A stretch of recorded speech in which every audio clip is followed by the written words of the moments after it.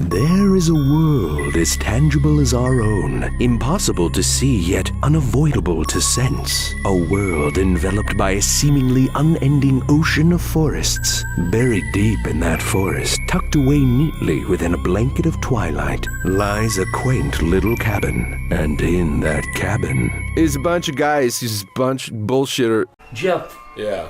You meet a beautiful woman. She's got the big tits. She's got the big vagina. All the good packages. Yeah. You take her back to your place. Yeah. You show her a collection of Dragon Ball Z action figures.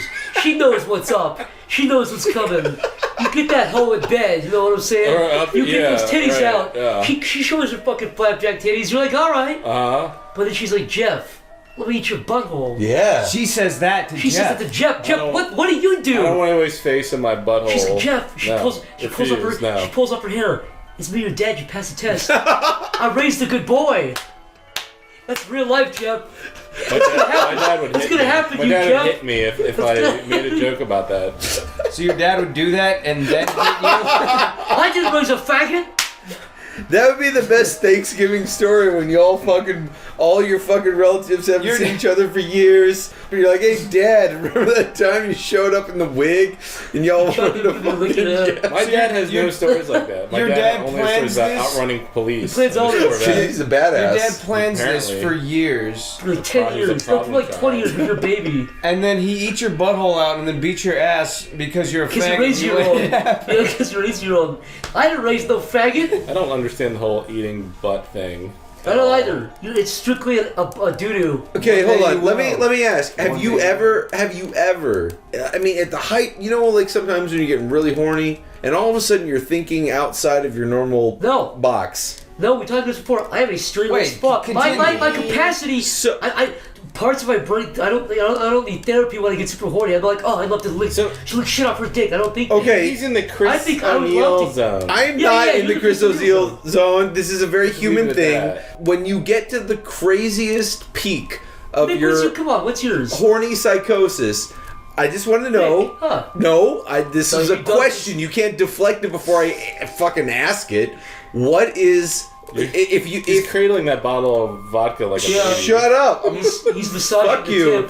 Okay, if you had to eat someone's ass. No, the answer's no. I don't want the butthole. You have to eat it. That's the there is no have to. I do it because I want to. Okay, so Stamper's already in the want to category. You're in the no whatever, but it doesn't matter the no. There is no no. If you can fathom what someone's asshole tastes like, what would you add to that? You can add any condiment. You can add any fruit or vegetable. Chocolate, and I'll tell you why, because I wouldn't know the difference. I'd feel better psychologically. Is this shit or chocolate? I don't know. You know what I mean? Chocolate ice cream. Chocolate ice cream. Chocolate milkshakes. Okay. Yes. Sonic has the best milkshake. Yes, Sonic. Speaking of which, listen, I put chocolate in there, so I'd be like, maybe you could taste. Maybe you get a corn nut or a pea or something every once in a while with a doo-doo. But it'd be chocolate covered. Yeah, so I you'd would be all right. I would think it's a piece of hard chocolate or fucking something. Sexual deviance again. Jeff, what about you? Fucking episode. Jeff, what would you put? Jeff, what would you put in someone's ass if you had to eat it? If you had to eat it, you'd put Drano. Anything to cover up the smell and taste of fecal matter. You know, yeah, but what about why Drano rather than chocolate? Why do you assume that a girl's ass has shit and stinks? Because guess what the ass does? Guess what a shower does? I don't care what you people think. It's like there's gonna be residual residue no matter what. Sex is dirty and disgusting and for a reason. That's what makes it so biology good. Lesson. The ass. I'm sorry, I'm OCD. Hold on. Okay. That's why, like, when Mick farts, I want to stab him in his eyeballs. That's fine. So listen, what if you had a bag of wet wipes? Well, let's say you meet a girl and she's like, you know what? The hottest thing, I'm gonna blow you until your fucking brain explodes. But before you do that, you gotta fucking lick my asshole. No. I'm gonna give you a bag of wet wipes. Get out of here. And I'd kick her out. Of here. Really? Yeah. Get out of here. You wouldn't even give that ass a chance? No. I'd say, listen, lady, put your butthole in my mouth and stay for breakfast. He's like, fuck toilet paper. My name's Stamper. Fuck you. I don't think I go crazy like you and Chris. Like, I don't. My whole brain, my wiring doesn't change. Yeah, you guys' wiring changes. I'm like, wow, a lady God created. I'd love to have missionary sex with her and a condom. Zach, you need to get with the right females because they appreciate that and they want that, my friend. Yeah, what if a girl begged you to lick her butthole? What if a girl begged you to do that? No. You would say no. I'd say get your butthole out of here. You're trying to play this righteous card like the guys that do that are evil people. It's not and you even don't even think that maybe females enjoy It's not that. even a superiority thing. I just don't like the butthole. Here's a biology lesson. beings were Here's a just biology designed lesson. really poorly, There's the I think. butthole. I am There's the sick of butthole. your biology lessons. Hold on. Does the butthole A shoot doo-doo or B daisies? Pick one. That's what I thought. Okay, I want to hit with Jeff. You What think were she's you gonna saying? poop in your mouth? Hold on, Jeff. What were you I saying? think human beings are designed poorly. Yeah. I don't know why you have to put your genitals right next to like the garbage dump I of your read, body. you know what? I read a thing. They were talking about God and That's smart fair. design. That's fair. And they That's were like, true. "Why would you ever fucking come out of the same hole that you fucking piss out of?" And Sure, I Richard remember Dawkins said that. I actually thought that if this was like the human beings were designed from God, he did everything fairly well, but then when it came to like our pussies and dicks, they just like threw something on. It's like, okay, so the It's USB terrible. plug goes into the slot. And Human beings are terrible. We're secreting shit all over the place all the time, like oil, earwax, snot, We also need to saliva, fucking eat every shit, day. piss. We have to eat, drink all day, every Yeah. day, or we'll fucking die. Yeah, I think when God was making people, he you take a glove and he pushed the finger inside the glove. I think he just did that. Like those. oh, I'm sorry, you gloves. privileged white cis asshole faggot male. Do you not have enough food around here? What'd you have for dinner, Zach? Enlighten me. It was pretty good as a turkey glove. There's Your actually sandwich- half of it over there. Your sandwich consisted of tomato and lettuce and mayonnaise, bread and turkey. You could have been eating some dude's ass And you're all complaining. day long. Traveled to Africa. Some dude's ass in Africa for nutrition. I really want to get up the eating ass thing. All right, we're off the eating ass thing. Next. Wrong. Can we just go back in time for a second? When you were a 4-year-old, an actual 4-year-old kid, do you remember looking at costumes and thinking in your 4-year-old brain, that is a man in a suit, and I do not care about that man in the suit? Yeah. Why did no one cares? That doesn't do anything except make you feel bad for the Yeah, guy but these old people are degrading out of himself touch. in the suit. You guys are a bunch of haters. Even when you go to Disneyland, kids aren't thinking, I met Cinderella. They're like, I met the woman dressed as Cinderella. Wow. I think little kids. Some, no. It No, depends on when I was a age range. kid, It's like no. the people who You believe were in Santa too Claus. smart. I always I was knew. not a smart I kid, knew but as well. everyone knew it. No one fucking is tricked. Everyone, it's obvious because you're always like, Mom, is that Santa? And they're like, no, it's one of Santa's helpers. It's like, what's the fucking point then? Yeah, I don't want to be one of It's Santa's hard- helpers. it's Give me hard the big It's boy. hard for me to watch videos of like Disney World videos of people like on you see a video of like this video, there's this kid hugs a person in a mascot. I can only imagine the person in the suit. It's just some angry guy and he has this stupid smiling mask on. And I don't know, I just imagine him like grimacing inside the mask as he's dancing up and down the street. And I used to Imagine him crying. I used to have a friend. I say friend in air quotes because he wasn't actually my friend, but he was an acquaintance I met online that So it was despised you, me. So it was you. He despised me. No, he's not me, but he despised me. Did And he you used troll to. him? Yeah, I was okay. To be Yes, fair, that's a yes. to be fair, okay. He was like 18 and I was 15. So he was like, by the Sugar time daddy. he was 20 and I was like 17, he was still like holding a vendetta against him. And I'm like, you need to move on, stop being such a baby.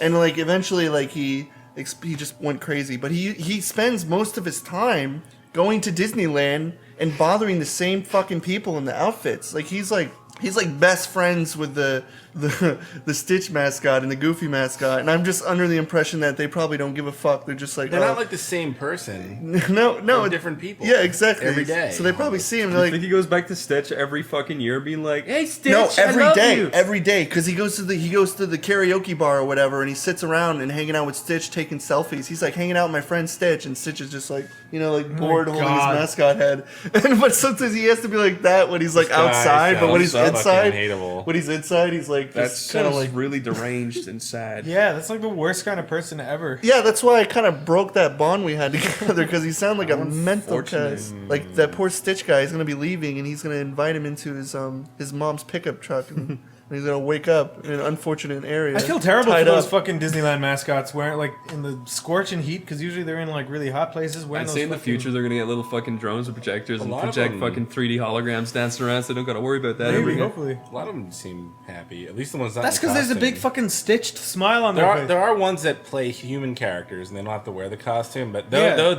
those people have to be on their game. That guy all who played day. Gaston blew his fucking face off. I was with fireworks. about to say that. He yeah. did. Yeah. Yeah, there was the really good Gaston in Disney World. I've and he was seen like, video. I saw like the videos, and there was 2 guys playing him. Yeah, one of those guys, the famous one, No died one 'cause blows his he own held- head up. He held, please. he held a firework in his hand and lit it on the 4th of July. There's also a and bunch of killed like. him. killed him. There's also a bunch of accusations. I'm gonna fact check. No, check Chris. There's also a lot of- Didn't he try to shoot an apple off his head with a fucking? Oh, firework? come on now. I'm not. No, you can look it up. It's true. There's also accusations of like the people dressed up that get caught like diddling kids and stuff. So it's like almost like a pedophile ring almost in its own way. But like people consider. diddlers. I wouldn't say that. Well, it is because it's like where are you gonna? Okay, think of it this way: you're hungry for kids. Where are you gonna go? You're not gonna go to fucking. You go Chuck E. Cheese's or you're gonna go to Disneyland. Take your pick because they're both harbor the most kids.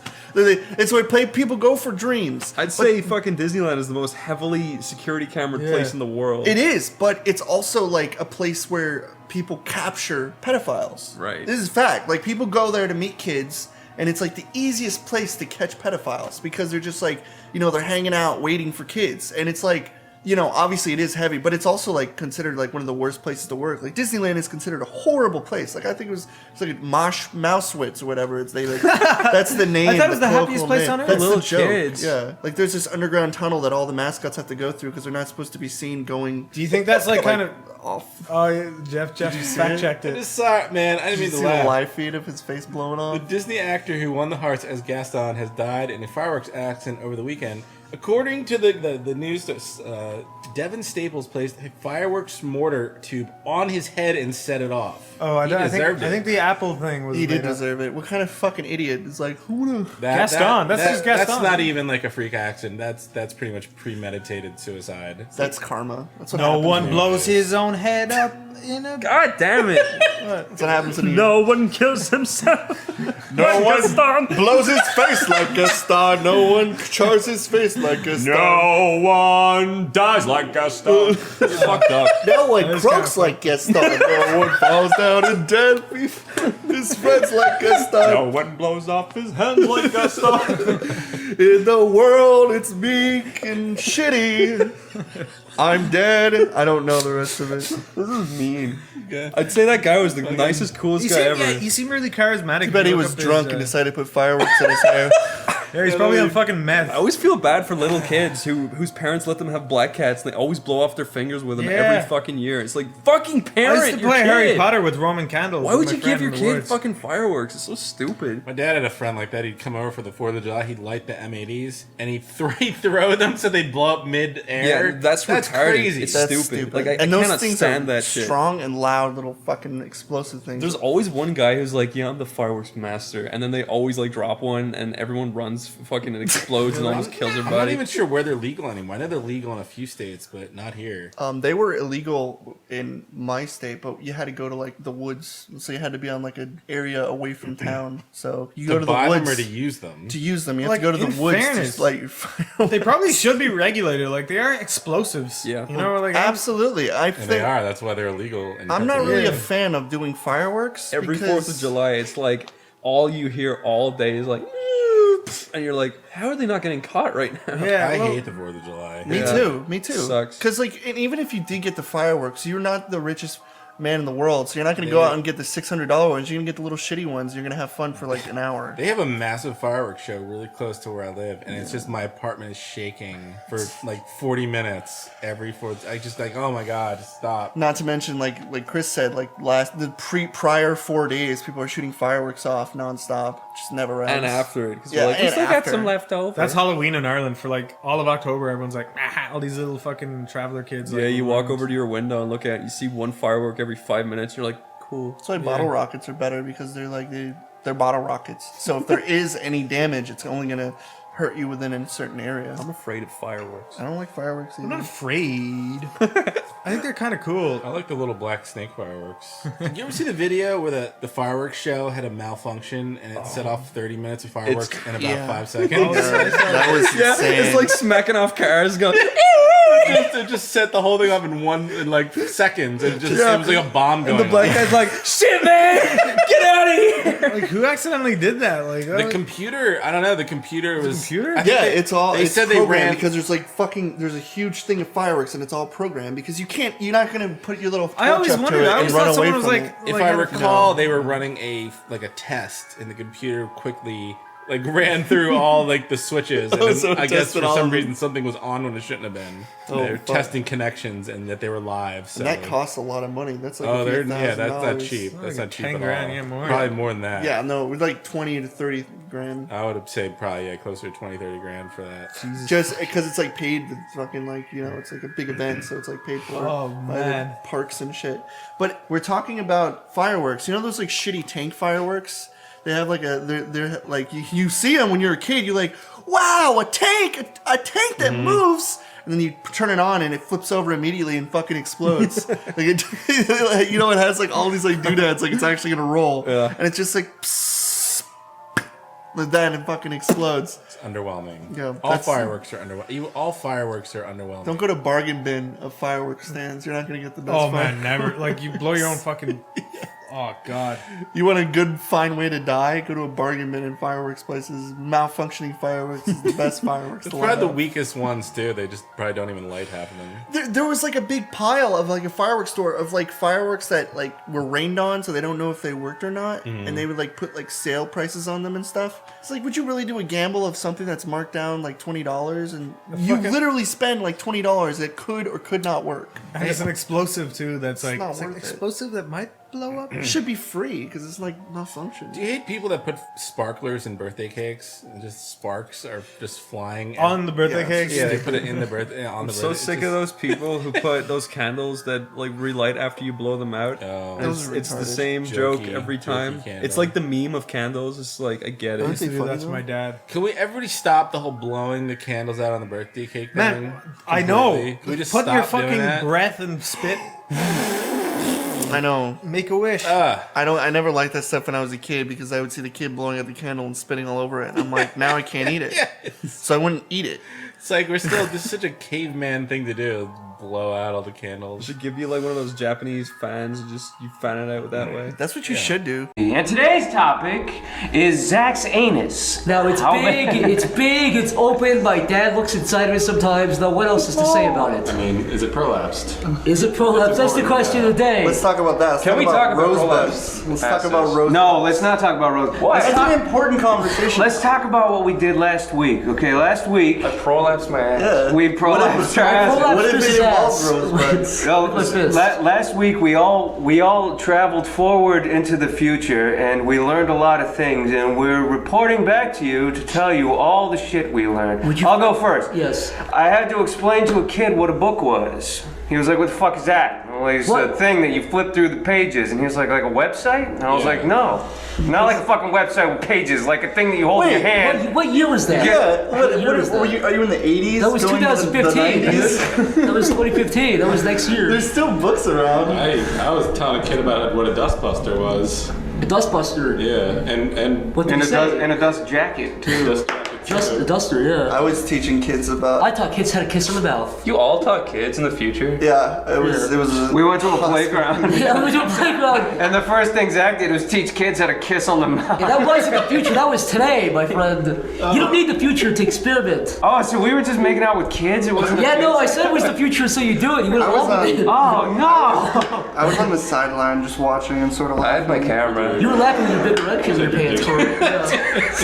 Yeah. Corey thought he was beating deny off in that. the future, but he was just beating off down the street at the school. In I used reality, it as an excuse. in reality, all I said was we're going back to the future. Woo! And they all thought they were in the future. It was ridiculous. So Fool they the all started cops. bucking kids. It was Fool crazy. the cops. I They can't came believe along it. with us. I told the cops that we're in the future. You wouldn't shoot time traveler, would you? And they all bailed. Fucking idiots. First topic of the day: Okay. night terrors or nightmares or sleep paralysis. All spooky. It's true. I had sleep paralysis. What did it? Explain your situation. I was in college and I was in a room with my roommate, Paul, and I was falling asleep, but I was lying on my back, and you're not supposed Wait, to. was What? Paul hot? Did he have sexy lips? Were they full? What if he's listening right now? He was definitely someone you would fuck. What was Did his he- Like grabbed you and made you fuck. Did he have a What was his, He po- raped what was you. his positive qualities? He's really funny. Okay. And he's really beautiful. It's a good quality. So Wait, he was said hot. he was Anyways, beautiful. listen, this is important. Wait, what kind of hot? Like, If he kissed you on the cheek, would you blush? what kind of hot? Like a hot stove or a Hot body. hot girl? What? Shut up, Corey. Listen, long story short, I was in college in a room with Paul. He was asleep next to me, and I was lying on your back, and you're not supposed to lie on your back because that's what causes sleep paralysis. Because your your mind goes into a state where it's like, I'm falling asleep, except your body falls asleep, but your mind might stay awake, and that's what sleep paralysis is, because your brain shut your body down, but you're still awake. But you can dream, and that's what also happens. So I was lying in bed, staring at the roof, and then the whole room turned into a fucking airplane, and I was on a cabin, and it was as real as can be. And then I looked at the window. We were flying into a mountain, right? And I was like, this is not good. And then I woke up, and I was like, I couldn't move, and I was looking over at Paul, and I was just like, oh, help me. And I couldn't move, and Paul was just like, and I was like, and then like after like 2 minutes it wears off and you can sit up, and I was just like, Paul, and he was like, what? And I was like, I had sleep paralysis, and he was like, fuck off. And then I went back to bed. I vividly experienced one here. I remember it. It was so fucking bizarre because it was probably like the first instance where I almost like consciously know about it because I didn't have it when I was a kid. Yeah. And I was downstairs on the couch, and I was just cycling through like shitty avatar things for your Xbox. Just like stupid shit like skateboards, and the fucking droning ass elevator music was playing, and I was just like, I was already tired as fuck, and it was so soothing. So I eventually fell asleep, and I woke up, and I couldn't fucking move after I woke up, and I'm like, I'm probably still asleep. And I closed my eyes, and I visualized myself getting up, like picking on the couch and lifting myself up. And when I opened my eyes up again, I was still asleep. So at that point, I was like losing my shit because it was the most scary thing ever. And then it just fucking goes away and you pop It's up. really scary. You didn't have sleep paralysis. You were watching the Irate Gamer. Yeah, you Corey, he came to you in a dream, you touched you. No, I swear to God. I mean, the Irate Gamer has given me tons of different sleep paralysis things, but... What happens to these? His headphones are on. Does he stand over you with his dick in his hand? I usually run into him and he falls off his chair. He's like, hey, Corey, what the fucking donkey shit? Wake up, Corey. What the hell? Some pay on you. I'll tell you what happened to me though. I had this weird thing where I don't know what it is. Maybe some of you doctors out there, yeah, right. Some of you doctor listeners can diagnose this, but sometimes, yeah. Continue. Well, all of our fans are doctors. Isn't it like a psychological thing, not really a doctor thing? You're gonna go to a doctor to get treated, and they're gonna be like, aren't you fucking psychic, Pebble? Oh shit! Yeah. But I do this thing where I don't do this thing. Sometimes when I actually, they would charge you more because your name is Psychic Pebbles. They'd be like, yeah, they'd be like, you know, what do you expect? What do you expect? Psychic. $1 billion. You come at psychic. And you come to them with your name because you always use your real life alias when you go to like the doctors and stuff. Your real life alias? You mean your name? Yeah. Anyway. Zach goes to the doctor's like, I'm Psychic Pebbles. Anyways. First thing he says. The point is, sometimes I wake up and I sleepwalk and all this other stuff. I have night terrors sometimes, but sometimes I wake up and I'll hallucinate. And one time, the worst it ever was I had a dream that I was like Bruce Willis and Die Hard. I was trying to break out of a window, and I started grabbed something and started smashing the fucking window. You wish, baby boy. Anyways, in my dream, I started smashing this window, and I woke up. And I had a chair in my hand, and the fucking window was cracked. And I was like, well, I'll go to bed. And I put the chair back down. I woke up. And you really did it. And I woke up and I was like, that really happened. I looked over and there was fucking glass all over my floor. Shit. And I was like, and I told the landlord, I was like, yeah, some assholes threw rocks in my window. Was that a night terror? I don't know what that would be, but I also sometimes... That's experiencing... That's like when, sleepwalking, but extreme. That's like when you that's feel the worst like... it ever was. Oh, man. When you feel like you're pissing, or in a situation like, let's say you feel like you're pissing yourself. Oh, and then you piss There's no way I'm pissing myself because I'm conscious. Myself doing that. And you feel like you have water running on yourself. And then you do. You actually do. Like piss that. all over your legs. That happened shit to everywhere. But I never. You know what you were talking about? Severe sleepwalking? Yes. My sister was the worst. One time when I was staying at my grandmother's house, I was sleeping in the bed next to her, and she got out of her bed and ripped me out of my bed and threw me on the floor and stepped on me to get into my bed. She totally just said she was sleepwalking. No. I swear, because one time we were on holiday in Spain, and we were in a hotel, and we were 6 floors up, and she got out of bed and left the hotel. And my mom and dad ran after her, and they found her. She opened a fire escape to jump out of it, and they just like shook her awake before she did it. Aren't you not supposed to do that? Aren't you supposed to like no, that's like a stupid old wives. Yeah, that's Step Brothers, man. Oh, that's not a documentary. That was Will Ferrell. Okay, a lot of people ask every day. They ask us two questions: Why am I so gay? And that answer is, I don't know. What can I say? YouTube comments? Or? No, my dad. And the second big question is, how did you guys all meet? Okay, Zach, you start. Well, with who? I guess you, Jeff. All right, start. Yes. How did you meet me? I don't know. Actually, it's a bad way to start. I'll tell how I met Jeff. Yeah, say how you met Jeff. I walked into the Newgrounds office and Jeff was working on his little Wacom Cintiq, and I was really nice to him and he was really nice to me. But then when he left his desk, I went on his Newgrounds account and I left a review on one of my cartoons and I gave myself a 10 out of 10 and made Jeff sound really gay. So I went back to Ireland and unknowingly, I didn't log out of my account like a fool, and Jeff made a front page post telling my mom and dad that I was gay. And I think the picture feature was two guys in a pool splashing each other. I freaked out because my mom was like, or my mom and dad are like, they do not want me to be gay. They don't hate gays, but they do not want me to be gay. Yeah, but accept their kids. But you took it in stride because you didn't even deny it. You're just like, you're right. Didn't you write like, thank you, everybody for the comments. I am gay. Did you acknowledge that you deserved it? Oh, I totally deserved it. Didn't you get me back or something? I think you got me back again after that. I don't know. I can't remember. I don't think so. I think you totally pwned me. Wait. Now that is epic. Now that is epic. If we're on the topic of how we met Jeff, I can tell about how I met Jeff. Yes, go ahead. On the sidelines, I always looked at Jeff's cartoons, and I felt kind of bad for saying what I did at the time because it's not true. Wait, what did you say? Yeah, hold on, back up. It's all right, good. Let me have it. Well, I guess essentially I made a joke where it's like the fact that all your cartoons were like 15 minutes long with two people talking, and then the resolution joke was the guy walks away. Usually it was like the ending joke, and it was just like, so I made a stab at that, but I guess the actual cartoon... I'm not an animator like you, and Listen! I'm a real animator. Is that what you're saying? Corey made a cartoon where you like fucked up balls. Yeah, I do that. Yeah. For Newgrounds, I guess my big introduction to meeting Jeff, for when I didn't meet him in real life, was I made a cartoon where Tom sucked off Jeff. Jeff had like a massive 14-inch penis. Damn it, Phil. What was the last time you cut your knees?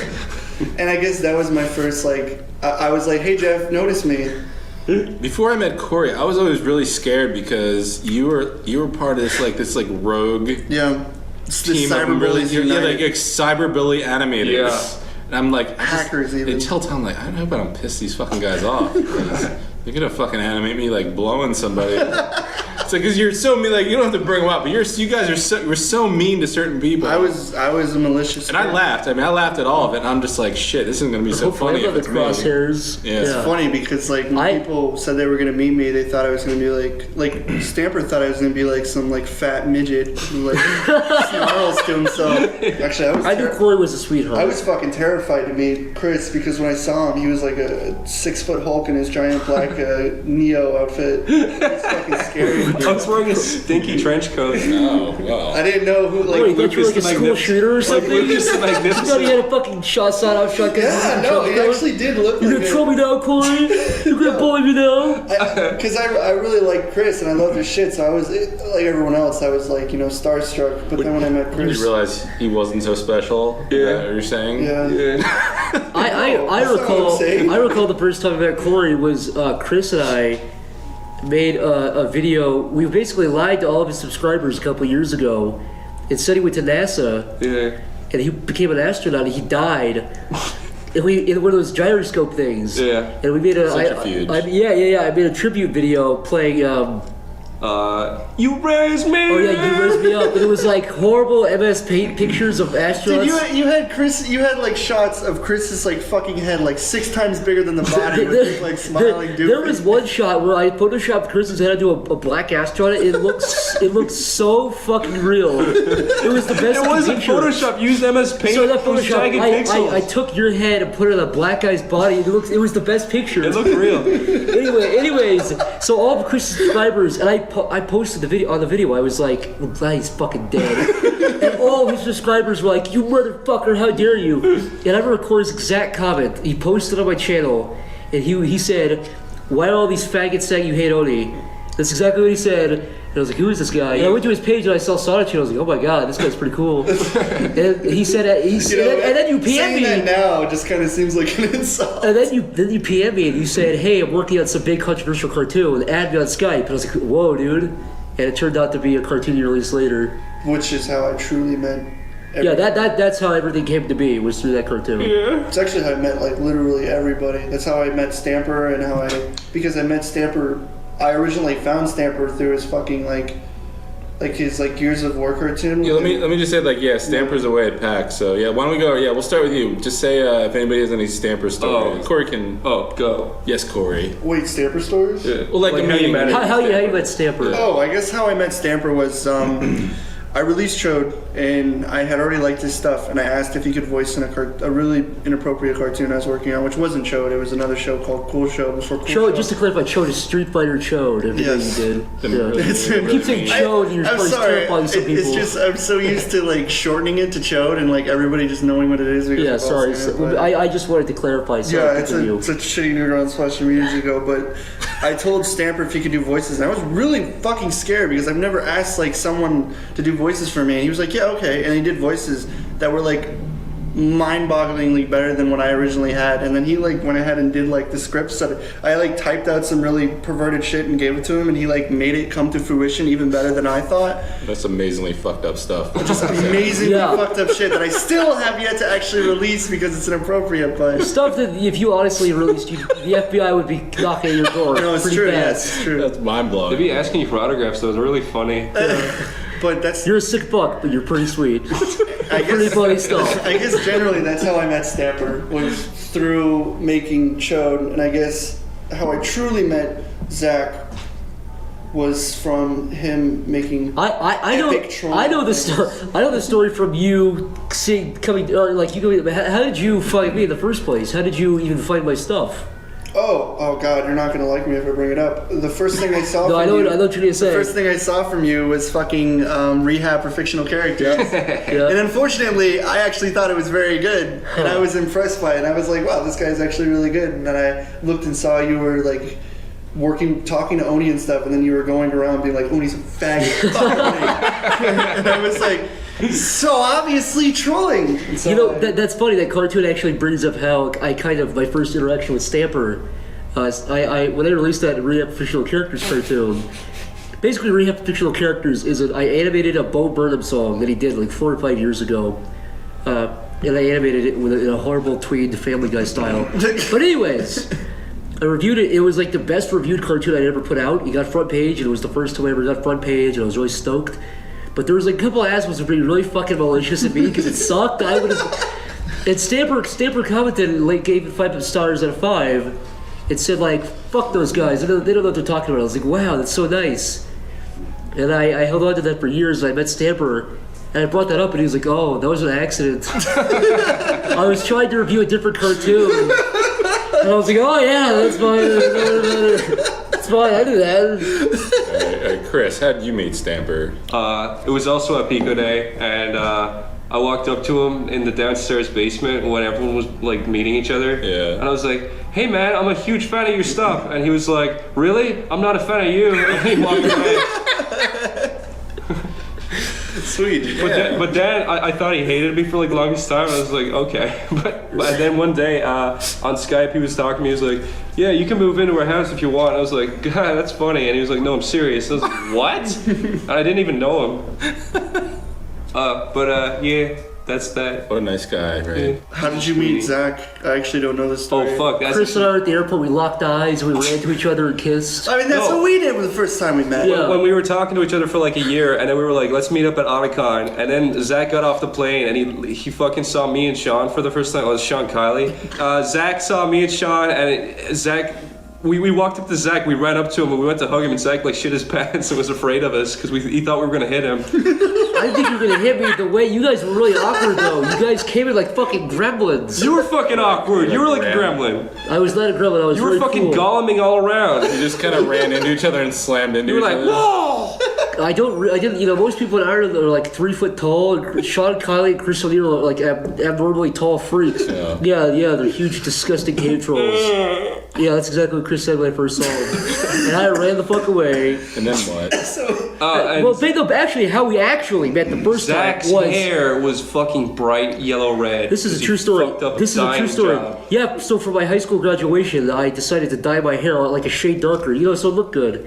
And I got this happened before. This was years. Yeah, this happened twice in my life. Okay. All right. It basically, it worked. It worked for about 2 weeks. 2 minutes. That's my sound for how it went. it was probably really, much slower process. It probably was not. But anyways, bright orange. My hair is naturally dark brown. Turned it fucking bright orange. So is your asshole. My asshole's always bright orange though. That doesn't count. I think being able to draw a good, appealing cartoon style is way underappreciated in comparison to drawing a really realistic style. No, I agree. What were we talking about? I don't know. You being a damn good president. That's what. Yeah. Quite I'm saying you could run a platform and be like, sir, what is your opinion on the balloon deficit? You'd be like, I don't know about that. First of all, fuck you. God. Fuck you. Sir, President. First of all, okay, come on. listen. Jeff, let's all right, you know what I'm tired of? Hold I'm on. tired of parakeets, parrots, fucking macaws, and all these motherfuckers who repeat what I say over and over. Listen, first of all, listen. Jeff, let's play you off the play. Jeff, First of all, I don't have enough fucking saltine crackers to fill their goddamn mouth. Jeff, let's play President Corey, okay? Yeah. Jeff, we're interviewers, okay? Yeah. So, President Corey. President Corey. So, You guys first question. Mr. Corey, or President Corey, that is, you're running for re-election. What is your policy on Israel? They're the ones that they wear the stuff and show their ankles, right? Pardon me, sir? What is your policy on Israel? Do you believe in the two-state solution, sir? We gotta get more foot jobs, more foot job focused stuff there. Sir, what is your policy on the two-state solution? Do you support that or oppose that? If they can only show their ankles, we gotta pass a law to at least be able to show half their face. He's so right. He's so right. We have a second question here from another reporter. There's rumors Saudi Arabia is trying to clone Osama bin Laden and bring him back from the dead. What do you plan to do about that? Build big robots. This is why I voted for him. We love you, Press Corey. Mr. President, your adversary has said multiple times that you have caused $40 trillion in debt over 4 years. How is that possible? Where did all the money go to? I spent it on stuff I needed at the time. Like what? Like personal stuff.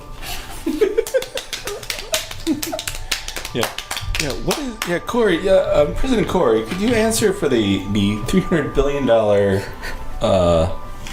data center in Nevada that organizes the world's porn, but you've been ignoring global warming? What do you say to that? Sir, I'd like to point out, to add on his question, sea levels have risen 10 feet. Most of Florida is underwater. Hold on. President Corey, how do you explain the shortage of Pokemon cards and Sonic the Hedgehog figures? Wait, sir. I like that guy's question better. Sir.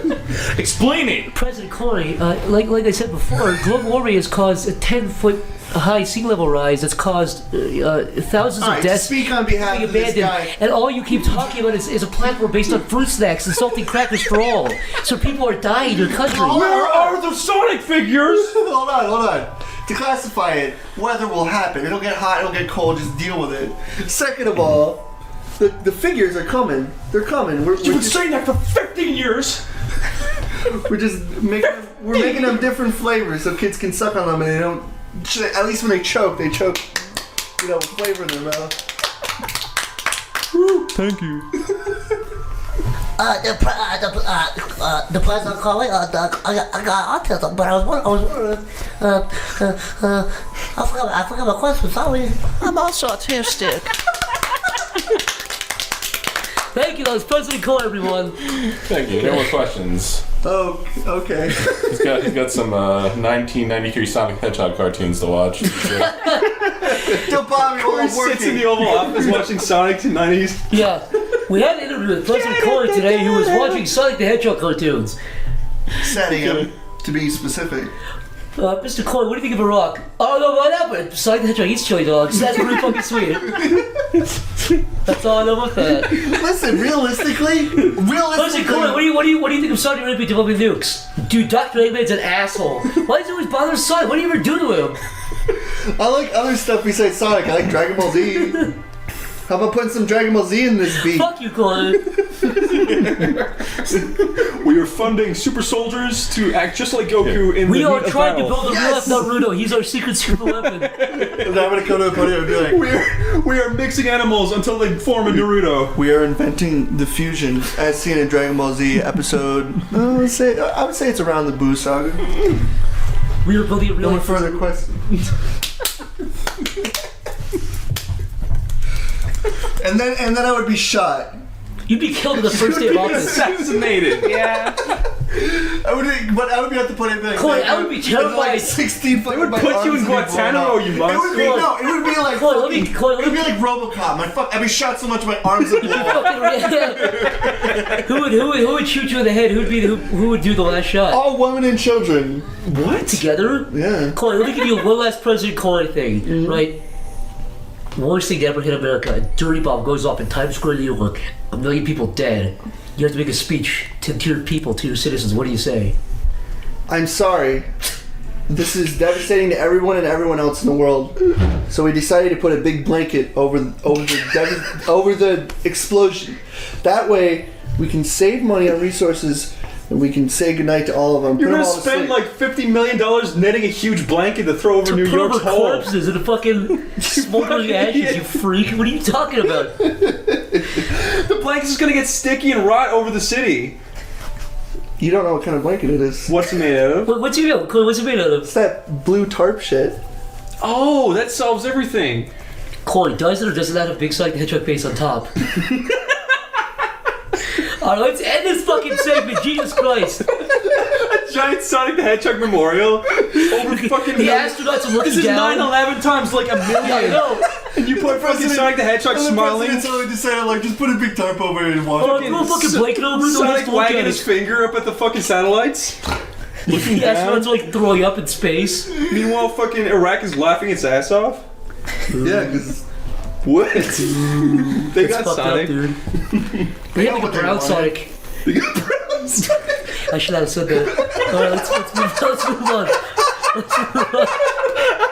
Anyways, that's my presidential You campaign. should not have said that.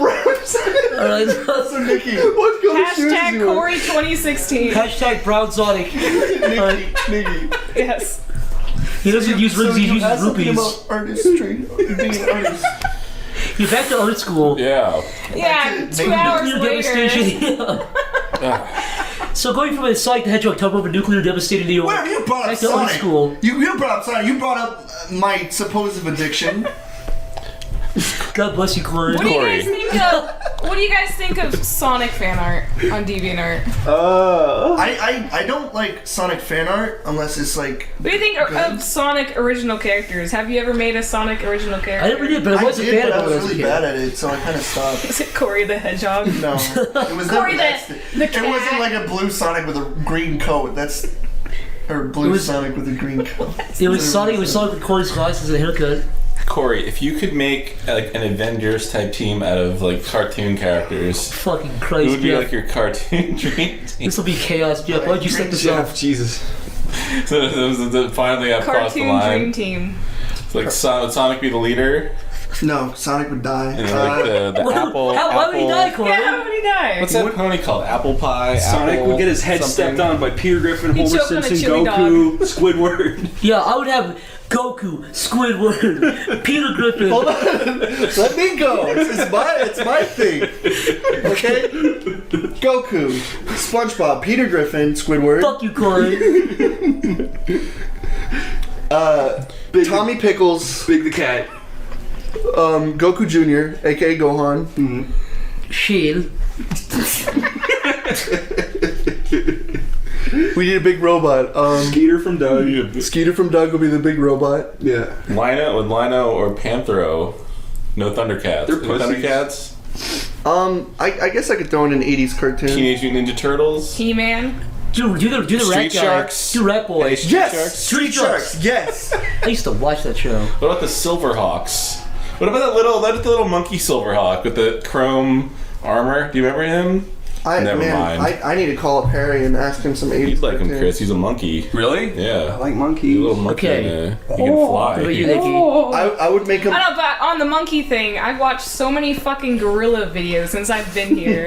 I'm trying to keep a tally of how many times Chris comes over. He's like, look at this funny video. It's a monkey. And it's a gorilla throwing shit. Yeah, it's just a screaming gorilla. And Chris is laughing. He's got the biggest It's grin. weird It's because fucking Chris Christmas sits on morning. he sits on his ass and rocks back and forth and claps his hands like a monkey. he turns into a monkey whenever he watches those. Chris is in a transition right now. I like monkeys. I like apes. I like mighty great apes. But they're scary. They're not. They're violent. They're gentle giants that go.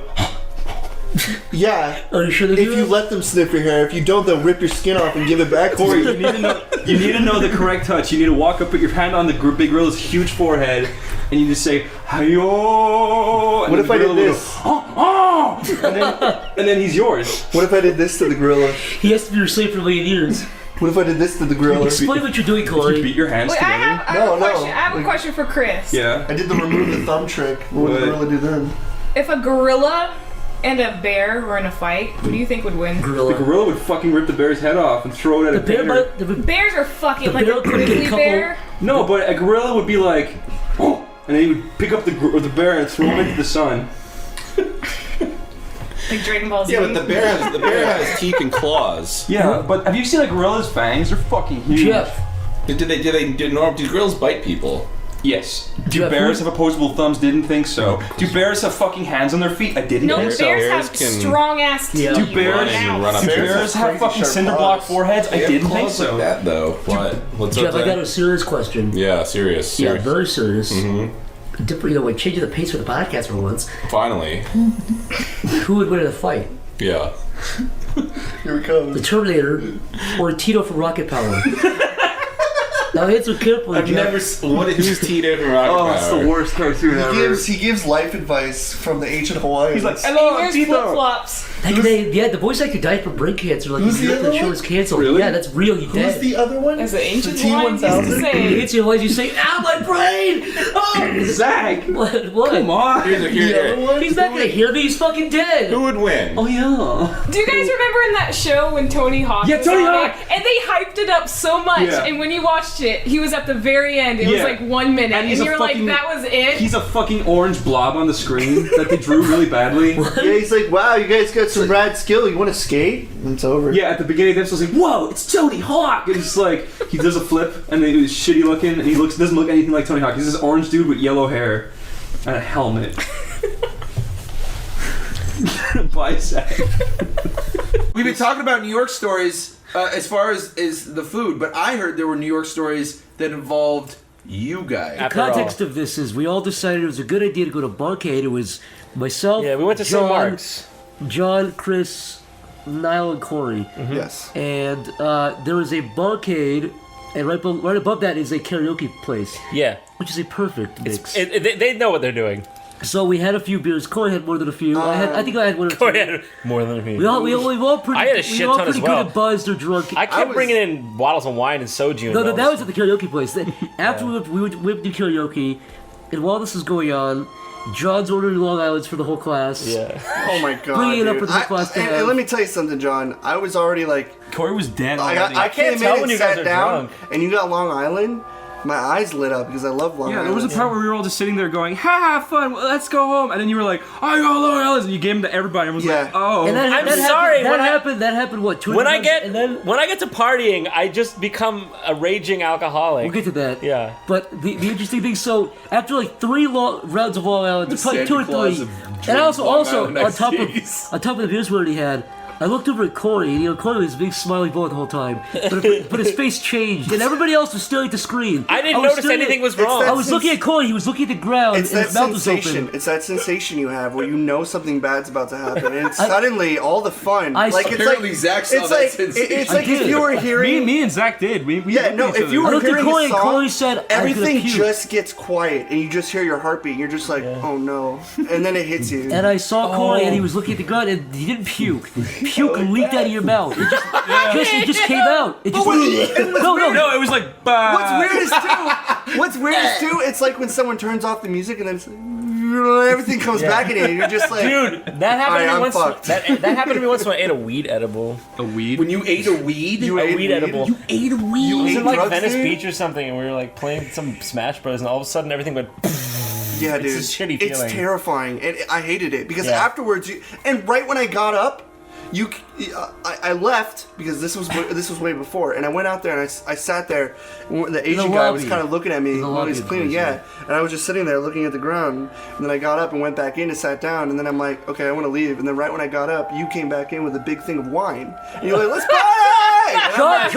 John literally walked with a full bottle of wine. Full bottle. At that point, I was so fucking gone. So we all said, okay, we need to leave right now. Chris. Actually, I noticed something was wrong. I was trying to be the responsible one. I was trying not to get drunk, but I was still getting very drunk indeed. Chris saved my life. No, I was about ready. So we'll get to that. Wait, this has to be time to order, okay? Yeah. So we're signing out of the. No, you came with the wine, right? We all get even more drunk. I noticed that you guys were like getting done with it because you're like, yeah, we just can't drink that. No, I was saying over and over, I was like, John, we need to know when to stop. No, you kept saying we gotta go, dude. I was saying that because everyone was falling apart. You sound like a kid whose parents were to get home with a I was trying to be the good one. The hat wrecked your fucking house. Yeah. Look, you want to fucking say that? From the end of the story, which I'm not going to give away, it sounds like Chris actually was a little in tune to what the fuck I was trying to be, but this is the point. Sounds like he was kind too of late. saw the future. It would have been fine. No, wait. So let me tell this one part, right? So we're still like, okay, we got to get it. And then John comes in with more drink. We're like, fuck's sake. So we all start drinking. Corey goes,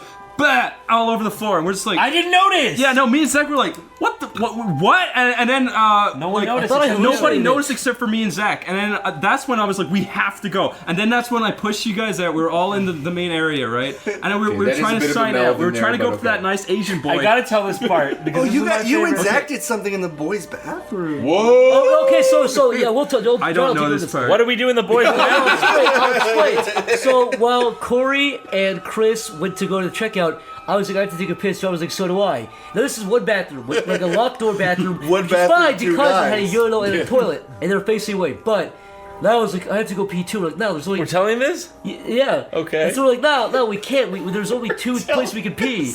And so we go in there, and he pisses in the sink. In the sink. Oh yeah. Well, you and I piss in the fucking responsible adults. I completely forgot he pissed in the sink. Wait, you guys like responsible adults were crossing streams into the toilet. Separate to the room. Staring at the floor. Yeah. They wouldn't now face each piss other. in the sink. That's he pissed right. in the sink. He's like, don't worry, I'll just piss in the sink. God, now everyone's gonna know exactly where this now piss sink is. He's a piss sinker. Sink pisser. Sink pisser. I had nothing to do with that. He's a pig sisser. I had nothing to do with that sink piss. We were innocent. We were bystanders. Although I did find it very hilarious after the fact. So we go into the lobby. We see Corey. His eyes are widening. His eyes are dilating. I gotta tell the Corey part because it's not one Please part I remember. take it away. My favorite part of the night. We're fucking signing out this poor fucking Korean $800 boy. bill. The fucking super Was large it? bill. Was it like $800 bill? It was like 400. I think. It was a large bill. 400, This poor Korean boy is checking us out. We're all just fucking drunk up our ass, and I'm just like, he's like, is this everybody? And I'm like, no, our friend back here. I motioned to Corey. He's standing in the back corner, fucking dead in the eyes. And as soon as we all look back, he just goes, and fucking barfs straight onto the ground. It was like a movie. I look back to the fucking Korean kid to see what his reaction was. He's just deadpan, looking directly at me. There was no effort. I literally just got up and went. I didn't tap into that Korean kid's head. Yeah. It would just sound like an ear piercing tone. Chris was fucking. Like he's just totally out. Yeah. Fucking Niall came in and he was like, he's like, all right, I cleaned it up. I cleaned up this mess, and I'm like, and you went, yeah. And then I was like, no, there's still puke in the other room, and then we just fucking left. What were you saying? What? When we left the place. God. We got two separate cabs. So right? one cab was me and Corey. Was John, Nicole, and I. We got one cab, and then Corey, Niall, Chris got the other cab. Okay. Now John lost his address. We got home peacefully. We forgot to give you his address. Yeah. I think, right? Yeah. So what happened was Corey was lost. He was in another dimension. His brain was out. It was done. So I was dragging Corey around like a little child through the streets of New York. I was apologizing. And I was trying. I felt so bad. You weren't. You were going. And then you were like. And I you were like, this is the best night. I'm like, I'm sorry. I was Chris, having a like, good this time is because I amazing. was taking care of you, right? And when you have something to do while you're drunk like that, you're like, I feel like a king. But when I brought you over to a taxi cab, I was like, Corey, I finally got a taxi cab. Please come over. And you're like, oh. And he got into the taxi cab, and I was like, we don't have an address, shit. And I tried calling John, I tried texting him, and for some reason he didn't respond for a while. But while we were sitting there in the cab, you were They like... were back at the apartment laughing. They were back at the apartment. Wait, you didn't just go straight back to my apartment? No. Why? Look, I'm gonna try to get through it. Me and Corey were sitting there, and I was sitting on the other side, and I was like, okay, I'm calling John, and Corey's like... all over the back of the taxi. Oh God, you barfed in a taxi? Yes. Right? And I was like, they hate that. For fuck's They sake. hate that. So right, and then the guy's like, my taxi, get the fuck out. And I was like, I'm sorry, sir. And we both got out of the taxi. Did you pay? That's the thing. I was like, It's just like I got 20 He's bucks. like, you must pay me. And I was like, how much do you want? He's like, $30. And I was like, no, you getting $20. Like, I could have this clean for $5, but I'm in a hurry. So here, I gave him $20. And then we went over to a store and Niall ate a sandwich. And we got another taxi. That's right, you went to get sandwiches. Yeah, we got sandwiches, right? And I was Chris, like, yeah. If somebody came up into your bedroom and just puked all over your bed. I didn't do it. I'm a fucking idiot. Here it is. A taxi cab is not a bed. If somebody puked all over your desk and your floor and your bed. Yeah. How much would you expect someone I'd to pay you $20. to just walk away from it? Look, okay. What are you gonna pay a hobo $5? We'll get to that, Chris. We'll get to that. Hobo, use your We'll spit get to to clean fucking it. that Think later. about the back We'll of get to fucking day 2 with you, Chris. Listen, the back of a taxi cab does Oh, not have yeah, pens day 2. or paper or little work things. They're Okay. leather and they're plastic, so it's easy enough to clean or spray up or whatever. I will say I would not like if someone did it, but I didn't do it, and I paid for your mess. I do. 'cause I'm a good boy. I appreciate But that. anyways, when we finally got another taxi, Corey was like,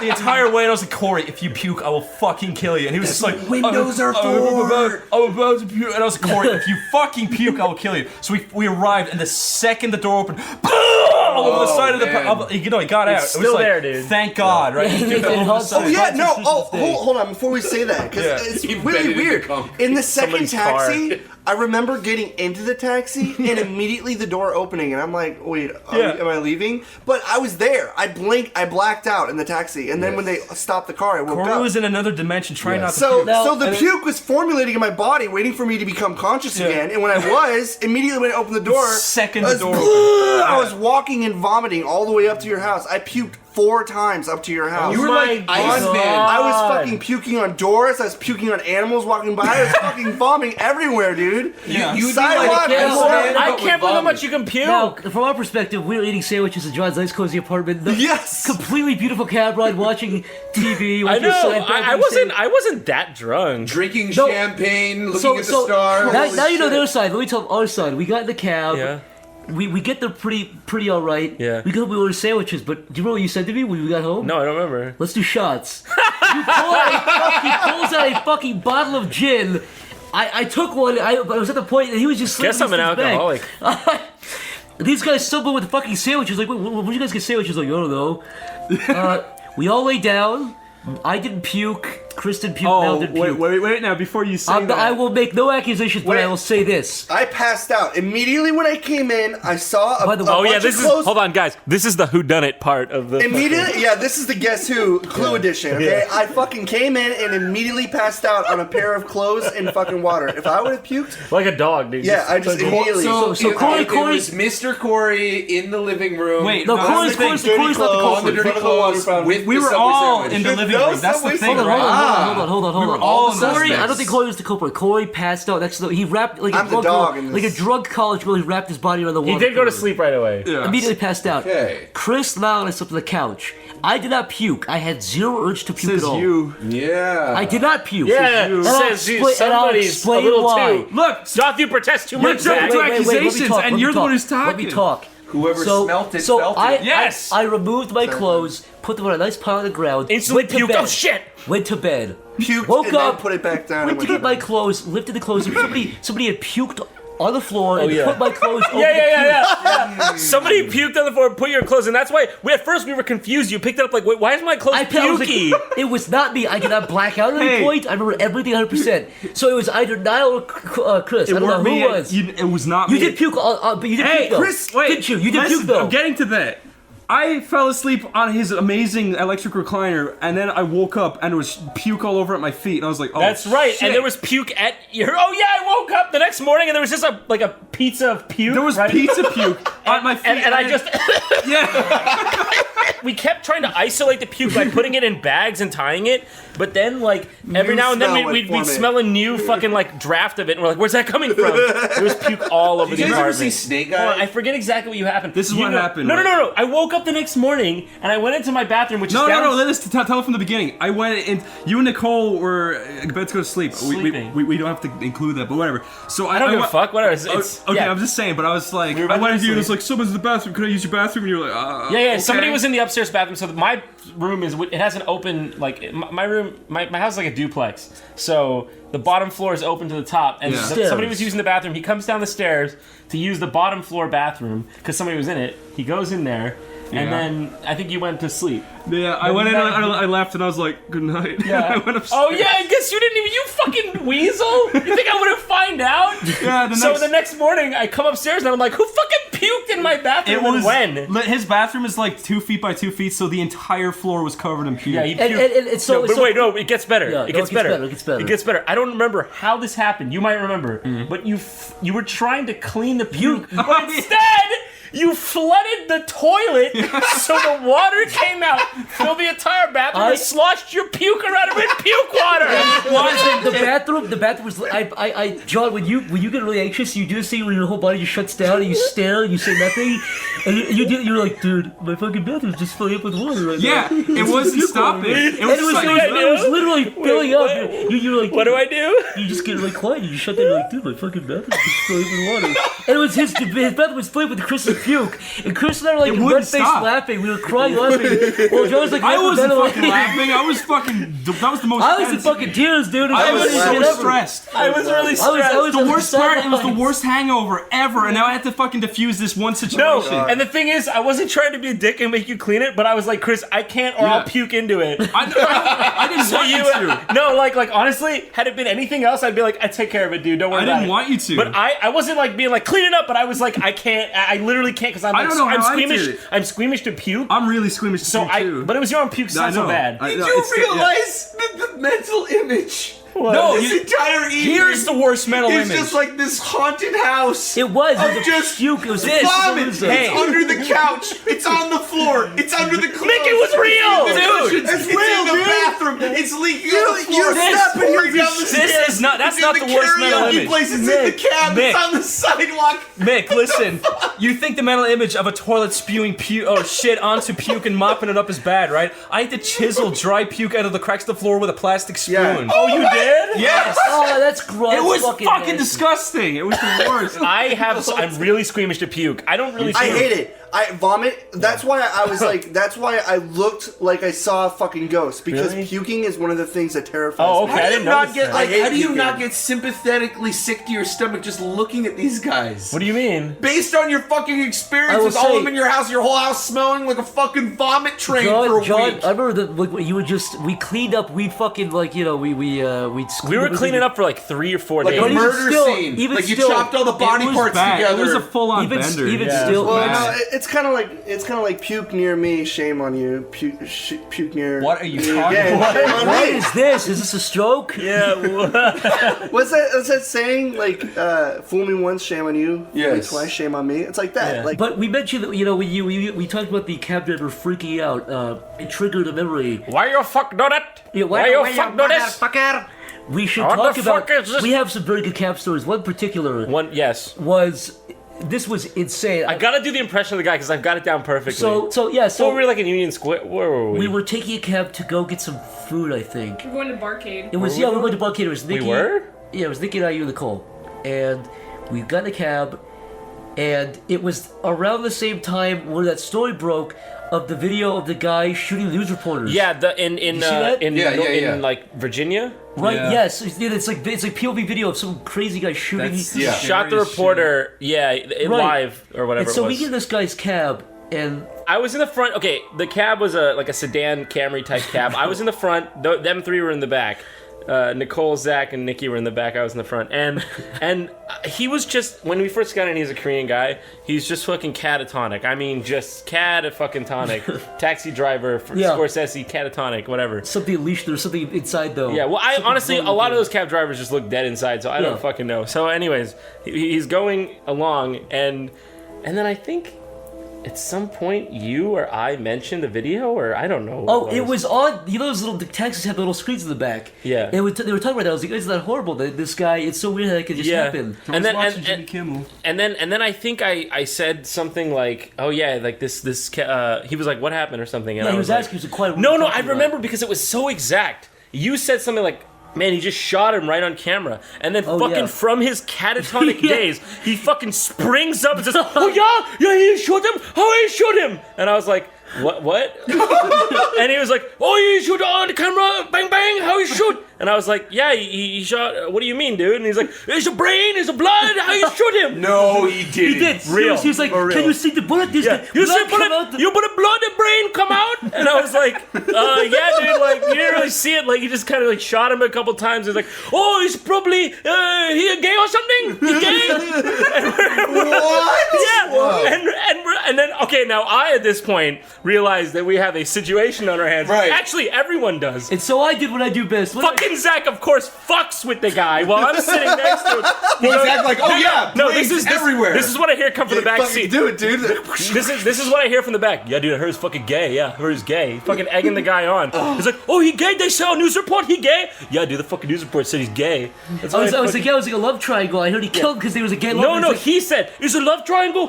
Probably he gay and she gay. He love her and he love him. How else it be? I was like, yeah, that's exactly what happened. How'd you know? He's like, I know it. I know it. No. And John freezes up and he's looking. Yeah, and then fucking all I can. Okay, and then he says in Korea that's how it happened. He's like, let me give you an example. He looks at me. He's fucking not looking at the road. He's just hand on the wheel looking at me. He looks at me. Let me give you an example. I come to you and I say I fucking stab you. I kill you. Oh, you fuck my wife? Oh, you fuck my wife? And John was like, I don't know, dude. Yeah, and I was like, yeah, dude, I don't know what I'd fucking. I guess I'd go crazy or something. What did you do if I say you fuck my wife? Oh yeah. He's like, what will you do if I say I fuck your wife? Huh? You come, you stab me right here. And John was like, okay, I think this is our spot. We fucking. I swear to God, we walked fucking the rest of the 4 blocks. We stopped like halfway through the ride. I'm like, that's it, dude. Oh, look at that. I said 8th Avenue. I meant 6th. Dude, that was one of the scariest cab rides. I don't know if you want to tell the story. Like, did he already know like the destination? You're just like, oh. He did know. I just told him to let us off. There was another cab driver story I had though. Yeah. That was a personal one though. I had this one guy who was just like, I fucking hit you. I sent you to the hospital. And he just kept fucking doing, and it was weird, dude. That was one of the weirdest cab drivers. You know, I kind of understand this whole talking to himself. You know, like one of those medallions costs like almost $1 million. It used to. Now it's like $600K because of Uber. But still. Down. Yeah. But still, that's a big chunk of money. It's absolutely insane because they what they do is they lease the medallion. The guy who owns the medallion is sitting at home fucking in his house or penthouse just fucking chilling. Was it you or somebody that was mentioning there was some dude where like he like inherited like 10 medallions from my God, you'd something be rich like for the rest that, of the and the guy like never worked another day in his life. Yeah. You buy the medallion, then you just lease it out. And these guys lease the medallion from you and the car, I believe. Car from somewhere else. But explain to non-New Yorkers what you're talking about. Oh, yeah. Medallion. The New York City taxis have a thing. If you ever see the thing punched in the front, it's called a medallion. And it's basically a license. But there's like only a limited number, so they have like basically like a auction house for it kind of thing. And it's really kind of fucked up, and it's not really a good system. I think the people who drive the taxis, there might even be a middleman between the medallion owner and them. I'm assuming. There has to be some like leasing plan, like a payment plan or something. There is. Yeah. I'll say this. I've seen a lot of really terrible jobs. I think being a New York City taxi driver is one of the worst, most soul-crushing, lowest-paying jobs I've ever seen. I don't know how anyone does it. It's a terrible system. And anytime they have, when they have a fare where the people seem kind and nice, just half nice, right. All of a sudden it's like it's like the clouds just part, and they feel like they can talk and they can be themselves. They actually are very nice a lot of times. Absolutely. But they have to be so. I've seen people. Were you with me when that lady stiffed Which stiff? Were you remember that lady was like, I can't pay. In a cab? No, I don't think so. You weren't there? Why were you in a cab with her? No, I wasn't in a cab. She was getting out of a cab that we were going to grab, and she wouldn't pay the guy. And they can just lose a $20 fare. Yeah. And it's like, you already have to pretty much be perfect to make even a meager living. Exactly. I don't know how they do it. You can't really do that with Uber because Uber it doesn't allow you if you don't pay if you Uber protects them. Well, if you put like a canceled credit card in, you can't. It says pay this before you get another Uber. You can't do that. Yeah, exactly. So it has ways around Uber. that. Actually, like Uber's not a better service necessarily because I like hailing a cab. Yeah. But I don't know. The NYC commission needs to fucking. I'm surprised that they even allow Uber in New York. Well, that's the thing. They tried to stop it. Well, in Taipei they did. I think Uber was around in France, Taipei for a while, and the Chinese were like, "Fuck you, we're gonna turn you into dumplings." Fuck off. To be fair, I don't know what to think about it because Uber's one of those things where they're offering a better service. It's for a better service for price. cheaper. Yeah, better service, and you get to see where you're going. Like you have a direction. I think the overhead is so low. That's the thing. They don't have to buy $1 million medallion. You know what's crazy? It's good for them too because I have guys. They always say. I've had so many guys who say like, "Oh, I'm retired. I just turn this off when I feel like working. I turn it off when I don't feel like working." Yeah, you know That's what's all it crazy? is. One of the only times I was ever like politically conflicted was this. There was a point when Uber was trying to stop NYC from crushing them, so they offered free Uber rides to like City Hall to protest it. Okay. But I was thinking about it. I was like, on one hand, I love the iconic NYC taxi. I like hailing them, and they are what I would prefer to see over Ubers. But I was like, no, you can't just squash competition. It's a democracy. It is. Right. So I actually voted, I wrote the senator, governor, whatever the fuck. I wrote somebody and I said like, don't squash this competition. So as much as I do like the NYC cabs, Look, they need to revise their system. They need to have their own Uber. If you want to beat Uber, be better. That's all it takes. Just be better. That's Me it. and Zach and Corey were in LA and we got in a cab and we were supposed to be going to the airport. He took probably 30 right turns. Yeah, what is that? Corey and Chris were in the back, and I was like staring at the windows. He might have been trying to scam you. And I remember He was. Remember, Chris? I turned around. I said like. I remember. Yeah, what did I say to him? I said, look. Yeah, no, I was like, yeah, I know. I caught a cab driver. He tried to take me. I asked him to take me to fucking Brooklyn. He took me all the way out to Jamaica or some shit. And I was like, bro, what are you doing? He turned off the meter. It happens sometimes. Jamaica? It's Queens. Basically, Jamaica Queens. My point basically is that sometimes you just have to tell cab drivers like, I know what you're fucking doing, and then they're like, oh shit, they turn off the fucking meter. Like I don't know, like it's just easier to do, especially if you got a cell phone, unless you're stupid trashed. In which case they kind of can do whatever the fuck they want. Yeah. But if you have your cell phone going and you've got the maps too, you can be like, oh, well, I what always about this route? always What about pull my that app route? up. But the thing is, Uber is like infinitely better. Uber is like people like you and me, pretty much. Yeah, good. They're good. They're good. Have you guys noticed this like weird inside job where every Uber guy's like, do you use Lyft? And you're like, no. He's like, here's this fucking car. It's way better than Uber. It's happened like 20 times. Lyft is good. But a lot of times Uber guys also work for Lyft. They're like, Uber sucks. It fucking stinks. Use Lyft. I like Uber. No, just use Uber What I instead. like about Uber is everybody's trying to. It's like somebody's trying to sell you something. Like you get in their thing and it's like, you having fun? I have a water cooler. They always here. have the water. Yeah. Hey, this one got the lottery ticket. I have a really funny. But that doesn't always. Go ahead. No, I don't want to. But I just had a funny story about Uber. It's a small thing, but I remember when we were going to Mick's place. I don't know. I think it might have been my birthday.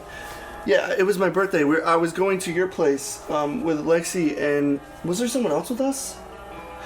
Oh yeah, Doodle. Doodle was with us. So we were in the cab. Shout out to Doodle. We got in the Uber, and the guy kept stopping, and he was like, he had a smile on his face, but he kept turning, and he was like, I drove 19 minutes to get you guys and stuff. He's like, I drove 19. We were like, yeah, okay, dude. Oh yeah, tip me please. Yeah, he said that like he I swear to fucking God, he said that like 5 times. He was like laughing like, 18 minutes to get here for you guys. But eventually, and see, luckily Lexi knows how to carry a conversation with fucking anybody. So she's just like, yeah, we really appreciate that. And she's like trying to keep him, and he's just like, I live right here.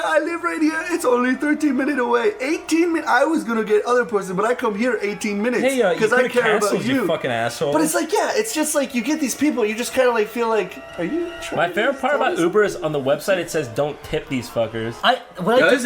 When I took the first 3, I was like, do I tip you? They're like, no, don't fucking worry about it. Like, just drive away. They don't accept tips. I don't tip Uber. They don't accept tips. They don't seem to like want it. I tried. They don't accept tips. It seems like they keep the charge in mind and add a tip to it. I think but it's still super, super cheap.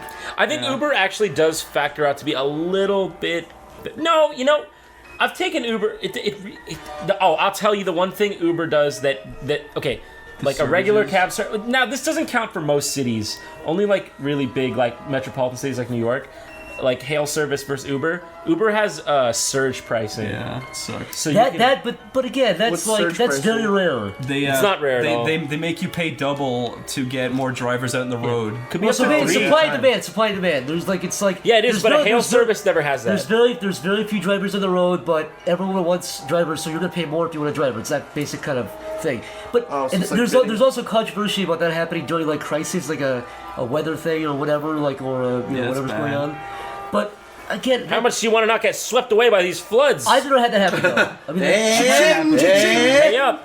One time I had to pay like times 3.5. It was bullshit. Yeah, you can pay up to that much. I'm gonna get a beer. Okay. Also, another thing I kind of like about the whole I know you can probably do this with a cab, but with an Uber you can get they have sizes of the cars. You can get an XL, the long car and everything. And it's great. Next, Wrinkly Wiener Kenneth asks, Wrinkly Wiener, I know him. If you could A, travel back in time and change something you regret doing, not doing, or B, travel to the future and see how your life will be at any given time, which would you choose? I can't make any sense of that question. Can you simplify that a little bit? All right. Would you rather go back and change something or go in the future and see something? This is what Zach said. Zach had a really good point. I would rather see to the point where I die. I'd see the day I die. I'd see how old I get. The day I died. Yeah, but if you knew, are you kidding me? Yeah, I don't want to see the day you die. I want to see. I want to see if I made a mistake at any point and how I can fix it in the past. You can't mess with temporal mechanics like this. Listen, shut up, Doc Brown. Listen, if there's time travel involved, the fucking rule book is ripped apart and thrown out the door. No, are you that worried about the day you die that you have to go see it because you're afraid? I was worried. I said I was curious on the day I died. I don't care. I can see it and maybe try to prevent it. Because if I die from hold on. whatever. That's where coin I differ. I want to prevent it. I want to see do I die at 30? Do I die at 80? I don't want to die. That's so fucking selfish, Listen, guys. I don't want to see that I die at 24. You guys are so paranoid and petrified. It's fucking hilarious. What would you do? What would you do? I would go back. No, wait. What would you do, Stanford? What do you understand? This is the first time you fucking jerked off, so you jerk your little baby self up. All of you, shut the fuck up. Second question is, and if A, what would you change? There's got to be change involved if you go to the past. You know what I would change? The question. Hold on. Jeff, what's your answer? I don't know. Oh, come I was on. going to say something about traveling back in time and seeing how many of you I could prevent from being born, but that's it. Jeff is the only person I genuinely asked this to. Jeff, you're saying if you went back in time, if you could go, if you could go into the future and you could see how you died. What are you eating, Nick? My trail mix, my fucking trail mix. I'm eating it all, by the way. If you went into the future and you could see how you died, and now it's going right to his tits, I don't even care. Would you change it? Let's say you saw yourself die tragically. It's inevitable. It's going to be a terrible death. What if it's no? I'm just saying, if you saw it let's say in the future you saw that you somehow slipped in the bathtub and broke your head at this one date. Yeah. What is this, Final Destination? Would you do anything to prevent it, or would you just be like, oh, that's it? I don't want to die. I don't want to die terribly. Hey, my point. Oh, I'm a pussy for wanting to change how my fucking outcome. When I die, nobody said that, Corey. Stanford did. No, he did not say that. He didn't say that. Because if you know you're gonna die terribly, say I slip in the bathtub and die when I'm 80. You know what I'm talking about. I come back to this time. If I saw what I All right. So you saw how you died. It was tragic. Do you want to change that? I don't care. Next question. Nick, I just realized one of us are going to, in this room, are going to die first. Yeah. What do you think it would be? Maybe one of us get hit by a train tomorrow. Stamper or Corey? Oh, no. What Corey? Why me when I'm sucking on power tools at night? I don't know. I don't know. Like either Stamper is either gonna I don't know what he's gonna do. He might do something. I'm bored. He'll get really drunk late at night and go for a late night drive and run into somebody, or Corey's gonna walk into oncoming traffic. Yeah, you know me. See, that's where you're wrong, I Nick. pick up. I'm like, hold on. I need to clear the earwax out of my ear, so I take a fucking screwdriver and stick it in and hope I get everything. I never said that. That's what you use tools for? No, I'm assuming you guys are calling me mouth breathing retarded. Nobody said that. I'm assuming that I died from someone who's practically dead now. Fuck you. No, dude, it's always reversed. You know the dude that He treats his body like shit for years. He always lives to be like 8 or 9. That's right. I'm saying, dude, Corey's like one of those and then babies all with the fucking- paranoid people that make sure they count their macros and they worry about calories. And you know what's weird? They is die at like 36. Get a fucking aneurysm. No, just I die. hear stories about people like George Burns who live until like fucking 90, smoking a cigar, 98, who smoke cigars and drink a fucking margarita A lot of or it's fucking genetics, to be martini honest. A lot of it's until the day genetics. they die every day. And then I hear about people who are 35 who die of lung cancer who jog every day who've never smoked a fucking cigarette. It's genetics. A lot of it is. I think a lot of it is At genetics. fucking 30 from lung cancer. I can't even imagine Corey dying. I imagine like Corey could be hit by a bus. Everybody in the bus would die, but Corey would. I'm saying Corey's like one of those fucking babies from like the Warner Bros. Cartoons where he's like walking across the shit. I and just walking can't even through imagine traffic. getting hurt. I'm gonna turn into I will be the first T100 million. No, I just imagine Corey turning into the next Flash version that we actually want to use. Well, and all imagine- of a sudden, it's just like this AI.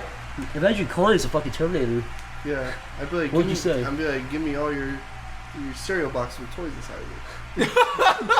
Are you still a Cereal Connor? box? Give me all your cereal Did box. they ever have Terminator cereal? I know for a fact. They had Batman cereal. They had Bill and Ted cereal. They had Ninja Turtle cereal. They had. It's funny too because Terminator 2 was an R-rated movie and they're just selling toys and cereal. They were, and no, definitely lunchboxes for sure. Well, you know what's another really silly question about that? Back in the day, nobody really gave a shit if kids watched rated R movies. RoboCop was fucking R. RoboCop was super R. That was Do you remember marketed when you towards did kids. get toys and Predator cereal? toys? What? And you would get toys like. Of course. You get toys like. And your plastic parents are spoons like, and you're stuff. not buying that box of cereal No, no. just because you're gonna get to the bottom and get No, that no, toy. no. I mean like the toy is like a plastic spoon or like a little bowl or something. I used to like buy Cracker Jacks for the Cracker Jacks, Yeah, absolutely. It actually came with. They're cool, like American things. Kinder Eggs. They were like the ones that came with like the fun toy. They were fun. It came with like stickers or decals or. There was little things that you snap together, like 4 or 5 parts. Yeah, And you know what's weird about RoboCop? What? I remember watching it with. I was at my friend's house and he had 3 kids and they were like 12, 10, and 8. Yeah. And I was like, go into the fucking living room and just watch a movie. And they put on RoboCop.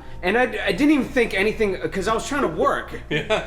And they all watched RoboCop and they thought that it was a fucking amazing movie. They loved it. Their mom came home and fucking chewed me out and shit because dudes were getting blown apart. But what was weird about that was I watched RoboCop really late in life. I never really saw it as too, a kid. yeah. I saw a couple of pieces of it. Oh, But when I was older, I watched it for the first time and it made me sick. I was like, Jesus Christ, It's dude, fucking this movie brutal. is. So that's one thing with my It is parents. brutal, They let me watch. But it was a weird split difference where like I watched tons of rated R movies, but Yeah. then I finally watched RoboCop later and I was like, fuck, what did I See, do? there's a difference Alien? between rated R movies and other rated R movies because I hear so many stories of my mom left me at home by myself to watch Poltergeist or fucking Freddy Krueger or Well, fucking... RoboCop is different. RoboCop is fucking real. My There's parents like didn't want me to hookers watch and the That's movie, true. but- brutal. Man, we rented RoboCop the second it came out on tape. It was the family movie night. Was it the I was in like 5th grade. This explains a lot, and then in Jeff. like the first 5 minutes, the dude's getting blown apart, and you're like, Was no! it the fucking, was it like the unrated?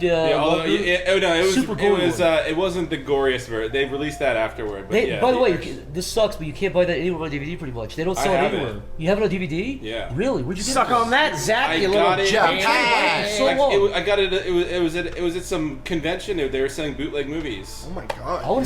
I tried it on eBay. And everything. All I remember It's is the hard scene in the boardroom where the Yeah, that's the scene where you know if it's he's unedited or shooting not. the guy for like When he's 5 on, that's the minutes. thing. I know, dude. That's They're what like jars of spaghetti sauce with this exploding out of exploding, his yeah, there's chest. fucking a million fucking squids. pudding. It's like unbelievable. He says it's a fucking Yeah. malfunction. Yeah. Was he a glitch? So they don't sell that. No, you can't. I No, looked where at did he I do looked it? Zach, you need to It's the most A, meet sought more after black movie. people, and B, Really? carry more money in your pocket. Yeah, I have it. Excuse me. Thank you. Chris and I went to like a video game store like a year ago, and we walked in, and the fat guy behind the counter was like, "Thank you, come again." Did you Thank laugh? you, come again. Did you laugh at The him? big brown hook-nosed fella crawled back onto the floor tiles and started hissing. Did you laugh That was the and same point at gentleman him? who I made upset with my Yelp review. It's true. You yelped at me. You said your daughter's hole is bigger than it should be. And I'm gonna tell on you. That's right. That's exactly what I That said. is between me and my family. You leave my cold asshole daughter alone. I hate that guy. I put the shower drain in there. Anyways, And then you contact I'm him. not a Yelper. That was one of 2 Yelp reviews I ever left. Chris yelped at McDonald's and got it out of business. No, it's not He said fries too salty, LOL, and they impounded it. That's not true. I only leave a Yelp review if I'm extremely offended. I've never left a Yelp. I don't think I've ever reviewed I've never anything. signed up for The Yelp. only thing I ever reviewed was that game store and a bus that I got on from New York. You reviewed a bus? Yeah. What did you say? I should have fucking blasted Greyhound. I would have had a scathing story to tell them. It would have been fucking laminated with 100 likes. I need to tell Corey my would have epic done bus extra story. read all about it. What's your story? I need to tell my epic bus story. Tell me. You know what? I can even look up the Yelp review.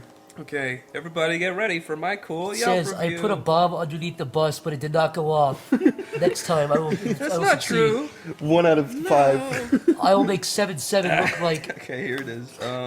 This is not a joke. I am serious. See, one of my Yelp reviews is 5 out of 5, and the other one's 1 out of 5. So I said, I bought the tickets through their unsecured website. My credit card information was probably stolen. When we got to the bus, it turns out they don't save seats for the people who booked ahead of time. Anyone could have just got on without buying a ticket, and that could have fucked us. Thankfully, it didn't. We all boarded the bus, and the bus took off a few minutes late, but no biggie. Quickly, the ride turned from okay at best to a really shitty experience. One of the AC units was broken prior to boarding, and it started leaking really hard on this lady. She's like, hey, it's raining on the bus. Oh, yeah, I remember this. She's like, hey, it's raining on the bus, and no one listened. Later, it got really bad, and she yelled, stop this fucking bus. If you got to, I better get my money back for this shit. Then an old Asian man working for the bus awkwardly tries to hold a plastic bag above her head for the rest of the journey. So he just stands there creepily staring at her. I felt really bad for her, but to be frank, everyone on the bus was miserable. It seemed to be made from scrap metal. The bus became insufferably hot because of the broken AC, and the toilet stunk. And that's pretty much it. When did you leave that review? You went to New York on 6 that months bus? ago. Greyhound's just nothing but bad Did you come to New York? experiences. Oh, was that for Halloween? Yep. Oh, that's when Matt Vargas, our good friend Matt Vargas, drank a candle. Do you know about this, Corey? What? Our good friend Matt Vargas, shout out to him, check out his YouTube. He came to New York with, Chris, you can tell the story. That was Focus Travel, by the way. Avoid their buses. My friend Matt came to New York with us on Halloween, and he got very drunk. And then he drank wax out of a candle. So for example, if you're ever in New York on the Upper West Side, there's a great place called Jacob's Pickles. It has really good food. It's a little expensive, but it's really fucking good food. Dude, they're gravy. They're fucking biscuits and Oh gravy. my god, dude, their meatloaf is cumbersome. But all the drinks they serve are like out of like pickle jars kind of things, and they also put candles on the tables out of the same jars. And our good friend Matt Vargas was so drunk a candle was blown. It wasn't like a lit candle, but it was blown out, so but the wax was just like That's starting to get liquidy. excusable. If they're in the same jars and if it was blown out, I can excuse it. And then so he drank it. We were like, we looked at we didn't see it happen. We just saw that the candle was like the wax got like, Matt, did you drink this? He's like, oh yeah, I guess I did. Why are you doing his voice like that? He's got a beautiful booming radio voice. Oh yeah. It's like, yeah, I'm on the radio. Did he really? It was just didn't phase him. He didn't get 3rd degree. Yeah, I bet that I tastes drank a great. candle. Have you ever had wax candy? Yes. It Oh, is- like you mean it a is little- fucking heinous. My mom got me this. Like I remember it just because I've never had wax candy before, so I had my first time eating wax candy. There were these little fucking red wax lips. And I was under the impression that you were supposed to like break them open and eat the center of them. So I like started taking my fork and cutting it. And I'm like, I asked my mom, I'm like, why the fuck is there? Well, I didn't say that. I'm like, why the heck is there candle wrapped around my cookie?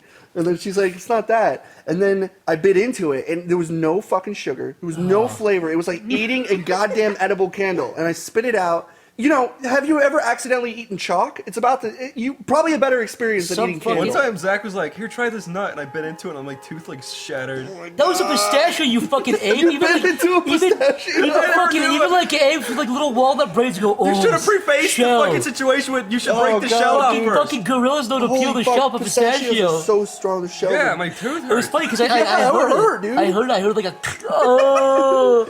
That You would think a fucking Frankenstein hurt. monster noise. It's just like handing you a walnut and being like, here you go. You're just. It's like I give you a watermelon. You're like, oh, there's a fucking shell around this melon. It's not your fault though. Like, you didn't know. You probably thought it was It looks soft. It's like white I and, also and did comfy. I did the same thing with a prawn once. Just bit through everything. A what? A prawn. Did you know that it is common that people could A actually? hot dog cooker? No, a prawn. Did you know that Oh, a it's? prawn, like a shrimp. Like a You shrimp. ate the shell of that? Yeah. Oh, I do it all the time. Sometimes you forget. I fucking throw out this. good, but my bum hurts sometimes. Yeah, I understand. Did I tell you about the kid who I at my school? He like used to crawl to the tables. He would we'd throw him like shrimp tails and he'd eat them off the floor. You didn't tell me this. He'd like pick his ass and like grab the shrimp tails and eat them. There was a kid in my school who used to crawl under tables and pull down your pants while the teacher was writing on the Trying to chalkboard suck to you suck off? you off. Yeah. There's a kid who used to fucking like bounce on the dick so you come. Yeah, like he'd look you deep in the eye and start sucking on your Suck cock. dick for like 30 seconds really fast until you came. And he'd come, and then he'd try and like crawl back to his seat, and everyone would like go, "Yay!" when he Everyone got back clap. to Oh, it. really? Yeah. You say, now, no fussing around. I would purposely stick my feet out and try to trip him while he was like have a mouthful of cum and splat on the ground. All the boys in my class used to try and do the same thing, but this kid was the king of it. He was just like, all these kids were like clustered under tables, crawling over each other, sucking each other up. like guys are looking, trying to check it I out. remember one time we were all in class with a really serious lesson about the Holocaust, and the girl started screaming as cum drizzled from the ceiling, and revealed was the black janitor with his big eyes exposed only like the Cheshire cat. What? His BBC dripping coming in this little girl's hair. He receded back into the ceiling and crawled to the next classroom. Wait, the janitor? Yes, he drizzled I cum like in how this you. girl's I hair. like how you referred to his schlong as a BBC. It's the proper name for it. Big beautiful cock. Yeah. British broadcast Cock. Central Network. British broadcast cock. It's either called BBB, Big Beautiful Bitches, or BBC. I thought it was BBW for Big Beautiful Women. There's also Big Beautiful Butthole. BBW. A big beautiful butthole. Ask somebody up front if they have a BBB. Big beautiful butt. Boob. A big Butt beautiful boob. set of Boobie. boobs. Big beautiful taint. Do you know what a BBW, BBCBW is? Is this the fucking alphabet, Corey? BBW, BBC, BW. Big beautiful cock with white women willies. Willie's my favorite word for Wait, a thing. black guy with a white cock? I think so. I think that's what I said. Did I ever tell you about when? Oh, you go. What No, were you saying? go. I was gonna say anything. I was gonna say something about white cocks. I was gonna say when I was a very young child, I didn't understand the concept of a penis. Wait, Chris. What? What's a PPPP? The pretty particular. Peter picked a peck of pickled peppers and Peter pecked a pickle. You're an idiot. Peter Piper pecked a pickle penis. We're really off Peter on a picked good start. pickled I was penis. gonna say, Corey, this is a very important subject. Okay. It's about- This is a very important Is thing. it about rape allegations? I was gonna say when I was a little boy, Uh-huh. I didn't know what my dick was. I knew that I peed out of it, but I thought it was a tail like a dog. Oh. So I used to call it my tail. Oh, really? Yeah. So whenever my mom would be like, "Chris, go shake your Whatever she- tail after a pee," and I did it. I wagged my tail. Oh, that's very nice of her. Very encouraging. I didn't really care. It was just sort of like this extra flab of skin I just never thought about. It wasn't until I discovered what it was actually used for did I. From a very young age, I tucked it between my legs, and when I saw I looked like a girl, I got horny. Oh, You came on your legs. you came behind I was your legs. full of belly when I was like 5. Yeah, I love how like adults have like cute names for like a little baby penis, like a tallywhacker.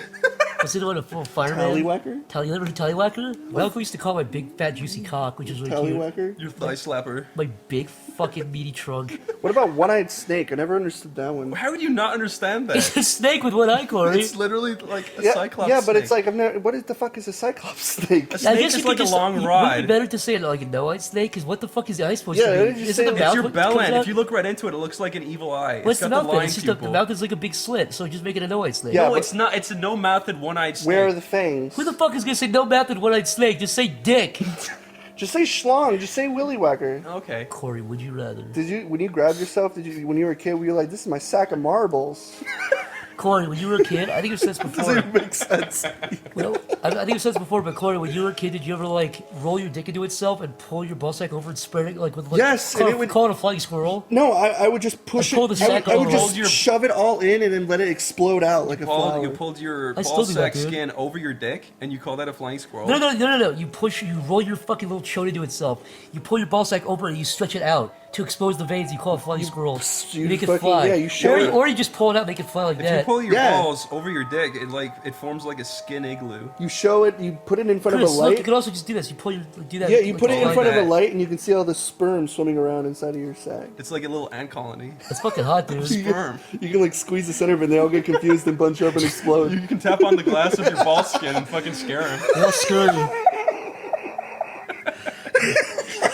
I would love to see just like a sperm colony get confused and go the other way. A sperm colony. Corey, I want you to make a video of you tapping Corey. on your ball glass and smashing the glass and your sperms Corey, when I coming was a out. kid, Just I put a explode and immediately dry up and die. When I was a kid, I stretched my dick open, put a little piece of cracker, and they all carried it back to my asshole.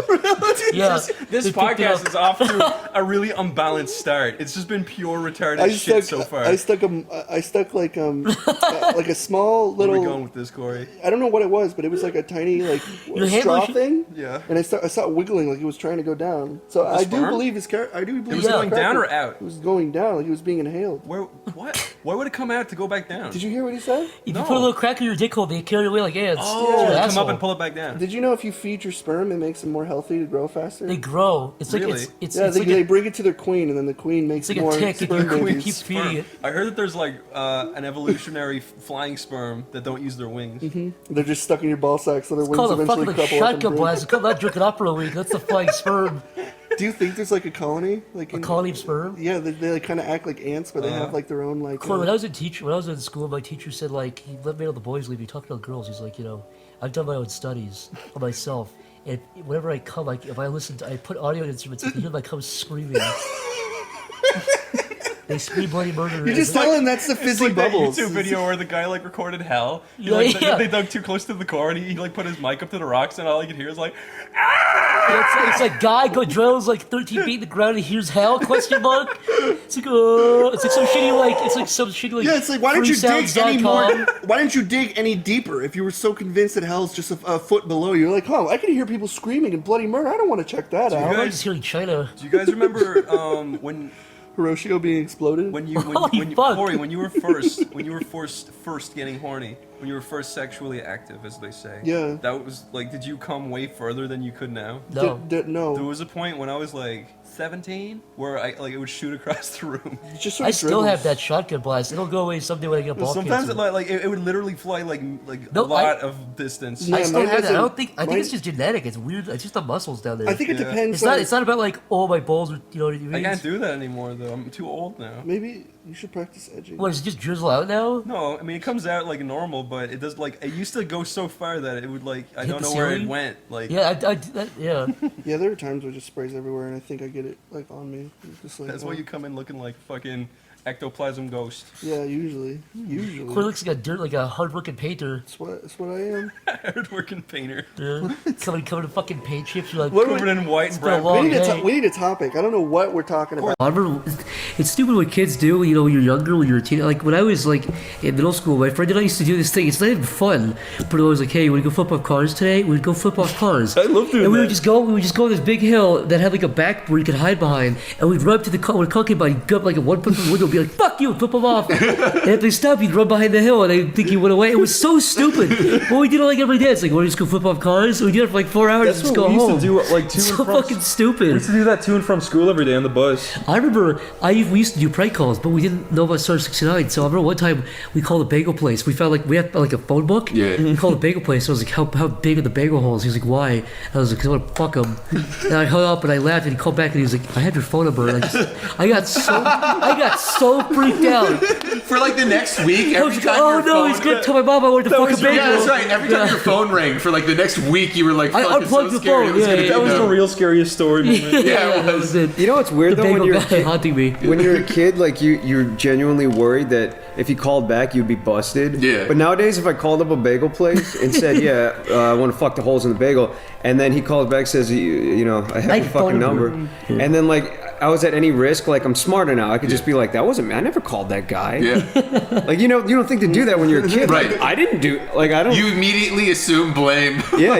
Totally. Or if you're an adult, he calls back, you'd be like, yeah, I do. But it's like it's not like they can get you in trouble. It's not like they can call up the police and be like, "This guy pranked me." They'll Unless you just pranked them and said, "I'm gonna murder you and your family." Yeah. If I was a cop and they turned that story and like he said something about fucking the bagels, I'd laugh. It's like me. I'd be like, "That's genius! I'm doing that." Chris and I, you know what's a really effective prank call? It's so simple. Chris and I used to do this for hours and hours and hours. It's such a simple call up like a 7-Eleven where an Indian guy works there and say you fucked his wife. Yeah. For some reason that pisses Indian guys off. They'll go, fuck you motherfucker. You get people walking in the background like the dings of the stores and stuff. You get your customers, they scream at It's you. probably because it was the 20th time you guys called the same dude. Different ones. Different ones. Anyone, any single one. They'll always like give a reaction. Truthfully, most people would get mad at that. But like these guys get furious, and like we have a recording of like this one guy was like, hello? It's like, yeah, how much did your wife like fuck? And he was just like, hey, fuck you, motherfucker. And then you can hear like the bell going, ding, ding, ding. So you hear people coming in the store. He's like, oh, yeah, I fuck your sister. It's like, yeah, fuck your sister, motherfucker. Did you call him and he's like, hello, this is the police? Yeah, we called him back. Yes, no, I forgot about that. But the first time it was like, hey, how much did your wife fuck? I need to fuck tonight. And he was just like, what? But the second time I was like, I need to fuck your wife, and he was just like, what? He got it was like, no, but we fucking called back and he was like, yes, this is the police. And we're like, you're not bullying anybody, you fucking idiot. Where the fuck are you trying to put? Hey, at least he was a good sport about it. If I ever got prank called, you are under arrest. Yeah, I feel like, dude, I would like to kind of laugh at it and appreciate it a little bit. I remember you guys prank phone called this one guy who was like this like mom and pop like pizza place. That was Zach. Zach, which was it? You called this place and you said your food is fucking shit. No, this wasn't even the prank. This was like this wasn't even the prank call. This was me being a dick. I called. Like I remember what it was. I've never. This is the last like really mean. This is why I don't prank phone calls. No. Because I have a conscience and I'm. I like, called. No, I think the best people to irritate are people who can't speak English very well. Because for some reason the countries they grew up in, they're like fuck. They have no problem saying fuck you to somebody they don't know in other countries. But they come here. But I called a Chinese place and I was like, yeah, I wasn't like your food sucks. No, it wasn't Chinese. It was like Taiwan. It was like a small. No, I think it was Chinese. remember how it was sad Chinese. you were. No. It was Chinese. And I didn't say I was like your food sucks. I was like, yeah, I felt like a dead beetle in my food. Yeah. And they're like, oh. And then she gave they put the guy on. And he was like, yes, sir. He had an accent, but he was like, yeah, I run this place. I'm so sorry if you had bad service. And I was like. No, it was a beetle, man. It was fine. He's like, no, please come in. I'll give you free food. I work very hard. I work every day and night. And I was like, I hung up for 10 minutes. I was like, And I come back and I was like, look, I was like, You're just like, just don't do it again. Yeah, no, I go back and I was like, I'm sorry, man. I didn't eat a beetle. It's goodbye. And I felt like such I stopped. I think that was the last prank call I did because I felt like such. Because you have a heart. Dude. But it was weird because I called one place and I was like, yeah, we're at the health inspectors. I found a cockroach in my hot dog and he was like, yes, that is supposed to happen. I was like, what? He was so unconcerned. He was like, whatever, man. But you can get some funny fucking prank calls by calling like, they just don't give a shit. They'll scream at you and say they're gonna fuck your sister. They have no problem with it. This is why I don't do prank phone calls. First of all, I don't have like the audacity to sit there and call up people and ruin their fucking day because I can't do it. I feel so bad. You know, you go online. I'm on that. Yeah, I'm the same. I don't do it now because yeah. When was the last time any of us prank called anyone? I say 3. When I was like 11. It can be funny sometimes. It's funny too because like you get these people who are kind of they're a little socially awkward and you come into a Skype call with them. They're like, hey, we're gonna do prank phone calls, and I'm like, all right, I'm leaving because I don't want to be a part of it. I feel bad. You want to know something? Just to show you just how much of horrible people we were. Mm-hmm. In our fucking group, our group, your old group, prank phone call almost every single fucking day, and they had no remorse, and they would always laugh. So did we though. We used to do that. But it's just like you do it. But it's like you laugh at like these Ventrilo people who are playing games and stuff. It's like that's funny. But then when you're like ruining people's day, I used to find those usually harmless. I used to find those Ventrilo harassment videos funny. That's what I'm saying. Some was still kind of hard, but here's the thing: you're bothering people while they're playing games. That's a lot of those guys. Those guys who work a shitty job and they come back and want to relax and play a game. Yeah, exactly. But when you call people up who are working in like a mom and pop place, I can't do it. I don't understand how people can do it. I have to give mad props. No, because when you can hear like the uncomfortableness or like the awkwardness of the people receiving the calls, that to me makes me cringe so hard sometimes that it's just like hard to stay on. Dude, when Zach called that guy and said he found like a cockroach, I was sitting there, my fucking like gut, I felt so bad. I'm like, I told Zach, I'm like, Zach, you need to fucking apologize. That's fucked up. It sounds like he did. He did, because Zach was like, his fucking face was completely white. Like he had just like witnessed the murder. He was just like, he didn't know what to say. He was just like, I need to apologize. He was like, so, like fucking. That means you guys are nice people, though. Yeah. And like, I was the same way. Like when my friends would call up people in Pizza Hut and order all this food, he's like, he like looked up a random number, and I'm like, dude, you just sent a bunch of fucking shit to someone's house. That's just malicious, I think. It's like you're a fucking piece of shit. I think like obviously we don't. We used to Chris and I did that on a regular basis. Like we've done it like 3 years. They were harmless. They were harmless. Yeah, it was like calling up an Indian guy who was like at 9 p.m. when he's working there. He always be like fuck your wife and he's furious. I feel like he probably went home and beat the shit out of his wife.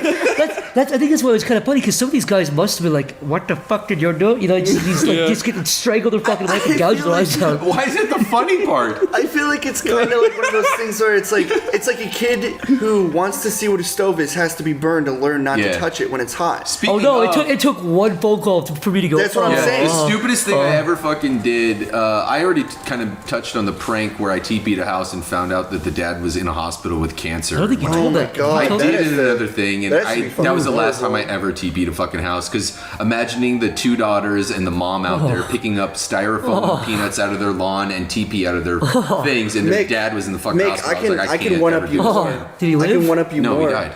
What's that? You killed him. I did not fucking kill him. I can one up you more, and not a bad way. In a bad way. Okay. So you should have taken his cancer bandages and then cancer bandages to the house.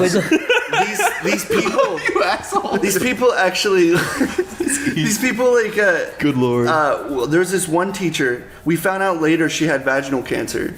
She died like not too long after. But like they had vaginal cancer a thing or like ovarian cancer? Ovarian cancer. It's not called vaginal cancer. Whatever. I got cancer in my vagina. You got pussy tumors. I bet you could though, but anyways. That's like saying penis cancer. Well, it's whatever. It's like pussy cancer. That's what we used to call it. Oh, pussy cancer. Yeah, we used to call it pussy cancer. I'm down. But it was kind of like the same thing. Like they went to their house and they like pulled up her flowers that she had spent like years doing and stuff, and then they just like fucking like ruined her yard one day. And she was like depressed in school, and then like weeks later she fucking died. You guys are evil people. Why'd you pull up her flowers? I didn't do it, You're dude. going to hell. I didn't. This is what I did. It was a metaphor. This is what happened. She's pushing daisies now. No, this is what this is what happened. Like I told my friends, I'm like, because she gave me my first detention. I'm like, this bitch gave me my detention, and then they were like bringing up all these things like she's a fucking cunt, and then they went out and did this stuff. Well, I started it because I was like, yeah, she. So you ordered it. You ordered it. Yeah, I ordered it. You're the mob boss. You're like, go take care of it. I feel like back then though, it's like the animosity that you had for things was so extreme. And it's also there's a disconnect. Fucking deal. There's a disconnect too. You don't really honestly realize other people like, are you. Their lives are like what's going on in like theirs. you really don't start all the way through school. I never actually saw a teacher as a person until I left. No, they were just and now you go, oh god, like it's probably like hated their lives and and they were like, being shit on all day by the kids. I think people are pieces of shit until they're like 25. So that's not an excuse, but I mean, like, I think you have to like have enough bad shit happen to you where you're like, oh, I got a year left. Yeah. The dumbest thing that I ever did though, my friend Matt and I, we did this thing where we started daring each other to do shit. They weren't pranks where we would hurt other people, but they were just stupid things. He went to London, he went to RADA, and while he was in London did stupid things like breaking a fluorescent light in a telephone booth or going backwards on a escalator. In London they have those really long escalators, right. So he'd go down and up one, just stupid shit like that.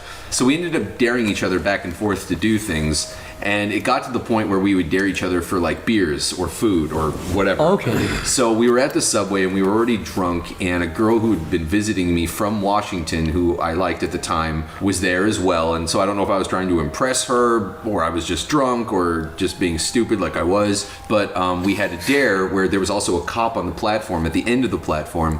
And I was supposed to jump in the train tracks as a train was coming, but you could see it all the way down at the other station. It is way far down the station. You got plenty of time.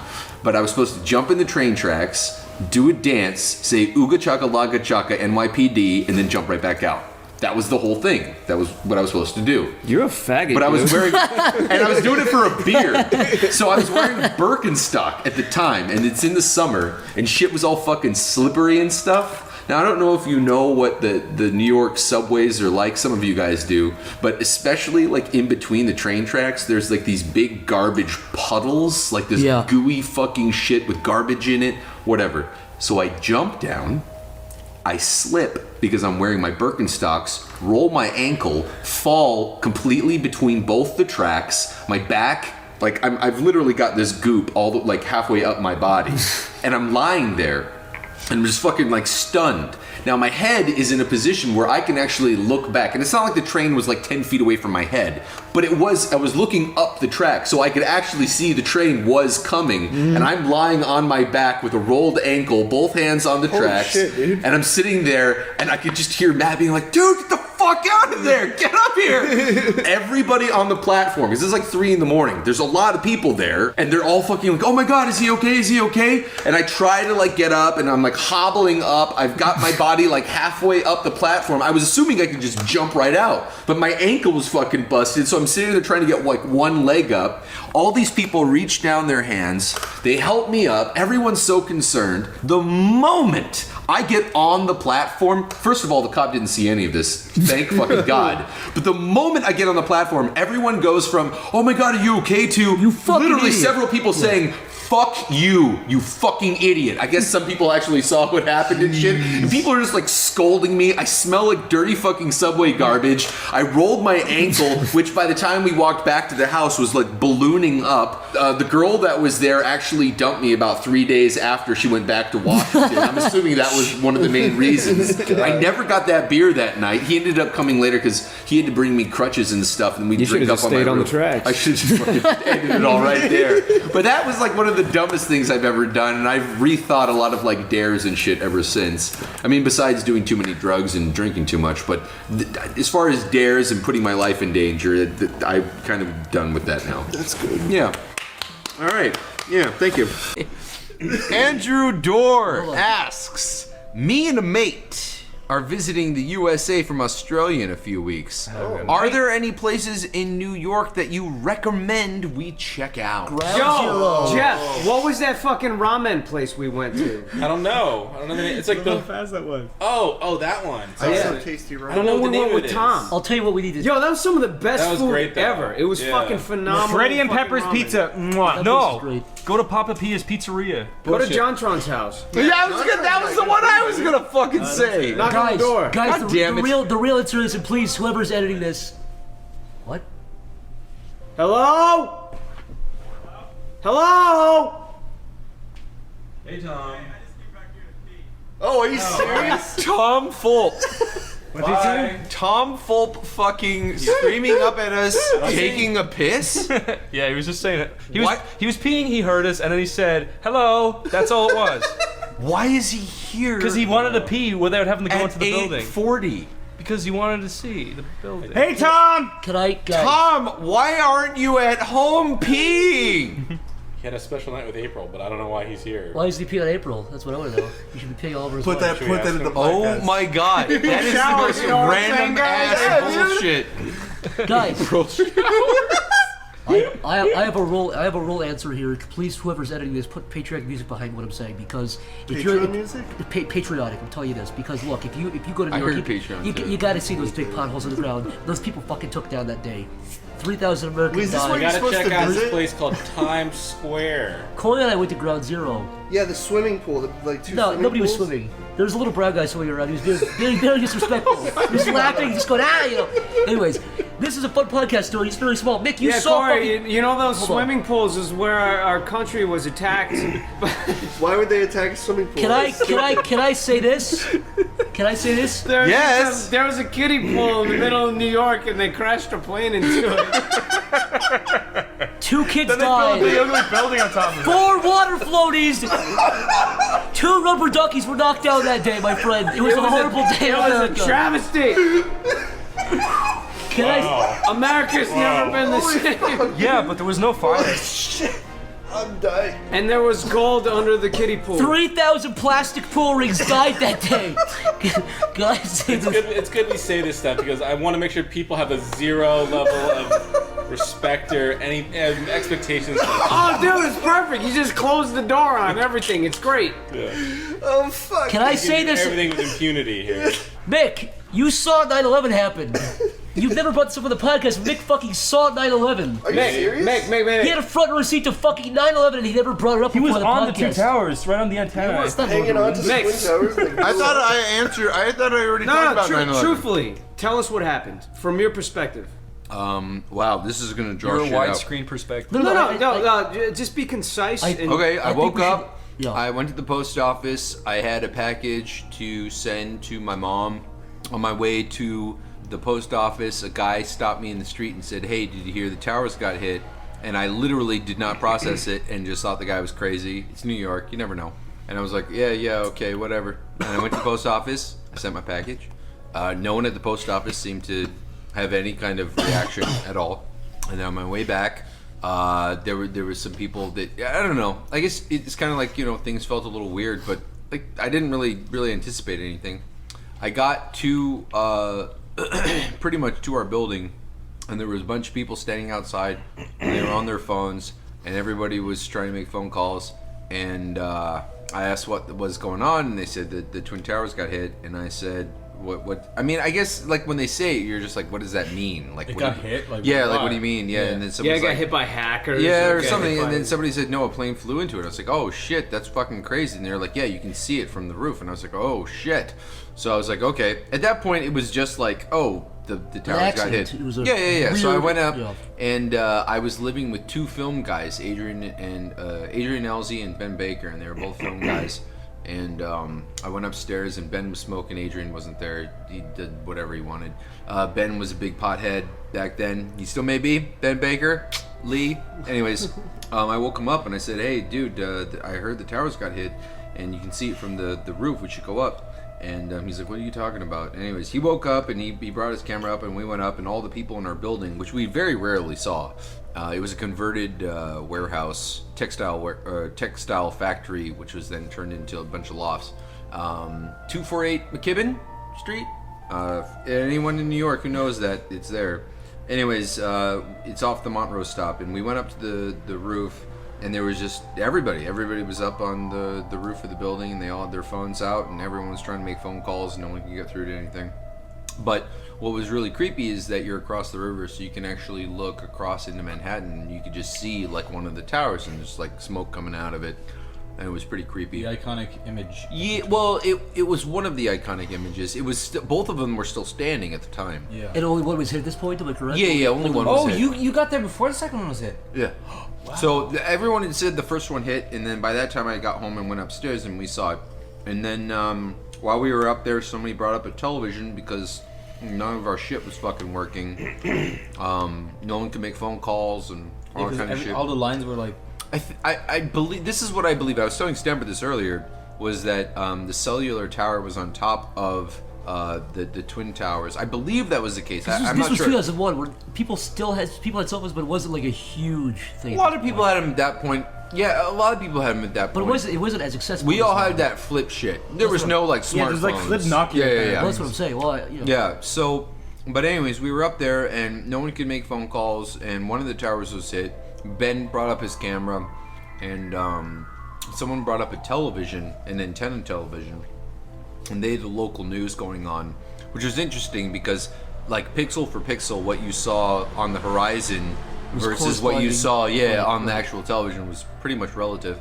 And then the second one, well, basically everything after the first one hit. So we saw the first tower go down. We also saw the second one hit, and when all that was happening, I just remember everyone trying to call people. And Stamper and I were actually talking about like post-apocalyptic movies where like, how do people feel like the world is ending? And we always see like, people hanging from a lamppost or people shooting themselves or whatever. But the truth is, the way it really fucking hits you is when your cell phone... You try to fucking call someone. Yeah, when you try to call someone or your internet doesn't work. And they're not in your phone book. Because like all of a sudden, you can't contact anybody. You feel isolated. So fucking isolated. Like here I was with like even with 60 a payphone, people. Nobody remembers phone numbers anymore. Oh yeah, even if you had the there. phone, you couldn't call anybody. Yeah. But it's like here you are trying to call like your parents or whatever to let them know you're all right or whatever. Yeah. And like you don't have cell service, you don't have internet, you don't have any of this fucking shit. There's no better way to make people feel isolated than take away that. Because it's weird because it takes down your communication from the world down to a block. And you're so used to it. You can't roof. tweet it, you can't Facebook it, you can't call somebody, you can't text somebody. You're literally left just to like yourself, left to your resources. who's next to me? If and you we're all had it, sharing would you your be experience. like, the second tower just went down, LOL? Yeah. No, you'd probably take a photo and put it on Instagram, add a filter or something. And then you put like a filter. Oh yeah. No, that would.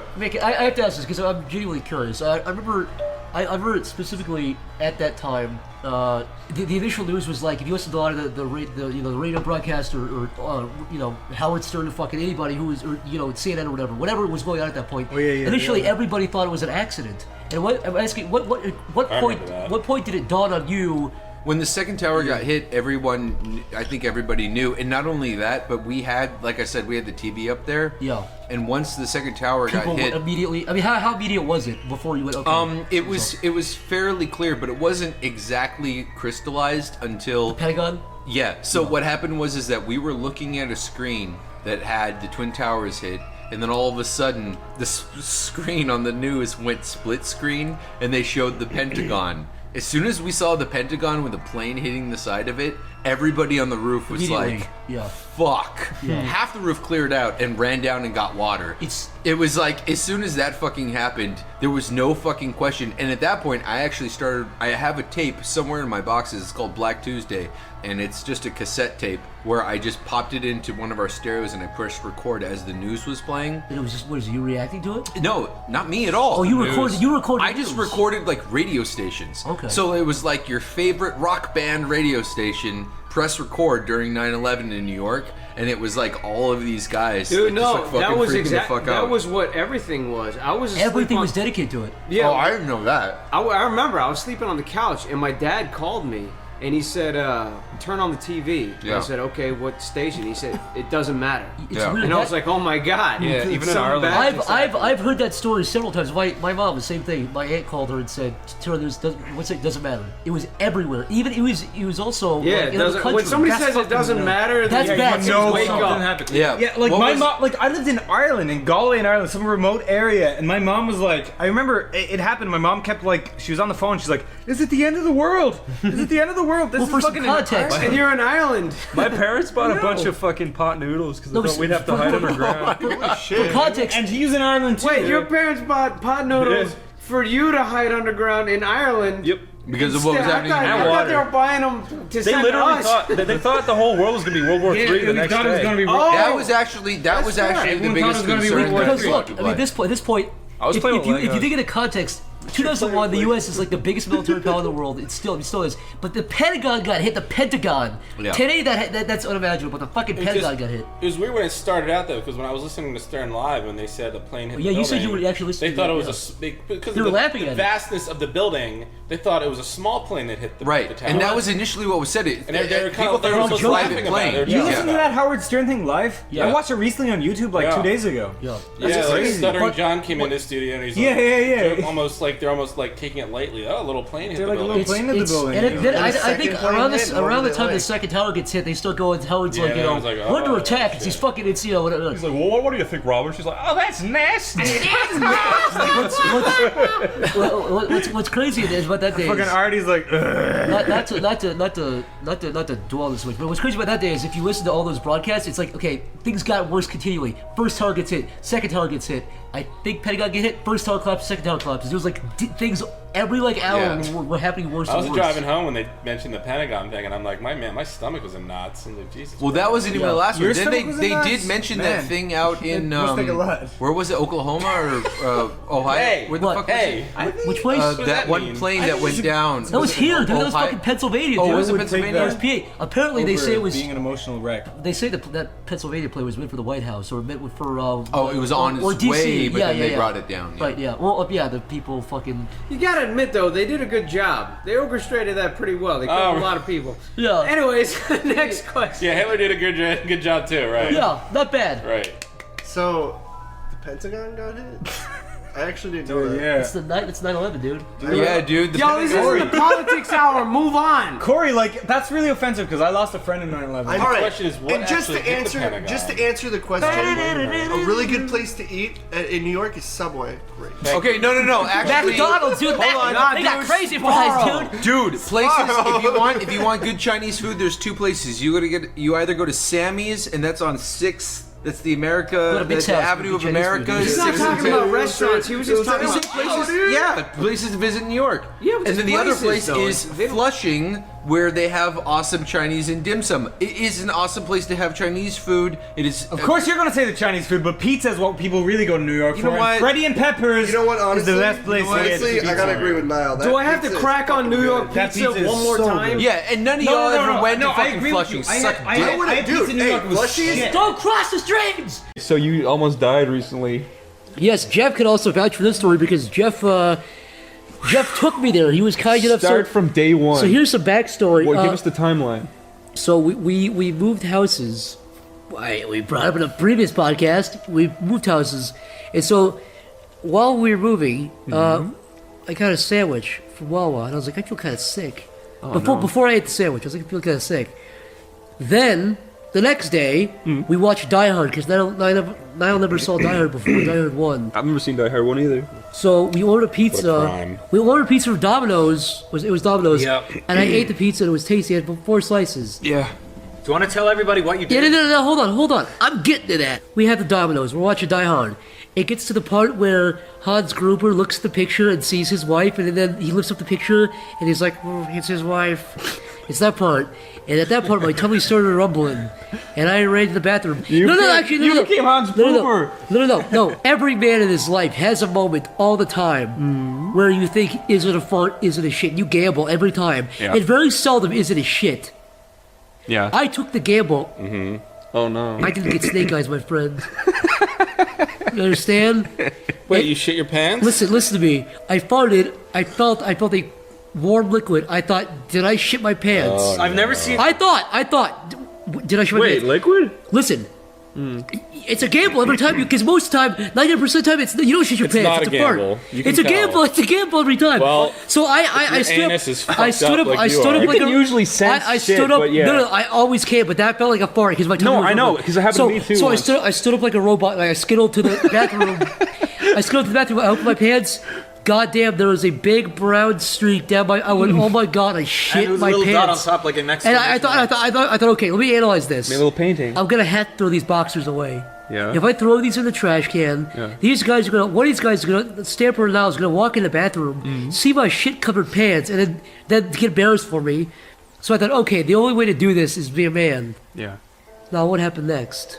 Zach slowly opened the bathroom door while we were watching Die Hard. And also, I'll preface this with a fun fact. Jeff's face right now. The fun fact is that Zach shat his pants exactly where you're sitting, Chris. Yeah. Oh no, really? Here? I thought this was a hospital story. No, You it guys goes are in- going on it goes and in- on. it goes into this is the preface. The hospital All is right. coming. Okay, yeah, all right. This way is super interesting preface. This is the build-up. There's way more All right. shit tales in this story. Okay, so All right. anyway, so Zach opens the bathroom door slowly. His head creeps out the corner, looks at us, dagger-eyed, starts chuckling, and then goes, "Guys," and we're like, "What?" And then we both looked up, and then he put up he waved it like a flag. You did not. He waved it like a flag. It was like something he was proud of. I held it up. I held it up. You like are ice. fucking gross. I held. You give me shit for being I held it up like ice was holding a severed head. Yeah. You give me shit for being gross. let me tell you, fucking little hypocrite. Let me tell you. You are gross. You're nasty. I can be gross, right?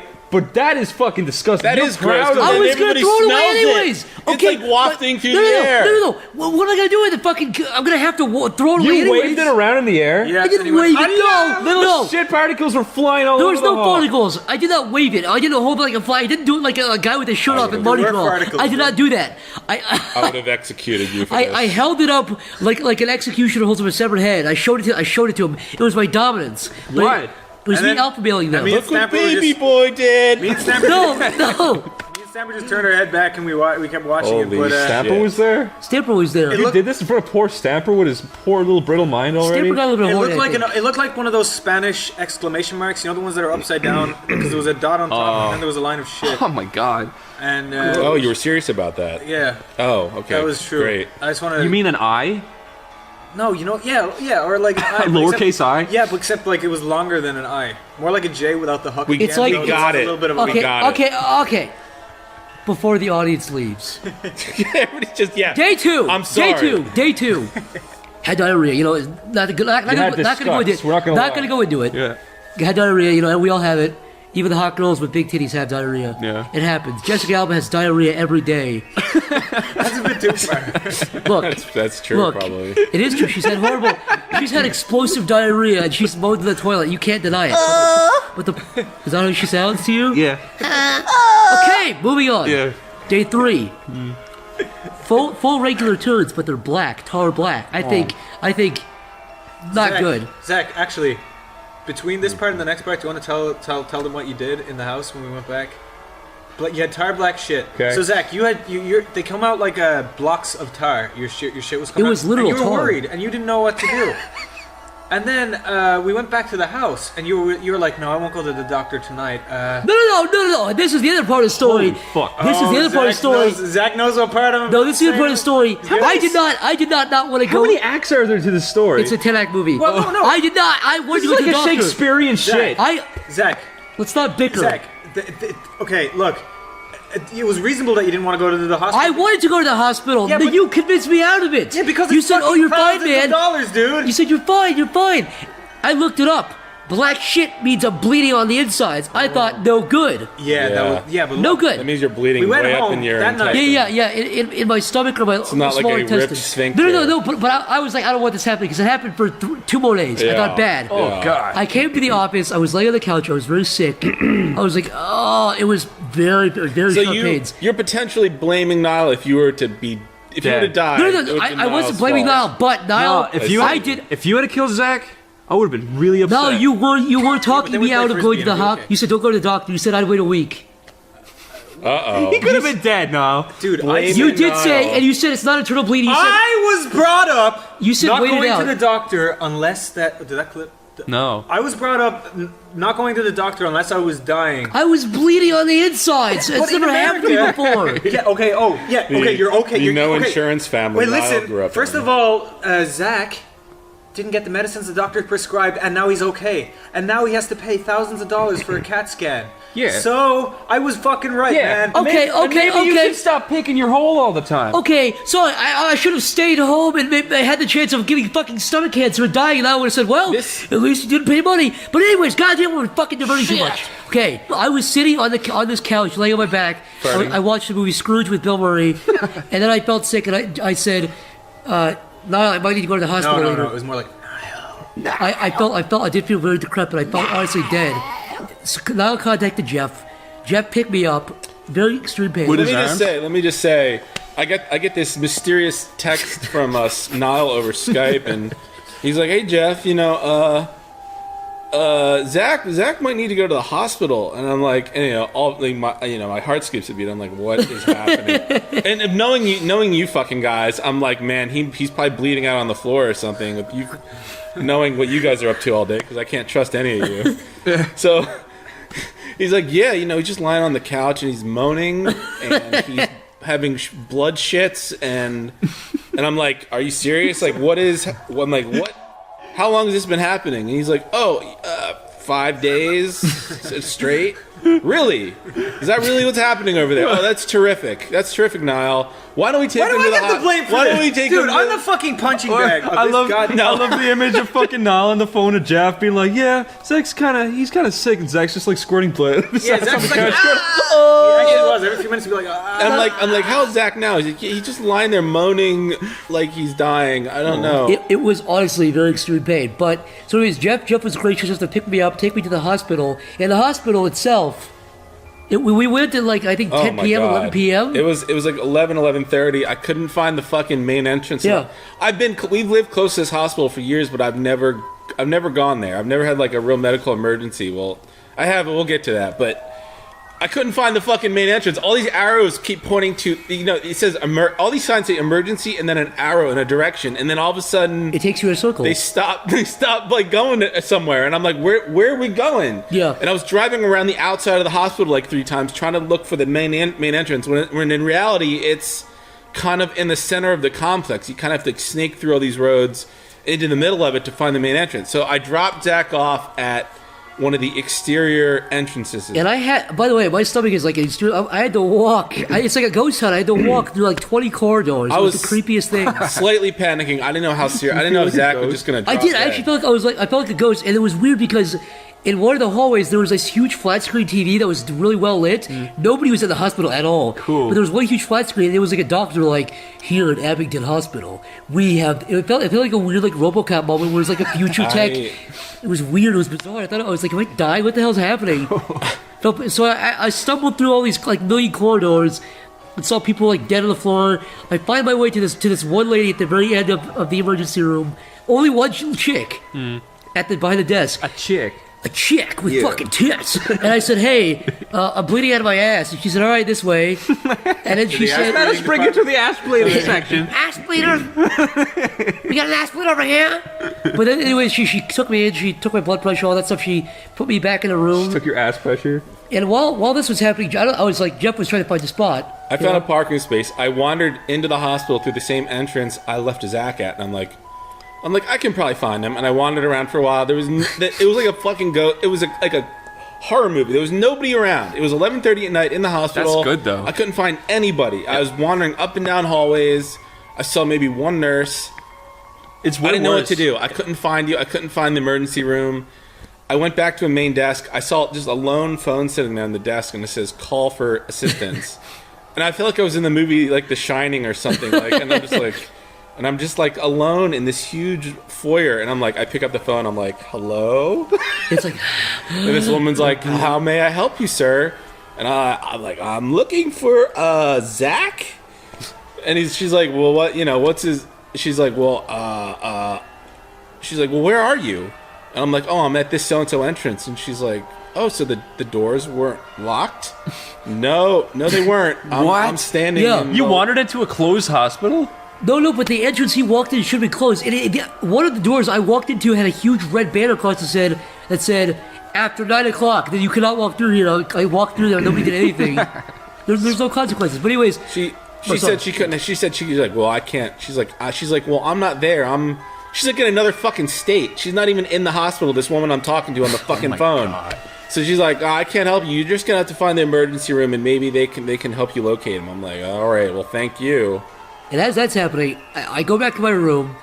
The doctor walks in, and he's like, so what's the problem? 10 people asking the same thing. You gotta describe it over and over. And so I did, and then a nurse came in. And, actually, no, sorry, before that, the doctor was like, lean over on your side. And I was like, why? He was like, you have to do the finger up the ass. And I was started laughing. I thought he was joking. Oh, God. I thought he was joking. I had that done a few times. I thought he was joking. Ha ha. I was like, good one, doc. He's like, no, seriously, roll over. And I was like, what? Gets out the lotion, puts on a glove. Yeah, no, it's really violating. No. Let me tell you about this. I get on my side. I have to say, the human finger looks a lot smaller than it is when it's up your ass. Yeah. Like he put the top, like there's 3 segments to your finger. He put the first segment in. I was like, oh, geez, that's it. Did it feel the like a big fat cock? Maybe you're just yeah. Then he put it all the way in, and for some reason, like my body started shaking. Like I was like. Something primitive in my brain struck, and I started saying fucking 1960s Robin, for Batman and Robin quotes. I was like, oh geez, oh boy. It was I don't know what happened. I was like, oh, it was involuntarily, Did he pull out like a marble and fix you? No, or something? he pulled it out, and then he did the weird. He fucking threw a box of tissues at me, like clean yourself up, you fucking slut. Like I was in a porno. He was like, clean up. Oh my God. And I was like, That's not what mine was like. But go on. That's what mine was like. So you've both been anally penetrated. Yeah, both been anally penetrated. I was fingered by a small brown man. A small brown man? Yeah.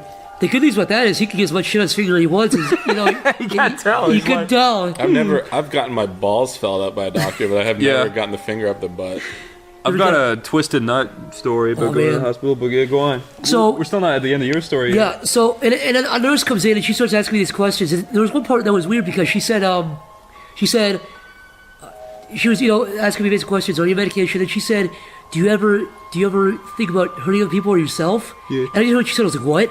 And then she got really nervous, like maybe I was like a psycho who was like, what the fuck are you saying? And then she started laughing, and she was like, it was so uncomfortable. She was like, do you ever think about hurting other people or yourself? And I was like, no. And then she got out as fast. It was so weird. When did the insurance part come up? The lady walked in and she was like, you have insurance? And I was like, no, but I can afford this, which is a lie, And so they asked me if I had insurance. I said no. And then a doctor, a guy nurse came in, and then he was like, I'm gonna give you the IV now. And I was like, all right, but don't do it at my wrist, because every doctor who's tried to do my wrist fucks up. Just do it at my arm, like by my joint. And he was like, trust me, I can do this. And I was like, no, just do it. I was like, no. He was like, trust me. And I was like, dude, you're a doctor. Whatever. You're a doctor. I'm sure you know better than me. And he was like, I'm a nurse. And I was trying to compliment him. I was like, Yeah, but you insulted him, kind of. But he was like, I'm a nerd. So I was like, dude, I was trying to say, like, you're a medical professional. You know better than I do. He looked like that guy Jesse James on TV. Yeah. He looked a lot like that guy. Yeah. Like, a very intimidating nurse. I don't know what that looks like, but tough guy. Just like You tough put the guy. IV in. Tattoos all over his arms. Yeah, the opposite of that happened to me, except I didn't mean it. I was supposed to get an injection or some shit, and it was this lady nurse, and or lady, and I was like, so when's the doctor coming? Because I was waiting a while, and she was like, I am the doctor. Oh, jeez. Oh, sweet. Plot thickens. Wait, you're not done your story yet. It's almost done. I swear. Go for it. So puts the IV and all that stuff. Comes in and says, "Hey, if you need to shit in this little plastic thing, you give it to me so I can eat it." Jeff actually wanders in there. He finds his way in. Apparently, you didn't even have to like ask if you knew me. They just let you walk in. Oh my gosh. I didn't have to show him ID or anything. I just said, "Listen, where's a little faggot psychic pebbles?" Yeah. And they're like, "He's that way." Jeff could have been like a maniac with a gun, tried to finish his business, and kill me in the hospital room like Terminator. I was like saying, like I'm like the Terminator. I'm like, "Where does Zach head out?" And they're like, "That way, sir." And I'm Right like, there. "Thank fuck you." And I walk in. Fuck you. So Jeff gets in there. Jeff and I just start fucking laughing at everything. How weird the room was. Like they had these animal curtains, like they're for babies.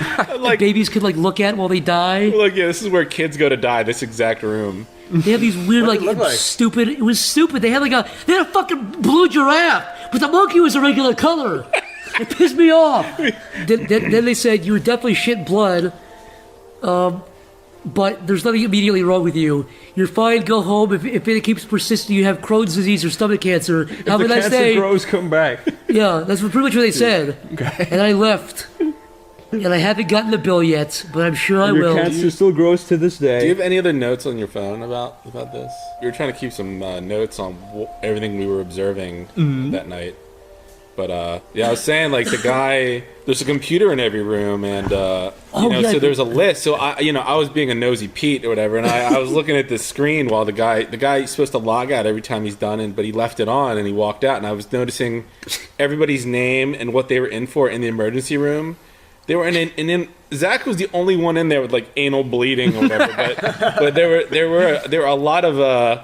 The shortened word, it said vag bleed. There was a lot of vag. It was like vag bleed, vag bleed. Like a lot of people. Like it was like vag bleed, vag bleed. Yeah, it was a lot. Like the There's a lot of monthly them. period thing. But considering it was a Saturday night, it was really quiet in there. I was expecting some like screaming and Yeah, I was gonna say earlier, you guys were lucky like to get into a hospital when there's no one there, because when you have something wrong with you and you're waiting for like 2 hours because the hospital's packed full of screaming idiots. Yeah, no, that's happened to me. I had my fingers broken and that happened. Wait, what happened? It was like the lamest way of like breaking my fingers ever. I was playing soccer in school, and they were like, "You're fat and retarded. Get in the goal."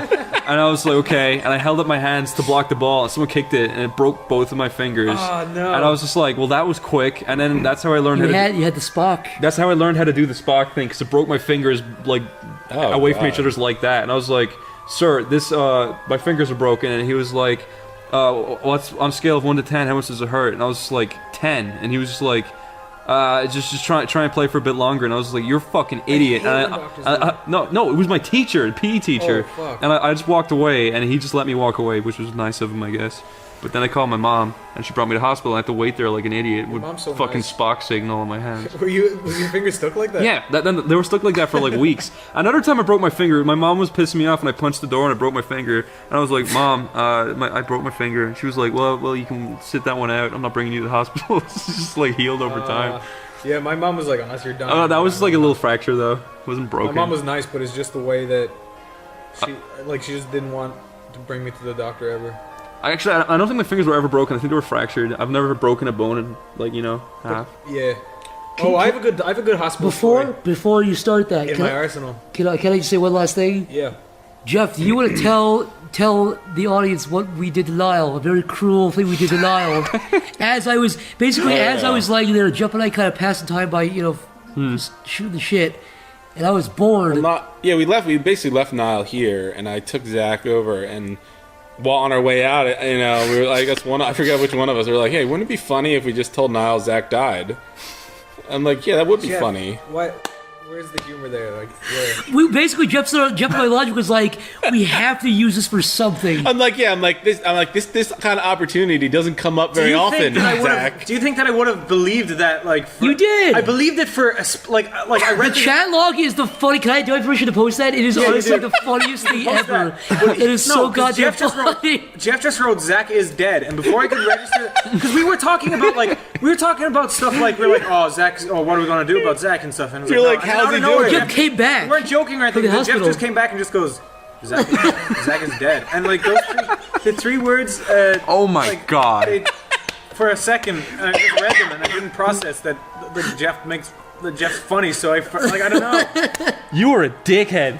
That is so mean. I know. See, it was making me nervous because when I said that, I saw that you know how you can see somebody is typing in Skype. Yeah. I see this typing and then it stops. Yeah. And then I see more typing and then it stops. But nothing's coming up on my end of the screen. I'm just like, what's happening? I bet I'm for like, you. is he gonna kill himself? I don't know. I bet for you that was also one of those things where the second you press send, you went, oh, I shouldn't have done that.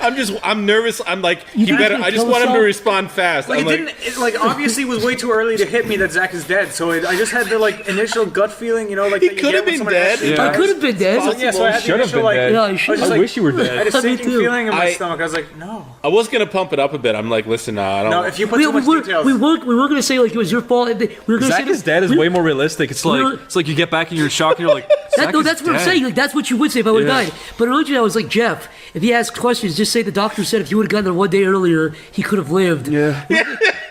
It's all Niall's fault. And originally we were actually gonna one of our artist friends gave us a bunch of cookies. And originally I was gonna have Jeff. Come on, say your name. Say your name. Plug. Nikki Nax on Very Good Artist. Yeah. She said this bunch of cookies and stuff, a care package. Lady. But I was gonna have Jeff take a picture of me in the hospital and say like, you did this. Your cookie sent him here. Because we were like, we have to use this for something. It's too funny to just use this. That's so fucked up. It's so funny though. Speaking of you dying, what would you do for your funeral if you died? What would you make everyone have do?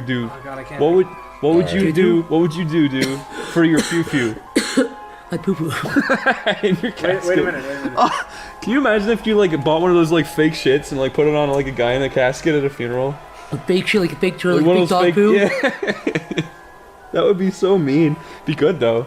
Oh, I have a hospital story. What is it, Niall? When I was like What 15 is it years now? of age, I was a strapping young guy, 15 years of age, bright future ahead of me. Bright future ahead of me, and I decided one day. Yourself to McDonald's. Strapping it on. I said one day that I wanted to not go to school, so I pretended I had a stomach ache, as kids do.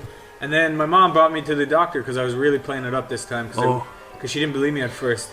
And the doctor put pressure on my lower stomach, and he was like, does this hurt? And I was like, yeah. And then he goes, yeah, it's appendicitis. I was like, what? He goes, yeah, you have to get that appendix out. I was like, oh. And then my mom rushed me to the hospital, and then I was like under anesthesia, and was like, yeah, this is an emergency. We got it. And I was like, oh shit. And I was like looking around the hospital, and then like before I knew it, like it was way too late now. It was way too late in the game. I could not back out. They were gonna take your fucking organ out, dude. Yeah, What do you mean it's too late? But dude, I was on a fucking stretcher and I was going down a hallway. You should have done it way before that. You should have said it in the doctor's office. My point is, But then his mom would have been like, "You little shit." Yeah, you little fucking shit. As compared to getting your organ pulled out of your body for no reason. And then I go to the doctor and I was like, how long will I have off school? And he was like 5 days. And I was like, hey, okay, it's not so bad. But what happened was, the next thing I knew, he was like, okay, count backwards from 10. And I was like, 10, 9, 8, 7, 6. But then I got to 1, and he was like, yeah, that didn't work. And it sounded so dodgy that my anesthesia didn't work, and he just put me on another one, which did work, because I thought I was going to feel every single bit of the surgery or whatever. That Like was you were gonna be like your blood was gonna be off or whatever. Yeah. So anyway, he chucked out my appendix and threw it in the bin, and then brought me back to my hospital room. Like he just threw like a cartoon appendix. He just threw this bloody thing into a trash can. And then he brought me back to my room and stuff, and I couldn't walk. It was so it wasn't You working. got your appendix taken out for on a lie. Do you have a scar from that? Yeah. Show us. Oh! He hasn't seen. He hasn't shown. Oh, there it is. Yeah, so that's a little baby scar. Yeah, and did they just pull it out with little tweezers? I don't know, but they said it was like under poked a hole with my the- heart or something. It was like way too high up. Did they take out your heart instead? They put the appendix in the place of your heart. Yeah, in my heart, in the place of my appendix. Did they take your wee wee? So yeah, then I got 5 days off school, and now you're missing an organ, based on a lie. Yeah, but I don't need that organ anyway. It was only a ticking time bomb, as you would say. I could elaborate on my kidney stone story. Yes. I did bring it up in what? Peter rocks. Yes, basically. Yeah, I did bring it up briefly in a previous episode, but I'll elaborate a little bit. But yeah, I was having these pains in my side, and I didn't really know what the hell was going on at the time. And I got a CAT scan, and because I have insurance, it didn't bankrupt me like Zach. But not yet, my friend. You just wait. Yeah, but she said, yeah, you got a kidney stone. I'm like, oh, that's terrific. And my dad has had a bunch, so I'm like, oh, that's great. So I had to go to first. I went to the urologist, and he's like, all right. For those who don't know. Really? Yeah. The pee-pee What doctor. you go to his office. He says, "I like pee-pee. I like pee-pee. I like pee." So I guess he's pressing on my side. He's like, does it hurt here? Does it hurt here? And then I guess it's just standard protocol for urologists. He's like, well, I gotta feel your balls because that's just what I do. So he's like, sorry, but I gotta do it. He's rolling them around his fingers and then making me turn left and right and cough. What if you kissed your ball? What would you do? Would you leave, Jeff? Would you run away? Your ball would contract up. Or just nibbled, just a little nibble. Got you. I would have been like a deer in headlights. I don't know what I did. You're a queer in headlights. Jeff, one last question before you proceed. Yeah. What if he laid on the floor on his back and started hitting like a cat, hitting your balls? What would you have left? And he was naked too. Yeah. He's like. Jeff, did you hear about the dentist? Did you hear about the dentist? I know. Did you finish? No, he's. I have a lot more to go. Oh, I'm sorry. Poor Jeff. Yeah, no. Fuck you guys. You disgusting freaks. So that was my life. What the hell happened to me? I fought in Vietnam, god damn it. My name isn't even spelled dickhead. It's D-I-Q-H-E-D-D. I used to know French, and this stupid voice box only comes in hot little boy and American white man. Listen how dumb it sounds when I speak French. Oui, j'adore mettre de firmus dans mon cul, et les regarder essayer d'échapper la turbulent qui est mon swamp ass. See, I sound like a fucking retard. It sounds like a Harry Potter spell. Everything you know about me is a lie. I'm a miserable fraud who is too much of a coward to kill himself. That's it, I can't take this shit anymore. Time to do something I should have done a long time ago. Fuck you, world. Allahu Akbar.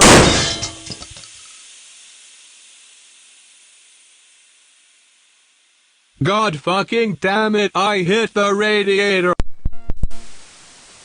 But anyway, butt naked wank. Oh yeah. So I laid down and got ready for a big butt naked wank, for those of you who don't know, is where you eat a hot pocket first to get your energy up, and then all the grease that's on your fingers, you don't even give a shit. You just rub it on your body because you're gonna go into your room. You're just a mess at this stage. You don't care how you're like, I'm the biggest perv in the world right now. Yeah. You're like, I love being a fucking dirty perv. And every porno you look up, they're just more it's perverted not than good the enough. last. Yeah, You find another one. Yeah, it has to be something. Actually, that's something that happened to me. Every porno I watch now has to be, or porn has to be slightly weird in a way. Like it has to be something weird going on in it. Like I don't know. We're so spoiled nowadays. I know. I remember when porno first, I was like, wow, there's porno on the internet. I used to jerk off to ads because it took so long to download stuff. There would just be a girl in an ad with her kitties out. You're like, whatever, I would jerk off to the advertisement, the banner, literally the banner ad. I would jerk off to. I saw one porn video a couple days ago that I actually was just disgusted by. At first I was interested by it. It was this girl sucking a dick, and I was like, yeah, I could dig this. But then she took her nipple and put it in his dick hole, and I got so repulsed. That is completely true. I'll show you the fucking video. Is that even possible? Yes, big dick hole, small nipple. I don't know. They figured it out. She started bringing her titty up to the dick, and I was like, yeah. And then she went, clicked it in. And I recoiled back and closed down. Zach, that's not something you randomly stumble on. It was called blowjob video. I said, wow. Yeah, bullshit. You Zach, were looking for all kinds. I'll show you the video. Zach, you're whatever, Mr. Goldfish pitcher. I hit it. What? You're into the blobes, right? I never stumble on shit like that when I'm looking for porno. You were looking for something really sadistic. I've been watching porn for the last 10 years, completely innocently. What'd you search for, baby boy? Blowjob. To find Dick gets some. And you got nipples going inside dick holes. That's bullshit. Bullshit. I call bullshit. However, my story Then she stuck anyway. the whole titty in the dick on. Lying in bed, butt naked wank. Okay. Okay. Right. I go like I just go on for fucking an hour. I'm like yeah, and then I just come everywhere. And then literally just as I turned it off, like keep in mind I was lying in my bed facing the door. Then I just got dressed really fast, and the second I had my pants like zipped up, my dad just opened my door really fast. I was like, holy. What did he say to you? No, I smell cum. Yeah. Oh god, that was. Oh my god! I just remember. I thought I never got caught jerking off before. I got caught in the aftermath of jerking off once. I was watching scrambled porno on TV. You know how you have scrambled porno channels and you get that gross like green thing. I don't even know if that's a thing anymore. Green thing? What? Like we have like because you didn't pay for the channel, it's like scrambled porno on TV. So if you pay, you could hear sound kinda. Oh shit! But I was jerking off to scrambled porno. You guys don't even know what I'm talking about. No, but I'm intrigued. Damn it! But I fell asleep on the lazy boy in my living room, and my dick was hanging out of my zipper. And my dad came home while I was sleeping, and he came up and he put his hand on my shoulder, and he was like, "Son, you fell asleep on the couch." And I was like, "What are you doing here, Dad?" And I took my dick back into my pants. There's no hiding that. He just wanted me to get up and go to sleep. That was embarrassing. Have you ever had one of those wanks that like literally lasts like 3 hours? Yeah, and you're like, oh, and you're like so horny, and your like dick Frustrated? is like literally like just pissing lube, and you're just like, oh, this is the best. And then the second you come, you're like, that was the biggest waste of my life. Yeah, that and was I feel like such a stupid. perv. You know, you just feel like an idiot. I'm not a Every Christian time I fella. finish coming, I feel like an idiot. Yeah. Because I'm always watching the most depraved shit, and then when I'm done doing it, I'm looking at what the girl's actually doing. Yeah. And her intestines are hanging out, and I'm like, and as I'm coming, I'm like blocking the vision of the screen with my hand. Yes, no, sometimes, like, I've been a little bit more into the facials. Here's an update for you folks who've been listening. I'm a little bit more into the facials I now. fucking told you. You fucking gave me shit for that. I did. I'm 2% more into it. But every time... facials? Yeah, he loves that. No, I said I hated it before. I'm 2% more into it. I won't turn it off. You can't be just 2%. No, he's bullshitting. You're 25 He actually is at least. bullshitting. He told me like a year ago that he loves blowjobs. Like, I do love blowjobs. Pornos. Like, I don't like facials though. I love facials. That's just So my what they point come is, with. before I would close the video out, if I facial. But now, anyway, but I still. understand how people jerk off to blowjob videos. I'll never understand that. You lick on asshole stamper. It needs that. You look like big brown puppet You don't get assholes. to ask that question. It needs to That's have where your wiener goes. it needs to have an asshole before I come. I think. Like I can't really come. Now, whenever I see a girl's asshole, I go put some pants. You guys are on. literally like, it has to be the dirtiest hole. It does. Shit must come from it for me to come. Yeah. What? Nobody said that. That's what an asshole is. Yeah, No, you can it's put the it- most forbidden part of a girl's body. Because shit comes there. And when she grants you access to that, Yeah, I derive a lot of pleasure. Yeah, but that's Stamper's doing the that's fucking how I evil feel. hands. That's how I feel with facials, because it's like if a girl lets you facial on her, she'll pretty much do anything. Every girl will let you facial. No, on they her. will not. My Yes, problem, they will. My problem is the facials It'll be a still look surprise. unpleasant. I'm still cringy, like wincing, like oh yeah, you know. Well, that's not the same thing as permission. Stay tuned, feminists. Yes. Okay. All right, Crust. Next question, Crust. Okay. From Potato Guy 21, what is the scariest thing any of us have ever experienced? Whew. That's a doozy. Yeah. There's a doozy. I almost got hit by a car a couple days ago. That's not the scariest thing you ever experienced. It's kind of related though. You got chased by a lake pedophile. Oh, that's it. Did I ever tell that story on the podcast? I don't know. I don't think so. What? I don't think I did. What happened? You got chased by a lake Yeah. pedophile? Okay, seaweed Chris man. has this amazing talent where he takes stories and summarizes them in a way that makes no sense. Like you being chased down the stairs by a ghost chair? I don't know. I'm sorry. If I yeah exactly. Sorry. I love that. The imagery is That's like way Scooby-Doo. cooler than your boring story. No, fucking when hearing a chair squeak and you screaming, running outside. I was like, oh, what happened with your Irish stories? I've never told an Irish story. All you tell is Irish stories. Bullshit. No, I don't know if I told this, you can just cut it out or whatever. But yeah, when I was like 12 or 13, I had a friend called Seth. And Seth and I, we had an apartment complex where we had a lake in the center of the apartment complex. What? I was going to say that too, but I Say chose what? not to be an idiot, What did Corey. you say, Corey? Go He on, said own up. McFarlane. Ah, good one. Good one, Corey. Fucking giggly over there, Corey. Quit picking on me!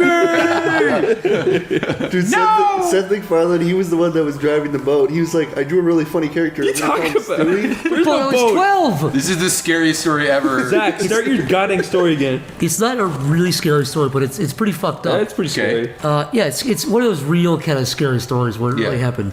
I was like 12. I was with my friend Seth, and we had this apartment complex that had a lake in the middle of it, or like a pond. It was like a pond, a lake, whatever. They kind of the apartment complex wrapped around it. Then we went in the lake one time because it was like the summertime. We were just fucking around, going in this lake. Yeah. And there was like this tall grass or this tall, not bamboo, but it was what are those things called? Reeds or Yeah. Those. It was in the shallow parts of it, and we were kind of in the middle of this place. And this old guy with the big fucking scary Rottweiler walked up. And he was like, hey kids, what are you doing in there? We're like, just hanging out. He was like, yeah, would you get out of there? Come to my place, you can dry off. We're like, no, dude. And he was like, no, come on over. We're like, no. He was like, no, come on out. You guys are gonna catch a cold in there. Come on out. And we made up some lie about that we threw a baseball in the lake and we were trying to find it, which wasn't true. We said it was a valuable baseball. And this guy, we tried to like swim. We tried to like kind of go low and go behind the tall grass inside the lake, and he kind of walked around and kind of prevented us from getting out. And we were like, "What the fuck?" We were like, "What are we gonna do, man?" Because he just wouldn't leave us alone. We were like, "We're fine, man. Leave us alone." He's like, "No, come out." He got more and more persistent. Yeah. And we were there for 45 minutes. Eventually, we got some plan where one of us was gonna run out and escape and get help. Yeah. But luckily, one of our other friends, the third friend, who was much older, came over and was like, "Hey, what are you guys doing?" And that scared the guy. Immediately just walked up and got scared. See, that's the creepiest part about it. Yeah. It's like as soon as like another person came, because then you know his intentions were weird. If he was just like, "Oh, hey, what's up?" He wasn't a nice old man. He was like about 50 years old. Another thing creepy about that is if that guy hadn't showed up, they probably would have been like raped and dead by now. Yeah. Good old Because he was a Zach. dog. Yeah. No, he had a powerful dog that I don't know if it was trained or whatever, but it was definitely a deterrent to us to get out of the water. Could it definitely. talk? Yeah. Yeah, I could talk. But so that was the scary story, and I'm sure there's more to it. But it happened so long ago. I don't have any details, but that was the gist of it.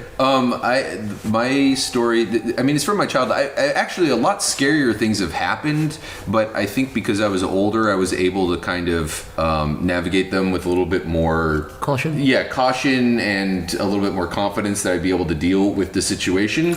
But the one that I remember that kind of left like a mark was also when I was a kid. I'm assuming a lot of these happened when you were a kid. You got fucked. Yeah. You got fucked, dude. I did, by an old man with a Rottweiler in a lake. Wait, hold on. You were Seth. I was Seth. No, what happened was I was with my friends, Nate and then his sister Erin. She's a little bit older than us, and then Nate was my age. And we were about 7 years old, and we had a sleepover, and all three of us were at the house. At one point, I forgot who mentioned it. It was nighttime, and I was in a Chinese household, so rules were a little bit lax. It wasn't like it was like, "Hey, go to bed," like they were just kind of like whatever. Anyways, so I don't know who like dared the other. I don't exactly remember how it happened, but we decided that we were going to go out to the bent tree. And the bent tree is this tree that is near my friend Nate's place, and during this period of time when we were in this neighborhood, a lot of the neighborhood wasn't developed. It was in Washington, so it was just a lot of woods, a very lumber town. Yeah. And so there's just woods everywhere, thus Woodenville. And there was this bent tree which was by his house, and it was kind of like a landmark. We'd meet at the bent tree, we'd hang out there. One time Nate was up in the tree and tried to poop on me from the tree, and then wiped his butt with stinging nettle leaf. And then there was some fun stories about the bent tree too. But so we went out, it was late at night, and we dared each other to go into the woods. So we went out into the woods, and it was just three of us, but I remember we heard a sound, like we were like kind of going, we were scared, but you're confident because you were with your friends. Yeah. And then all of a sudden we heard a sound behind us, and we weren't quite sure, so we stopped, and there was nothing. And then we kept going, and it was fine. And we went deeper and deeper into the woods, and then all of a sudden we definitely heard a sound. Then we stopped, and you could just hear like a foot going through ferns because it was woods. You know what I mean? Like there's a bunch of trees, but there were ferns leaves, everywhere. leaves So you could hear it. It wasn't like crunching dry leaves. It was like you could hear like the brush of ferns. Okay. Yeah. So we were like, then I just remember looking at them, and it was so dark, and there was a little bit of moonlight coming down through the trees, but you could kind of see each other's faces a little bit. But what you could really see was like the glint of light in the reflection of people's eyes. So we're looking at each other in the dark. Our eyes are a little bit acclimated. And I remember all three of us just looking at each other like, what do we do? So then we waited and we kept hearing it, and it was getting closer and closer. So we all fucking hit the deck, and it was kind of like a dirt path that ran right up the middle of the woods. And when I say a path, I mean it's like a foot wide. I mean, it wasn't really a path. It was like a bike path or a jog. It was either a bike or like, water was running down it or something, because it was right in the middle of the thing. So we're both on both sides of the ferns, and we're lying down. I was with Nate, and Aaron was on the other side. And we just laid there for a while, and we could hear the sound, right? Just like this coming closer and closer. And then it stopped for a little bit, and then we weren't sure what to do, like whether or not we should get up. Finally, we heard it getting closer and closer and closer. And this is in the middle of the night, in the middle of What time would you say? There's What time would you nothing fucking say? here. It was maybe 10 o'clock. It wasn't like 3 in the morning. But it was too late for somebody to be. Yeah, it was way too late for anyone to be out there. And why would they even be there? And I'll get to the other question too. The thing that freaked me out when I was older. But anyways, so we're lying there, and I remember staring right at Erin's. Like I could just see the glint in her eyes through the ferns, right? And all of a sudden, a boot just went right in front of my fucking face and then kept going. And I just remember seeing her eyes, like, in that moment. And I'm sure I look the exact same way. But, like, that will never leave my mind. Just, like, staring at her, and we waited, and we waited, and we were just, like, locked eyes as long as we could, and just waited and waited until finally we didn't hear it. And then it was like, we never said anything. We weren't like 1, 2, 3. We just fucking, I don't know if it's because one of us got up, so everyone just got up, and then we just fucking ran back. And we ran back to the bent tree, and I remember that there was a shovel next to the tree. It wasn't an axe or a machete, but there was a shovel by there. We went back to our house. We went into the, back to the bunk bed, and we didn't really talk about it, went to sleep. Next morning, we went back up. Shovel wasn't by the bent tree, but you could see muddy like footprints, really big boot prints that were there.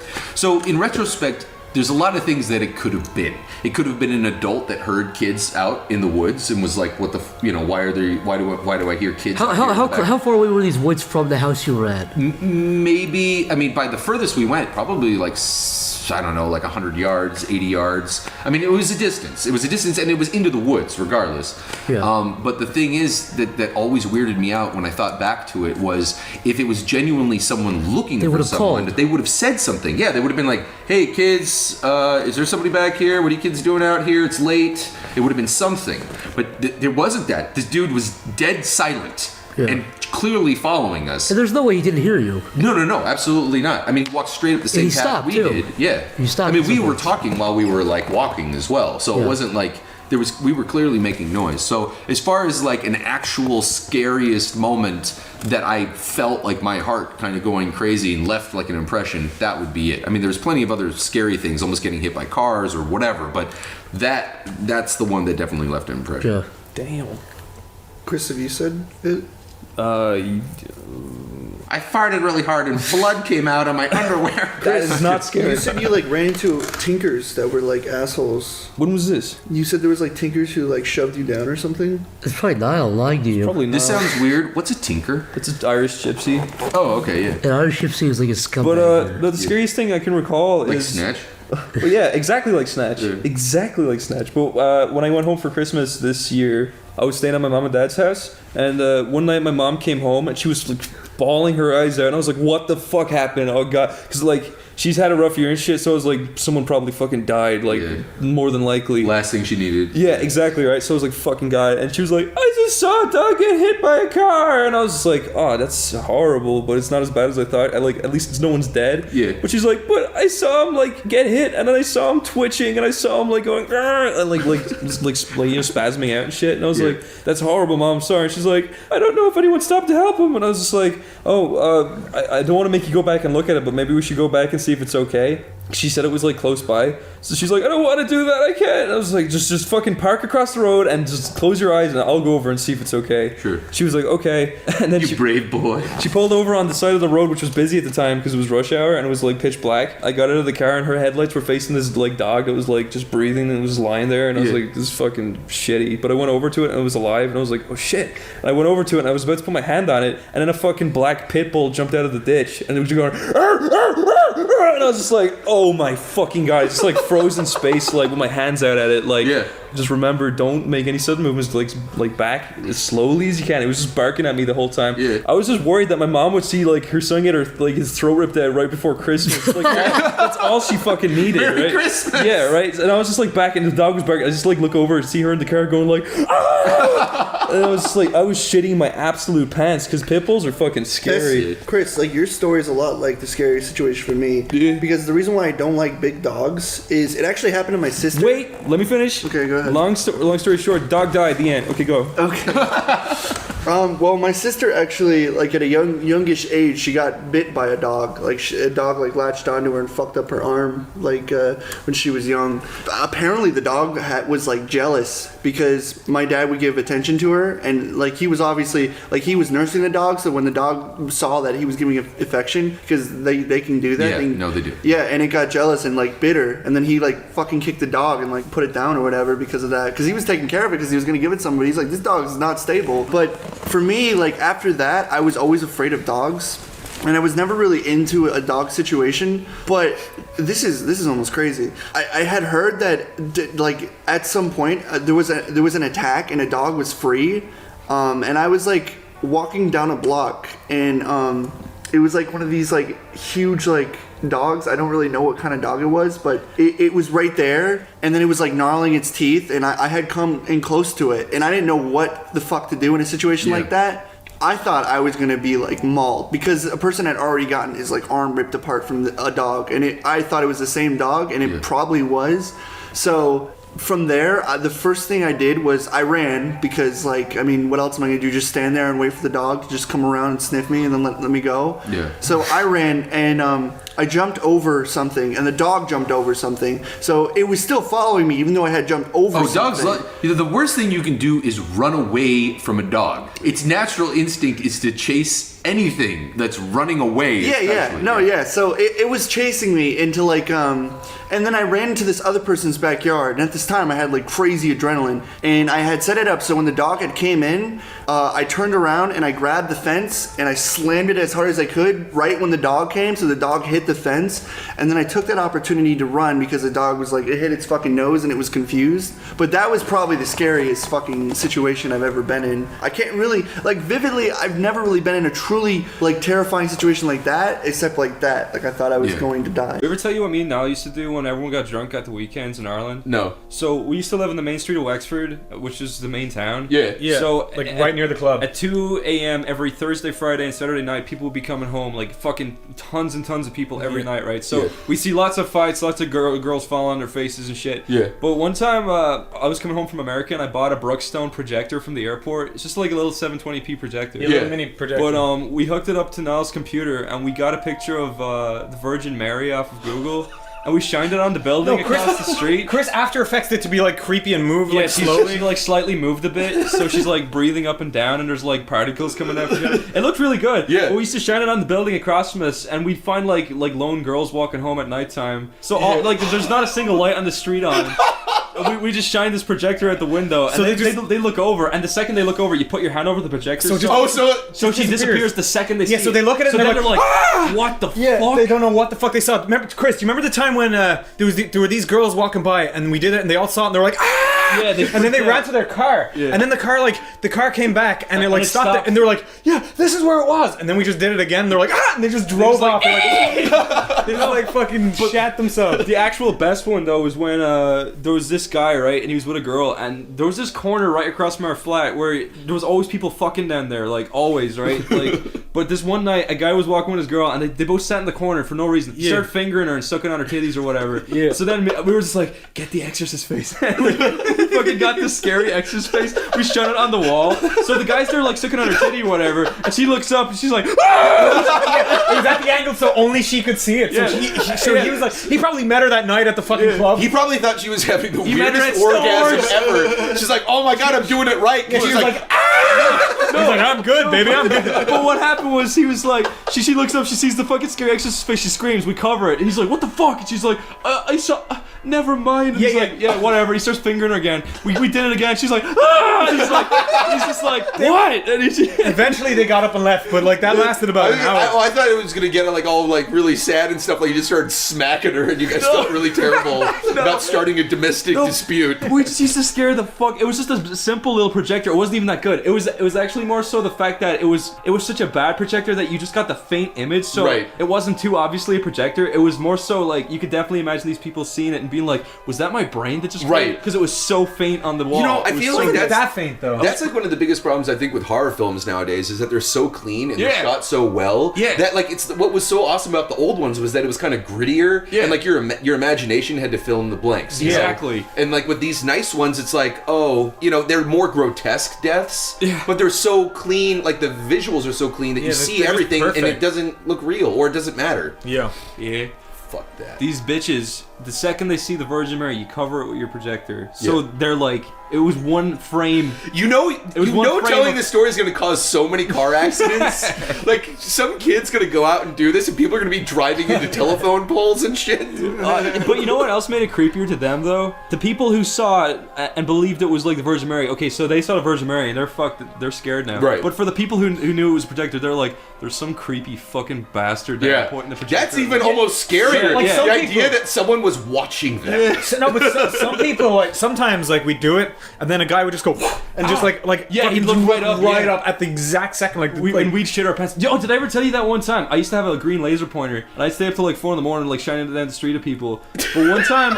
One time, okay, so we were surrounded by other flats, right? One night, I just got the pointer, and I pointed it into every single flat window for, like, probably 10-second bursts, right? Just to see what happened, and nothing happened. I was like, alright. I went to bed, and then I fucking woke up and just heard, like, oh! And I was just like, what the fuck? And I barely just pulled up my blind a little bit. There was this fucking massive, muscly, like, Russian old man, and he was just like, I know you're up there! And I was just like, oh god, I hope he doesn't know which one it was. I want to know what he thought you did, like what happened though. All I was doing was pointing a big green light, like laser into his window. Yeah, but something must have happened. It might have hit him right in the eye, or it might have like... It probably it was like a chain of events, like it like, you know, caused like this whole devastating he was probably jacking off in the middle. It, like, or then it did hit all those fucking mirrors and then it got into his eye, and then he was like, oh, and then he jerked off and it sprayed up in his face, and then he tripped backwards. Well, I was going to say maybe it was in his like little toddler who was scared of monsters' bedroom. If he had seen me looking at the window, he would have smashed down my door and killed me. He was fucking scary,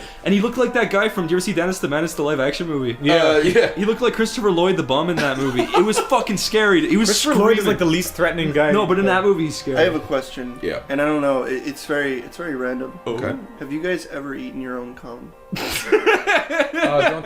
start. Well, Zach's not here. Wait. I'm not. And this isn't a gay dispute. This is going to be the third podcast. All right, yeah. You know what? We can't go on about it. I'll say this: I have tasted it. I have not eaten it. No, you tasted it. Okay, but there's a difference. I wasn't just like gobbling a whole fucking cum. Listen. I just kind of like put my tongue. Listen. Okay, yeah. I'm not talking. This isn't a gay dispute. This isn't if you're fucking gay or if you want to blow guys. This is just a legitimate. Okay. Have you so just ever answer the question. tried it? Listen, Corey. Yes, I have tried it? I have tried. I have stuck. I have just barely dabbed my tongue. He's dabbled in it. Corey. Just a tiny little. He drank it with a sippy straw. I haven't. No, I have Corey. In my entire life, blowing bubbles. The only thing I've ever, of all the gross shit I've done, I've probably only tasted pre-cum. Well, Corey, yeah, which is what I'm gonna say. I know me too. Now you're gonna say me too. No. Well, I've only said, you said that this isn't going to be a gay dispute. No, it's not a gay dispute. It's not. But if Zach was here, see, he'd be like, it is because. Okay, it doesn't matter. It doesn't matter what he would say. Exactly. But I'm just trying to say why he's wrong. But anyway. Oh my God! You just weaseled yourself into that dispute. But anyway. I'm just like I'm gonna keep that in just so everyone knows what a weasel you are. We're off that topic. Just answer the goddamn question. All right. I pussied my way into that one. Okay. But okay, so the thing is, I jack off and I'm like, you're like, I'm gonna do it. And then the second you come, you're like, Exactly. oh god, that's disgusting. That's what, Dude, I'm the same way. Exactly. I do it, and I'm like, oh, because it feels good. Then you're like, where's the thing? See, Mick, clean myself up. you know that whole. But you almost want to, like you won't do it. Yeah, why do you Mick, want to? I won't do it. Why do people want to do that? That entire dispute you had with Stamper and Zach, right? There's a point where you get so horny. Where you're like, I'm gonna do something horribly dirty. I'm gonna drink all my cum, right? That's right. Yeah. And you aim your dick up in your mouth, right? But then you're like, no, I won't do that. I'll just come in my hand and then I'll eat it when I'm done. But then the second you come, you hold it up and you're like, oh, and you put it away. Chris, I tried to like aim and come into my mouth, but the farthest I got was like the middle of my chest. I think you literally dodged that bullet. I was okay. I also because you were looking down like, also, oh, thank God. Also, I almost did it. You have to train yourself. You have to train yourself. Also, I was edging to try and have a little push behind my penis. So I was like, all right, I'm edging now, so I'm really building it up. So you timed your thrust. It's still you just know, sort of honestly, like I don't think any of you really tried, because the really easy way to do it is you get in like a sit-up position with your legs on the bed and your back on the floor, and then what you do is you flex your ass a little bit, so it's basically like there's no way you're gonna miss. In fact, you should close your eyes because you're probably gonna hit yourself in the face. Wait, you get further range when you flex your ass? No, I'm saying that if you're in a sit-up position and you've got your legs on top of the bed and you're flexing your ass, you know, like you're you're flexing your ass. Because then it shoots higher up and then kind of. No, it shoots down directly into your fucking face. Well, my dick doesn't Mick, I don't do that. I've never done that. I'm just saying, if you were in, this is what I do. Honestly, trying to get it in your mouth, that's how you would do it. I try to like get comfortable because it's like you kind of like got to get into the mood, but I never like go like fucking like a cannon. You never jack off upside down. I don't like. None of you guys have ever jacked off upside down. No, dude, you get blood rushing to your head. It's almost like I'm gonna fucking try that. Asphyxiation a little bit, but it's not as bad where you're like choking yourself or something. But if you're jacking off with your head over the bed, like, you know, if you've got your back to the bed and your head's kind of down, the blood rushes to your head. And it feels better? Well, you know what? I'm cutting all this. I'm doing that when I get back, and then I'm gonna practice. Everyone's gonna think I'm a fucking freak. One time I was fucking a girl in her ass. I came in her ass. In her butt? She farted it out. She said, "This is comfortable." Was it bubbly? And then and then you ate it. Yeah. And you were like, "This is comfort food." Chris, what's a disgusting food you like? What's a disgusting food? Eating an asshole. I only eat good food. I don't think I eat any food that anyone else would say is disgusting. Yeah, you are. I'm sure there's gotta be. I'm sure we disagree on something. I like. One time we were at a restaurant and you asked the waitress if she could put peanut butter on top of a hamburger. That's because fucking Jonas brought me to a restaurant where you do that. Yeah, but she laughed at you. We all laughed at you too. We pointed and laughed. She fucking broke a bottle and pointed at me. It was like, you like peanut butter faggot boy? Yeah. This is something Chris and I can share. We went to the Olive Garden. You know, they're known for having, you know, okay like Italian food. You ordered a pizza. Oh my god, the pizza! Impossible pizza? That was the most, dude. I honestly swear, I think someone puked on a piece of bread and called it pizza. I was adamant to say that it was bad tasting, but I could actually smell the Clorox inside the fucking. I was like, Corey, does this taste wrong to you? And he fucking bit into it, and he almost puked. It was. I mean, like I can eat fucking like shit from a can, but I could not eat that pizza. The best way to describe it was, I'm not joking, cardboard with dried glue. With dried glue. That's what the cheese was like glue. In hospital I hope that Olive Garden burned to the ground. See, I mocked you. I made fun of you for that, and then I ordered a $22 steak from Olive Garden, and it was terrible. Yeah. Fuck the Olive Garden. Yeah. The only thing you can order from Olive Garden. Okay, well. Kevin Cast sponsored by the Olive Garden. I usually get their chicken Alfredo. I've never had a problem with their chicken Alfredo. Look, if you go to the Olive Garden, I'll tell you what. Noodles. You don't go to the Olive Garden to eat pizza or steak or. Pizza's Italian. I'll tell you what. Shut up, I'll tell you what. Yes, Zach. Go to Olive Garden and get the salad. Like they give you a lot to eat for what you get. You know what I mean? Like they always give you a lot to eat. Olive Garden's good for the salad they get. You know what I mean? Like you go there and you get a salad. They give you a shitload of salad. I like their bread. The bread's good. If you get like pasta, you're fine. But don't go to Olive Garden and get the steak or pizza. Fucking, it's Italian. Okay, do not go to Olive Garden. Don't order the chicken. Don't go to Olive Garden. Period. Problem solved. You know what? Let's drop Olive Garden. Let's segue into something that happened just yesterday. Hawks. We went to this place that used to be a bank, and now it's an Italian restaurant. Really? They have a vault in there. Yeah. Yes. Yes. But anyway, it's kind of irrelevant. But yeah, we went in and we sat down. There were a bunch of old ladies behind us. I guess they were having a poker night in the restaurant. And fantasy football too. Don't forget all the middle-aged guys with their backpacks. Bunch of weird, yeah. I should talk about that too. All these like sad middle-aged guys who are just so excited to play fucking fantasy football. You had to explain to me what it was. Yeah, explain to Corey how sad this is. Is this like? Man, I hate Is this like this that shit. Is this like that shit with fucking like My dad plays that. It's Knocked Up, where like what the fuck? Paul Rudd, he went to a fantasy football team. I'm not. That isn't even to go into a Paul Rudd. Let's draw.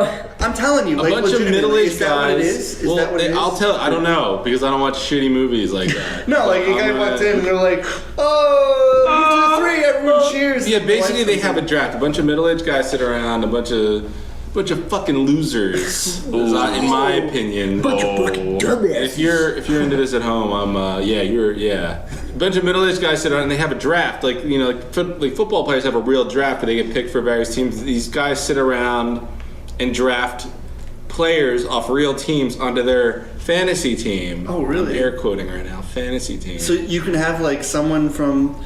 This is probably not a football team. The Lakers? No. Everybody has to be from a football team. You could have a guy from the You could not draft Simpsons basketball team. players, Corey. Dang it! See, that's although that would be a good idea, but is there fantasy basketball? Wait, so is this like D&D for like the sports? Yes. Generation? For sad married guys who want to escape their wives. They for look 10 down. minutes. They look down on Dungeons and Dragons. They look down on nerds, but they think this is cool. Wait, so hold on. Yeah.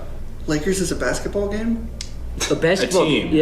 Basketball team. Yeah. Listen, anyone out there, if you want to know me, I'm actually a fucking idiot and know nothing about sports. No, I thought you said that intentionally. Like, no. Okay. I'm legitimately fucking stupid, and it's funny. That's another thing that's funny. Okay, I don't mean to like cut into your story, but with my dad is a huge sports fan. Yeah.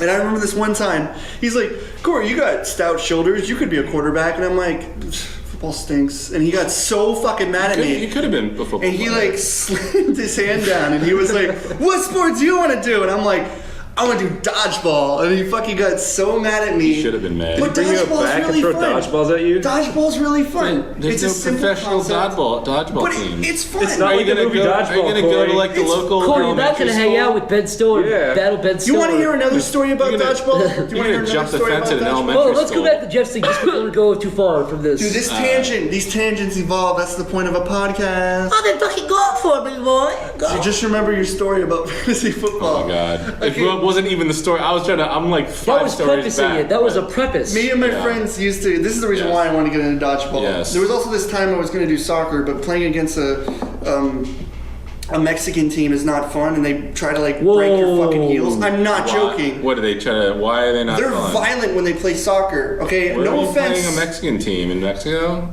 No, they're just like friends. They're like Mexican friends. Oh, they're not Mexican then, dude. They're Hispanic people who. Oh, they're Hispanic. Okay, well, all right. Cut that out. So they all. All right. They so, all decided to join up as a team. All right. This is gonna sound. All Mexico, Okay, hold all on, 12 hold on, people hold in on. Mexico decided to make a soccer team in battle for Hold on.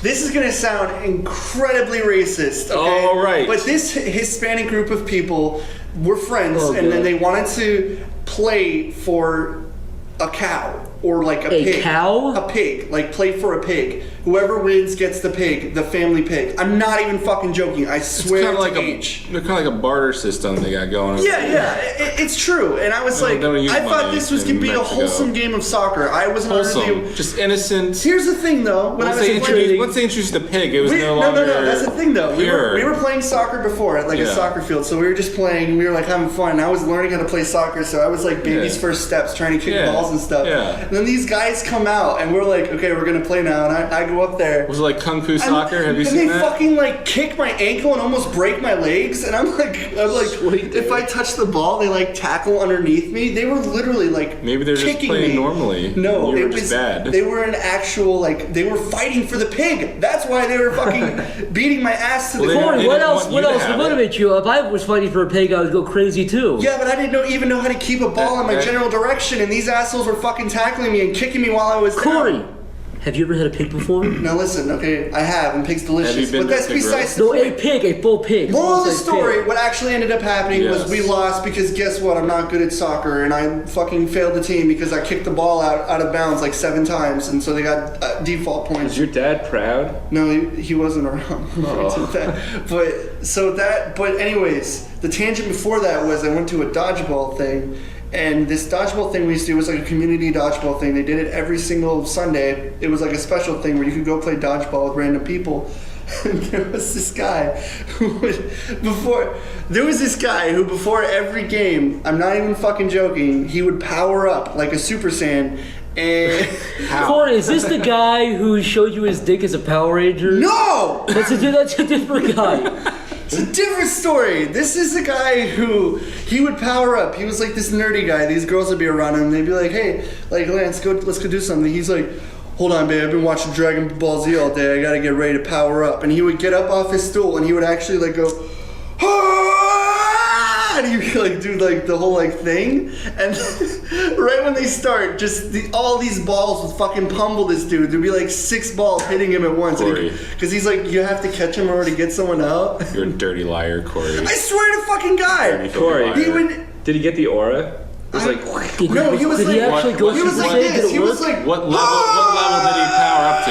Yeah, how was high he did a he level 1 or level 2? Did you guys have I your asked scatters? him when I got out of bounds. I was like, by the way, dude, what power are you? He was like, 13. I discovered it recently. Not even joking. Corey, that's shit. That's worthless. He's He's barely stronger than the farmer. He was up on a mountain discovering He was new Super power Saiyan levels. 13, and he fucking destroyed Okay.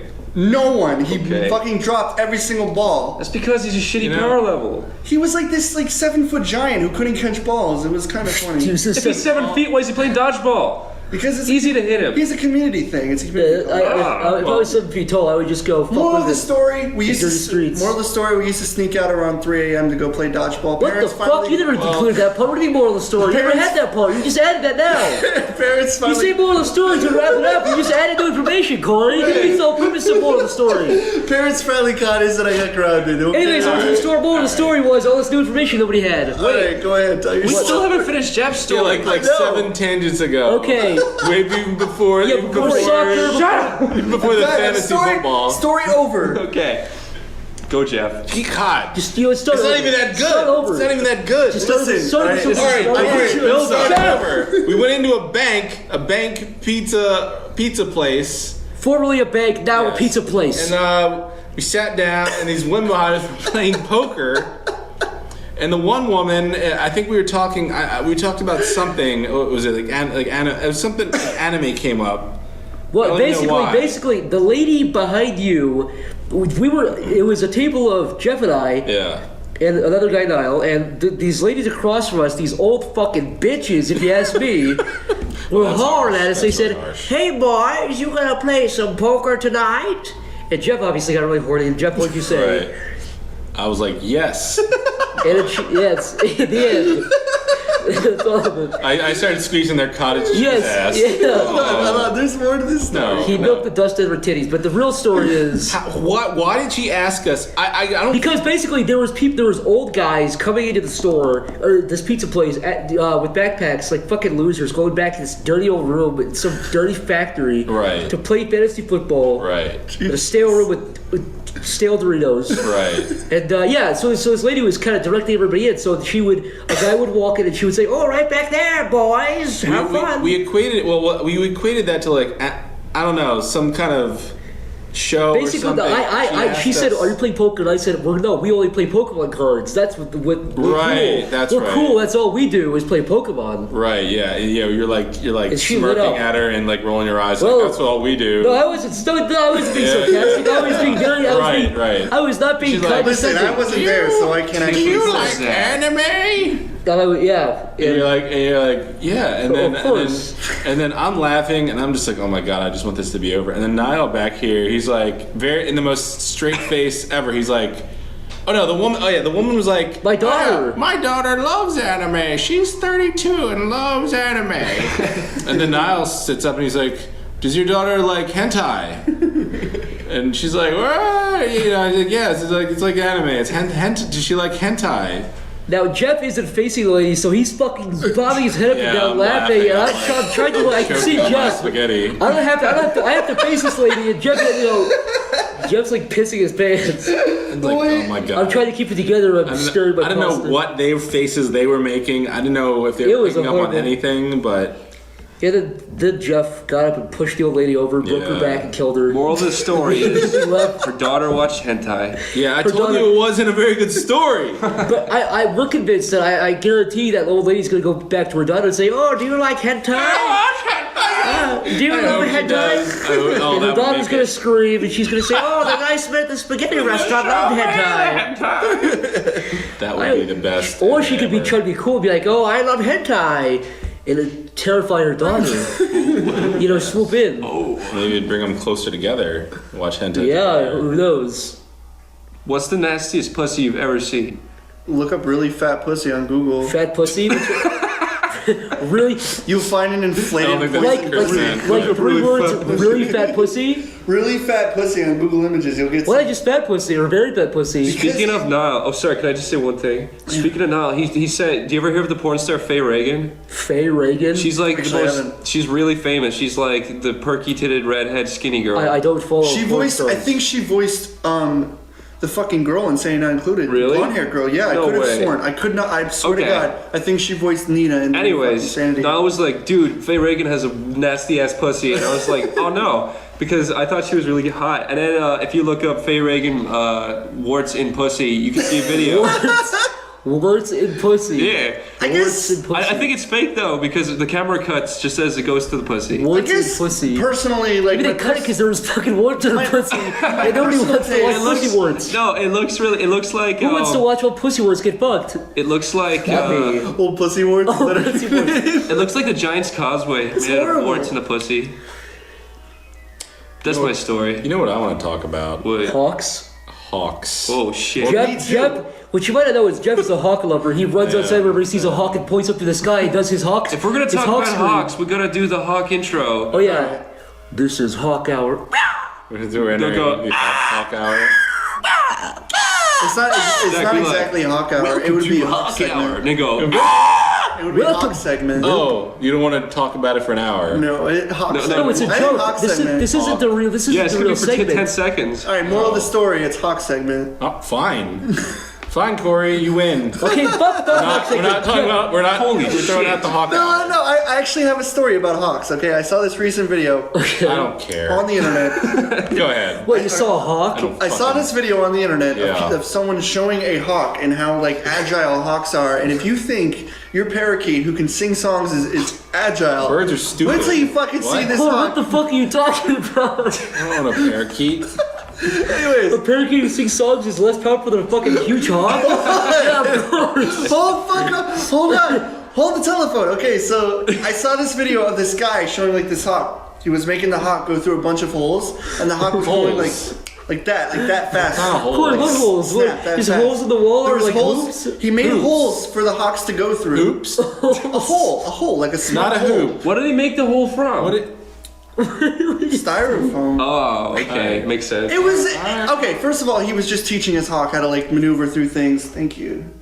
And the hawk was like maneuvering through like these tiny little fucking tunnels. But the thing was, it was still flying and shooting through the goddamn tunnels. But it was really cool. That's my story on hawks. So? That's all I have, man. So you saw a video of a hawk flying through holes. What else? What happened next? It looked really cool in slow motion. You know what's funny? What? When you see people on YouTube teaching their parents how to say like shit and fuck and stuff. Yeah. Dirty asshole! Dirty asshole! Fuck off! The guy's laughing. You want to hear a story about? Want to hear a story about a supposed bird that's supposed to fucking recite what you say that my dad got? Oh god. Didn't do neither. It just squawked all fucking day. So my dad got this fucking bird from like some exotic place. It was like one of those. They're like the red birds. You know, they have like a little bit of The color. African. No, Oh, it's like it's like a parrot. The Muji bird. parakeet. Oh yeah, the Muji Muji. It is a Muji Muji. The Muji Muji? Muji bird. The Mujo bird. Look it up. It exists. The Mujo bird. My dad got it, and he's like, man, I love birds because my dad's a liar, and he got the bird, and he got a fucking giant white cage, and literally the only thing it did was squawk like a fucking asshole. Did he try to talk to it, or did he just expect it to start talking to him and have a whole vocabulary? He tried talking to it. He's like, pretty birdie. He threw like bird food at its face. Maybe the bird wasn't talking because your dad was fucking pelting this bird. After one day with bird food and sings because it wouldn't recite fucking Shakespeare to him. No, hold on, okay? I used to have a bird when I was a kid. I like birds, but this motherfucker was not a bird. It was an asshole. Okay, he would sit in the cage while I would do.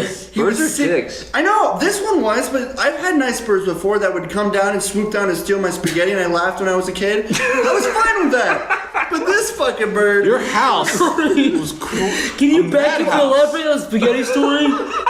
You know, I used to have birds who would swoop down and steal your spaghetti, and then you would laugh. Can you elaborate and delve into that a little bit? Like 5. I don't know. Your house was awesome or terrible.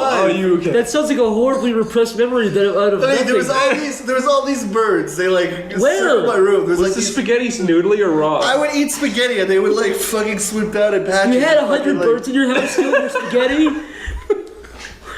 Just what? They just flew around your house all day? That's not important. What is important is the story about the bird in the cage. This sounds like something a fucking schizophrenic person would say. like a bad Ben Stiller movie, or is this? Are you sure you're not mixing up your childhood with like a bad movie? No, this actually. This sounds terrifying, Corey. My dad was a bird enthusiast, so we got a lot of birds at the house, and then they were exciting because they come down and like walk on your shoulder and shit in lines down your arm while they land on you. These were the good birds. These were the good birds that would steal They were spaghetti. fucking squawking like this motherfucker who would just sit there. I'd look at it. I'd be like, shut up. And it'd be like, Maybe you were squawking because you were telling it to shut up and staring. You were fucking staring in the eyes and telling it to shut up and so what I would do, from it. you're supposed to put a fucking space. You're supposed to put a blanket over the bird, right? Not over the bird, over the cage. What the hell are you doing, The man? cage, whatever, the cage. Fucking putting pillowcases on the bird and fucking Shut suffocating up. you. Okay, I put a pillowcase over the fucking bird. I fucking stuck it into a pillow and hit over the wall. No, I put a fucking pillowcase over the cage. Yeah. And I went to sleep. I would like just fucking use it, and I went to bed and I just heard it go for fucking like 20 minutes. You know how they're supposed to fall asleep because they think, I don't like, know. the lights I've go never out. had a bird. You're supposed to put something over it to cover its eyes so it thinks it's nighttime. Well, this motherfucker was a bat because it never went to bed, and it would squawk and squawk and squawk. Eventually, Probably hated your house. well, eventually, I couldn't take care of the bird because every time my dad would be like, take care of the bird. I'd go in there, try and feed it. It would fucking peck my hand. Oh my god. And so I was terrified of it. So Yeah. it was like this fucking flea-ridden fucking bird. You're making hand gestures like it was a creepy praying mantis. Why'd you do that, Corey? It's not a T-Rex. So basically, I was terrified of it, and I was young. But the bird scared me, and I didn't know what to do, and it squawked all the time. And eventually, my dad sent it back to the exotic place. You mean he killed it? No, he sent it back to the exotic place. Just other places that. Oh no, he freed it outside. He just let it go outside. Yeah, so it died. It got hit. It got like hit by an airplane or something. By an eagle or I some just found shit. it a bit fucking weird, people. Like, of all the pets you can have, you have a bird, but then you put it in this little cage. No, it was a huge fucking cage. It was you mean in general? It was huge. Yeah, just in general. It was yeah. like, it was literally like a. One of those. It was like 7 feet tall. It was a big fucking cage and had lots of room to move in. The only thing was it just squawked. It never actually talked. I can see why you like bad comedies, like, because your childhood was. What's that kinda one like a porn sitcom star or something. movie? It was Fucking kinda like- Born Bucky Larson. Yeah. Born to be a porn star. Your favorite. Zero- Not as zero good as out of- not as zero good out of as 100 on not Rotten as good as Tomatoes. Premature. Bucky Larson. The best movie. You fucking reviewed it like it was like a fucking savant film. I love that film. So we had a house full of like 20 birds, okay? Alright, big deal. Corey, Alright, Corey, have It was over. You already ended it. Just change The bird went away, Corey. It died. It's some. No. They actually all died except for one. And that one actually like. Well, they all died anyway. It lived like a few years extra, and it was like. Still died. It was. It still came down and took my spaghetti while I ate, but it was an entertaining bird. I still have no idea what the fuck that even means. That one 420 says. Nice name, by the way. I smoke weed too, bro. Really? I fucking get high, dude. I know what you're talking about with the 420 stuff. We'll get to that later. Can we talk about that? Smoking doobies. Dude, hold up, smoking weed, dude. You're talking about. I had no idea what Hold up, 420 smoking weed, bro. Smoking weed, dude. I still don't know what 420 really smoking weed, dude. That's right. 3, 2, 1. Smoking weed, dude. 3, 2, 1. For me, it was like it wasn't 420. The day where everyone smoked weed was 311 because I was really into 311, and you know 311 is high music. Was it the time that you smoked weed too? Yeah, everyone smoked weed. The day like isn't it like 420 at 420 or is it just an excuse to smoke weed? You fucking smoke that weed, Corey. You fucking light that joint up and get Is high. 420 only 4:20 p.m.? No, it's the April 20th. Yeah, but you smoke That's National Marijuana Day though. if you right? told somebody who was like getting high at 420, you'd be like, dude, you're actually supposed to get high at 4:20 a.m.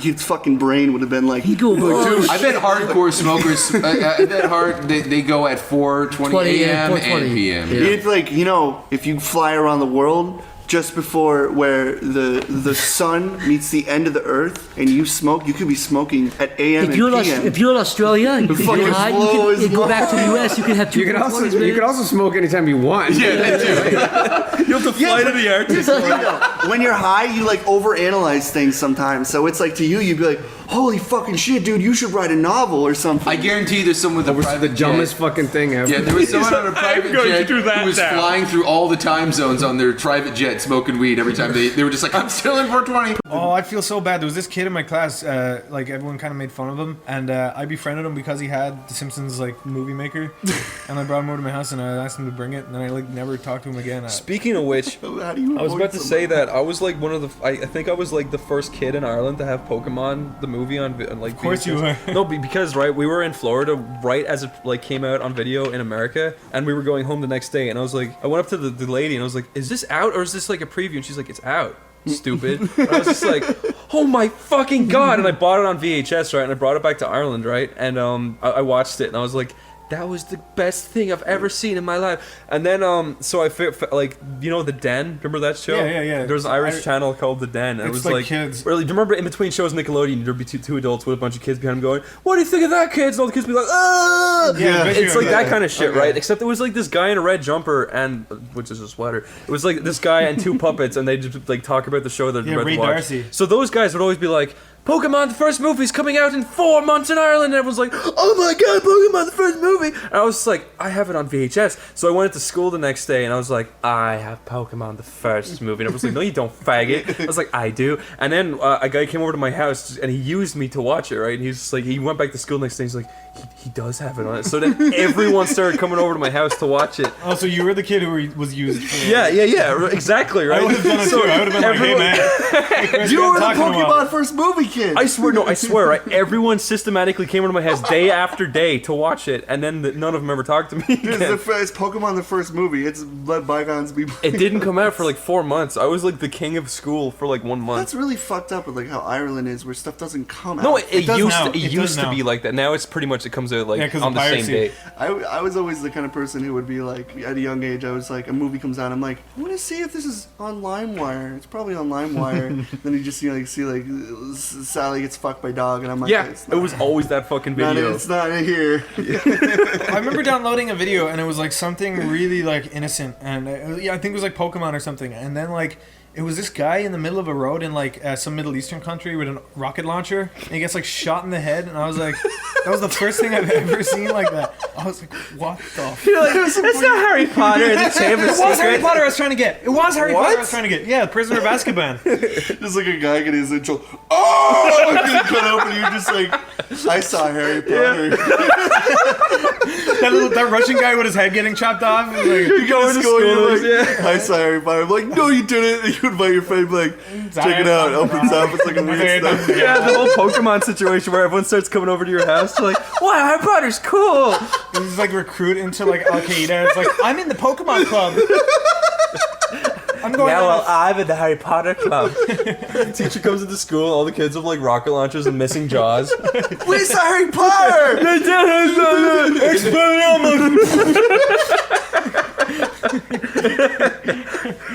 Actually, that was really dangerous. You remember those Roman candles? Yeah. I used to play Harry Potter in the woods with my friend with Roman candles. Man, We'd fire 'em at fireworks each other. scare the actual shit out of me. I would never hold a firework and light it. Ever. I did, and it wasn't the smartest thing I could do. You know, we used to, I think I told you this. I don't know if you were here though. We used to hold bottle rockets and throw them at each other just before they shut off. So it'd be like, hit my friend in the side of his foot. Oh my god, it was fun. Like if you see the aftermath pictures of kids holding fireworks, and like their hands turn into like palm trees, kind of red palm trees. Yeah, it's fucking do you ever gross. see the tattoo you get when you get struck by lightning? Yeah, that looks you cool. get like a cool spider web all down your arm. Just that happens when you get struck by lightning. Wait, what? Yeah, you get it leaves a mark of like it's the like a lightning tattoo bolt, but it looks really cool. That's fucking awesome. I know. It's like I have the power. So now it's really like you get a permanent like fucking like black lightning bolt tattoo. No, it's like red, but still, it looks cool. It looks cool. Oh, and then people are like, "Where'd you get that tattoo?" You're like, shot by a lightning bolt. Spilled hot milk on my arm. Pretty cool. Got 30-degree burns. Put the hot chocolate in the microwave. Gray Silver asks, you have been hired to create your own show. You have complete creative liberties, but your show must be in the 2 to 5 year old demographic. Yes. What would your show be about? You know, that's first a good of one. all, That's a really good one. It is, but you know, I mean, I can't. Okay, I'll let you guys answer because I'm. I'd say multicolored. Well, I'm gonna call them tubbies because they're fat and they have little TVs and there's and like little Teletubbies. dicks on their heads. I'll say that. I'm gonna make a show where it's like a group of guys all wearing. Is that a roundabout way of saying how can we make things that are socially acceptable or for 2 to 5? Yeah, I guess so. You have complete control, I guess, but the audience is 2 to 5 years old. What would you possibly do a show something about? with a lot of flashing colors? Next question. I want to have a group of guys eating fruit loudly in front of the video, so you're watching. It's literally called. It's a live action guy. It's a live action video. Like 4 disgusting over. No, and real they're men not eating disgusting. fruit, They're some are disgusting, but some are fit, and they're just eating food, chewing One against the fucking croaks halfway through. He just dies. They all start laughing. No, spill that's fruit what everywhere. it is. I would do They eat food and then they leave when it's done. Now the question is, this is for your own, because if it was just for the sake of money, I'd basically just create a Ray William Johnson show where I featured Minecraft Let's Players and 2 to 5 year olds. That's a good that idea. Shit up. That's a good idea. Oh no, I know. 2 to 5 year. It's $1 billion industry. I think you're misconstruing what a 5-year-old is. Oh, no, Here's no, what no. 5-year-olds like. Yeah. Oh yeah. I go beyond that. As far as Next I'm question, concerned, God. I'll tell you what, I wanted to write a kid's book for a long time about a boy with a long pinky. And the moral of the story was everyone called him a freak, especially this one kid in class. He made fun of his long pinky. But one day, that kid chokes on something. His pinky. No. He chokes on the bully chokes on food. And he uses his pinky to dig it out. No, he points at him and laughs at him. He could use it to help him at the end. And that's the moral, my friends. Somehow I feel like these are more like our cartoons than 4-year-old Is it a pop-up book with a pinky? Yeah, You know what? Comes at you, fucking So if I could honestly make a show for kids 2 to 5, this is what I would honestly do. I would do the show would be whatever the normal length is, and it would just be other kids from other countries. I'm talking all over the world: Saudi Arabia, China, Japan, Yeah, Saudi Arabia, everywhere, and yeah. it's just other kids just playing. That's it. And that's what other kids would watch other kids do. Other kids There's a from other little Saudi countries Arabian playing. kid. I would have a show like kids in Kenya playing soccer. Exactly. And stuff. So you're sitting like there's these, American kids watching television, or they're in China or whatever, and Why it's for 4 their to kids, 5? and they're watching other kids play, how they would play in Why their 4 to country. 5? The dude that asked that question, that's a really specific age range. I know. Is he? I think he's scoping out for ideas. I'm I think he's sorry. scoping out for children.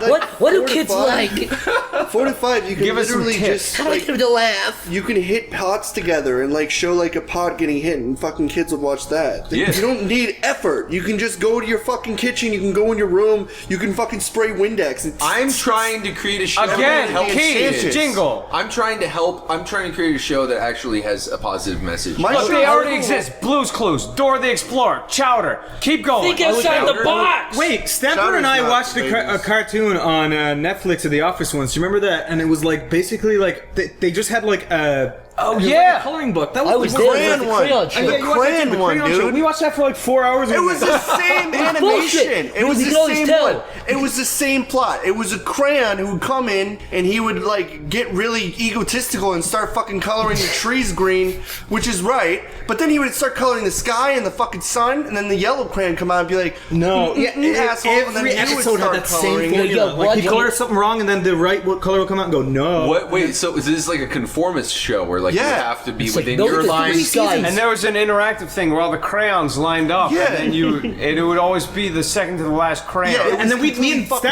Zach were starting world. taking bets on what crayon would be next. We were like, no, dude, black is coming next. I'm Bill was telling you like, no right way. now, Figure it out, dude. was a bullshit show. It fooled the audience. I don't even remember what it was called. Next question. I would do a show like Mr. Rogers, Crayons. but I would Crayola. wait long enough in the show where the parents leave, and I go up to the camera like, "You motherfucker, I'm gonna kill you, you die, motherfucker," and I go back to whatever I'm doing. I'm sorry, I'm but gonna take my slippers off. You want to take your slippers off too? Oh yeah. No, it's like one of those call and response shows. It's like, all right, now we take off our pants. I do a Here's game my show cock. You wanna see for my cock? 5-year-olds. Okay. You're What's a that? big boy. Take your pants off. I do a game show for them. Yeah. Where there's a big, huge pool of spaghetti. They have to swim to the other side to get their prize. And you have one obese man dressed as a spaghetti shark grabbing kids and pulling them down, trying to suffocate them. Spaghetti shark? You have a guy in a dress up and fucking throwing meatballs and laughing, trying to hit the kids and make them. Is it like spaghetti after you just cooked it in the water it's like- so like you a can wi- swim through it? it's Or like is this fridge it's the spaghetti boiling that's got- spaghetti it's that like has the fridge bubbles spaghetti. coming out. It's So the got like fucking the kids- sauce in it already. Yeah, got the sauce in it. It's like kids, they SpaghettiOs, dude. They have to swim through the cold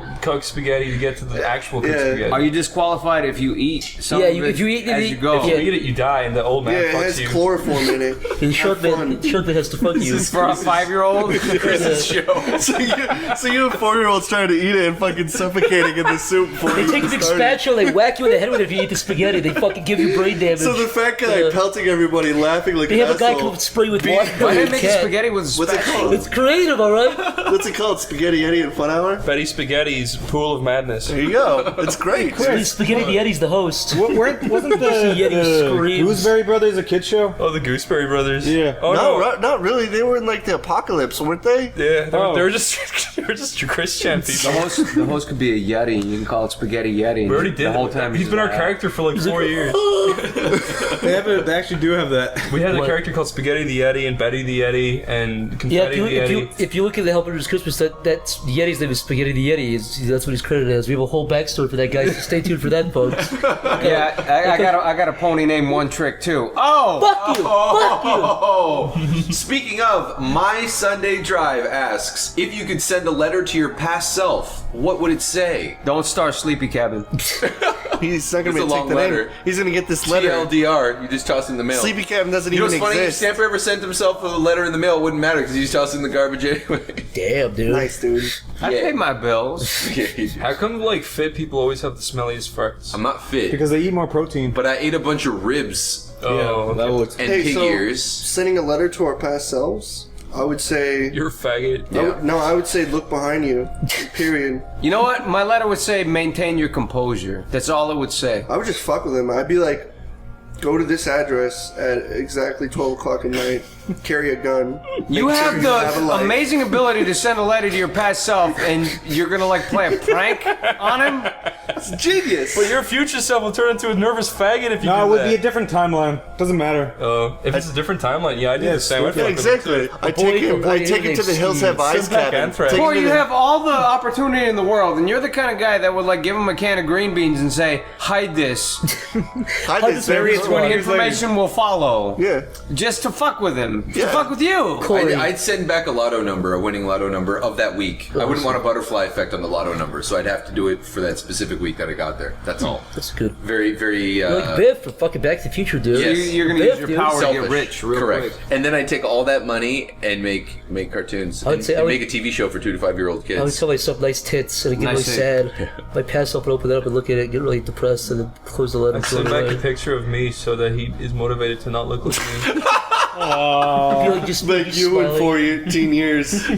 I would take a picture of my cock and be like, mine's bigger, dude. I I'd send a picture of myself blowing another dude and be like, "This is your future." 10 years, smiley face. I would give him like a portfolio of all the art I've drawn now and be like, get ready, because you have to do that now. It's a heads up. But you wouldn't. No, You what you already need to have it. say is, "Be better than this." Yeah. And then he would send me a card back, and he'd be like, "Can you give me lessons?" And then I would send him a letter back, and he'd be my personal Would you fuck Corey? So you're like training old you to do things? Mm-hmm. I give him tips. I teach him things. It'll take him that same amount of time to be get to your honest, level. would you fuck past Corey if he was down for it? Yeah, I put anthrax in the envelopes when he opens it, hits him right in the face, and he. Yo, mine would be a bullet list. It would say, number 1, don't trust women. Number 2, learn how to cook. Number 3, do you know how to change a tire? You need to. It would just go down like that. It would just be like life knowledge. You know what? He's gonna think he got This is all the shit that you tell yourself now, though. You don't need to send a letter to your past. You just do it right now. I know, but I know that already through I trial see. and So you error. wouldn't have to deal with all that. Now, listen, if you did get a letter, walked over the coals. I but understand if that. you got that letter, it's like that parent thing where the parents try to give you advice, like you should brush your teeth and floss your teeth so And your do teeth your don't fall taxes. out, blah blah blah. But then it takes you experiencing it for you to actually let it sink in. Right, So you if get you your got a first letter girlfriend from and right, all- so if you got a letter from yourself telling you to do all of these things, wouldn't you just read the letter and be like, yeah, fuck you? So what you need to do is give them something cryptic that they could actually figure out. Like you can't give them blunt knowledge or I have a realistic serious- advice because nobody's ever going to take that. Yeah. So you have to give them a puzzle piece to figure out later. That or a cam. If I saw my face telling me that, I'd probably believe it. I If I just got have a letter. a serious question. If you were to case a fart in a container and send it back to him, would it smell? Because mean it's like in a going back ball in jar? time. No, it's going back in time. Is it like a box Corey? Absolutely, it would still smell. It's not like you can come in a jar, set it back, and then it gets sucked back in your dick. How do you know? Well, you're right. Oh, so like Technically, the fumes time aren't goes dissipating forward. in the future. No, this is the past. All right, if you so- fart and go in the past. I'll tell you what, Corey. Because only a certain amount of particles can exist in that universe, so it'd suck a fart at someone else's ass. You'd kill someone else, Corey. You'd deprive them of their fart. I don't think anyone's figured that out yet because if you're intelligent enough to create time travel, the first thing you're gonna do is not fart, and then hope that it goes back to. You don't know me very well. Corey, you fart inside of it, like write what you wrote on the box. You say like green beans ahead. Does it smell? And they send it back to me and be like, it smells like a new, like a. Like Don't even say that. Just say like ribs and beans. He's like, what does this mean? He opens up. Fuck, dude. Put a note on the top that says "Don't open until right now." Open immediately. No, but I mean, like, it sounds like I'm being like silly, but no, I'm actually serious. Like, technically, would it be a fresh fart, or would it be a fart that's like, it's become a little right? I feel like if you send anything back in time. Oh yeah, the fart didn't exist yet. Yeah, so maybe they technically. open the box and it's not even in there. Yeah, No, and he I- sends it back. The letter he's like, wouldn't be. smells Then the like- box wouldn't Yeah, be but the there. letter wouldn't Corey, be there when you either. fuck up time, you look at a picture of your fart in your wallet. It says fading away, Corey. You gotta go back and save it. Can I go back and save my last fart? There's like a little green cloud and it keeps fading away. Yeah. Earth Angel. Angel. I drop his cell phone in so he can call me. I'll give him. He'll have my plan since it's me. What would you say to him? Would you be like, you're gonna die in 7 days? What would you say to him? I don't think cell phone towers would exist either. Depends on how far back, actually. Yeah. What if it's in the exact same area and I have the same plan? You haven't moved from the Newgrounds office. You're still working at that desk. 30 years. The plan, like the same, like phone plan. Maybe time travel is reserved for people that are just stuck in this constant lifestyle for like 15 years. You can go back. You think you don't think time travel is for the people who just want to experiment and fuck with people all day? I would fuck with somebody if I had time travel. You would think when time travel was discovered, they would do all that stuff. Like, you know how we do things on rats to test like chemicals and shit. Corey, what would you honestly do?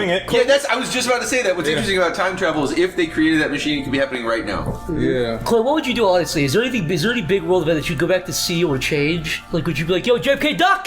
Would you go back in time and like change anything? Seriously, a big world event. Would you kill Hitler, Corey? I would. That would be cool to let JFK live somehow. What would you, Corey, what would you say? Corey. You know, if you actually did that, then life would just go on, and we'd just have JFK as a president for. Corey, teleport right now. You're on. His last Corey, year right there. was- It's not like he was coming Jesus. around. It's not like he was going to do amazing things if he didn't get shot. He was just a president. How did you know? I stopped time and Jesus comes out of his mouth. Like he fucking comes out and he's there. He's like, People were going to invent time machines. They were going to save me, and you are the chosen one. If you kill Hitler, you're probably not going to be born. Corey, one last question. How would you kill Hitler, Corey? You could kill Hitler. Corey, you have like 5 minutes, 1 minute, 60 seconds alone with 10-year-old Hitler. He's 10 years old. I'd let him live. I figured we figured it out. I mean, we dealt with it. Everything's okay. 10 years old? 10 years old Hitler. He's kicking a rock, kind of giggling to himself. He's alone? He's playing stickball, kick the can, old games, old cobblestone. Ball in a cup. Corey, let me make it awkward for you, right? Ball in the cup. Corey, he's in his room alone. He's kind of playing with his balls. You don't want to interrupt him. You don't want to be a freakazoid, right? Do you go in? Yeah, I go in with the Halloween mask we have now and fucking scare the shit out of him. What'd you I'd say? be like, if you kill any Jews, I'm gonna come back again. But then Don't kill any Jews. But then he'll be like, a fucking Jew came in and fucked with me. I'm going to kill them all, and then you cause it. No, I would be like, I'm the ghost of German past or future, and I'd go, ah, and fucking scare him. I wouldn't kill Hitler because then you probably won't be born. 'Cause Problem how many solved. people did he? If you were like, if you fucking kicked the door in with one of our scary Halloween masks, and you were like, ah, don't kill anybody. Corey, if you kill Hitler, all you have to do is say, I am King Jew. Don't fuck with us. If you killed Hitler, then your mom would be Corey, like, what do you mean you kicked the fucking door and screamed at him? Why did he go and stop anything he did at any point? He's probably doing something not that important. Corey, So his he would attention still kill immediately Jews be and drawn- Still kill And Jews. then, Dude, he'd be like, by the way, kill 5 million Jews. Did I ever tell you the time that some guy kicked in my door? Yeah, I just wanted to kill Jews more, dude. It made me even angrier. This is It made what me you kill do. Jews faster. You run in and you cut off his nose, and then no one will take him seriously. I felt like I needed to kill Yeah, he'd Jews feel like faster he before couldn't see Kyle. He was covering his face up the whole He just time. has a big nose hole. Like, what's on your head? Nothing, dude. It's Everyone fine. thinks Don't he's worry a about it. Shave his mustache He off. wouldn't have the confidence that made him He's so gonna big. kill him. He would kill the Jews to try and find like the Halloween masked man. It could happen. All right. So Jeff, I heard. Tell us something happened at the office recently. Something about tacos. Yeah, my fellow sleepy cabin members ate my tacos. So you got jacked by your sleepy cabin guys. Yeah. Now, why would they eat your tacos? That doesn't seem like a very respectful thing to do. Well, Mick, you know when you get food at a restaurant, Yeah. you get takeout, and you put it in a little takeout box. See, I never have that because I always eat my fucking shit like a pig. I never have leftovers. I couldn't eat my whole lunch, Mick. We went to a Mexican restaurant. We got a large portion. I got 4 tacos. Okay. I couldn't. That's pretty much what comes with the meal. 4 tacos and can't order more or less. Okay. What restaurant did you go to? It was the one across from the hospital. I forget the name of it. Oh yeah, it's Senor Salsa. Dude, it's got the worst Senor fucking Salsa, name yeah. and the worst logo. It's good food though. It's good food. Is it? I've never been there. Yeah. All right. Dude, I'll hit it up the soon. interior is decked out in Mexican everything more than Mad Mex is. So white people. So you went to own it. Mr. Tacos and then Yeah. you got some tacos. Senor Salsa. In my infinite kindness, I drove Spaz Kid and Shadman to lunch. Oh my God, you drove them My to this restaurant? Infinite, yes. See, hold on. Yo, is When that you place first- still open? You want to get some tacos? Yes. Yeah, I would Yeah. too. Yo, when you first said Yo, that- seriously, let's go. I'd be Okay. down for Yes, that. we Okay. know. I'm serious too. We'll do but that. when you first said that your tacos were hijacked, my assumption was Yeah. there just happened to be some random tacos in the Newgrounds fridge, and people were like, "Where did these come from? Oh, no, I guess no. we'll eat these." Oh, no. I had no idea that not only did they know where they came from, but that they were with you when you got them. So there was yes. no debate No. whose they were, No. where they came from. Okay, No. Motherfuckers. all right. Yeah, no, everybody at home is in the edge of their seat right now at this story. But when you bring food home from the restaurant in your little take-home box, you know, the assumption is you're going to eat them, right? Yes. I put them in the Newgrounds refrigerator. I'm like, they'll be safe here. This is an office. This is the office refrigerator. There's respect. My food Here. is safe. Shadman, who is staying at the office because you guys had no power. He's so responsible. And Corey, who is working with us on the game because I believed he respected me. Yes. Enough to not do that, to not betray me like this. What kind of tacos was it? Oh man, they were delicious. Oh no. They were these They're the carne asada tacos. Dude, they came with their own... Each taco came with its own little lime slice. You See, it's almost as though, in my mind, you didn't not finish them because you couldn't. You wanted to savor them later. Oh, my God. You enjoyed them so much, you wanted to take your time What with kind of them. fucking monster opens the fridge and sees food that's not theirs eats it? The second I left that office to go take a nap, because I was so tired from working so hard. I came back and driving them around. Yes. And all to you get wanted, food. and all you wanted was your humble tacos that you paid for. I came back. It was 4 a.m. All I wanted were those 2 tacos. You've been thinking about it. That's what pretty much woke you up to get back to the office. I was hungry. They have cheese in them? Yeah, I'm thinking a little bit of cheese. Okay. But it's 4 a.m. Yeah. They have sour cream in them? I don't. Here's the other thing. I don't think so. Where else could you get those? It's not like you could just be like, "Oh, they're gone, no problem. I'll This just go wasn't down just to the some store and shitty get some Wawa more." food at 4 a.m. No. These were gourmet. They were gorgeous. Yeah. You were hungering for them, so you go back to the office at 4 a.m. So I open the refrigerator door, and they're not there. Now hold on. Did you? The end. Did you like double check? Were you like, wait a minute? I know they got. Not only that, I opened the door. I looked for 5 minutes. I shut the door. I went back to my desk. I sat down. I said, "You know what? Maybe I didn't look everywhere. No way." I'm like, they have to be there. They have to be there. Yo, you want to call this episode "Fuck Shad and Corey"? Yes. I went back to the refrigerator. Dude, the refrigerator is not that much. The thing is almost empty to begin with. There's like 3 cans of Coke and like some Chinese food box that's been there for 3 months. You're just hoping they're gonna materialize somewhere. You're like looking behind the cans of Coke. Yeah, I'm like, maybe I just didn't look hard enough. I went and opened the door again, and they still weren't there. Oh my God. And I hear this rustling behind me, and Corey's passed out on the couch. Yeah. He's like, with taco sauce on his mouth. He knew what I was looking for. He's like, "Hey, Jeff, what are you looking for your tacos?" I'm like, yes. What do you know, Corey? Yeah. What do you know about this mystery? Yeah, Shadman.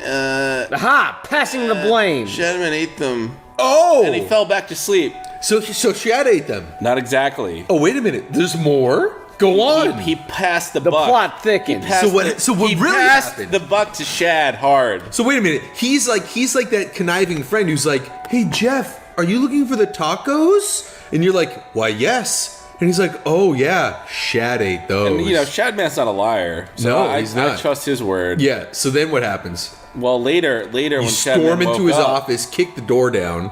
I said, I need you to elaborate on this. What exactly happened here? He's like, my friend Jeff. Wait, stop. This whole story could fall apart immediately. Were they hard tacos or soft tacos? Soft. Beautiful. Good. Beautiful. Yeah, fridge soft tacos. Those are totally fine.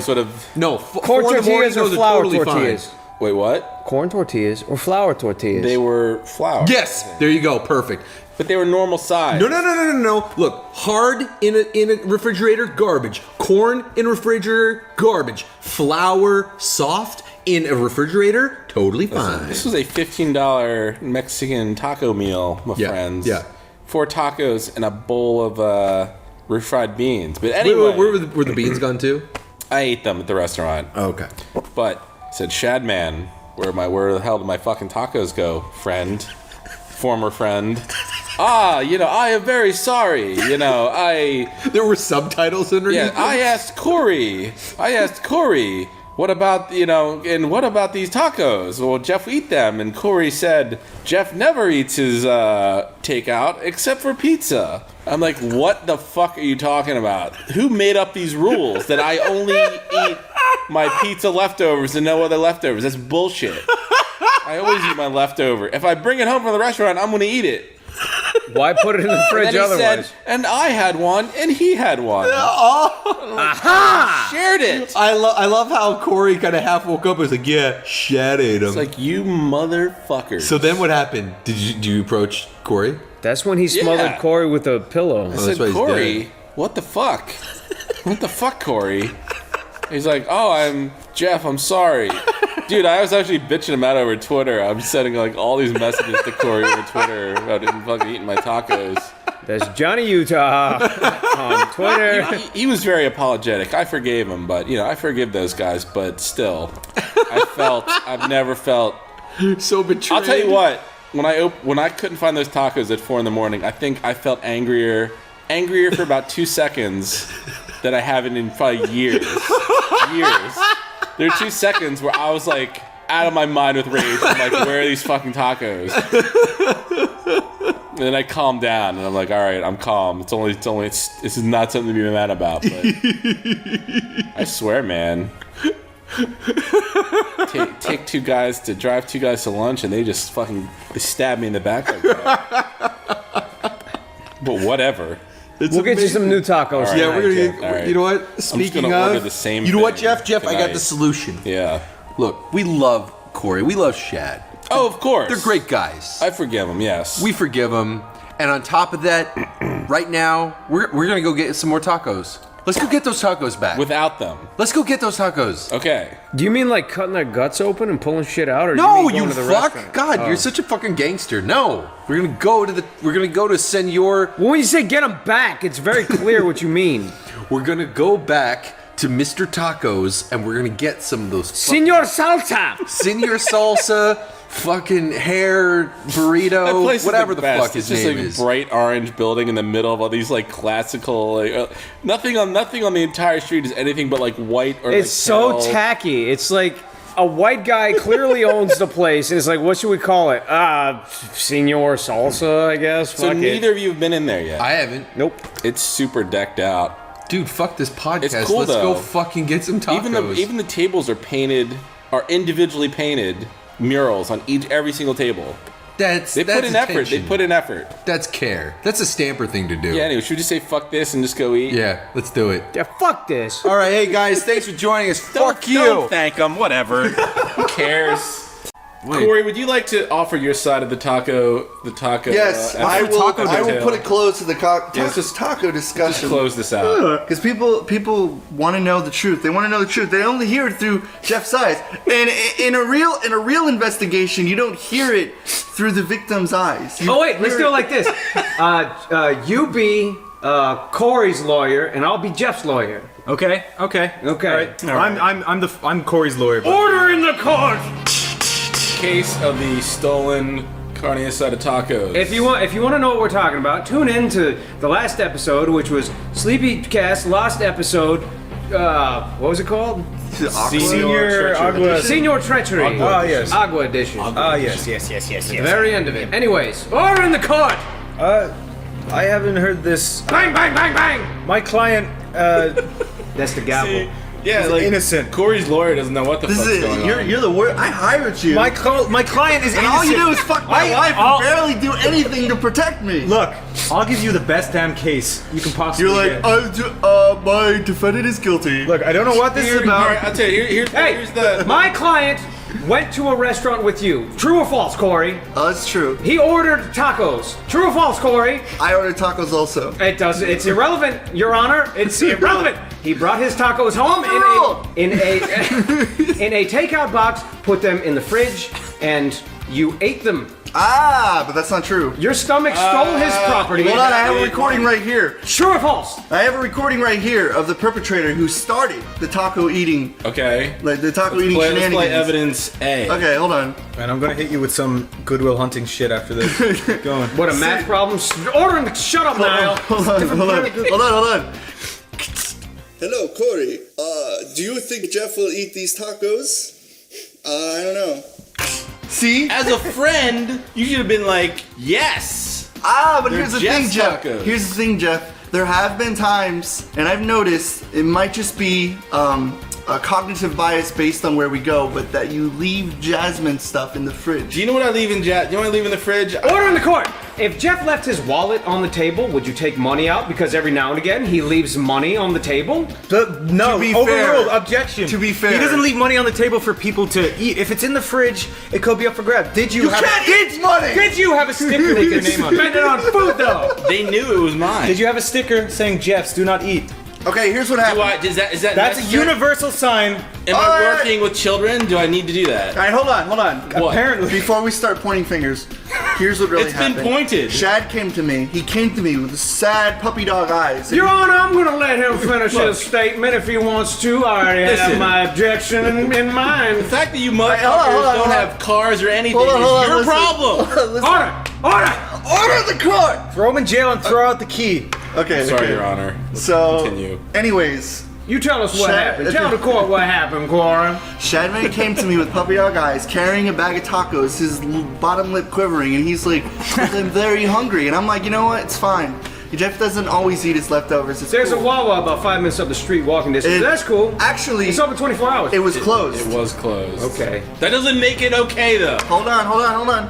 Anyways, the real victim, the real person, the real perpetrator, the real enemy who started this to begin with was a little alcoholic beverage I like to call 99% proof peach alcohol and a little bit of Blue Moon. Passing the buck to an inanimate object. Hold on.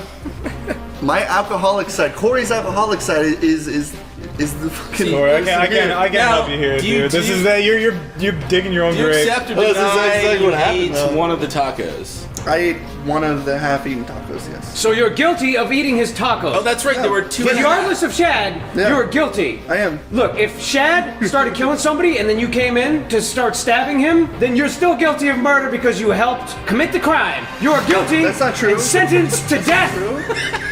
That is true. You'll still be guilty of Whose idea was it? accessory to taco Who eating. said? Whose idea was this devious scheme? Who said? Shad's puppy dog eyes and my drunk side. May I offer before we close out the case? May I offer one other extenuating piece of evidence? You're overruled. Let the court show Jeff has pulled his wiener out. I'm opening case.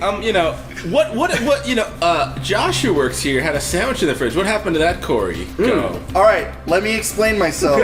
I gave the 2-day rule on the sandwich in the fridge. The 2-day rule stands. If somebody hasn't eaten it after 2 days, I assume fair play because it's been in there for 2 days. And most people, let's say something like McDonald's or Burger King, are not going to reheat something that's been in there for a few days. You will, though. A day? You take it upon yourself to However, garbage disposal to clean out the fridge. However, I also thought it was Tom who left it there. For that one time when we went out and Tom said, I might just go to Burger King or something. So you thought it was okay to eat your balls? No, hold on. I thought he went to Burger King and left food in there. There was no way Tom would reheat fucking 2-day-old like Burger King. Look, you are making a lot of assumptions. So I assumed, I did. I a lot of leaps of Your faith. lawyer is turning on you. Ladies and gentlemen of the jury. It looks like we do got a serial food thief. This man, in our Mr. midst. Spaz Kid, You don't even know how to be a lawyer. is trying to pass Give me himself back my $300. It's a lot. And you're semen in my See, the wife's fact that you pussy. only paid $300 for a lawyer shows you got a shitty lawyer. Actually, $300 is a steal for a lawyer. And you're Not me. What kind of fucking lawyer whose job is to protect you says, wow, you fucking paid, I'm a worthless lawyer, you idiot. You wasted $300. Look, I'm not even a lawyer. Better call. I did University of Phoenix. Guilty. Next topic. No, hold on. Yeah. Guilty, sentenced to death. This is what happened. Before, Shad ate it, and then he was like, these tacos are awful. And I'm like, you should probably heat them up. But then I went, and I got drunk, and then I came back, and I'm like, fuck it, I'm gonna eat the rest of them. You know why they were awful? Because it was the bitter taste of theft in his mouth. Motherfuckers. That's true. There was guilt. Shad will eat a sandwich out of the trash can and enjoy it, but there was something wrong about those tacos, and he knew it when he ate it. Because you were doing something illegal. Yeah. Thievery. With tacos. Everything I do, I'm holding my heart right now. Everything I do for you two. Jeff, And you got betray your me. tacos back. You got your kids. You got your tacos. You got your beautiful wife. What else do you want? And if I could also say to the jury of sympathetic listeners right now, Jeff has never stolen Corey's food. I rest my case, Your Honor. True. Wait, Corey, Jeff do you have any wouldn't final want my words? food. Corey, do you have any final words on this topic? Do you want to? Jeff wouldn't steal my food because he wouldn't want the food I have. Whoa, dude, that was the Goodwill Hunting. You mean I can have a bowl of your kid's cereal sometime if I want it? All right. You could have a bowl of Kix with a little bit of 1% milk. Not too It's much. like, I Just could have- enough to kind of make the cereal with a wet. side of like random sausages you buy. It's like kick cereal and sausage. You could, yes, Jeff, you could have one of my beef brats. All right. Only one and a half of one because it's rare, because I ate half All of right. your fucking shad-eating tacos. Jeff wouldn't want your food because he doesn't eat ass, my friend. New lawyer. No. I tried. Fuck off, bad lawyer. I'm hanging with what's the guy who hits the hammer? To leave someone hanging when they high five. I'm hanging with one the of the judge. neatest things you can do. Oh, thanks, Snapper. My client ate your tacos because you were negligent, Jeff. Look, you admitted to guilt. What I said was, I will give you the best case you can possibly get. Look, You laughed that you're the worst lawyer. I award Corey more tacos and Jeff sentenced to death. This could be a novel. By the guillotine. To kill a Cory bird or something. To kill a taco. Also, I heard Jeff Eat a whisper taco. something racist, so... What? I don't know. I was getting there. I better Listen. stop. Enough with the taco shit. Move on. Yeah. It's also, I think we should also tell people that if you have videos of, like, let's say you lip syncing to Cotton Eye Joe, you should probably private that shit in case you do run for president. You dick. I Stop think trying to hold back my self-expression. Corey, wait, tell us about a video you did or something. I did the hamster dance, terrible dancing thing. It was fun at the time. If you were to log into Corey's account and you were to look at your private videos, I'm sure there's just a fucking treasure trove of embarrassing bullshit. I was suspended like 16 times. I have not been fucking high. Also, I think it's cool, like, if, like 12, 14, whatever kids are listening and we tell stories about how school was hard. It's, it's relatable. In No, that it is. ways. Yeah, that's what I also like. And that's another thing I really like. It may sound weird to say, but it's like, Mick, you and Stamper and Jeff are older than us, and but you're not that much older than us, but like we all know like our high school years. Yeah. So it's like kind of interesting in that way. You know what's funny? I don't think we'd ever run out of high school stories. That was literally the most, like, so much fucking shit happened, good and bad, mostly weird and awkward. But that was literally like college was a big drunken, drug-induced blur for me, and then everything after that was work. But high school was like this really bizarre time of like betrayals and love. But I think what's interesting too is I don't think there's a lot of people out there who can actually tell. I'm not trying to toot on horns here, but I think we talk how people talk. Yeah. Like when people talk about high school, they're like, high school was so great. It's like, dude, high school was a nightmare, dude. By the way, nightmares. Yes, about me too. high school today. Can I say this? Yeah, oh yeah, it's like me and Zach have talked about this. It's like you wake up in like a fucking fear, and you're suddenly in class, and the teacher's like, "You've been gone for 1,385 days." Yeah. And it's like, look at all this homework you have, and I'm like, "Oh shit, I need to pass. I need to pass 11th grade." And then you're like, "Wait, nobody was there." Fuck you, teacher. Nobody's in high school. I knew people who, when I was already out of high school, I knew people who were going into it like terrified. I wish I had somebody to tell me like high school doesn't fucking matter. Do you still get like high school tears just randomly? Yeah, when I you're do. like, I absolutely do. And the first thought that goes through my head is, oh shit, yes, I'm not in school. I'm not going to school today. Yeah. And you are so amped that you aren't. 6 years. No, And then I go out and go to get coffee, and then I see all these kids getting on a bus, and I'm like, I love that feeling. I love like you're like, driving fuck or you, walking. old man, and you're like, fuck you, kids, you got school, I love that feeling like you driving or walking somewhere, you see kids on the bus, and you're like, oh, I'm not in school. I can go get candy right now. Nobody can fucking stop me. I love pulling up behind a bus. Yeah. You pull up being a behind a bus. psychopath, being happy that other people are feeling like miserable. No, that you're not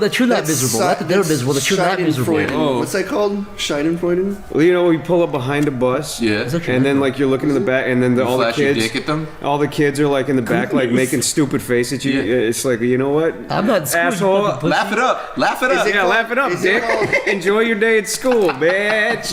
Enjoy the soggy pads at lunch, you fucking idiot. Schadenfreude? Is that what it's called? Did you guys ever hear of soggy biscuits? You know, sometimes you rip out phrases. No, it's where a I'm German like, term. No, he's right. That is I right. think It's But a sometimes German you're term. absolutely right. It's a German term. Shad told me it's someone where you It's get, taking pleasure from someone else's pain. yeah, from someone else's misfortune. Schadenfreude, I think it's called. No, but can I think we should just loop back on to the beginning of the first question. My parents told me that when I was going to school that I'd have to do soggy biscuits, and I just have to like just take it and do it just to get like What the hell, soggy biscuits? Yeah, what the fuck is it's a when a soggy bunch of biscuit? dudes crowd around a biscuit. You never heard about And this? jizz on it, Or and then jizz they- on it. Wait, your parents told you that? Yeah, they were like, Chris, now people might hold you down and pee in you, but don't worry, pee is sterile. And it was like, What? Wow, thanks, mom, thanks, dad. Are you fucking serious? I'm not kidding. Soggy biscuit is when a bunch of guys get around the Pyramid is biscuit fucked and up. they all jizz on the biscuit. The fucking last guy, serious? That's not a joke. the last guy who can't They're jizz just on the biscuit has to projecting. eat the biscuit. They had, Right, yeah, they had yeah. to do the soggy You can't biscuit. They're like, Chris, just eat the biscuit. Doesn't matter. You're just like you're about ready like, to learn just that. I'd rather you eat the biscuit than they stamp on your face. It's like, thanks, Mom. Thanks, Dad. It's great.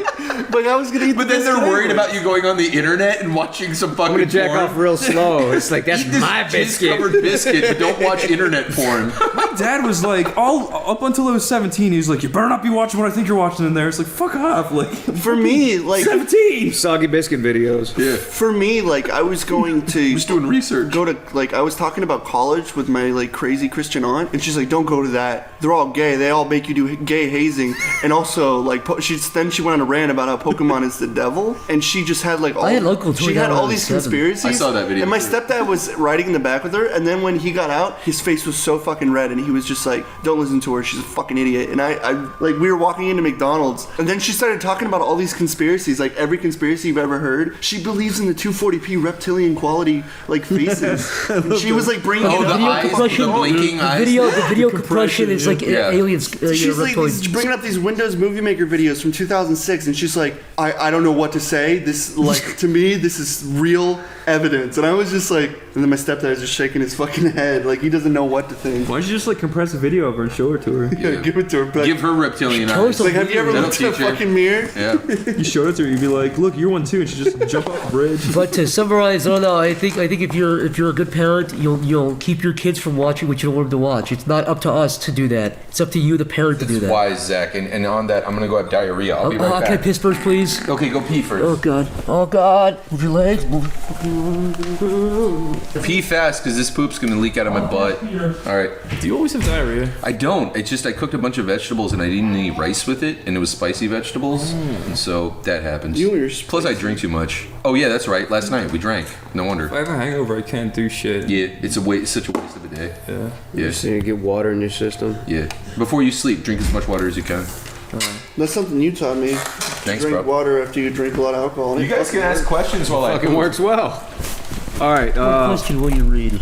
Captain Truth says, "Why is Rice Pirate Mick such a bitch?" That's a There's good a lot. question. There's a lot of reasons. Well, let's start from the beginning. He's worried about his self-image. I think One of the reasons is his dick is small, and I think he kind of admits that constantly. Like every time you're around him, you just get this thing where he's constantly letting you know he has a small dick, and we're all totally fucking alpha males. So I like push out my chest. I show him I'm the top gorilla. Don't make eye contact with me. One time we did it, we fucking tussled. He got some teeth that came out. He got a black eye, but you know what? He fucking asked for it when he made eye contact. It's so fucking weird. We were at a diner the other day, and it's like I was like, "Hey, can I have the Western omelet?" And then because the waitress is standing there, and then he was like, "Hey, I got a little dick," and I was like, "Why? Why would you say that?" No, I was thinking, it's almost like he's proud of it. I It's don't. an internal thing I've read. Yeah, his dick is. You know what I'm saying? Totally internal. One time we went to a pussy bar. We went to a pussy bar. I got a steak. You know, I'm a fucking beefcake, as they say. Yeah. He goes, "Oh, I'll get a salad." I'm like, hold on. He'll get a steak too. He's like, "No, I want a salad. I'm frail. I'm a little bitch." I'm like, hold on, bro. Listen, pussy babe, get this boy a steak. He's one of me. He's a beefcake like me. And she did it. Of course, he takes one bite and pukes. He's like, I'm one of the weak ones. I can't. Oh, all right, whatever. I take him out to the parking lot. He's speaking that lung now. I take him out to the parking lot. Oh, please. Like his part of his brain is showing. Caved in the side of his face like he fucking had a Now listen, I kept beating on him. That's why he's got brain damage because of me, because I fucked him up, because he fucking crossed me. He was a fucking pussy in front of my fucking babes, dude. You don't fuck with me in front of my girls, dude. Not when I'm eating a fucking steak, dude. You got my steak in my beer, don't fuck with me, dude. You know what I'm fucking talking about? I don't respect pussies. I don't respect Mick. Look, I do only one thing to pussies. I beat on him with my dick. Well, unless I don't speak. You fuck Mick? Well, hold on. Let me clarify. Move on. That was actually the first time I came. Was when I was in the swimming pool. My dad brought me to a Oh, swimming that pool. was you! You came in the swimming pool? No, A no, public no. one? No, this is the first time I felt the sensation of like coming was when my dad brought me to a public swimming pool. This is why I hate public swimming pools, dude. No, I didn't come in the swimming pool. Listen to me. Aliens were there. The aliens were not there. What did happen was I got into the pool and I was swimming around and I saw a lady who was resting her arms on the edge of the pool and she was just sitting there and I was like, what the fuck? When she left, I went over to inspect the area. There was a little jet of water coming from the wall and I was like, whoa, what was she doing? And I did the same thing she was doing. Started blowing on my dick. Oh, right? she doing that up her pussy? Yeah. Holy shit. And I was like, whoa, oh, and I started coming. But I was like literally probably 8. And then my dad walked over in the pool. He's like, "What are you doing?" And I was just like, "I'm just swimming against the water." And he's like, "You better not be doing what I think you're doing." What? He said that? Yeah. And he walked away. And then right after he walked away, I looked up and there was a fucking camera looking at me, and I was like, "Ah, shit!" Did you take like whip out your dick, Chris? No, it was just blowing against my little... Why would your dad say that? Why would he even assume that you were doing that? Because it's obviously what I was doing. But you're fucking 8. No. He was probably smiling and looking around. I was fucking coming. I had the cum face on. And it's the first ever cum face, which is the most intense. Everyone knows that that's the most intense cum face. No, this is what happened, right? That happened. I thought I was... How many 8-year-olds coming do you see, Niall? Everyone knows. It's a common knowledge. This is what I thought I was like punched. It felt like I'd been punched in like right above my dick. That's what it initially felt like, right? So I was like, that felt interesting. Next time I went swimming, I did the same thing. I did it like every single time, like until eventually I was like, maybe I can just do this at home. So one night I was in the bathtub and I started like flapping my dick around between my fingers instead of like grabbing with my dick and jerking off. So like you were twirling a pencil? I was like pushing water towards my dick as fast as it would go. And I somehow managed to come like a million times doing that. And then eventually I was like, maybe it's better if I just jerk it off. And then I used to lie face down in the bathtub. Wait, so you like discovered it like a fucking ape discovered fire or whatever? I swear to God, right? Serious? And our bathroom, you know my bathroom in Ballykelly? Yeah. There's a fucking little window at the top of the door for some reason. Yeah. But it's like you'd have to be 8 foot to look in. But I was so paranoid that if my mom and dad stuck their head over the window and looked in and saw me like playing with my dick, I would like get sent to counseling. Because when I was younger, I thought it was like you the don't most have a shower curtain? No, I was in my bathtub. Yeah. But when I was younger, we were a Christian family. I thought that was the most evil thing I was doing. I honestly felt so guilty. I actually every felt time. guilty when I was doing So it. I used to like face down and hold my breath under the water and like flap my dick So around. you between risk my dying every time you masturbate. I didn't risk dying. It's like a kind of I form know how to breathe, but that is a form of autoerotic asphyxiation. well, that's not what got me off. I was just afraid my mom and dad would see me jerking off. And that's what got Yeah, that's what got you up. Your dad poking his head through the window and watching you. And then, Have you ever? Actually, that's another story. I remember the day that my mom actually like said, "Chris, I think it's time we talk about sex." And I was like, "What?" And she was like, "You know, it's normal to masturbate and stuff." And I was like, oh, "Thank God!" Thank I you, was Mom. so relieved. You just went off and jacked off that day. My mom. Did you get the talk? Yeah, my mom left the book. No, I didn't get the talk because my parents were too embarrassed about it. My mom, my parents gave me a book. But yeah, they left the book on my bed called Boy Talk, and it was just these kids, right? And they were hanging on trees. There's and a it's girl like magazine called Girl It was Talk. boys fucking boys, and that's no, why and you are how okay, you so are. it's just like, hey Ben, do you want to go hang out later? And it's like, okay Paul, I'll meet you after school. And then they're hanging out at a tree, and they're hanging on a tree, and it's like, do you ever masturbate? And then like he's like, yeah. And it's like, do you like what do you do? Do you like rubbing your dick? It was rub really your fucking weird. penis? And it's like all boys talk like this. It's like, dude, no, I don't like fucking talk to my friends about like, you know, fondling my pee hole and stuff.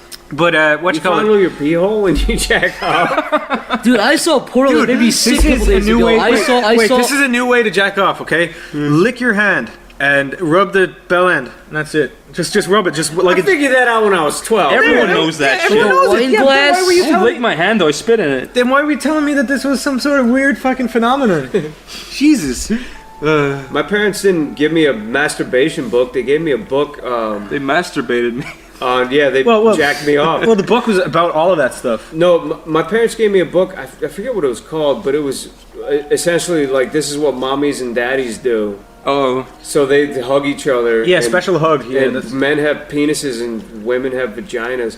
And all the book did was make me horny and more confused. It didn't help. That's also a similar story. One time when I was very, very fucking young, a guy came to my mom and dad's door with a ton of books. He was like, "This is the whatever encyclopedia. If you buy these books, you will never need any other books in your life." My mom and dad got scammed, and they paid like £200 at the time. Oh, they did the that's a common scam. Encyclopedia Britannica. Yeah, I think that that's a common scam, like an encyclopedia salesman. I was very young at the time, but mom and dad were like, "Chris, these books, they will like make you the smartest kid ever." And did the internet exist at the time? It did not, but I found one book that had titties in it, and I literally stole it from the collection and kept it under my mattress. Once when I was 8, I printed off naked pictures of Buffy that were fake, that were obviously fake, and I brought them into school, and I gave one to my friend. And you were God. Yeah, I was the fucking king. Until I got caught, and everyone pointed their finger, and they're like, it was him. But yeah, I used to be the kind of dealer, because I was the first one who kind of discovered the internet or whatever,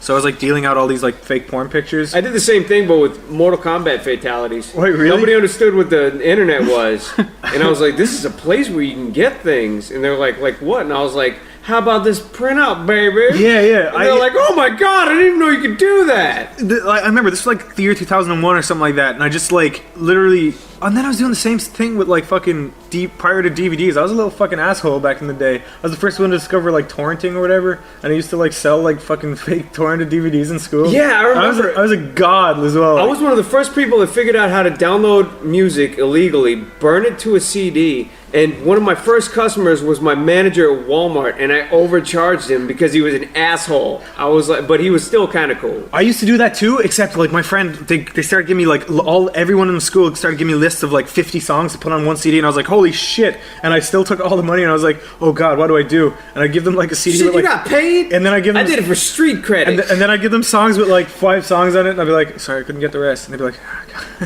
but they'd still be happy. Well, then they were still like, yeah, they get to listen to fucking Gangster's Paradise or whatever the fuck they wanted. Yeah, exactly. Yeah. So yeah, I don't know what the moral of that story was. I don't know either. Yeah, Irish story, I guess. Irish stories. Anyways, when I was like 8, I didn't understand sex. I'm glad you did. I used to walk around, and I remember when I was 8 years old, I had a bathrobe, and I used to get boners all the time, and I used to just walk around with my bathrobe and my little boner under the bathrobe, and I'd open the bathrobe up and just point my boner at things and hope that things happened. I would surprise the world like with my catch boner. on fire or something. Like you pointed at a candle and just blow up. It was like testing the waters. Like maybe if I pointed it at that, and then I'd That open my that was a bathrobe. key. That you were trying to figure it out what it did. Yeah, and I was so frustrated. I used to just rub my boner on things, and that's I when did that my too. mom I used gave to, me like- that fucking book. And I was a little pervert before I knew what sex was. I was a pervert, but I still didn't know what sex was. Yeah, me too. Yeah. We were just both little fucking. And then when I found out what sex was, oh my god! I became even more of a pervert. Things got really, really bad, really quick. Really quick. Yeah, I used to fantasize, like, I had really weird ones. Like, I'd fantasize about, like, having X-ray glasses that I could see through only girls' clothes. And going to school and be like, hey, no one knows. I tell you, a little boner in school. Yeah. I used to get boners all the time in school, dude. Yeah. And I never really got boners all the before I figured out about the waistband trick, I used to fucking pull my pockets up really high, but it just looked like I had a boner. I was holding my pockets weird. It looked horrible. Or I used to put books in front of my dick. And that worked all right. The waistband trick only works when you're wearing sweatpants, and then kids make fun of you because you're poor and can't afford jeans. You could do this one. You could do the waistband when you have jeans. Yeah, but you have to tuck it up under your jeans and your Yeah, it is belt, kind of and painful. When it starts to sucks. descend. Not if you have foreskin, baby. When it High starts to five. descend. That's bullshit. It still hurts when you. No, it does mash not. No, it your does wiener not. doesn't hurt when you mash it under a belt buckle, and the belt metal is. Foreskin dampens. You guys are actually talking bullshit. You shouldn't have to like push it down. You titty wankers without bending over. Well, sitting upright in a computer chair, I could blow. Standing up. It's like playing the trombone when you're standing up. He was gonna Harvey Weinstein you, dude. You know who I'd rape? Twitter account. Someone is gonna use that out of context, man. Guys, everyone cut that out and just tweet it at Mick. Tweet it at Make Mick. it into remixes. Send it to everybody. You know who I'd rape? You know who I'd rape? Who? Nick the Mick. If I was powerful enough, if I was the king of Ireland like Chris, I remember those. I would call Harvey Weinstein up to my office. You'd rape Harvey? I'd rape him so hard. 2 rapes don't make a right. Did you see that really uncomfortable Harvey Weinstein video? No, it's not a rape of Zach. I can is that see the your one he's fucking talking to brain the lady? cog Woman? That's at the turning. hotel room? No. Don't touch my breeze. He was I in. don't want to come in No, and he was in touch a my bar, and pussy. this was recently. This was like a few weeks ago. So after He's got wearing a hat. ousted. He was kind of trying to hide himself. He was wearing a hat. You know, he didn't want He's to. got a big fucking swollen beer gun. He's obviously Yeah, how do you hide that And someone much? goes, "Fuck you!" Someone comes up and is like, "Fuck you, Harvey, for what you did," and he just leaves the bar. He's like, looks so uncomfortable, and it was like He sounds exactly like Ross and Monica Geller's dad from Friends. He's the most obscure. That's literally. Yeah, I was like, what? That's exactly hey, guy. his voice. Yeah. The slow talk. Yeah, it is. Literally, oh my god. you know, I'm telling Do you. do an impression of him. I can't. It's such a unique. Don't voice. even That's do the impression. impression. Okay. Just talk in the general way he talked. Say Monica. Why I can't he can't. be more No, like he's Ross? got a real bassy old man Yeah, it's voice. like, hey, Monica. Like if they do it really, he talks really slowly. Play a clip from Friends. No, don't do it. Go. Don't listen to your mother. You're independent and you always have been. Even when you were a kid and you were chubby. I've been working on my weight. Yeah, see? Guys, play sound of Harvey Weinstein with the Friends theme song behind it. We're talking about this too. What situation would you be in? Yeah. Like if you were a Wawa stamper and there's some asshole with the gun came in, would you be the brave guy who jumps in front of people and saves people's lives? I would get the fuck out. I'm not going to save anybody. I'm not going to be a hero. I think we've been over this. I really don't see any scenario where I'm diving in front of anybody. I would either hide from the dude or I'd try to take him out. I'm not going to like. Yeah, take but a bullet, my point is like you see these videos of guys like on live like running in, like get shot in the face and they're like, give me the money still. It'd be super hard to tackle somebody with a gun. I'd take a bullet from my sister. I would. For you though? Fuck no, man. Take a 100% take a bullet for you. Why the fuck do you think it'd be the other way around? I don't, because you're a nice guy. I'm not gonna take a bullet for anybody, dude. I don't even take a bullet for myself. If a dude came into Wawa with a pistol, I would be like, take what you need, man, because he's not there for me. He wants money. What if he sees takes? I would be on his side so fast. I would be like, listen, cashier, open that shit up, give him the money right now. So what if he's like, listen, cashier, you were too slow, and he blows your head off? I'd be like, wow, that was unnecessary, bro. And he takes the lady by the hair and he's like, what's your name? Stamper? Tell me a reason why I should let this old lady live. Why I shouldn't fucking paint the wall with their brains. What is this, a Wesley Snipes? Yeah, this guy's a maniac. He wants power. Stamper, give me a reason why I shouldn't kill this old lady. Please, Stamper. My husband is waiting for me at home with eggs. Why eggs? Stamper, please. I'd be like, listen, old lady. Bam! You lived a good life. She's dead, Stamper. You killed her. I didn't kill her. It was him. You killed her. So he gives you the gun and he runs away. I would still sleep like a baby because I didn't do shit. I would get my sandwich and I would go home. Alright, he gives you a gun in your hands and makes you point it at the old lady. He has multiple guns, or he gives me his only gun. He puts a shotgun to the back of your head and says, alright, shoot the old lady or you die. So he gives me a gun and then walks around back, pulls out a shotgun. Yeah, it says shoot the old lady or you're fucking dead, Stamper. I'd be like, old lady, how old are you? And she'd be like, 84 this Saturday. I'd be like, bang. It clicks, there's no bullets. He's like, you would have shot an old lady, you're a fucking asshole, then he leaves. The end. Yeah, I'd feel pretty bad. She's like, you should be ashamed of yourself. You tried to shoot me in the face.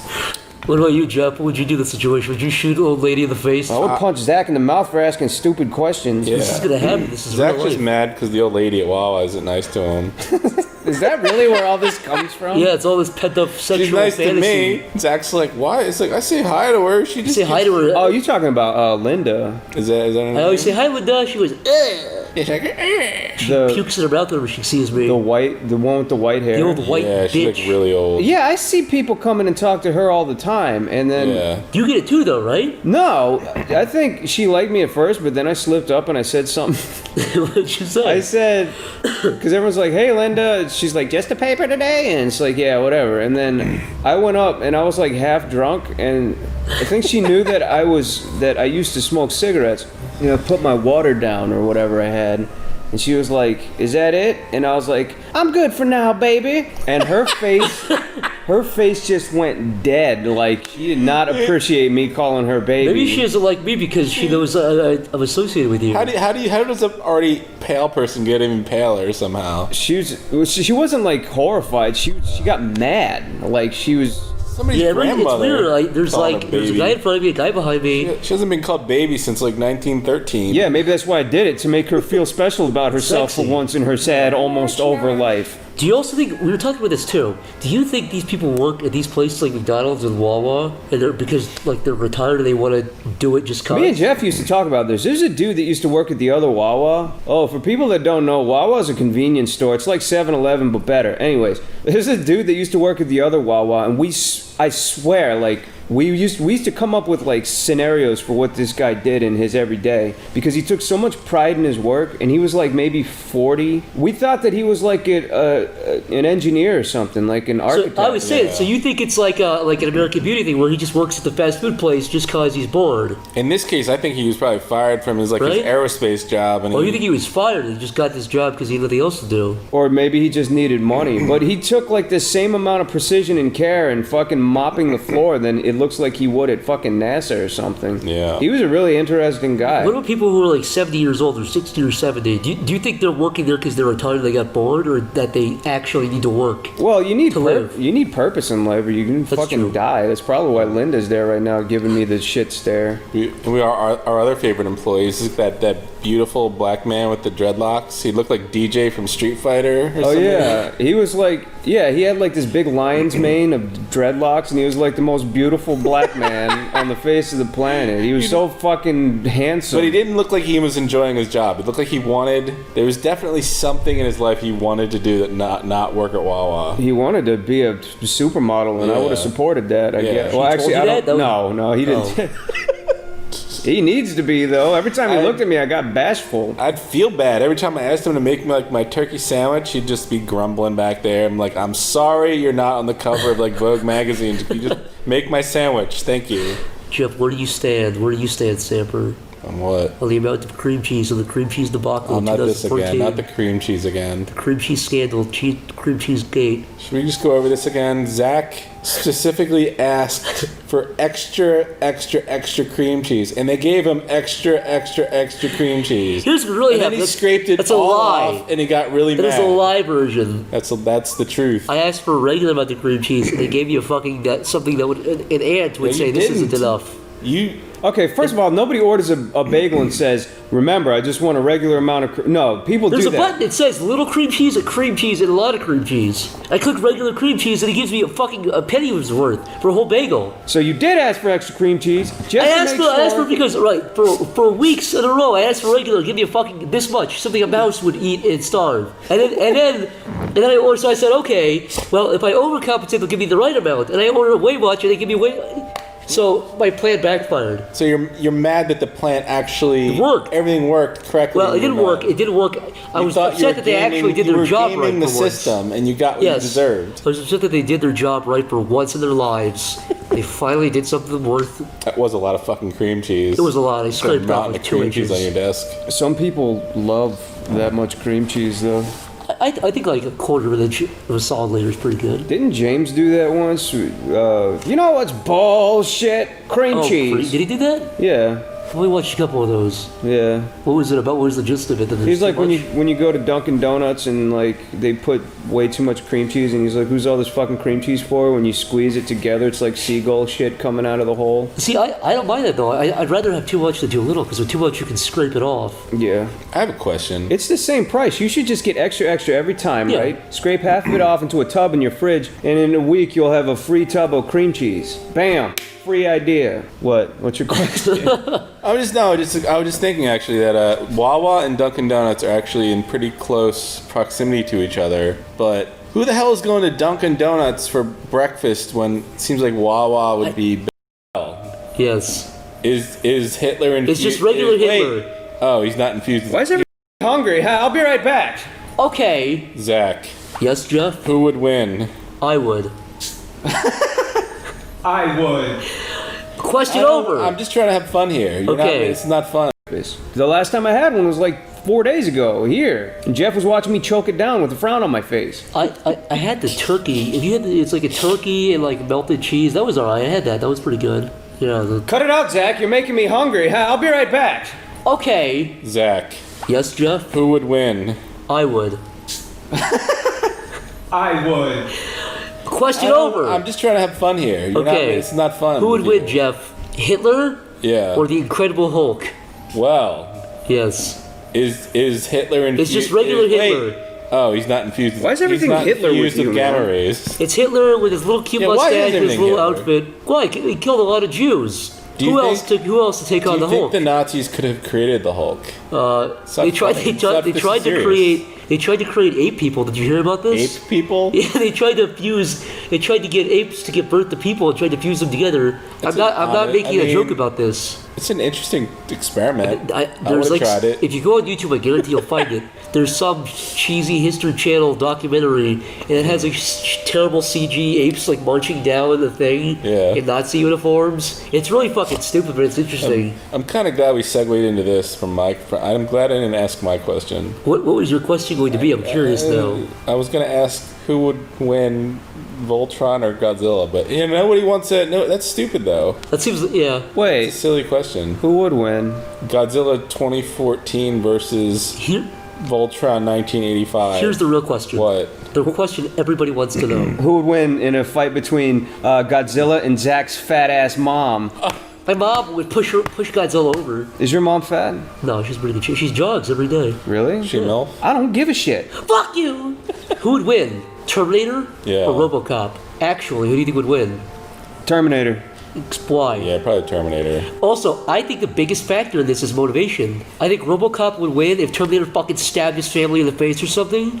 Because the Terminator doesn't feel pain. He doesn't feel pity or remorse. Listen, and he won't stop until you're dead, man. Stamper. What? All I'm saying is, I think if RoboCop bumped into the Terminator while he was trying to chase John Connor, just at I think RoboCop would win. But I think if Terminator was designed to kill RoboCop, I think Terminator would win. I think that's the difference is who had the better motivation. If he shot RoboCop in the eye, he'd be dead. Yeah, but he'd be like, get away and push him over. All right, look, RoboCop doesn't have like superhuman fucking amazing strength. Nobody right? took out like 1,000 bullets in that drug warehouse scene. Yeah, but a bunch of dudes cut him apart with a chainsaw in part 2. But yeah, those guys just held him down. He was like, goodness. And then he was cut apart. Part 2. Yeah. He took so much shit in Terminator 2. Part 2 is canon, I'm just saying. Terminator 2, he took so much shit. By the end of it, he was still fine. Okay, Terminator 1 versus RoboCop 1. No sequels, only those two. Let's say the sequels. Oh, now you're changing the rules. No. This is the same RoboCop and the same Terminator. Yeah, the same RoboCop Terminator from Terminator 1.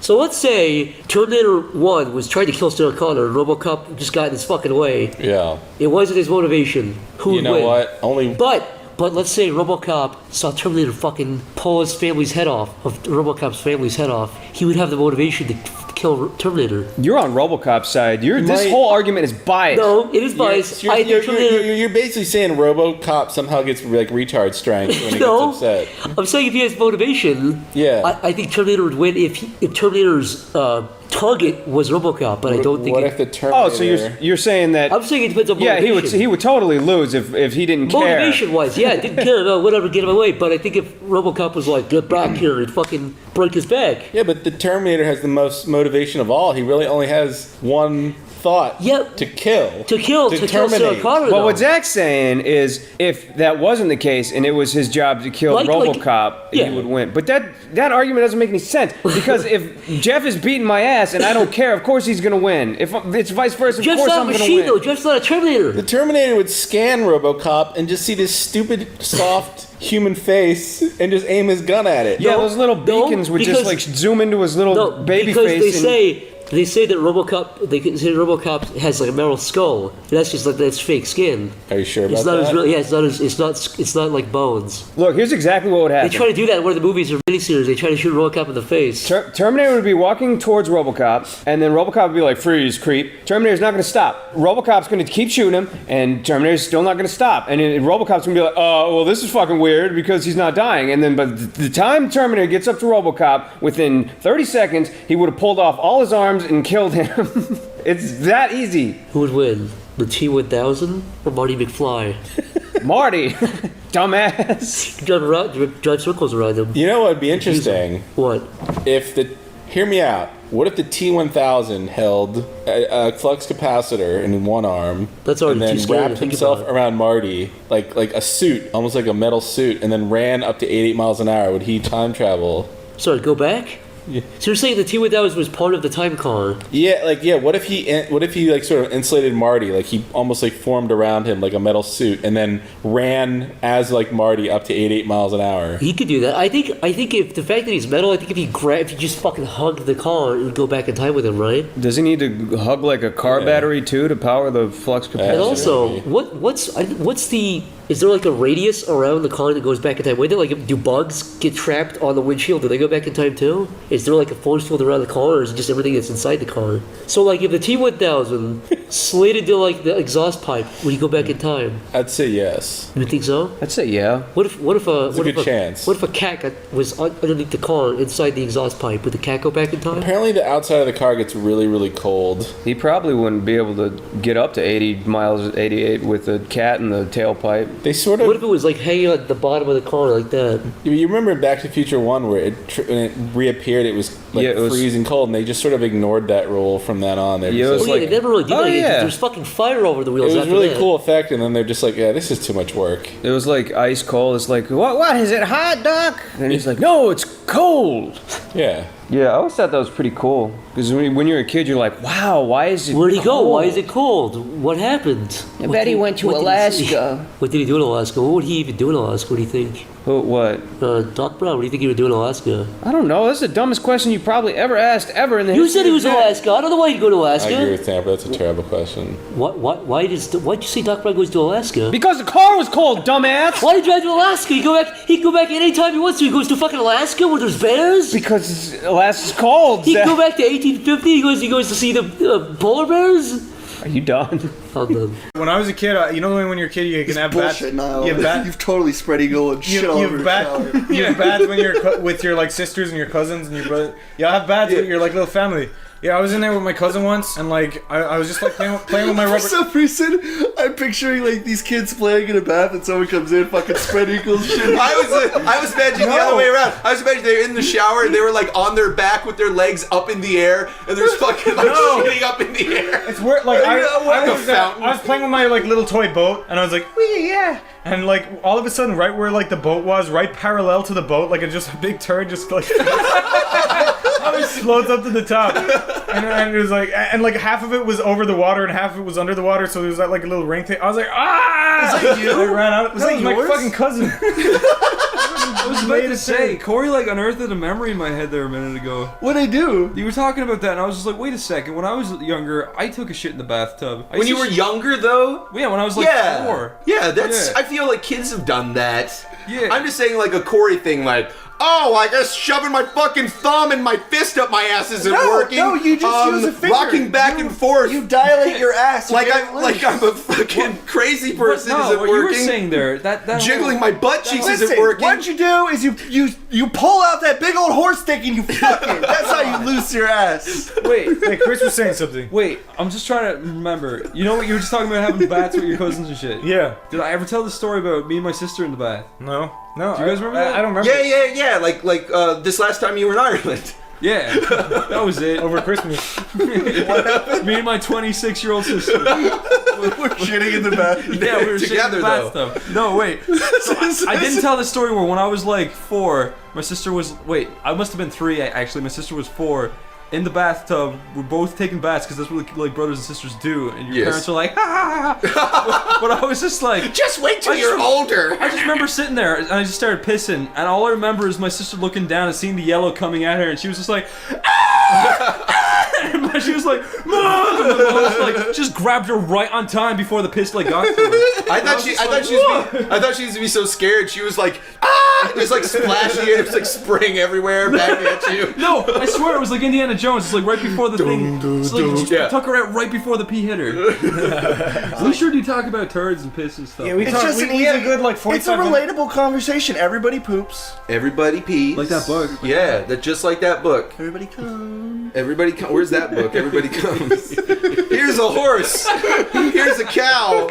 Everybody comes. When you were learning about anatomy growing up, and you were like typing in like you were typing in vagina and penis, you get these images of like dicks being cut apart and just like you have like boils on their penis. And Actually, stuff. the worst thing to do is to Google something like vagina or penis, because oftentimes you'll get a whole bunch of things like burn victim penises or like dissected penises. Like and then you'll see like a porn shot too. Then you'll see like Lex Steele or Peter North. And then so you get all confused. You'll see like someone who cut open a dick, so it's like still bleeding and shit. Yeah, so you're getting a mix of like porn, sexy images, clinical diagrams, and like horrific, dissected, tragic accidents. I was doing a project on cows. Yeah. And I needed to know the anatomy of a cow. Right. So I was looking up cow anatomy, and I was looking at I was learning certain words. Like there's certain parts because they're not the same as us. Right. I mean they are, but they're not.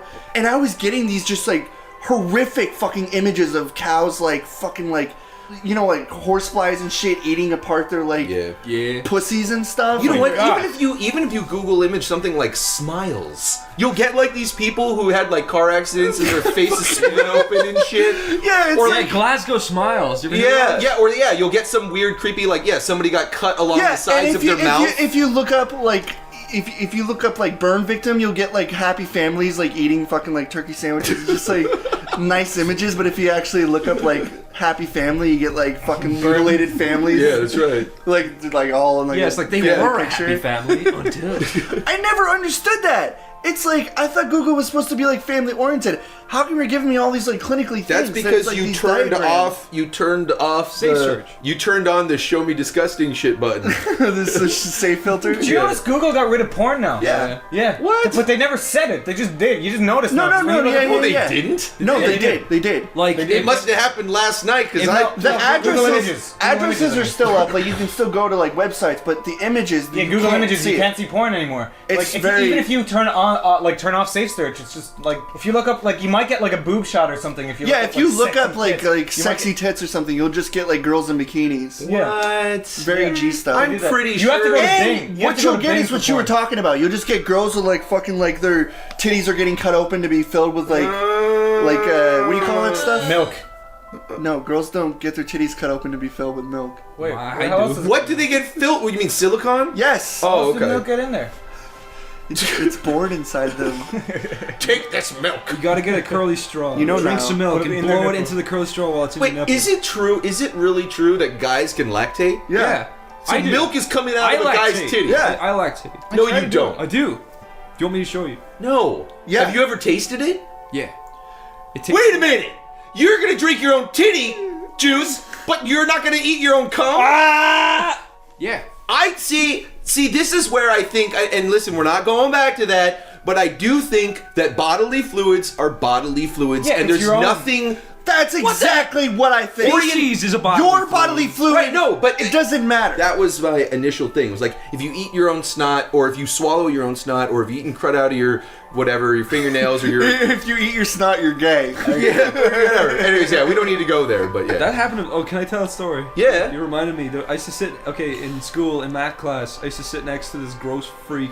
Oh no, I can't say that. Don't listen to it. Okay, sorry. Why can't you say that? Foul, gross smelling, fucking Wait, look, It was a mirror. just in case he listens to it, I need to be nicer, okay? Okay. Okay, so I used to sit in a math class next to this tall, lanky, weird fellow. with And Down one- syndrome. It's so much nicer. and one day he just fucking sneezes and he just turns to me and he holds his hand up to me and it's like a spider web of snot. Oh.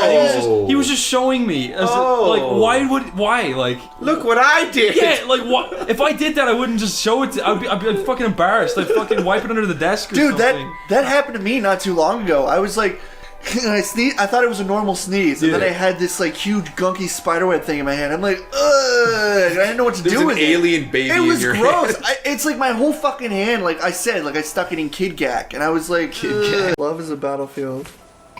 And Love is a racing fire engine after that fire. God damn it! I thought you were gonna say something. Love is a wise. swimming pool. What's the most perverted thing you think you've ever done?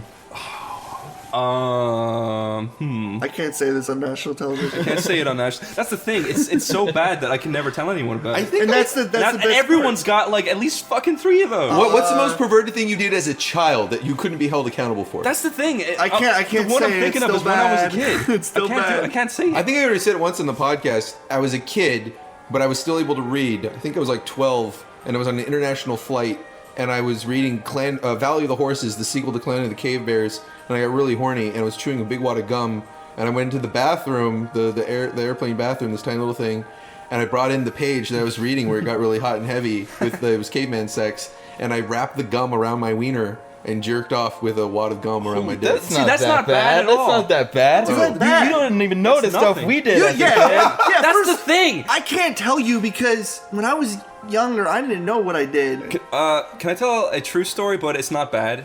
It's just funny. When I was 11, I went on holiday to America with my mom and dad, and we stayed at their friend's house, and they had porn on their computer, and I was watching it, and I got super horny, and I ran up to my the room I was staying in, and I started drawing like me fucking like people on like I used to do that too. No, I know, right? But I was like drawing. loser. I know, right? I was like 11. I was like drawing horrible like fucking insanely, stupidly bad pictures. You of me, like write me and put an arrow to it? No, I was just like drawing me like fucking like I would say they were hot when I was 11, but now they would look like deformed creatures of the night. Did you ever draw yourself with like fucking like 18 people at the same time, like a human centipede of just like your dick is like a skewer? The best with, way like, to describe 18 it would people? be they look like the pictures that Chris Chang draws of himself fucking girls. Okay. Yeah. What he does like babies draw like these horrible characters. Anyways, I was drawing those, and then my dad came upstairs, and he tried opening the door, and I put my foot on the door, and I wouldn't let him in.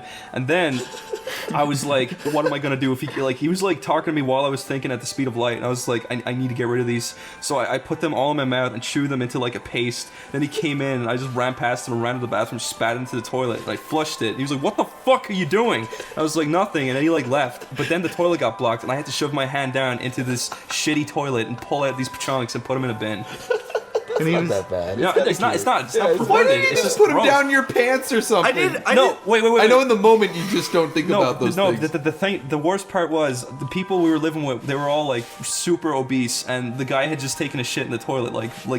My hand was deep down in like slurry shit. Oh no. Yeah, it was bad. I kind of did the same thing Chris did. I had a binder full of like adult comics where I would draw like, I think I did like hybrids of like cartoon shows and like games and just stuff I did, like stuff I played at the time. Like I remember I had tons of comics with just like characters fucking just like orgies. I drew like Peach fucking Daisy and like Sonic fucking Peach, and just I just did like these like weird pornographic like comics to myself. So I was doing like, when I was like 13 or maybe 12, I was young, but I was doing, and so when I got really into Dragon Ball Z, I made up my own porn of like Dragon Ball Z, and I had this big black binder full of it. Corey, you were always a dirty little shit.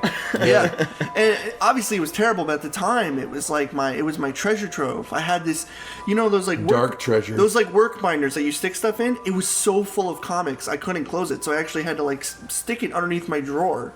And when I got older, I was like 19 or 20, and one day I was just moving shit in my room, and I pulled them out, and I saw it. I was just like, holy fuck, because they were like really scratched in viciously carved drawn in there. You ran out of ink in your pen, but you continued to just chisel just it into like, the you know, paper. You know those like tic-tac-toe lines? Like They had fucking those Seven? fucking lines. Like you know? some horror movie? Yeah, no, like the lines are like that, and just like these like fucking flabby pancakes just everywhere with just dicks, and I was just like, because I could kind of tell what it is, because I could kind of see like, oh, there's Princess Peach's helmet, or not helmet, crown, yeah. And there's Amy's bow, and there's a bunch of dicks and all over. And I was like, okay, and so I took all my comics and I put them in a big black thing, because I was like, this is embarrassing. This is actually embarrassing. And I put it in a black bag, and I dropped it at the bottom of the river with a brick over it. No, you didn't. Yeah, no, I did. No, you didn't. This sounds crazy, but I was like, I took a knife and I chiseled holes in it so it would sink. And I took a brick and I tied it with rope. This is when I was leaving my dad's house for the last time. I did this before he got home. I was like, I'm leaving. I don't want him finding this one day when he has a kid and he moves in and gets my room. And I buried it at the bottom of the water. And I'm sure if I went back there today, I could bring it back up. You could. Find the Corey, we should go. We should go and go get it. Yeah, absolutely. I just bring it back. Let's I would fucking love- drop this like seaweed box, but who wants to read my Let's old put it one? on Chatbase. Let's fucking make it a thing. Yeah, like these like dilapidated like rotting pictures and be like, Peach fucking Daisy. You guys ever play a game called Sextras? No. What's that? You guys ever know what Sextras is? No. It was Tetris, but Sextras? it was called Sextras, but it was like Tetris, but all the pieces were made of people, naked people, and you would combine them like you would with Tetris. Is this like a ROM hack? Cool.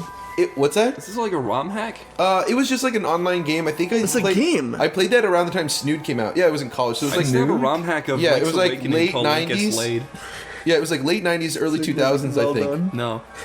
Anyways, so if you can just imagine a bunch of pieces, like L-shaped naked people, whatever, and then you could combine them, and they would go, and they disappear. That's cool. But essentially, so I guess the reference is lost. But anyways, if you haven't played Sextras, Google it. It's there.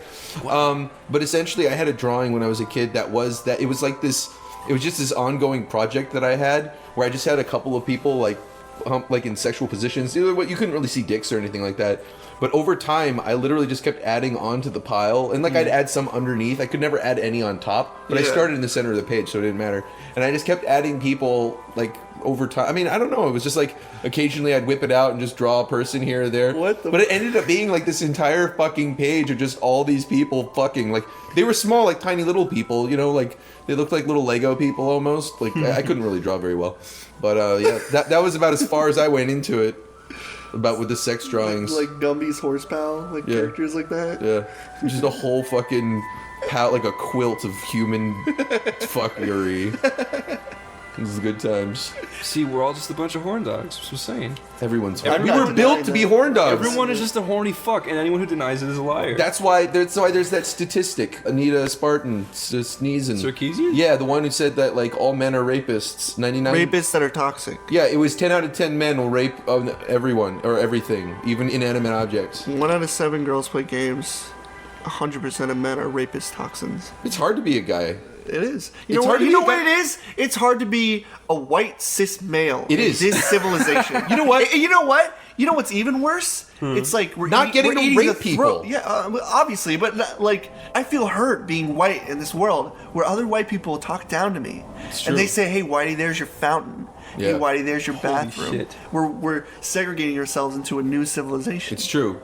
I would say that like it is kind of frustrating that I just can't rape all the time because it is on my mind and societally it's not all right. I literally, as a man, have been built to just walk up to things and molest the fuck out of them. You've ever had and on a daily basis, minute to minute. You know, guys have sexual thoughts like every 30 seconds. You know, maybe I'm like overactive, but Jesus Christ. Every second of the day, I'm trying not to just stick my dick in something. Yeah, guys, Mick tries to like rape everybody, and it's not fair to say he's lazy. Yeah. I've literally very productive. I've learned this technique out of body experiences. Yeah. To chase people down and fuck them.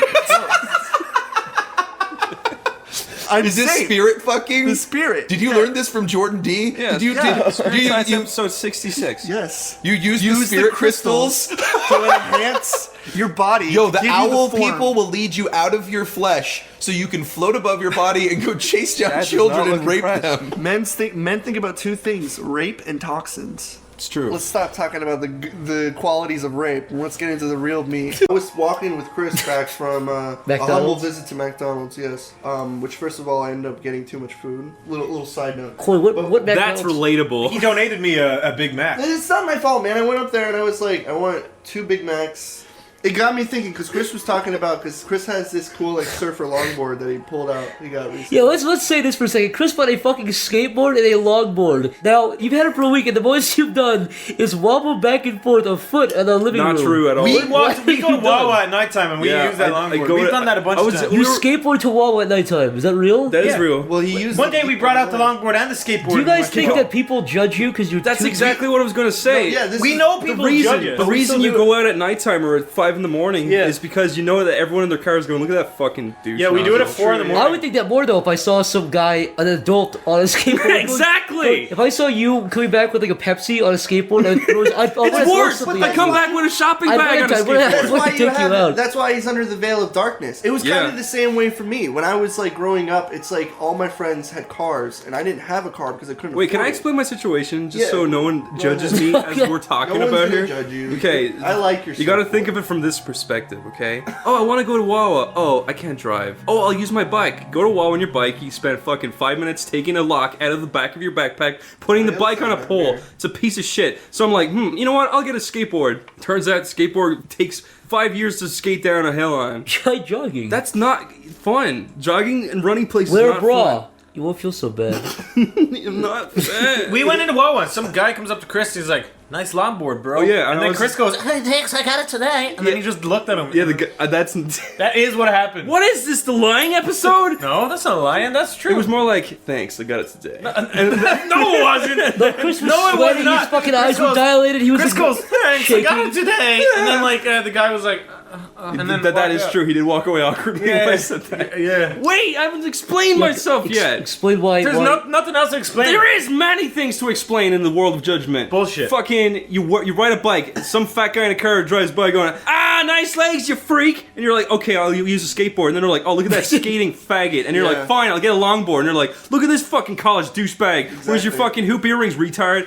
And you can't do anything without being judged except for drive around your big fucking car. Exactly. And that No, costs because people judge your color too. If you have a I shitty didn't- color, they judge your shitty color. If you have a nice color, they call you an Even asshole. one day, like, the geese were fucking bullying us for being on it. Remember that? Yeah, it was like, They're fag, fag. fag. That's why I never wanted to like ride my bike, because I had a bike, but I just didn't want to ride it because I didn't want to be the guy riding his bike. When you're looking at somebody for the first time, you're judging them. It's just natural. Yeah. But like when you see a guy on a longboard and he's just minding his own business, and you stick your head at the window to be like, "You're a faggot." You're like, the thing I never. Why did I do to warrant that? Like, I never did bikes myself because it's like me. So if you see me on a bike, you want to push me over. The only people you don't want to push over on a bike is some athletic guy with fucking nice legs. If you see some chubby guy with breathing heavily going to Wawa to get a When fucking I see sandwich. a cyclist with those like skin tight like shorts, I'm just like, I fucking. No, because I hate know that. if I know I say anything, he'll But get that's off his not bike fair and because kick me now in I'm the face. judging people. What? I was saying that no, because if you make fun of the guy, the buff guy on the bike, he'll get off his bike and kick you in the fucking face and cave your face like a pumpkin. Yeah, it's true. With his biker legs. With his fucking biker, like they're like. What I'm saying skinny is, you little- can't go anywhere without getting judged for something stupid. Yeah, like that's why I'm you just gotta like, bring a oh, I gun want to go to everywhere. Wawa on my longboard because it's really fast and it gets me down. Wear a trench coat and school Remember, shooter glasses, but don't I actually. used to wear a trench coat and you guys judged me for it. That's because you wear a fucking trench coat, cuz. Trench coats keep you warm in the cold fucking winter. They keep the blood fucking off you. Do you remember? psycho?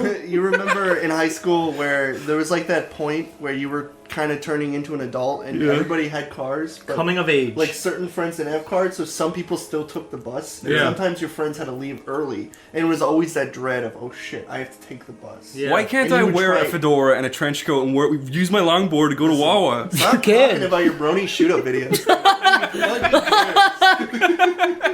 Did you see the video of that guy burning the fucking house down in the middle of the woods? He's like, this is chaos. He just burnt down like some little Is that a shitty... Minecraft video? Corey, have you seen this? This fucking guy made a series called like Minecraft High, and in the finale, it's a school shooting episode. I'm not God, are you joking. fucking I am not joking. It's like Is it a cartoon one? No, it's a fucking real life guy playing through Minecraft. And he's like, what? There's like gunshot sound effects. He's like, don't worry, Emily, we'll be safe in here. So it's like, boom, boom, boom. You're And it's fucking like, with me. I swear. You're fucking with me. I swear. All right, tell to me this. fucking God. Tell me this. Are the gunners wearing the outfits from the Columbine? You don't see him. You don't fucking see him. So you have these You are a liar. I will link I take my hat off and call you a I will liar. link the video. Let me guess. He ends the video with school shootings are bad. No, I'm he a does. good No, guy no, because that's I the think- bizarre thing. What? It's like he's like, Emily, babe, do you hear that, babe? Boom, boom, boom, boom, with gunshots, and it says to be continued. There's no message. Good idea. He's using a fucking school school shooting in Minecraft. That is great. Could you That's what imagine? Minecraft needed. Could you imagine being like a Columbine survivor and be like, I'm gonna play some Minecraft today? And you just see that and you're like, well, I guess Minecraft is ruined now. You kind of deserve it if you're looking at Minecraft High.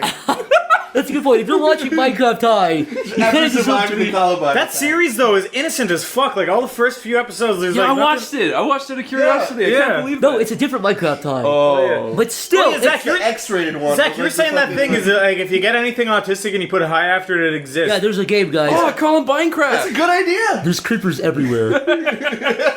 Some creepers don't go up in the cafeteria though. Wear black trench coats and fucking explode.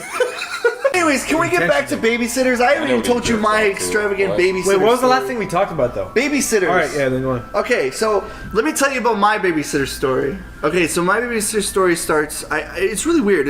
I recall a bunch of babysitter stories. This is one I had that I just. Wait, when you were babysitting or being babysitted? No, when I was being babysitted. I've babysat before. Like I've babysat my 1-year-old brother. That fucking sucks. But satted, I guess would be the term you'd say. Wait, how old's your brother? Babysatted? Babysat. Is that it? It sounds like a test. Like sitting on babies? I think. Sitting on babies, you crush your soft How old's your brother? This was my...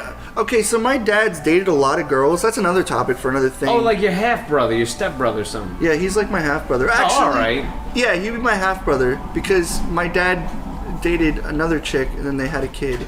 So yeah, he'd be my half brother. He's basically, I call my brother, and my brother. Sure. I don't really call him my half brother, but I forget his name. God, that's embarrassing. Well, that's not your brother then. Jesus Christ, Yeah, that's man. not your brother, dude. My friends are brothers. At least I know my family's name. Shit. Well, You can't say it's your brother if you Well, don't remember his name, dude. Well, he is.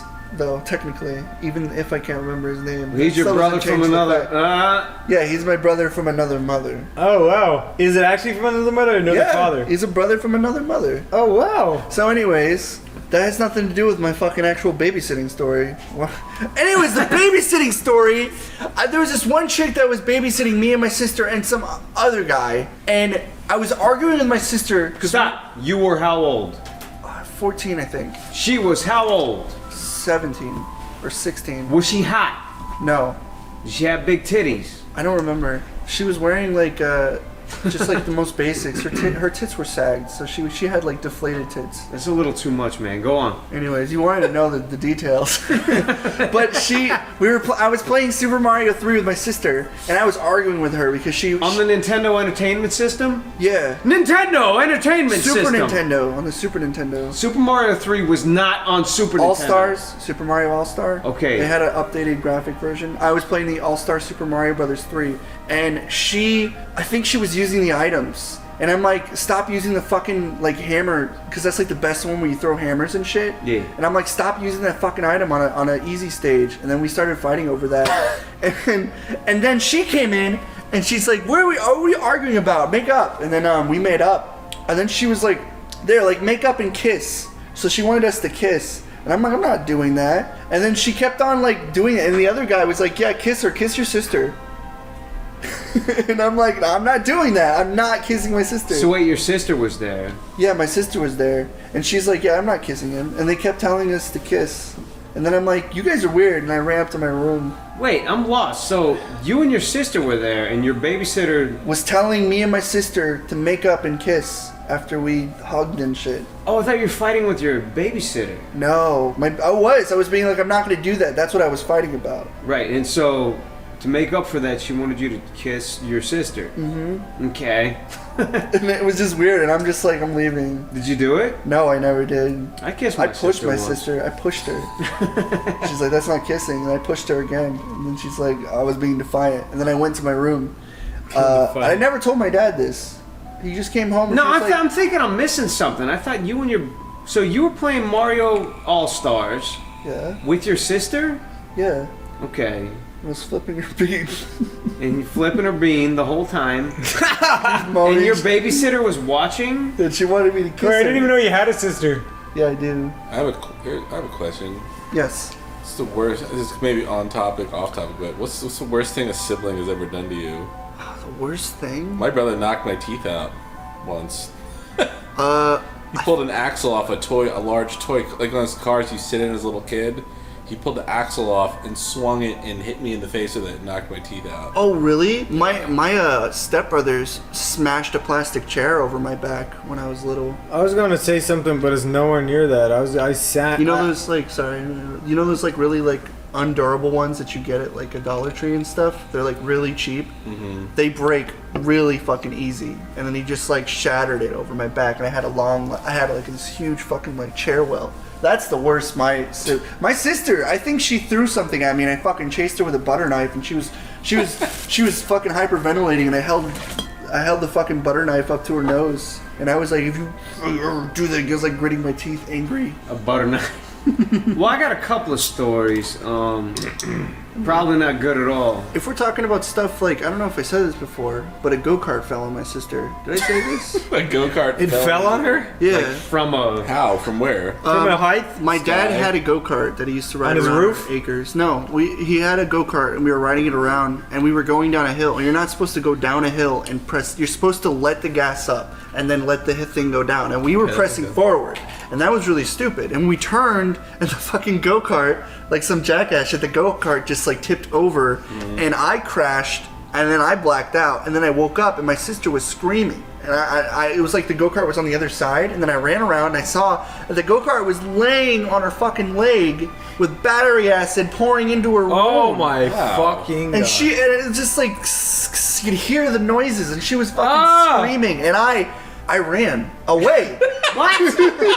I ran, not to hell. You ran the other way. I was terrified. I thought she was going to die, so I could understand that concept. So you had to get away from that. I was so scared, but then like something clicked in my head, and I'm like, she could die, and I could be in so much trouble. And so I ran back to save her, and I guess like the fear of getting in trouble allowed me to pick up the golf cart and fucking pull her leg out. And I was little, so the idea of that is crazy. You were more concerned about getting in trouble than her actually dying. My adrenaline was strictly being grounded for the summer. I do remember the most fucked up thing that a sibling did to me, but I can't even fucking say that on this podcast ever, period, ever. I do remember one of the you did say it on a podcast we made it. Oh my, I have never, I've told this to maybe 2 people. And I'll never tell it to you, Corey. Is it the one? You got a big ass mouth. And I'll never tell it to you, Niall, because you're a fucking borderline alcoholic. I'll tell it to Jeff later, though. Wait.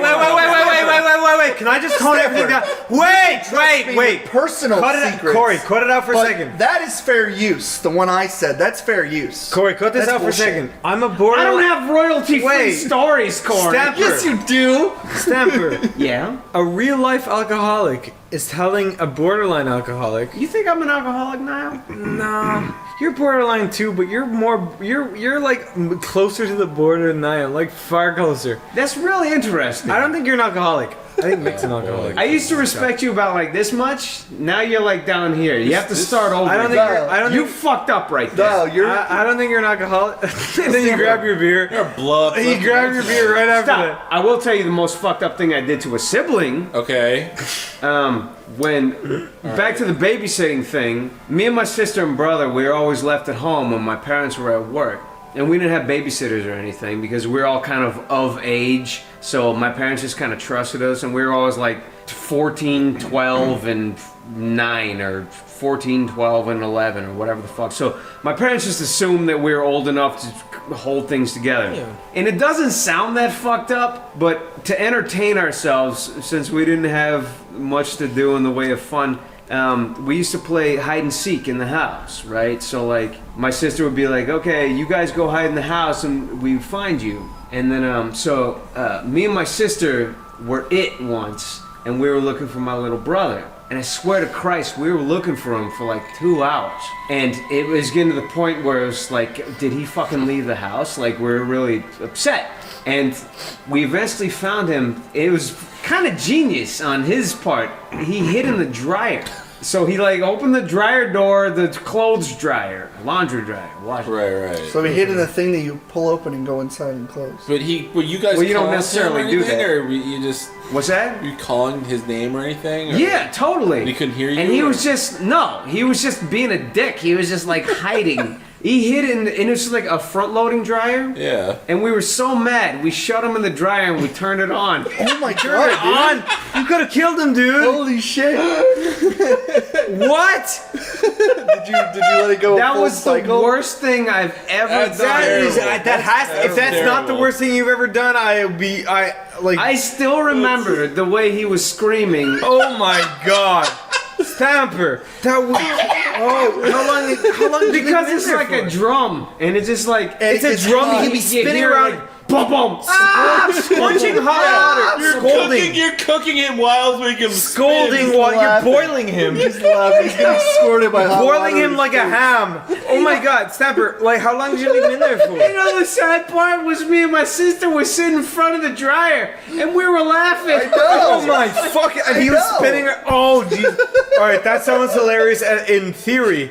However, in practice, I know. Well, you know, now that I'm older, I get it. You know, when you're a kid, you're just like, oh, it just turns around. And that's how kids kill other kids. But when you're older, you're like, oh, it's very hot in there, and it's really dangerous, and you shouldn't do that. In hindsight, it's worse than in hindsight. I may have killed. I nearly killed my little sister by stuffing Rice Krispies down her throat when she was 1. I mean, you know, truthfully, he was only in there. Truthfully, he was only in there for like 10 seconds. Serious? Yeah, I shoved a whole lot of Rice Krispies down her throat and she choked. And then I told my mom when she was cleaning the bathroom, I was like, Mom, hey, I fed my sister, and she was like, She was like, "Oh, okay, dear." And then she kept rubbing the floor. And she goes, "Wait, what?" Fucking like Rice Krispies into her mouth. Yeah, and then What she do you mean you stuffed Rice Krispies? Rice Krispies, and my mom came out and she saw that my sister's face was like all swelled up like a hamster, and like it was Rice Krispies. Holy she was shit, like, Niall! You she was cardiac arresting and like. You don't even know better, but it's like Jesus Christ. No, I was you're just trying to put food into a human. Yeah. Like there wasn't any elegance to it. You were just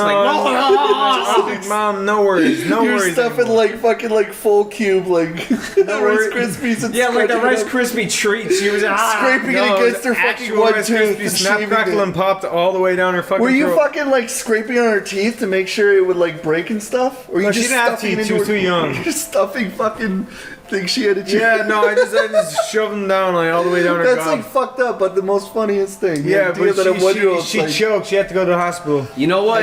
I turned the dryer on with my brother in it, but that's fucked up now. That is fucked up now. But you were conscious. You realized what you were being a demon. You were being an asshole. That's the difference. You were getting here. back. You realize what he you was doing. trying to be helpful. I was trying to be helpful. He was trying to be like, Mom, I know you wanted to give her smush peas, but I did it. Oh no, yeah, I was totally being an asshole. I wanted to That's the difference. turn the dryer on and make him pay for like it. you boiled your brother alive. I pushed my sister off the stairs. I guess that would be fucked up. I pushed her off the stairs and broke her arm, I think.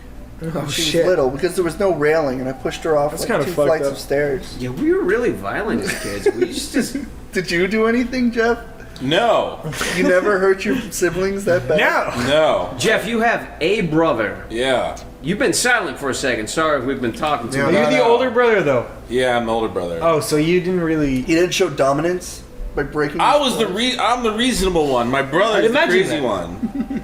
What, did he try anything? You know, normally I give people the benefit of the doubt, but I'm actually on Jeff's side with this one. Truthfully, I don't think I need to meet his brother. I don't know. Why? Just You haven't met his brother?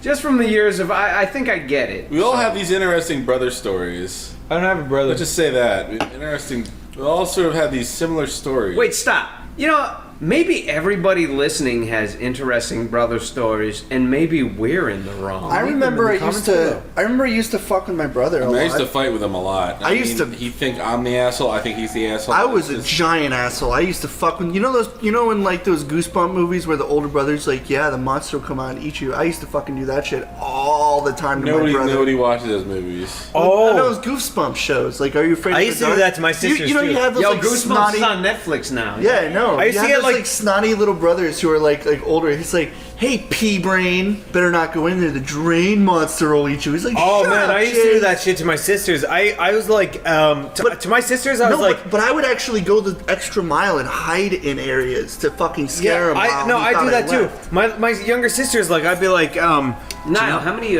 siblings do you have? I have 3 sisters, and one of my that's little it? sisters, it's called Eva, and I was kind of extra mean to her. She was the middle. She was like my sister right below me is called Neve, then Eva, then Ali, and with Eva, I'd be somehow meaner to her. So wait, what's the order? All the kids. One you is have 2 3 years sisters younger. and you. Yeah. One is So- 2 years younger. One is like 7 years younger. One's like 11 years younger. But the one that's like 7 years younger, I was kind of the meanest to her. I'd always be like, "Do you know what I heard last night? You know the doll you have in your room?" She was like, "Eva, I'm on the first step. Eva, I'm on the second step." And she was walking up the stairs towards your room. And she slowly opened the door. Then I caught her and she just went dead. So you better thank me, Eva. And she was like, "Oh my God, thank you!" I'm like, yeah. And then I was extra mean. Like, I used to get 2 pillows and bang her on the side of the head and go, jingle bells, jingle all the way. You're just like a fucking horrible. I was just kind of mean to my sisters. I mean, you know, you fuck with your brothers and stuff, and then they grow up and learn that, like, You know what, true. Niall? I can see that now. You did grow up in a household full of women. Yeah, that's right. That's some It's people. not to say that you're a woman, but you definitely have that understanding. Yeah, see, some people think I'm gay because I get along with women really well, but it's Well, not. that's it's- gay, dude. That's not it. It's You just you sound like one. sound like you're gay or a woman. No, the voice. I'm not the voice you Your do. girl voice. Do you Oh, want my to girl. creep people out again right now? Yeah, I can do that. Stamper can also do a girl voice though, so it's alright. I have to pitch mine up though. I mean, I just talk like this. Like, this is not how I normally talk. You know that, Stamper. You can pull off a. See, Stamper looked disgusted. You can definitely pull off a white trash tranny. Well, I could do a tranny voice. Like, if I decide to become a woman one day, I'll just start talking like this. You actually could. It actually sounds like you were practicing. So your name should be like Tammy or something. Soft. Yeah, Tammy. Oh my God, Stamper looked so disgusted when I did that. It was like, you looked disgusted. We all did. Yeah, see, it's just I was only looking at Stamper though. Misunderstanding. I was disgusted at my own ability to do it because I smoke a lot. I was thinking about, you see, everyone's a star of their own world. They think that everything revolves around them. Maybe I was thinking about myself, Niall. You ever think about that? I think about you a lot, Stamper. Oh, God, you still missed the point. Jesus. I love you, Stamper. Okay. Oh, if we're gonna talk about siblings, I have another sibling story-ish. My stepdad, his kid's side, there's one of my brothers, Cody. He was an asshole. Like he would always fuck with me. Like there was the older version, Luke, who wouldn't. He was kind of like he kind of fucked with me. This might stop. This might be confusing to people. Let's go down the line real quick, okay? Version. All right, so my parents divorced when I was 2, and then I got step parents both ways. I have a stepmom and a stepdad, and a real mom and a real dad. Oh, you want to talk about like our parents? So no, yeah, and then you have what? Okay, I have a dad and a mom, but they divorced, so I have 2 stepmoms. So American. On my dad's side, and I have 1 stepdad with my mom. Right, so it's just to let people know what you're talking about. Yeah, I have 1 Russian stepmom and 1 country mom. Like she's very country southern. Who's your mom? Country. She's like country mom. Wholesome Christian. That's not. No, she's like. Is that another mom? Yeah, that's my mom. Okay. How's your Russian mom? I think she I nice? get it. Is your Russian mom cool? And now you still have the same bitch ass parents that put you out? The ones that knocked me out of their pussies, my mom and dad's pussies, I am still part of their Jeff, family. you still have your fucking. A mother, fathered brother. Oh, your parents didn't divorce? No. Wow, thank you. Man, anywhere else it's like, wife and husband, they're together forever. In America it's like, yeah, she's my like stepson niece. You have a Divorce bunch of is more parentless common children than you running think, around dude. and, Yeah, in America only. Yeah. In Ireland there was one That's kid. because you guys are all fucking Catholic, and no matter how much you hate each other, you just stick it out. See, I think my parents are kind of doing that a little bit. Well, yeah, no shit, really? Well, You that's what it think? is. When did they get married? When they're fucking 17? No, and they don't like they're each like other? 24. Really? Surprise! You're like my age. But I'd never get married at this age. I hope they're not your age, anyways. What is with you Americans? My parents though? got divorced when I was 1. Oh my god, Jeff is such a fucking... What? He's an American do you know what freak. my mom Most did? people are fucking divorced. It's so You know what my crazy mom here, did? though. My mom saw my fucking dad's Arnold Schwarzenegger muscle, and she was like, "Wow, I want to fall in love with this dude." And because my dad took Arnold Schwarzenegger's, like, he had like lessons on how to build weight and stuff. There's like taking P90X there's in, like, actual the 80s. videos of him teaching people how to work out. Like he was a muscle. Like It's P90X. Fucking, I gotta tell you a funny story that happened with me and Niall there. Yeah. We were enjoying our nice Subway sandwich, as we do every single day, by the way. But anyway, we were in Subway. Niall decided that he wanted to send a snap of himself to his girlfriend, right? Mm-hmm. So he put on the most creepy fucking pedo grin I've ever seen, right? And he hunched over and he looked disgusting, right? I've never seen him look so fucking out of his element in such a nasty way, right? Yeah. And he holds his phone up, like up in the air above him, like looking down on him to take a picture, right? Yeah. And then he fucking realizes that there's a girl looking in the window right at him. Yeah. It looked like he was like- taking a picture Yeah, of her. with a big fucking creepy pedo grin. I was sitting by the window and I put on this like really fucking ugly face to say. Like you're doing like a sneaky. He looked like an photo. actual Yeah. creep. Okay. Yeah, So you're so, just but like- to her, I was like pointing the camera Right at her, at her. smiling, and I looked at her in the eye while she looked at me. So I was like, and she looked disgusted and angry and fucking hurt. Why was she and violated? But she just walked fast. Niall's muscles literally just sucked his body as small as it could go. He was so my embarrassed. balls like went into my stomach, and I dropped my phone. You need one of those Japanese phones that like makes the shutter sound every time you take a picture. 'cause Yeah, you fucking creep. Yeah. No, but she was outside the window. She was like, she was walking by. She was looking at the menu, right? There's a menu stuck to the window on the outside, but then she realized she just sees Niall pointing his phone phone right at her face. Well, because I wanted to face the window because the light was coming. like- Just because You could have ran out. You should have ran outside and told her the situation. You'd be like, no. I was trying to. It's my girlfriend. She ran out like she was too far. Should have gone. ran outside and been like, "No, wait, I'm sorry," and then tripped and That grabbed would her have been tits. creepier if I did that. Yeah, that's what would have happened too. I would have had Chipotle sauce all over my fucking face. No, you should have got up with your phone like this and just walked. Your towards pants her. would have fallen down. You would have gotten mayo on her trousers. Looks No. like you came on her. You should have just held your phone and walked towards her, like walked outside holding your phone with a creepy grin. No, see what she do. Oh, I wish they could see your fucking face. I could just like see it. Stretched out hand and just walking. Yeah, just walk towards her.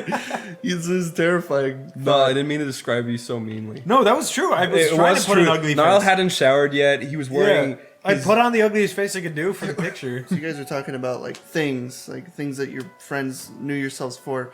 Well, there was 2 kids in my school, Randall and Caleb. That's their names. I hate the name Caleb. Go I know. ahead, I don't like it either. Randall, but you picked Caleb over Randall. But It's that. Sorry. There's two There's a villains Nicolas in Cage, media the called Nick Randall. Cage movie. At The least. son is named Caleb, and I hate him. I hated for it. But Go it's ahead. so they're basically like the school nerds, like Yeah. the classified school nerds. And I mean, I did really horrible shit to them growing up because I was a jerk. But their dad's was a painter, so he painted things. He painted cars, so he painted like flames on cars and stuff. Mm-hmm. And so he said, just for no real reason, he said like, "My dad's a painter." And then we were like, "Your dad paints dildos." And then he got so mad, like he got so fucking mad, he threw his books at us, and he's like, "No, he paints cars." And I'm like, "Yeah, and, like Car it's just- dildos. yeah, he just paints like he just." Like he said, he paints cars, and I'm like, no, he paints dildos. You just told me, and everyone around me was like, "Whoa, does your dad paint?" Like I was being an asshole because I was just bored that day, and it was like kind of his thing. But then he did something really bizarre on the bus where, so just to really sink in that I could never like this person. Yeah. I tried to apologize to him for that, and he went up. He sniffed his armpits. And he said, "You apologize?" He sniffed both of them before I could apologize. I was just walking up to him. He sniffed both of them. He's like, "Smells like onions." And I'm like, "You're a fucking freak." And that was it. Well, I guess it was factually accurate. Dude, the fucking assholes in my school would come up with creative ways to piss you off. Like, they turn your bag inside out and put all your books back in there. That's it's cool. like really fucking annoying because you're like, ugh! Or they'd actually go really far. Like, they'd open 2 of your textbooks and put one page in the page of another textbook and do that with every page so the book is stuck together. And it's like impossible to that happens. If you put one page in another page of a book, it gets stuck together. You can't pull it out. You want to know how creative the guys in my school were? How? They put your bag on the floor and get 10 of their friends to circle around it and spit on it. Oh, man, that's not even good. That's They not even didn't do it creative. to me, but they did it to this guy, and I've never been more angry in my life. But before school, every morning we had got a school bus, so we'd be early, and everyone would stand outside in a circle, and then someone would throw in like just say 50 cents, and then someone would be like, "Oh, I want that 50 cents," but everyone would be in a circle, and then someone else would throw in 50 cents, and you'd be like, and then like it would get to enough money where you'd want it, so someone would go in to get it, and everyone kicked the living shit out of whoever went in to get it. Do you remember stories of real like mean, like an especially mean case of bullying in your school or anything like that? Yeah, Yes. I was kind of a bully at one stage, but that was to avoid me being bullied or being bullied. I was bullied, but I also You and Corey, the bully brothers. here. but to survive, I had to. Yeah, like Take It's the part. survival of the fittest. Yeah. If you don't bully, that's the classified school for survival. Well, to be fair, like my sort of upbringing, everyone thinks like everyone experienced bowling. I never experienced it. I Right. was because you were the bully. No, it's because my friends were the popular kids and also the nerds. So I felt I would fit in with everybody. Oh. So I didn't have a segregation. I was set. I was actually like that too. I was friends with the cool kids and the fucking nerds. But the meanest thing someone ever did was it was almost like it was like this initiation thing at this place. It was like completely fucked up what they did, but the whole day they all spent time pissing in one of those giant blue barrels, pissing. Yeah. Why? Where is this going? the whole day? Yeah, so in order to get let him join the group or something, they told him to get in the barrel. A 50-gallon barrel. of Yeah, I mean it piss. was filled with piss, and then they just ended up pouring whatever sewage water around them was there. Gross, dude. It was vile. And then they pulled it open, and he got inside, and they put the lid on and sat on top of it. That's horrible. And I mean, I couldn't do anything because if I would have been like, you guys are being jerks, let him be free, they would have shoved me in the barrel. Fucking Missouri. So after he came out, after they let him go, they dumped it all out and shit. They drove off without him. So they just abandoned him there. And it was freezing out, so he ended up getting like really sick, and then they had to pay for it. I just remember stupid ones like this. So that's like the worst. Like I don't understand bullying, but that's more like a frat-ish bullying. But it wasn't even for a frat. It was just a group of guys being assholes to this one guy who really wanted to be the friend. Yeah. But the guy was like, he was just this like harmless guy who liked to dance. He was like a goofy dancer. He was like. Everyone kind of like egged him on and ironically said, "Oh, you're the funnest dancer at our school." So he like thought he was like the coolest dancer, and he was like, that sort of like goofy, not cool dancer. And then they ended up fucking with him, and he so many times like these people like, and they just end up moving away. Like every time there's real bowling happening, they end just moving away before anything happens. Then you always get that one kid who dies. Oh man, there's always the kid. From bowling? A kid who just. The kid who dies in your school, and you're like, well, there's three. There was 3 kids who died at our school. There was one kid who actually killed himself. He hung himself in his room with his shoelaces. Oh my God! And like it was literally 6 houses down from mine. So it was at the end of the street, and he hung himself with shoelaces. Then the parents moved out, and the house sat abandoned forever. And then the other kid got hit by literally right near my fucking house. There's this fucking like this lone road highway thing. Guy got hit on his bike by a fucking car. What? Died like instantly. So we got fucking killed by a car on his bike. Oh, and then the other kid, like in the park, he had like a fucking asthma attack, and he just died in the. Jeez. He didn't have his inhaler with him, so he just suffocated and died in the woods. There was a weird epidemic where I was from. Like all these kids would die just from playing sports, and their heart would stop. Did that happen with you, Chris? It was like I think it was in Ireland. Like it was just. I think probably the fucking radon in Galway. Yeah, all these kids would play sports and their hearts would just stop. Fucking, you want to know a great bullying story? Sure. Starring yours truly? Sure. This is real. Like this is real life. It's not like the internet. Yeah. Because I have a really like not showed, but like an actual situation where I egged this person on to a point where I actually was just like, okay, I need to stop. Yeah. Okay, so I'll give you a little kind of like timeline. I was suspended from YouTube. So I made a new account called Chain Reaction where I would purposely just fuck with kids online. I would fuck with make recolors. a Chain Reaction? Yeah. I would go to recolors and then I'd take their video audio and stick it over game footage of them like screaming at people with like game footage. Yeah. And there was this one guy who I pinpointed. I grabbed him because to clarify, this was like 2008, 2009. No, this is way back. This is like 2007, 2008. So this is like way the fuck back there. This was like during the process of like Chode's existence. This is like prior year before Chode. Chode wasn't even made before this, so this was way back then. Yeah. But there was this one guy, at least I think it was, there was this one guy, I took his video, because he was talking to us, so he's like, you fucker, you better leave my friend alone, you fucking bitch. And it was like, he had this like recolor of like a stolen picture of Sonic scribbled with like MS Paint and stuff. And so I'm like, okay, so I took the audio and I slapped my keyboard and I found a video of a baby crying. So I took his video and I overlaid it perfectly with a baby sitting in his like crib, like looking up at like somebody. Then he like right when he's like, you little bitch, the baby started like fucking scream crying. So he was like, oh no. Like he was like actually like crying. The camera like zooms in while the kid was like talking. And then I sent it to him and I'm like, I sent it to him, I think I had a caption like lol. And then he fucking, he like messaged me, he's like, he made another video where he's like, Chain Reaction, he's making videos about me making fun of babies and I do not scream at babies. And then I took that audio and put it with another baby crying. And then I sent it to him and eventually it got to the point where I ended up adding him because he added me and he didn't know like I was Spaz Kid. He didn't know Spaz Kid. So he thought Chain Reaction was his own identity. So I was talking to him and he's like, do you know Chain Reaction? Because I told him I was Spaz Kid. I'm like, yeah. He stole all my videos and he's like, he's been posing as me for years. I just sort of left. And he's like, yeah, well, he's a jerk. Let me tell you what he's been doing. So I egged this whole thing on, and Lyle actually helped with this too.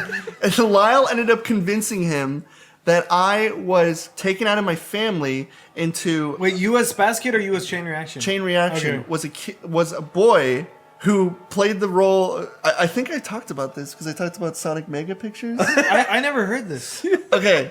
Well, this is going down roads. I don't want Okay. So funny though. So Lyle, there was this voice actor named Sonic Mega. Well, Lyle would take his pictures of Sonic Mega and pretend it was fucking me, and he would be like, so he'd have pictures, but he would contradict himself because like he would say he's like, you know, he's like super gay, but then he would like have pictures of him with like pointing at a sign with like a kissy face, being like crazy girlfriend, and he's like, wow, he has a crazy girlfriend. Wow, he's so gay. And so I would we would just tell him lies. Like we'd be like, yeah, he smuggles cocaine. He smuggles kilograms? Kilograms. Yeah, he smuggles kilograms of cocaine, but he didn't understand the idea of what a kilogram is. He thought it was a kilometer, so he's like, so he makes like videos where he's like, he also smuggles kilometers of cocaine across states.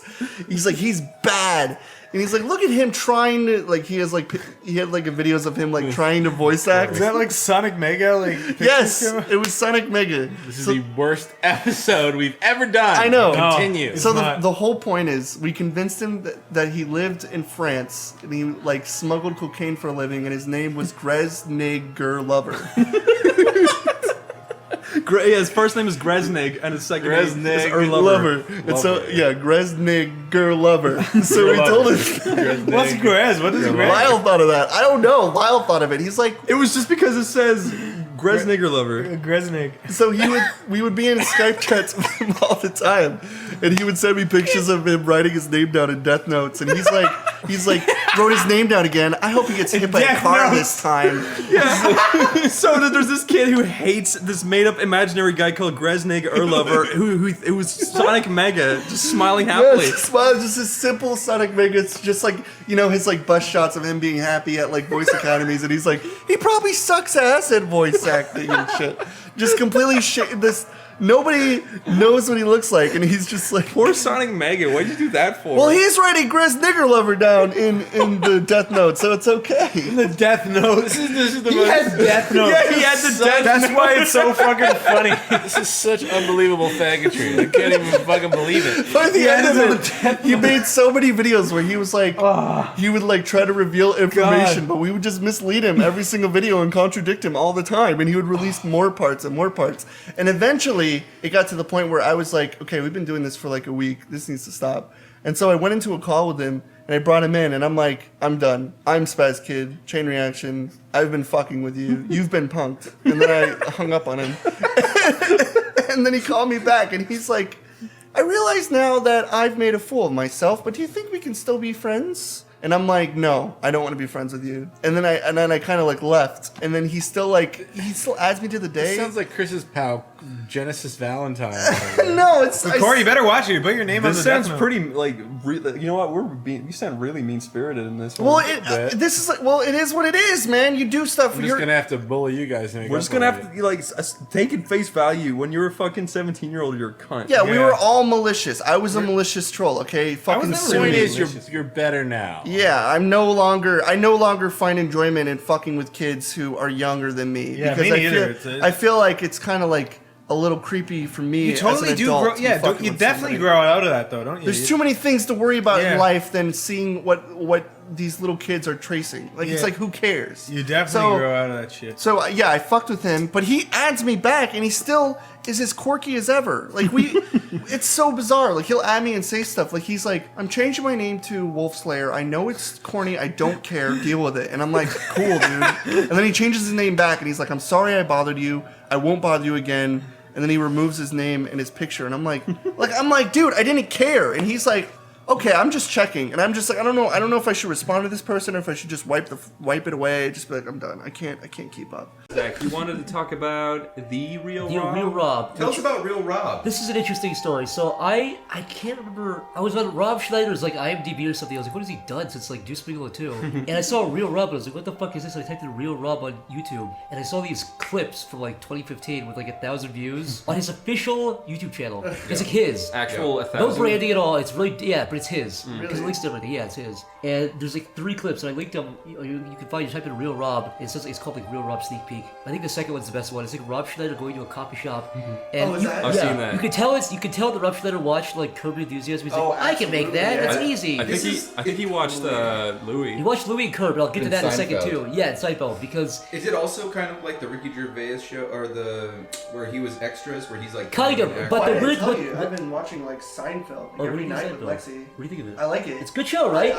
It's not what you thought it was, right? It's like a cheesy 90s show. It's good. Yeah, you watch stuff after a while. Like every single night we watch Seinfeld, but she puts it on and I kind of like absorb it. Videos, and then I, like, Seinfeld is the white noise of New York City. If you live in New York City and you have a television, you're gonna have Seinfeld. It's on every night here. It's on every night. So you were saying like the whole. So I was saying, but like if you watch Curb or like a show about a celebrity, it's usually like the celebrities are really petty, kind of neurotic petty people. Like they're successful, but they're still like they're really petty about stuff. Like a dollar, they'll squabble over like a nickel or something. Rob Schneider did not get that memo. His show is about how famous he is, how cool he is, and how rich he is. And so the sneak peek on YouTube is he's like, it really piqued my interest. I was like, what's this?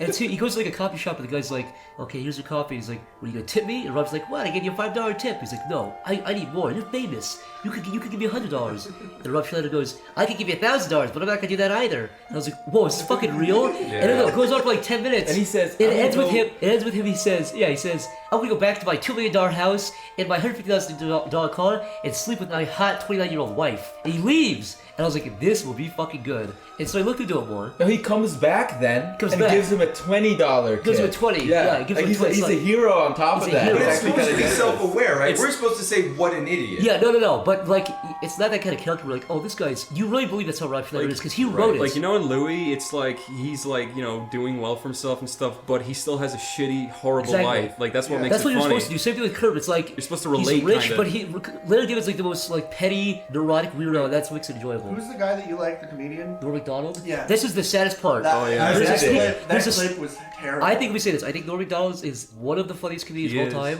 One of the most underrated comedians of all time. I've never seen him ever do anything. I've never seen him do. He plays a good chicken man. Absolutely. You say chicken man? What the fuck does that mean?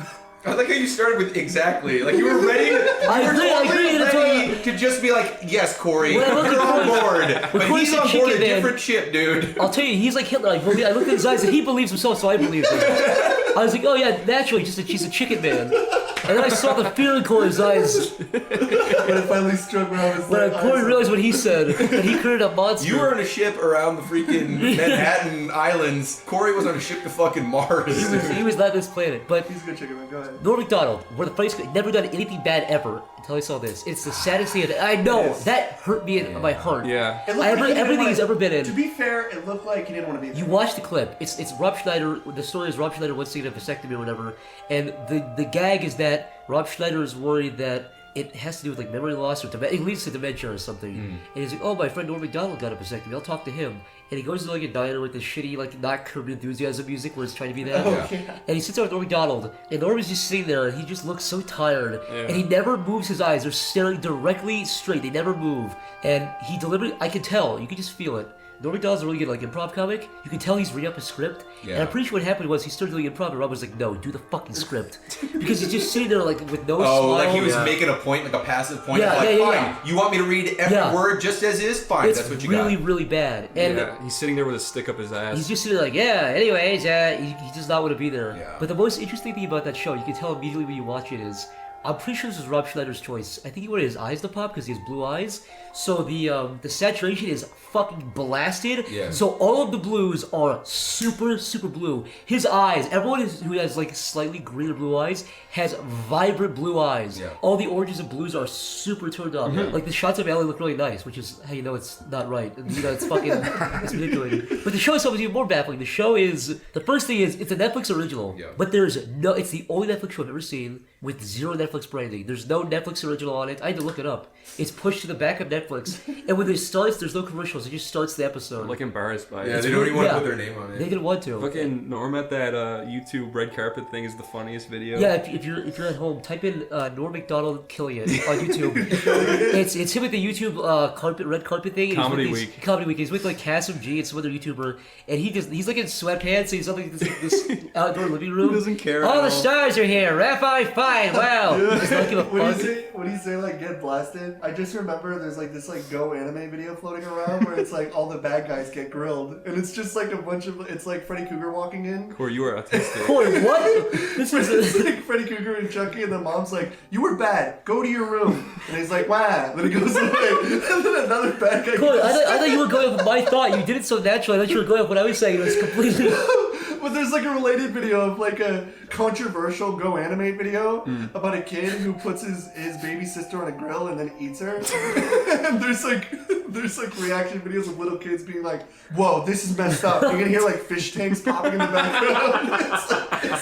You hear the parrots fighting in the background. But there's like 14 fucking videos on the side that are just nothing but that. It's just like these like kids that are like, you can hear like the loud clicks of their fucking buttons. They're just like, that's so messed up. I'm sorry to distract you from your point, but that reminds me of something really funny. Was that? When me and you first started talking to each other, you lived out in Kansas, and you had that shitty ass microphone. Yeah, I had a fish tank. Yeah. One time I was like, Zach, can you send me lines for something? He's like, yeah, okay. And he sent me the line, and it was like, like a big fish tank, and his like voice like. And I think it was louder than my voice. Yeah, and I was like, Zach, I can't use that. Like, go into your closet. And then he sent me back this thing. It was literally, he found every sound effect he could, and he layered them all on top of each other. Like power drills, like birds, fucking airplanes.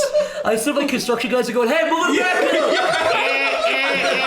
I got so fucking mad at him. I almost like punched my computer. The funny thing is, I took the original audio situation anyways and just added that on top of it. I didn't redo it. Yeah, you fucking asshole.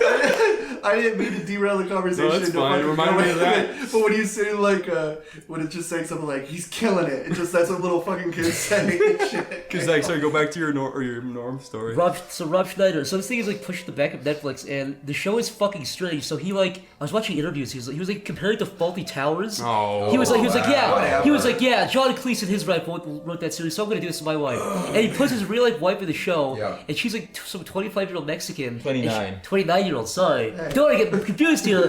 And he like shows her pussy and her ass and her tits in every episode. Wait, really? She was really like revealing in sexy outfits. He gets her tits in every shot she's in. She's like, "Rob, I do not want to be in this show." Like her bare tits? No, but like she's like really her cleavage. What an There's one asshole. episode she's like on a strip pole, and it's like a pussy tight, like a tight cover, like a pussy and like panties. It's his real wife. Her life delivery is terrible, but it's fascinating. If you really want to watch something that's interesting, You know what? Because like even if you're gonna, I watched like 3 episodes. Even if you are self-aware and you're making fun of the fact, you're making fun of yourself in certain ways, I feel like the fact that you're still promoting the idea that you are this super rich guy with this super awesome car and this super hot wife, no matter how much you trash yourself or, you know, whatever, make fun of yourself, that's still the main focus. It's what he's trying to do. He's what you can like pretend it's not for that, but it's what that for what it is. I love how tryhard that title is. Like, I'm the real Rob. The real Rob. Did you see that episode where he runs over a black guy? He runs over. He's got this car. And it's just really creepy how the black guy's just there like with blood covered over his face, and the cops keep talking to him, telling him how funny he is, and there's like a dead guy there with blood coming out of his mouth, and they're like, "Wow, Rob Schneider is like, can I get a selfie with you? Are you okay?" Yeah, it's really creepy. Black a glass of water. You're so funny. Yeah, you're so funny. Is that supposed to be the joke though? Because no one would actually ever say that to him. Like, I'm not trying to be an asshole, but Chad and I were talking about this earlier. When it comes to Rob Schneider, it's not like I know very few people that hate him, but I don't know a single person that would ever say, "I want to grow up to be the next Rob Schneider," or like my favorite guy in that movie, Rob Schneider. He killed it. I'll say this: nobody's said his name endearingly like 20 years. It's always like, "Yeah, Rob Schneider." Yeah. No one's ever said Rob Schneider in like a good way, like a long time. I bet that South Park episode had a lot to do with this. Like that episode made him into an actual joke. But he's always been an asshole. He's always been an asshole, right? But nobody really cared or knew that. But then that episode came out, and was like, derpy, and then now he's just like, "I'm not a joke," and he makes that show to look cool. Yeah. Zach, have you seen the tagline of the episode that he's a comedian who is more funny off camera? Because instead, this is the real Rob off camera. He's a lot funnier. The best thing about it though is that every episode like has like 2 or 3 parts where he's doing the Louis thing, or the Seinfeld Louis thing, where he's like in front of a brick wall, but it's like a shitty, obviously like plastic brick wall, and he's very obviously not in the audience. Like he's not telling jokes to anybody. Does he really do the same thing Louis does? Yes. Come on, dude. But he'll like do the bit from like the episode, but I really would kill to see the raw footage of him with like white noise and like people coughing and like no like audience laughter with this shitty like because he's just in front of a fucking fake like shitty plastic wall. Like you know the way Louis like directs that and he stars it and he edits it too. Like I wonder does Rob like do any of that? I think he said it was self-funded, but if you look at interviews with it, the whole thing is just fucking strange. He did like 8 episodes. That one with the billboard where he keeps stressing he got $500,000 to be in an ad. The fact that so the part he's talking about, he like does this weird like Chinese erectile dysfunction. He's like, "You sure this is not going to be in America, right?" And he goes like, "No, it will not be in America." He's like, "Here is your payment," and they're like at a conference with cameras, and the Chinese guy pulls out a bag of cash of $500,000 in cash, and I was like, "Rob Schneider, that has never happened to you. Who the fuck pays in cash, you weirdo?" It's almost like the opposite. You ever see Extras? I've seen. So it's like it's like he's one of the guys from Extras. Yeah, he's like one of the guests from Extras. Exactly. It's creepy. The whole piece is creepy. You're talking about like adding like white noise to something. It's kind of like when people take the Big Bang Theory and remove out all the laughing, so it's just like these creepy people cracking jokes at each other. But there's another one that's really bizarre that Lexi showed me. She showed me Full House without that. What's that little girl's name? The little girl. Wait, the Full Olsens? House? Yeah, the Olsen twin that was popular. Yeah, there's 2 of them. Yeah, what's the one? Mary-Kate and Ashley. Which one was the one that was popular? They switched out. Mary-Kate. They're one character in the show, but they switched out. But there was like one girl in it. I forget Isn't that weird? Isn't that fucking weird? They were one person, but they just alternated names. But the little one that like I didn't know that. Yeah, it's fucked up. But the little one that the humor revolved around, they made an episode where they completely cut her out, and he's just like talking to like nothing. He's like, I think, or I'll say Mary or Kate. He'll be like, "Hey Kate, what do you have to say about this?" And there's just like no audio, and he's like, "We'll have to talk to some people about that." And it's just like the girl comes in, like one of the little older girls, and she's just like. He's just like, I forget what his name is, but he's like, what's his actual fucking name? I'm going so blank, dude. What you're saying is that the whole show revolves around bouncing like humor off the little kids. Yes, and when you don't see it, it's like there's this one creepy scene where he picks up like this invisible air that's like Photoshop moving around, and then he's like, "What do you got to say about that?" And she says some stuff, and then like they're all laughing. They're like, she's funny. That girl is funny." But there's like nobody there, and there's no audio, or it's just complete silence. The only reason she was so liked is because she was a sex object. Exactly. Yeah. Zach was saying that he'd like to see the raw footage where it's just like Rob will make a joke and be like, blah blah blah, and then like you'll hear the compressor of the audio. Yeah, let's say edit out and say I want to get the camera and just hear him be like, "Yeah, so my wife is Mexican." Yeah, and then you hear like that little dead silence. You hear that compressor go. Yeah, hear somebody like flushing. You hear the background noise cut in. Yeah. You just hear the real fucking audio. Or even just him like coughing and then him like repeating the joke like no. That's, hold on, let me redo that one. Yeah, okay, we're gonna do that one again. But his wife is the funniest part of the show. She's always her tits are in every shot, and she's like, "Rob, what do you want to do today?" She talks like she's like from Mexico. I'm not being racist. I'm not being racist. The first shot of the first episode is them laying in bed, and there's a large spotlight above them, and she's like, "Let me turn the light on." She turns the lamp on. I'm like, wait, the light wasn't on? That was supposed to be the dark room with a big fucking spotlight above it. I was like, holy shit! It's a perfect way to set the whole tone. Maybe they the forgot to color correct it. No, because they color. Look at his eyes. His eyes are like this. The color of his water bottle. Sometimes he has like white stuff around his eyes too. He's like decaying. The worst thing is though the makeup. You can see where the makeup cuts off at his neck. No, yes, no, it actually looks creepy. He looks like a corpse. He looks like a corpse. That's the joke, right? Like, no, I don't think no, it's just real. No, have you seen that one? Stuff. Like bizarre scene where he makes fun of the retarded guy as a mime. Yes, and then he gets like punched in the face. There's no point. That show. I don't even get the joke of that. Does he ever get his comeuppance or no? He gets punched in one episode. It doesn't really matter. But yeah, there's a lot of scenes where you're like, wait, what just happened? And you have to rewind. You're like, why did that happen? Yeah, what is the joke? Where you're like genuinely confused. Like there's one part where he starts making fun of a retarded guy for no reason. Yeah, he just goes, It's like, why did you do? The guy comes. The context is a retarded guy, a mentally disabled guy, walks up. He's never been in the series before, and Rob immediately starts making fun of him for no reason. That's pretty funny. But no, it's just weird. It's like, wait, it has nothing to do with the plot. It's just fucking strange. It's funny because it's like that makes him look really bad. Yeah, it makes him. But I think in his head he was like, "Oh, this will be likable. This is hilarious. This is relatable." But you see what his real? I looked up his real stand-up that he does now. All of the jokes are about how he was Adam Sandler. He has one bit. Wait, what? How he was Adam Sandler? How he knows him. Oh. How he's like friends with Adam Sandler. There's one bit where he's like, Adam Sandler called me up and said, I want you to do a little part for me. And I was like, what's the line? He was like, you can do it. And now look at me. Look how big I am now. That's not He's at all. bragging He about never the said part. that. He never said that on Type stage. it, Rob Schneider, you can do it. Stand up. Never- I they swear to never God. said He's that. fucking deluded. And he brings it up several times in the real Rob. He does. And he knows Adam Sandler. He and does. has worked with Sounds Adam like Sandler. such a piece But of anyways, shit. Do you the- think the like funniest part. he sits around with his like hot wife and just plays "You Can Do It" compilations on YouTube? Hey, honey, check this out. She's like, I've seen this rap. He's like, yeah, look at it. It's really funny, this part. But the funniest part about all of this, the cherry on top, is that I talked about it on Twitter. I didn't even tweet at Rob Schneider. I tweeted about the show. I didn't type in Rob Schneider. I typed in real Rob Schneider, whatever. I think and then I was blocked. So I'm pretty sure he types his own name in on Twitter and finds people to get mad at and blocks them. What did you say about it? I said the show is terrible. And I think he blocked me because of that. He seriously blocked you because of that? I was actually heartbroken.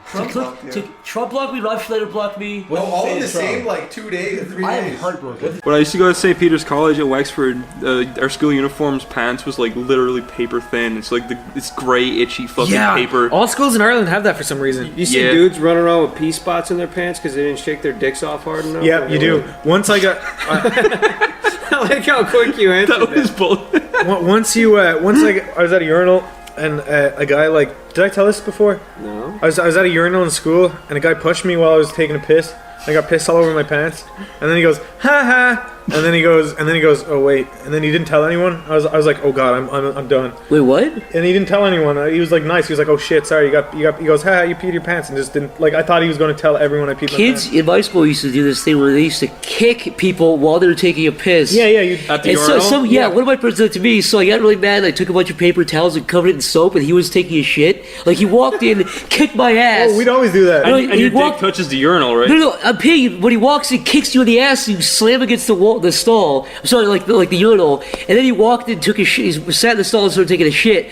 I got furious, so I took a bunch of paper towels, covered it in soap, and started fucking pelting over the top of the stall. And he started screaming. Do you ever get like a wet bit of tissue or toilet paper and just throw it on the ceiling and it just goes whoop? We used to do that in school all the time. That's what babies do. But I was gonna say, the paper thin pants? Yes. Yeah. They are really bad. Janitors have to clean that off. You're making their life. Oh yeah, but this one I was a kid. I didn't even think those about paper that. thin pants are the worst at hiding boners. Like really bad. Like Chris, what's the worst? It shows the complete outline of your boner. They are bad. They are bad. You can see your big balls. And also, do you guys hate urinals? I really hate urinals. I love urinals. I wish there was one in the fucking. I'm not afraid of showing my dick to people at urinals, but I just don't like. I think they're grosser than toilets. Nah, urinals are convenient for me. I think they're way more convenient. It's more often than not, I piss in the sink. I never get stage fright. They're disgusting though. I'm actually not joking. More often than not, I piss in the sink. That's I gross. wish I had a urinal. In the house we live in. What? Yeah. Do you wash your face in that sink? Yes. Welcome to P-Town, Niall. Oh man. I'm gonna literally splash splash. That's why your face smells like piss. Don't do that. Mick, you ever seen the video where this robot with 4 legs is walking on a treadmill and they throw a log at it and it falls over? That's how far AI's gotten. Once they learn how to dodge the wood, they'll Shut up! I've seen it. No, I saw one where they had a robot. You could shove it, and it could counterbalance. Yeah, it was. That was the one. Yeah, they threw wood at it until it learned how to jump over it, and then they started pushing it off the treadmill, and then it learned to keep its weight on. I love that's what you got to in that. We're talking about philosophical things. I would, if that robot had a dog robot knock it over. If it ever became self-aware and looked back at that footage, it would look back and be like, "You guys are assholes, sitting there fucking shoving me around." Yeah, they justified to be like, "Hey, baby steps. We had to push you down in the dirt." Yeah, for you but to then climb they would study and see if that's what we do to our younglings. It is what we do. We shove our babies down and fucking wait for them to get up and push them down again until they finally learn balance. That is what we do. We don't do that. No, I think in a lot of ways we do. We set people up to fail so we can see them figure out. Sometimes you just gotta fucking bully and beat the shit out of someone until they're not lame anymore. It's true. Yeah. If you have a lame kid, push him down until he learns how to. People need to learn that being lame is something that you can physically extract from people. If you hit them enough, they will stop being lame. What you just said, that was all nonsense. Why? It's complete gibberish. You beat the lame out of people. This is nonsense. To a degree, it's a bully metaphor. Yeah, we're talking what if there's this guy who's yeah, I'm pretty cool. I got a katana and he starts swinging at you, but he's this how do you kind of defend white yourself? guy. You fucking kick him till he's down, and you take the katana away. And you make him learn his lesson. Do you not beat think the lame out of him? Yeah, do you not honestly think that if people are acting stupid, if you shoot them down and point out their flaws, that they will not possibly learn from that and become less lame? Here's possible. So in some ways, you could argue that yes, you can beat the lame out of it. No. On a very serious note, obviously that's fucking around. But on a serious note, I do think that like all of the best lessons I learned came from me fucking up really hard and people pointing it out. Oh no, absolutely. But some kids and stuff who you perceive as to be lame, that's just them. That's just the way they are, and they don't really deserve. I'm not saying you just walk up to a bunch of kids playing Cards Against Humanity and just fucking take a baseball bat to the back of their head. I'm just saying that in terms of. I'm talking about a guy who walks into your office, spills coffee all over his pants, and fucking wipes it off on your desk. Yeah. Like, you gotta be like, dude, you're a fucking idiot. You punch it down to the ground. Or you just let him do it, because then he's just gonna keep doing it. He's gonna keep pouring coffee all over his lap. Coffee all over his fucking and wiping it all over your face. Yeah. You fucking asshole. Don't you see, Shad? It's the only way. Like that girl who poured beer on her pants and rubbed it in. What? What are you talking about? What are you talking about? She poured beer on her pants and then she rubbed her pussy in Niall's face. Oh, fuck. Oh yeah, that mystery lady. What the fuck? One time we were having a really fun party and this girl crashed it. And Miss she spilled fucking beer all over her pussy. And then she started rubbing her pussy through her jeans to like kind of wipe it off, but she got too into it and she did it in Niall's face while he was sitting on the couch and he looked really scared. Because Niall was drinking his coffee, enjoying his own time. He was having his little safe coffee zone. How the fuck do these people get in your general quarters? Dude, then she came back. I don't know, man. It's scary. She came back from a prior hookah experience. Oh. She crashed her party, ruined all the fun, and she rubbed the pussy in Niall's face, and he screamed and ran out the door. Sounds like she was trying to get the party started. No. It's like when the party ends and then the wild person comes in and nobody wants him there. Personally, I think she had one of those stinky pussies, so she was trying to make the beer soak up that stank. Because there's nothing like some fucking rancid beer to really just freshen up fucking dirty pussy. Rancid beer? She had Wawa freezer burn fish steak pussy. You ever had that? Freezer burn? No, I haven't. What are you talking about? How do you come up with these words that just don't fit the situation One of Corey's so easily? 3 a.m. nightly excursions. Corey, do a hypothetical quick. Oh, fuck. Oh, God, I'm not good at these. Oh. Shad hates hypotheticals. Really? Yeah. Shad's always like, this is totally illogical. This would never happen. Why waste time discussing this thing that is not based in reality? Some of his hypeticals literally, are like, it's not literally, worth that's like about. saying like, Shad, no what if your doors, eyeballs no were windows? boobs? It'd be boring. There's a lot of cloth over your eyes a lot of the time. I'd be There's your hypothetical. People like rub their eyes and it feels really good. It would probably feel that's the true. exact same. It's like elephantitis, but like just over both of your eyes. You can't do anything about it. Like No. you can't do that trick where you close one eye so you can like see the side of your nose. You can't do that when your eyes are nipples. Shad, if a really fine lady walks in and she's like, "Hey, baby," and you're like, "This is a very nice looking specimen," and she takes out her titty and puts it in her mouth, does she go up or down? Up or down in rank? She takes out her own breast and puts it in her mouth. Yeah, like she. I would think she's insane. So she goes down? I would just think like she's clearly mentally ill or something. But she's doing it to like be like, "I think you're very sexy, Shad. I've also got your voice." I would. It's just Shad with a wig. Where is this? In your office. In my office? Yeah, you're there working. She got in the house. How did she get in the house? She snuck in when you weren't looking. I don't fucking know. She comes out from underneath your desk and she has her tits out already. Save some time. She's been there the whole She's time. one of these like fantasy girls where where when you're like, "Oh man, I'm very horny," and you push a button in your wall and then a portal opens. She steps out. She's like, "I'm here to serve you, master," but she puts one of her boobs in her mouth. She won't take them That's out. not what I would like. That's not what a fantasy. So girl you send her would entail. back to the. Send her back. Send it back. Get out of here. Go back to your portal. A related question for all you guys. Yeah. How much do you see yourselves in your parents? Like, can you look at your parents and be like, I you can pretty almost feel like you I really have came my- from them? Like I have you- my mom's I do. sentimental side, but I I do. have my dad's anger and creative side. I got my mom's creative side and my And I have my dad's perverted side. Oh, let's not I get know into that that for a topic. fact. No, my dad is really laid back like me, but my mom's the kind of the creative side I got from her. So, and I look like my mom instead of my dad. I guess I almost got like my dad's voice and some personality, but my mother's sense of humor. Oh yeah, too. It's weird. I don't have my dad's sense. My dad's Yeah. corny. My dad's like fucking early '90s Jim Carrey jokes all day, every day. My Am I hear the most annoying sound in the My world? dad never shit talks anybody. I guess my mom does sometimes, so it's like I know I gotta. Oh, my mom is part of this like group of moms who was in my school who are like they just talk about like gossip all day. Oh, It's my really mom- annoying. My That, mom, like I know I got my like shit talking and like anger side from definitely my dad, but my sense of humor was shaped by the internet. I look exactly like my dad, and I get his logical side. My dad is the precise thing. Oh, I'm so lucky I got my mom's hair though. If you meet my dad, No, my dad is the messy one. you will see he looks exactly like me, and he's very straightforward. Everything he does is very he's a meteorologist. Everything he does is very concise and precise. But so are you though, Stamper. Well, no, but then my mom is like you got best of both worlds then. Do you still did audio recording of you and your father? Oh my god, you're the only person I ever sent that to because it was so fucking embarrassing. I almost forget what it was about, but I was like, this is interesting. Wait, I want to hear this. It's not even embarrassing. It's just like me and my dad were fucking wasted, and we were sitting around. And for like 75, it was like a podcast before there was even a podcast. Yeah. And we're just sitting trying to remember who invented the light bulb. Albert Einstein? Yeah, exactly. It's Thomas fucking Edison. But the whole time we're just doing... He just sounded like an older Stamper. And Stamper talking to himself from the future. Equation for energy. You know what? Introducing Stamper's dad.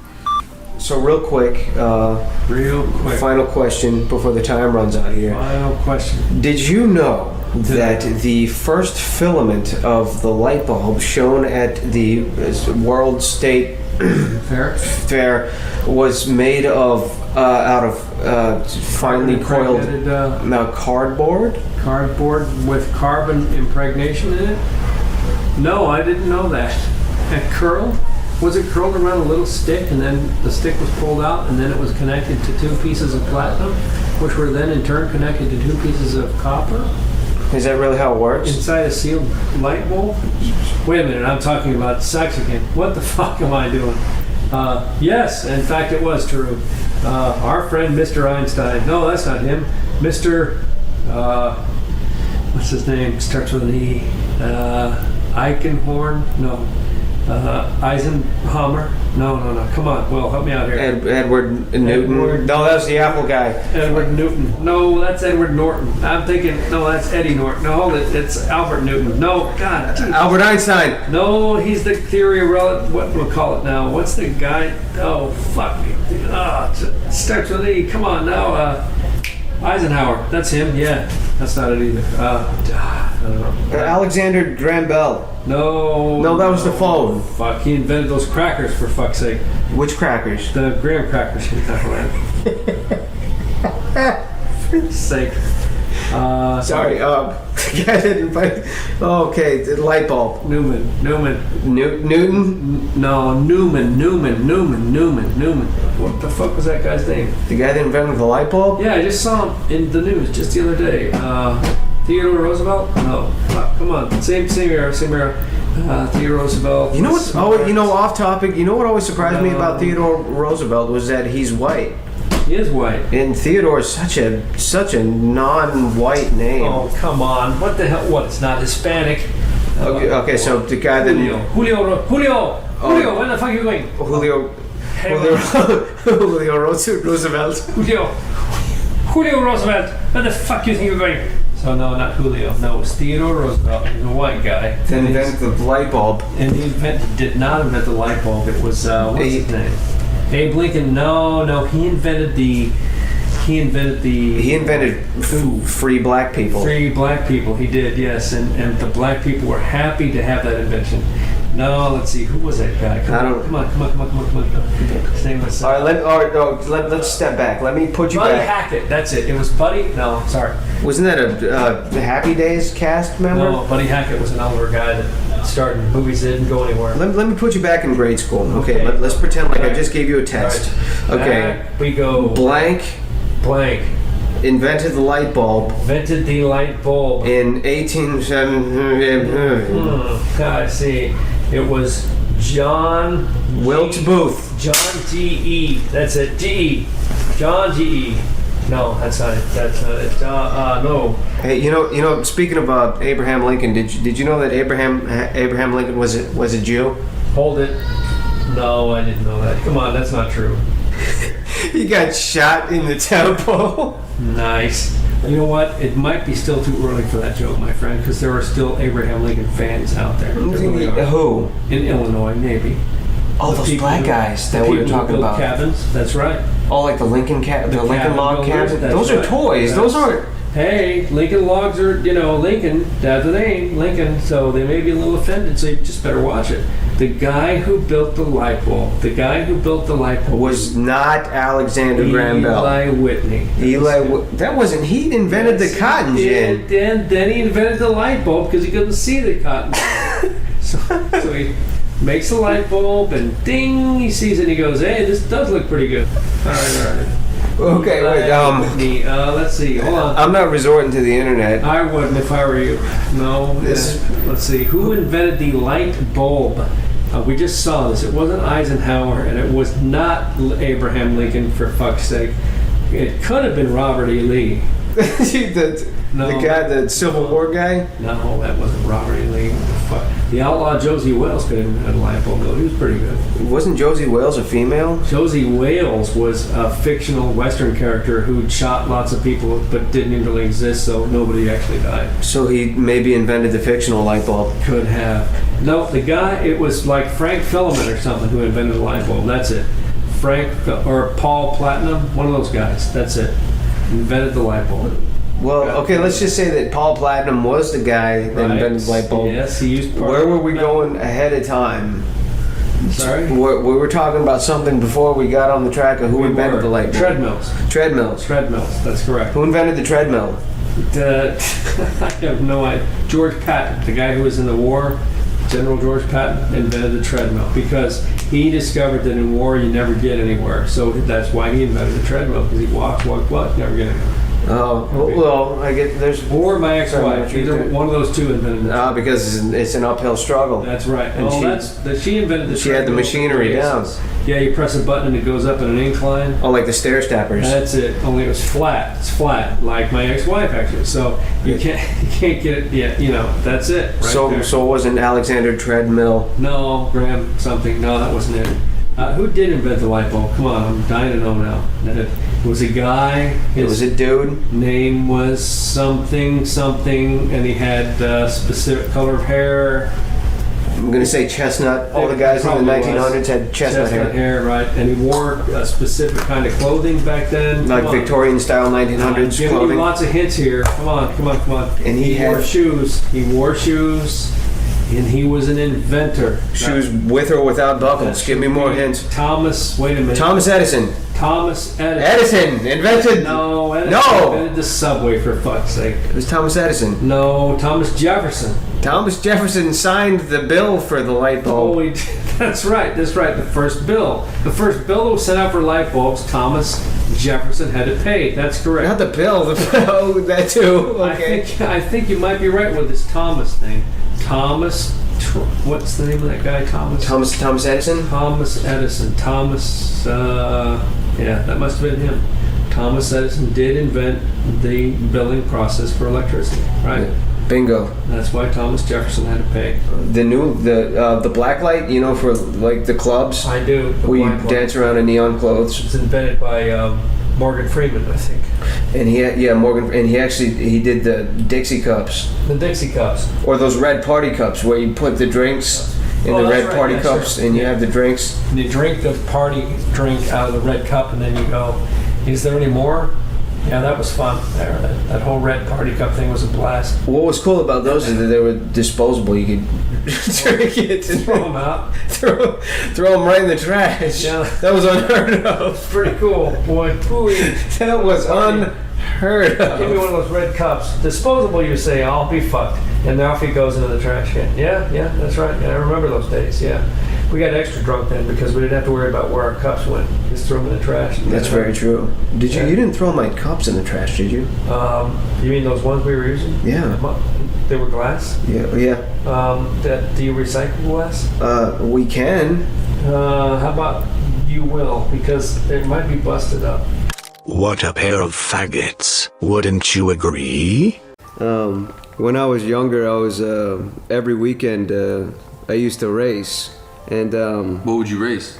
Just fucking broken Fast and the Furious style. Yeah. And we used to be really into like tuning up our cars and shit like that. I wasn't sure if it was like some kind of like back alley sprint race. race where you're like, you all got your shorts on. You're like, yeah, it's Mario Kart. No, yeah, this was back when I was more than familiar with the back of a police car, but there was this one time right after we were done racing.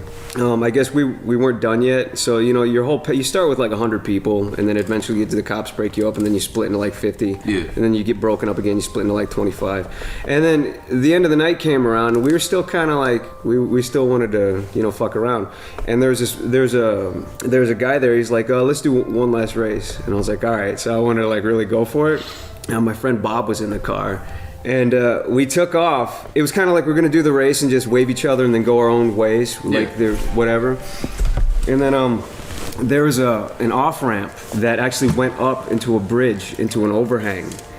And we whipped around the corner, and he beat me, but I was really frustrated. And it had rained earlier, so when he whipped around the corner, I just kept going straight, and I flew off a bridge. And it was so weird because it was that everything went silent. Yeah. And like Bob went silent, and there was like no noise anymore. Yeah.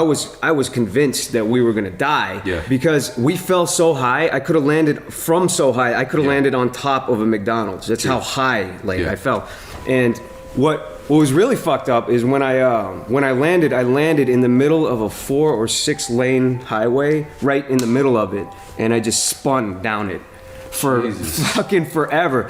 And if it wasn't 3 o'clock in the morning, I would have landed on traffic and killed everybody. Directly in the line of traffic. Yeah, that was awful. That's how fucking stupid and reckless I was. And when I landed, I shattered my axles and all my rims. My car was fucking destroyed. Thankfully, I landed flat. Like that. Yeah. Instead of going forward. Oh yeah, and then fucking like rolling like a domino. Yeah. Were you wearing seatbelts? I'm pretty sure I was wearing a seatbelt. I had to have been because it's so fucking jarring. It is interesting, like in those moments though, when like, because I almost hit a car once too, and what happened was we were going down the freeway, and it was very icy, but you could just tell, like the two people in front of me, we're all going like maybe like 50 miles an hour on the freeway because it was icy, so everyone was going slow, but you could see like one of the cars was just not quite with it. They were going back and forth just a little bit, and then clearly they tried to overcompensate or something, and you could see it was almost slow motion. They went wide, and then they came right back in, and they T-boned the car right in front of me. Yeah. And then I had to drive. There's some choices you make. If you put on the emergency brake, there's a good chance you're gonna spin out and fucking run into it. Yeah.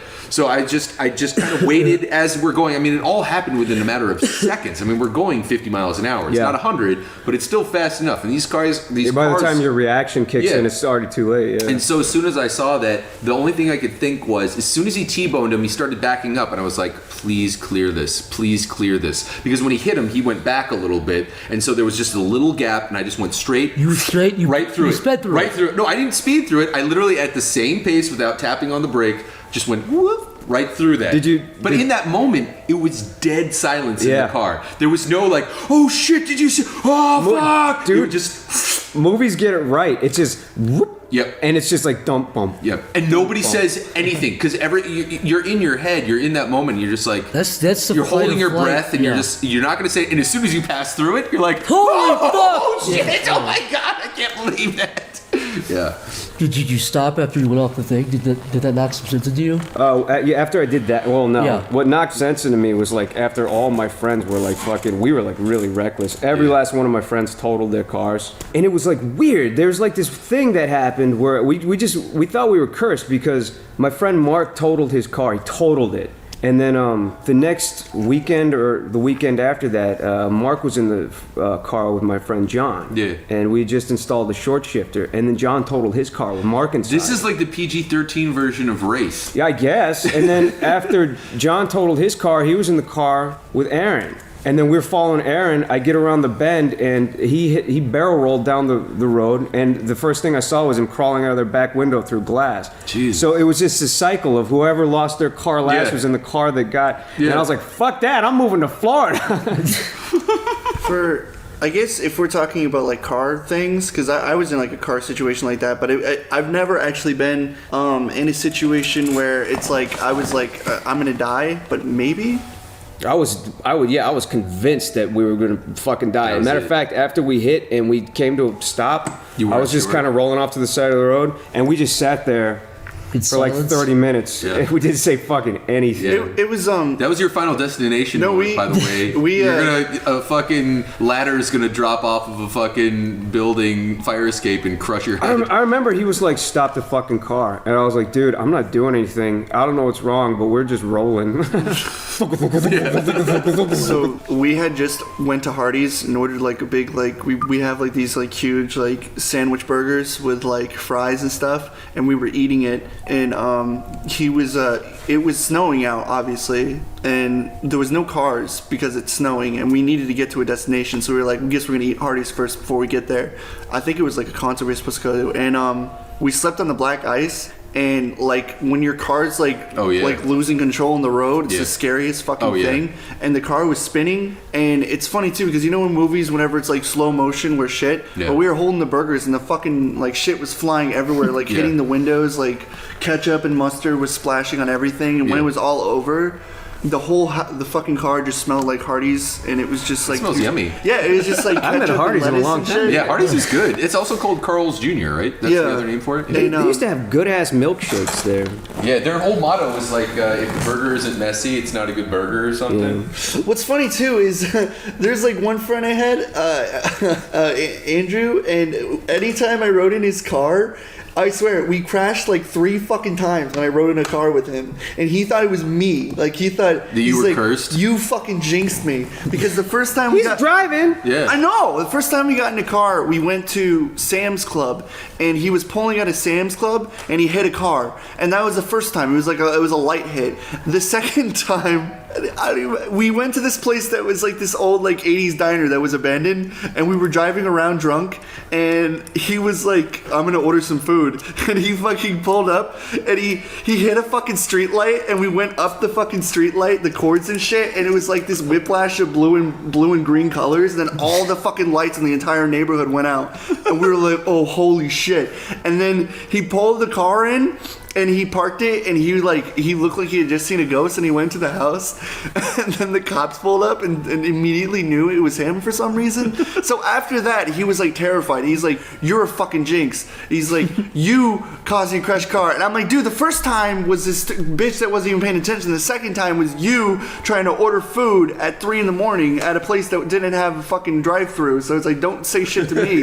And then we got in an accident again, but this time he was completely parked. Yeah, this is where it's really funny. He was talking about how I was a fucking jinx. Yeah. And he's like, anytime I'm in a car with you, we get hit. And I swear to fucking God, like 5 minutes later, a car nicked the back of his car while he was driving, and he fucking like span out. Yeah. And like, so he got hit while he was telling me that I'm a fucking jinx until like getting in a car accident. So he got like 3 times. So he was right, basically. You are a fucking jinx. Don't ever drive in my car, by the way. But Stamper and I almost fucking died the other day.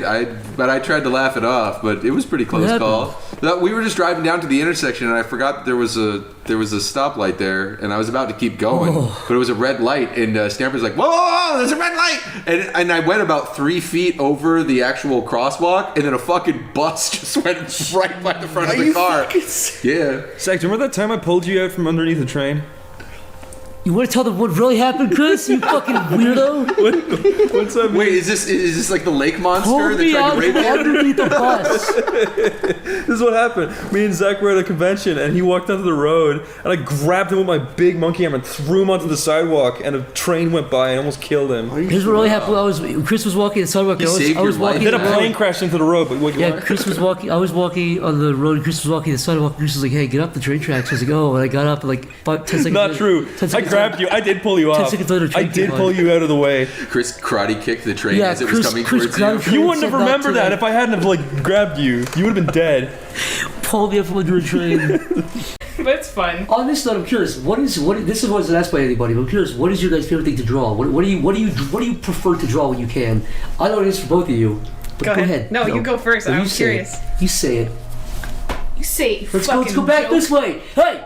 Let's go back this way. Okay, you first. My favorite thing to draw? Yeah. I like ladies. I like drawing curvy ladies. It's fun to draw cute things. Kind of seductive, devious looking. Ooh. Monster girls is a lot of fun. Yeah, ladies basically. I want to get better at drawing fucking guys. That's one weakness of mine. Yeah. You go, Sabrina. Just look in the mirror. Ditto. I just try Look at your big man. Chris, you're on thin. You're on fucking thin ice over there, mister. You better fucking watch yourself tonight. Chris, funny. Chris,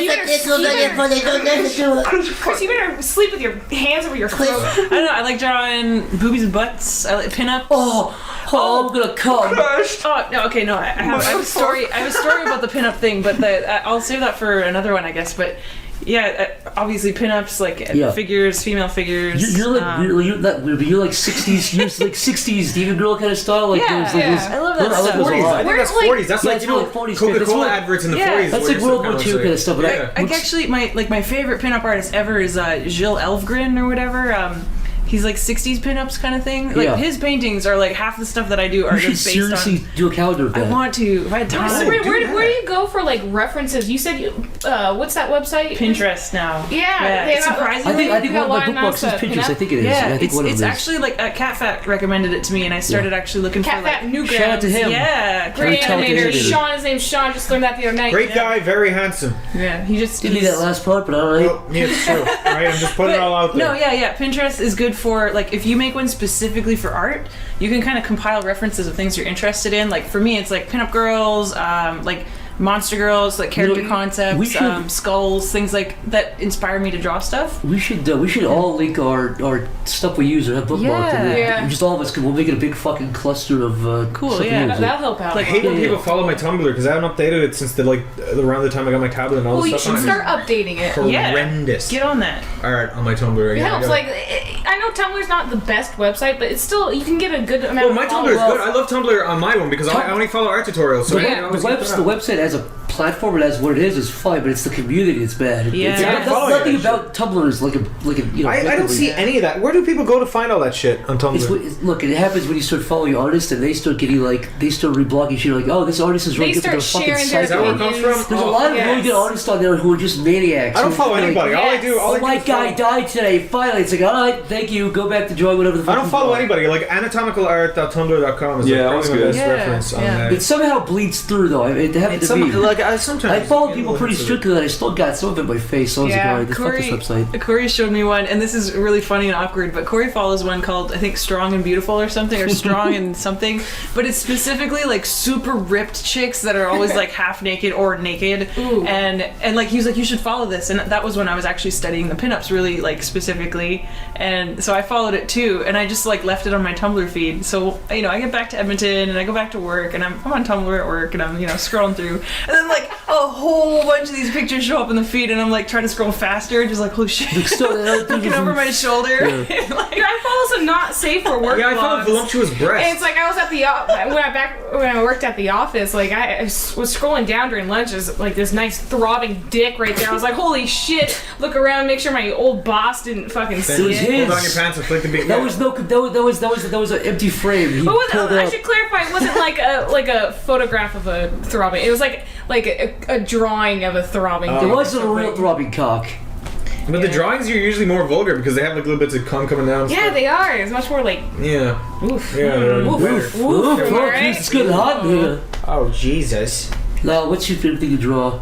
I just draw like people. I'm trying to do backgrounds now too, like vibrant, colorful backgrounds. I used to do really like, what's the color palette where it's not very vibrant? Pastel? No, you just like no color wise. Oh, like monochromatic? No, really, but like I just use. But then Zach was teaching me about colors being nice, being vibrant. So I'm trying to do that in backgrounds, and they actually do look a lot nicer. Like, yeah, just learning about that shit. Like limited color palettes? Yeah, kind of. Cool. Just faces.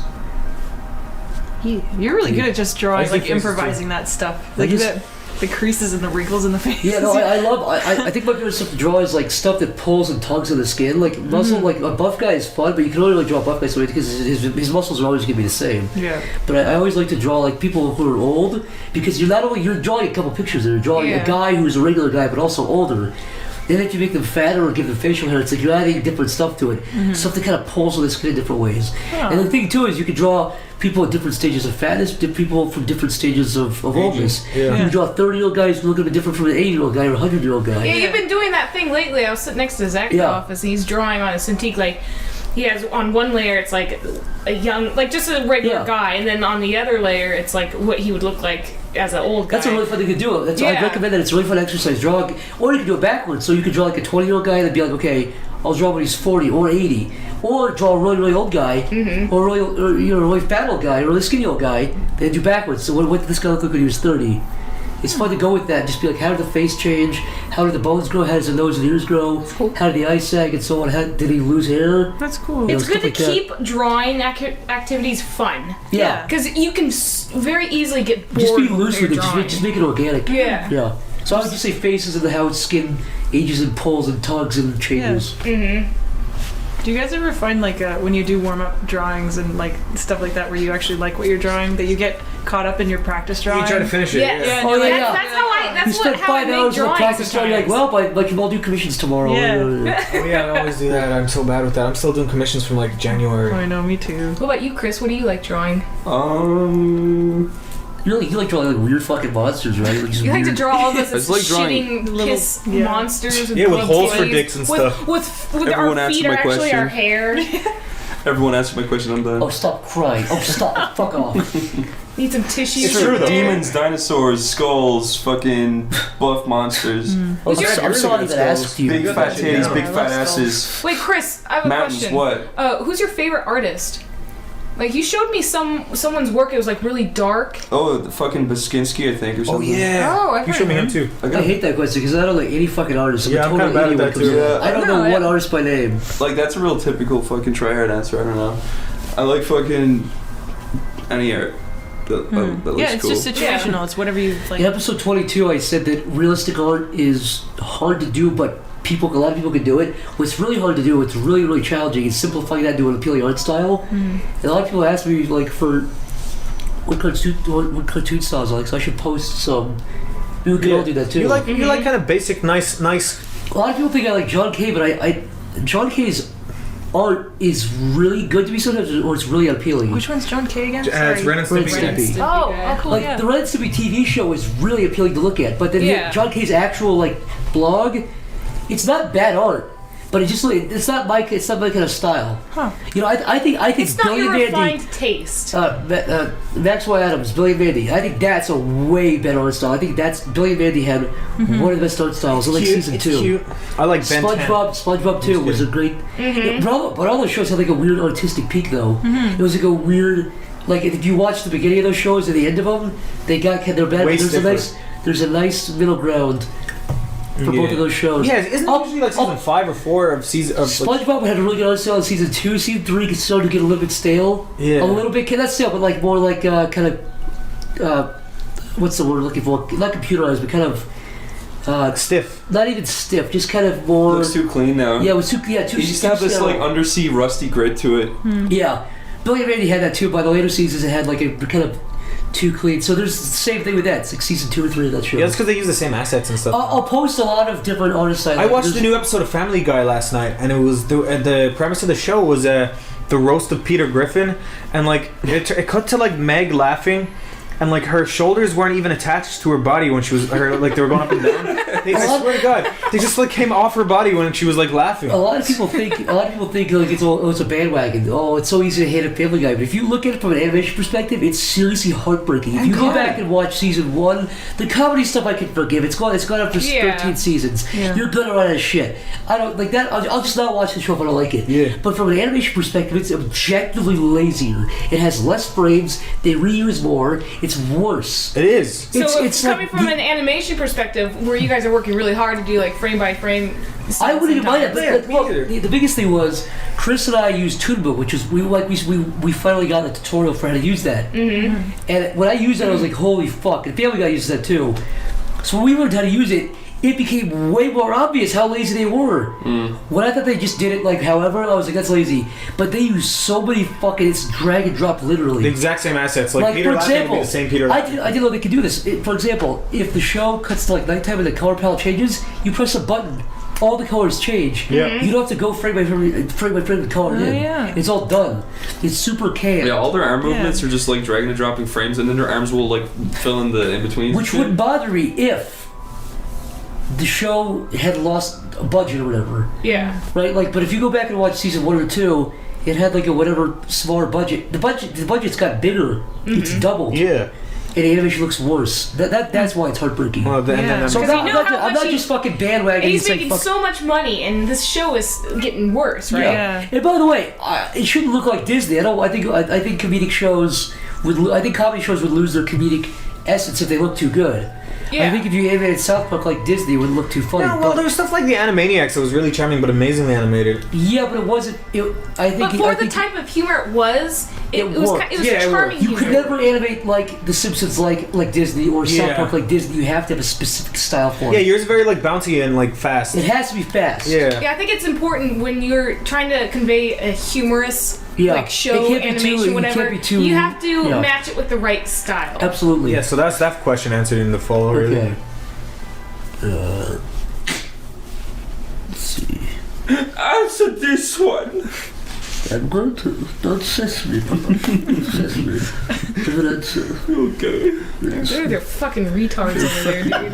Guys are fucking retards. Yeah, I'm Nicky, Dad, from Seattle, Dad. I got a stutter. Fuck you. I'm sorry, this is Chanel's retarded cousin. Whatever, I'm gonna show him. Look over there, Sabrina. Look, they're touching wieners over there. Oh, we're funny. We're girls. We're funny girls. I'm Nicky. Whenever I get a shot, I trip over my titties.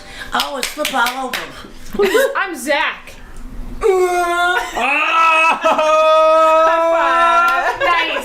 Nice. Boom. Yo, shut up. Go.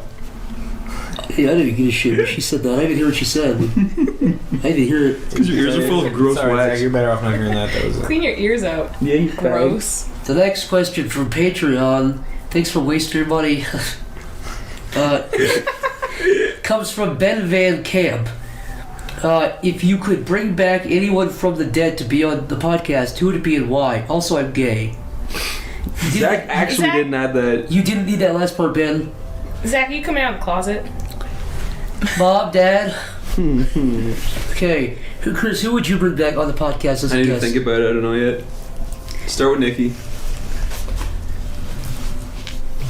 Like someone a dead friend? person, a dead guy. Anyone who's dead. Anybody? Hitler. He'd be a good guest. He'd be a good guest. He'd be for funny. the podcast. Yeah, I get him. I go to Dunkin'. I get him a coffee and sit down and be like, oh. Yeah. I was like, so how was the Holocaust on your perspective? It wasn't too pricey. Like, we could have done it better. We did do a very good job. He kind of talked like that, didn't he? He actually had a very deep voice. Yeah, but then sometimes, do you ever see the that dude used the fucking he's like one of those guys at Xbox who pitches his voice down. Yo, dude, what's up? Yo, what's up, man? Did you ever fucking pussy? Did you ever hear this conversation with Hitler in a coffee shop? It wasn't. I don't think it was a coffee shop, but I think it was. It was a coffee shop, actually. You sure? Yeah, I'm actually positive. Are you positive? Yeah. And he was just having a normal conversation, drinking a coffee with. They did that privately without his permission. They hid behind the wall. Yeah, and they recorded it, and he was like, "Hey, what's up with the fucking Jews, huh?" And they're like, "Ah, that's stupid." I would bring back Leonard Nimoy. Oh, yeah. What about you, Sabrina? I'm just kidding. To be on this particular podcast? To be sitting here like Sabrina was such a big fan of you. Honestly, the most relevant and I think the coolest person to have on here would be Ed Gould. He would be. Yeah, that would be cool. Way to bring the fucking mood down, Sorry, Sabrina. no, God I damn. mean it though. I haven't met him in person. Jesus Christ. You're off the podcast, Sabrina. I didn't mean it. You're fired. No, he would definitely be a guest. Yeah. Let's go back to dead puppies to lighten the mood up. Oh, shit, I'm sorry. That was the question. What do you want? I'm just yanking your titties, Sabrina. Stop. He's just twisting the nips here. Stop. Zach, go. Who's a dead guy? There's plenty of them. I have Walt Disney on here. He'd be like, "Look, Walt, you cool? Like, he would have some. Honestly, would like to see how he would feel about Disney right now. He would know. He would seriously like. He'd be impressed by it. Everyone's like, "Oh, if Walt Disney could see that." Fuck that. He'd be impressed. Yeah, he was like a pioneer. He would be all for the 3D shit. I think Disney's such a money-hungry company. It's scary. If he was alive, he'd seriously probably be one of the richest guys alive. He was when he was alive. I think who was the richest guy who ever lived? Was it? I think Bill Gates is the richest guy. No. It was. Who's the? Rockefeller? Yeah, it was Rockefeller. He was worth like $600 billion adjusted for inflation. Is Bill Gates still? No, he just gives away all his money, so he's not. But he would be. He gave away like a shit. I actually heard he climbed back up a little bit. I think he's number 1 or number 2 now. He went back up a little bit. I never pay attention because every time I look this up, I get like really depressed because I'm like, I'll never make it there. How many times he could buy you over? Every time I see someone younger, these guys could buy countries. Like that Oculus Rift guy. Anytime I see someone like younger than me who's like way more like brilliant and way like got way more money, I'm like, more handsome. Yeah, he's got a big. He's not that handsome. He's more handsome got nice than you, cars. He's got a nice house. He's super funny. Like there's the dude who made the 5-0 app. It's like a police scanner app for your phone. He's like a billionaire and he's just on Facebook and he has like pictures of his Lamborghini and shit. That must piss you off a little bit. What about you, Chris? Who would you bring back on the podcast from the dead? First guy who ever fucked a horse. Oh, Mr. Hands? No, the first guy who ever fucked a horse. What? I don't know. He must be from like centuries ago. Dude, he would be some like brown guy. So? It's disgusting. Yeah, I want to see what he has to say about it. Just kidding. Jokes, guys. Jokes. Comedy. I don't think that was a joke, no. Guys, that's a real apology to us. I know what I just said was really insensitive to people and I'd like to make a formal apology. Go on. That was it. Oh. That was it? That was the most pathetic apology. I'm sorry. Read this one, but for Christ's sake, if you make a joke with this guy's name, I'm not gonna... Okay, Zach, I won't. What's his name? Which guy? Here we go, it's the third one. Yeah. Dave... Go ahead, say it, just say it. Dave Cummings. Yeah, okay. Wait, what? Dave Cummings. Wait, hold on. Dave? Something great. You could be... Is that the joke? No. Dave Cummings. Oh, I get it. like a wave, like an ocean wave. Yeah, wave is coming. You know, run away. Okay, so if you were the best man on Earth, no. What's the first thing you do? If you were the last man, Zach, your handwriting is horrendous. See, I wanted that to be a topic of the last episode. If you were the last man on Earth, what's the first thing you'd do? Play golf off New York somewhere. Off New York? And run away from zombies and watch SpongeBob. Well, next question. I probably, what would you do if let's assume the situation is this: you wake up, everyone's gone, everyone's disappeared, planes didn't fall out of the sky, or anything, everything's just pretty much they just floated around. Like a Twilight Zone episode, like you wake up, everything's the same, but people are just they're not gone. Things are still going, the stores are still going, the generators are still going. Mm-hmm. What do you do? I'd probably seriously just walk into restaurants and just grab food and shit. Yeah, do that for so long. I'd probably fucking pig out at first. I'd feel shitty, disgusted like, myself. what would you do to survive? Yeah, who do you try to impress, though? So no, I just want to eat food. I'd be like, oh, I'm not gonna take anything I want. Then I'd kill myself. Yeah. The next day, just eat what I Would the electricity last forever, though? Assume it would, sure. Well, then you're fine. What are you gonna do, though? Chris will do the same thing he does every day. You just fucking make music and draw pictures. Yeah, and then you could go to the Rocky Steps and slide down them. The end. You suck, Chris. So lucky. I don't know. I'd fucking. Boo. Fucking jaywalk, and walk around naked. People do that. Oh yeah. I don't know. Fucking have sex with things. I don't know. Things? You do that anyways. You do both. You do everything you just said right now. Would you put your pussy on the Rocky Steps and slide left and right? Would you go da da I feel like I'd honestly just kill myself. Cause like I live for interaction with people. I'd go crazy. I'd go to a gun shop and blow my fucking brains out. Even when I'm drawing, like I would like people were like, oh yeah, I didn't get so much work done if there's no people in the world. It's like no. For it's what? Like, no, you go crazy with sadness, but just try it. Try and live for a bit. I get puppies and kitties and live with them. There's nothing left now. Nothing. There's not a single All bug. the people are gone. Not fly. You can't make up rules. It's literally a Twilight Zone episode. Okay, the stores keep refilling food. Everything keeps running, but nobody's there. But there's cats and dogs. There's no cats and dogs. Now there's not. Yeah, exactly. There's no cats and dogs. You know who would be absolutely at home with this reality? Jeff? Shad. Oh, Shad. You'd Yeah, just Shad be would too. like, da da da, like just keep drawing, like nothing would phase him. You'd just but he get no like interactions with people. I feel like online. Shad, deep down in his rusty heart, he would have one drop of like, he would shed one tear for us. Maybe. I would go insane. Because you'd be so paranoid with nobody around. You'd be like, you can try out so much stuff you couldn't do before, though. Mm-hmm. You can go to a sex shop, use every single toy. You could. Is that what you've been thinking about this entire time, Chris? Mm-hmm. What if everyone reappeared when you were doing that? That's what I'm saying. That'd be what I'd be afraid of. Like, so either I'm dead, like this is hell, or you know what I mean. I would assume something's gonna happen. Just bring it all into your room and do it. Jeff, what animal would you fuck if it was begging for it? If it was really asking for it? If you were trapped on the earth. If you stumbled in the woods and you saw the animal really put its ass out, what did you get fucked? What animal would that be? Let me ask like a snake. You know, what if you went to a place and a snake was sticking its ass out? I put a lot of thought into this, Zach. If a terrorist had a gun to your head and they were saying you must fuck an animal. That's you not must fair. fuck a horny animal, but it wants to fuck you. It's not. You're not. Am I in the raping desert animal. with the terrorists? Yeah, dude. Yes. The sun's beating What if down. he's like, you have to fuck any animal, but then they just all you want is a glass of water. But you choose the animal. Real question. Noah's Ark comes back from time. Corey, we haven't Animals finished. start walking off. He's like, choose an animal. Corey, we still need to fuck the animal first.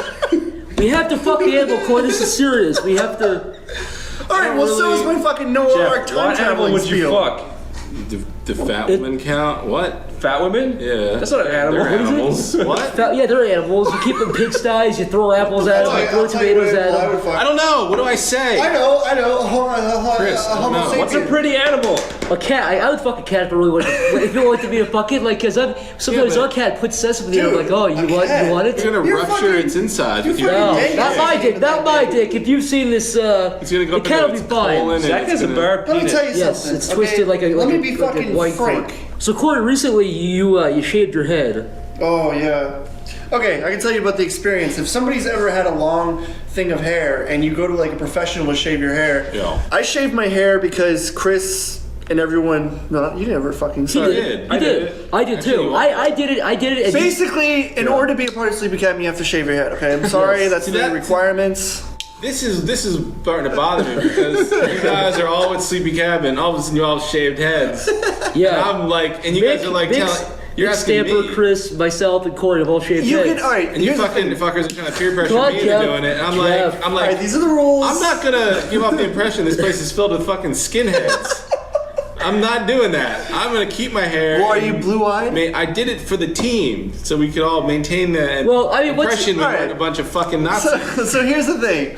Everyone shaved their head, and I had like a fucking lion's mane, and I'm like, I cannot stand having this rug on my fucking head anymore. So I went in and shaved it. Let me tell you something. I never shaved my head before for as long as I've been. When I was a kid, I used to get like buzz cuts, but I was young. I didn't give a shit. I went to a professional to do it. I never did it myself. Yeah. After shaving for like 5 minutes and looking like a pedophile, eventually you will start to actually. Did you kind of fuck with it, like shave the top of your head so look like you're balding? Dude, I actually, I actually did. I made different I left the sides on just so I could feel dirty for a second. I made different faces. So I could take a peek in your future. I tucked my balls into my legs. I was completely naked because I had to make sure the feeling was right. And I shaved my head. And eventually, when it was all shaved off, I still had like bits and pieces and looked like an asshole. But I did it. And let me tell you something. The first time you do it, it's just like when you have a lump sum of hair fall down, it is fucking terrifying. But the feeling of shaving your head is amazing when you do it by yourself. It's very freeing because then you have the option now. Now it's like, well, I shaved my head, I can do it again later, or I cannot do it. But I know what it's like now. I did it because I had a bald spot coming in. I wanted to see. Yeah, there's two reasons people shave their head. It's because either they're fucking balding, or it's because they just want to shave their head and they want to, you know. At the time, I really didn't have a lot of money, and I didn't feel like spending like $30. So should we all tell a father story? Yes, my dad has an Ace Ventura Pet Detective haircut. He used to really show it off. Like he was like that cool Is guy. it like a pompadour? Is that what it's called? I don't even know. But my dad was a nerd in that regard. He would like drive his car around and he would like pull up. Was he a delivery man? He's high in his profession, but basically, Don't just say, does he? Yeah. He's good at what he does. My dad would fucking act like Ace Ventura any chance he got. He would wear a Hawaiian shirt. When he parked his car, he'd be like and he would quote Ace Ventura like it was his fucking Bible. At the time, I was like 18 to 20, and I was like, oh, cool. Like, I didn't care. When I was young, I used to clap and laugh, but when you grow up, eventually you start, like, you know. And my dad used to. This is gonna go into another tangent. Look, for God's sake. Telling dad stories. Dad story. One story. What dad story? All right, this is my real dad story. Fuck the hair thing. This is my real one. Actually, you lost your turn, Corey, or you forfeit. You lost your privileges. I forfeit my dad's story. Someone else. My dad's story is. What the fuck? It was my turn. What's my dad? Chris, go, Chris. My dad's story's cool. My dad owns stores in Wexford Town in Ireland. Okay. Candy stores. Yeah, he sells sweets and toiletries. Okay. And shitty mirrors. But anyways, one time I was up in his office, and that's right next to where he kept all the like sweets in storage. Yeah. And there was Chewits, and I was like, Dad, can I have some Chewits? What are some Chewits? What were Chewits? Oh, Chewits are like gummy sweets, and they're like, What can you relate those to? So alien. They're just so chewy. Chewits. Chewy as fuck, right? Anyways, wait, like now and later? Is it just one brand of candy? Yeah. Is it like now and Skittles? Like the whole store is filled with this one? Or is it like Laffy Taffy? It's like Taffy, yeah. Okay, Lappy Tat's Taffy. Right. Anyways, all right. I was like, can I have some Chewits? My dad was like, okay. And then I grabbed like 50 packets of them. And they come in little squares and little wrappers. And I took them all out of the wrappers and I rolled them into this huge big fucking ball. Oh my God. And because I was up in the storage, it was really dusty. And I was like, look, Dad. And I took a big bite out of it. My dad screamed and slammed it down on his desk and threw it in the bin. He was really mad. That's I would have been upset. It was funny though. You ate all his Chewits. I did. I rolled them all up into a big dusty ball. For some reason, I was like thinking you were gonna say like he had a little pinhole in his wall he spied on. I went up to his office and I saw a little hole in the wall. You heard him breathing and you're like, Dad, you saw. I thought I was doing God's work, rolling up a huge ball of Chewits. That's what Jesus did. He rolled up Chewits and showed everybody, and they fucking screamed and ran away. That's basically how the Bible went. Tell me your dad's story. Death is his fatherly story. Oh, my dad has all these stories about how I almost kind of afraid to know him as a kid. He'd tell me about how he'd always be outrunning cops in his Corvette. Holy shit. Yeah, and I don't know. He was kind of scary sounding. I don't know. I'm like, why were you such like a vigilante, or like why are you such a delinquent? And he's like, I don't know. He's like, yeah, my parents made me go into the. He'd tell me about how he went into the Marines, and he learned how to fight with how to disarm people who had knives and all that stuff. But I'm trying to think of an actual story. My dad actually did that. What? My dad actually went to the Marines, and he was like studying to be a chef at one point, but he also was like learning how to self-defense and stuff, and he learned how to learning how to be a chef and fight with knives at the same time. He was also cook the soup, kill it. This, I think you watched too many video games. No, Steven Seagal. Yeah, what's that movie with Steven Seagal? You watched Under Siege. This is not your dad. You watched Under Siege. What the fuck is Under Siege? You're saying your dad is. He was a military chef. And he fought terrorists. My dad is not a chef. He can't even make a steak. Zach, would you prefer to have a cyanide? Would you go up to space with a cyanide capsule? Yeah, just in case something went wrong and I had to kill myself, so I could maybe, I don't know. It'd be kind of cool to die in space. I don't think anyone has yet. But if you went up into space with Corey, but Corey like lost his, and then he's asking for yours. Is it? I fucking open the thing and push him out. Is it? Two questions. Is it true that no one's died in space yet? Has movies just tainted my mind? I'm pretty sure no one's died in space. There was a Russian astronaut whose suit fucking inflated too big and he was freaking out because he couldn't get back in the door. Are you talking about like poetically dying in space, like sitting on the surface of the moon crying, or like exploding? No, I don't think anyone's died. A Russian burnt up on the way back down. Yeah, no one's died in space though. People have died. I think people have like Columbia and what was the other big one? Challenger and Columbia. Yeah, they both fucking burned up in the atmosphere. I always keep forgetting about Columbia. Challenger didn't get too high. I remember when that happened. There was fucking like pieces raining down on Texas, and people were finding like heads and shit. How many people died in there? Probably a dozen. I think the Challenger one was worse because there was. No, that one was 27 or something. It was big. Way more people were watching that one because there was a teacher. Yeah, there was a school teacher in there. Yeah. Oh, and second, isn't there an easier way to like suicide than cyanide? Doesn't it fucking like bullets to the brain would be a little bit faster than taking a dirty pill. You don't want to sit there choking with like a foam pouring out of your mouth. No, pretty sure a big fat bullet to your brain would do it a lot faster. That's not a very dignified way to go. The rumor is that Hitler did both. He took the pill and then just for safe measure blew his head off. Well, he's a smart man. Yeah. But I heard what do you think the most suicide you could do at once would be? Like hang yourself and shoot yourself and take a cyanide pill and fall off a building? I think about that way too much. But no, it's... How many suicides at once just to make sure you could... I heard that cyanide is fucking horrible. Like, well, it fucking burns you, like your insides, right? Yeah, you swallow that shit and it's like one of the worst ways to go. Apparently pretty foolproof. Don't think... Yeah, I guess it's pretty strong. Yeah, I don't think you can get your stomach pumped from that. Look, if we got shit at vets that could ease puppies and well, they do. Have you seen those videos of people like Sweden who drink the shitty water and eat chocolate and fall asleep and die? They listen to like Beethoven or whatever. No. To eat chocolate? What are you talking about? There's these people. There's like these dead doctors, and people are like this. People decide to die, like if they have cancer or something, and they go to this place. The doctor's like, drink this dirty water, and they drink it, and then to get the taste of it out, they're allowed to eat chocolate. And they just fall asleep. And they poetically listen to whatever music and watch, say their goodbyes. It seems like overdosing on like sleeping pills seems. But that never. It's a really low number of people who die from that. Like only teenagers dramatically go and drink all the Advil. You know what I mean? They're not trying to kill themselves. They're trying to kill themselves. This is a weird. Is this an appropriate topic? We're just like giving people kids. If you want to kill yourself, put your head in front of a train track when the train comes. Oh yeah. Yeah, no. Lay your head. That'll fucking. You're not gonna wake up with your dad crying over your body then. Train is pretty foolproof. Yeah, you lay. Drunk guys do it all the time. Lay on the train tracks with your head on firmly on the thing. Do you see what it does to a penny when you put it there? Yeah. End up on some shitty website when some asshole takes an iPhone picture of your dead body, and voila, it's done. Yeah, I'm not shooting myself in space because knowing my luck, I'll be one of those retards where the bullet passes through my head, and then I'm just a fucking walking mess with half my head gone. And then you're too afraid to do it again because if you fuck up twice.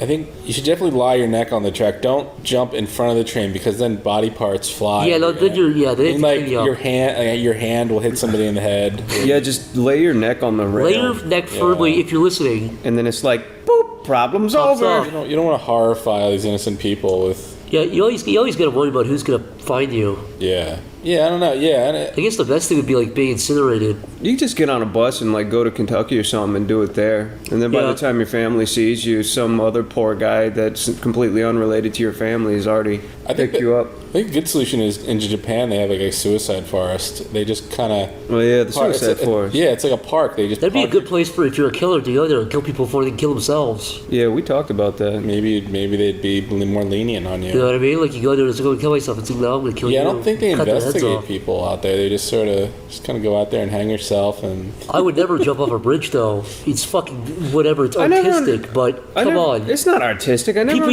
People like to do the dramatic. You're essentially jumping onto concrete almost. Yeah, but there are people who've survived it. They said the second they fucking fell off, they regretted it. Like they were like, oh. It's not a very foolproof way of going, jumping off the bridge. Because if you hit the water, let's say worst case scenario, you break all your bones and just drown to death. Yeah, you'll have a lot of time to think about what you just did wrong. Especially as you fall. Yeah.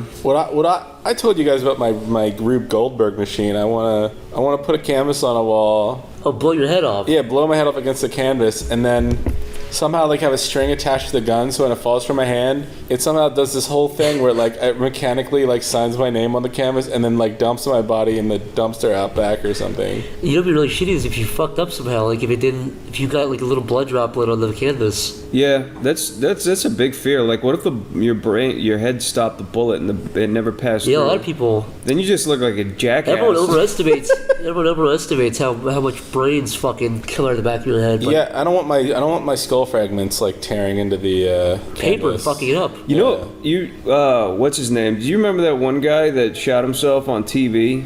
Bud Dwyer. Yeah, you remember when he just put it in his head and he blew the whatever. Yeah. But the amount of blood that poured out of his mouth and nose, if you put the canvas on the ground. Yeah, you know what? Just hang yourself like this, and when you do it, it'll just go all over the ground. You kind of forget. When I was a kid, I'd always imagine like your body is just filled if you cut somebody open and just blood will pour out, but it's really like it's like blood is in a very people got upset with me in its circulation system. It's like it's very contained actually. Oh yeah, you really have to like break that seal, and then it just comes fucking pouring out. People overestimate how bad it is. People got mad at me in my clown video because they're like, "Why is the fucking hole in the lady's head like it's like a little dot at the entrance wound?" Yeah. It's also a clown video. Yeah, it's a clown video. You're so adamant that like the bullet hole is realistic in this fucking crazy clown video. Yeah. Realistically, a bullet hole in someone's forehead it'd be really small. It'd be really gross, and at the entrance point, all the bone around it would be shattered. So it'd be like the soft spot on the baby's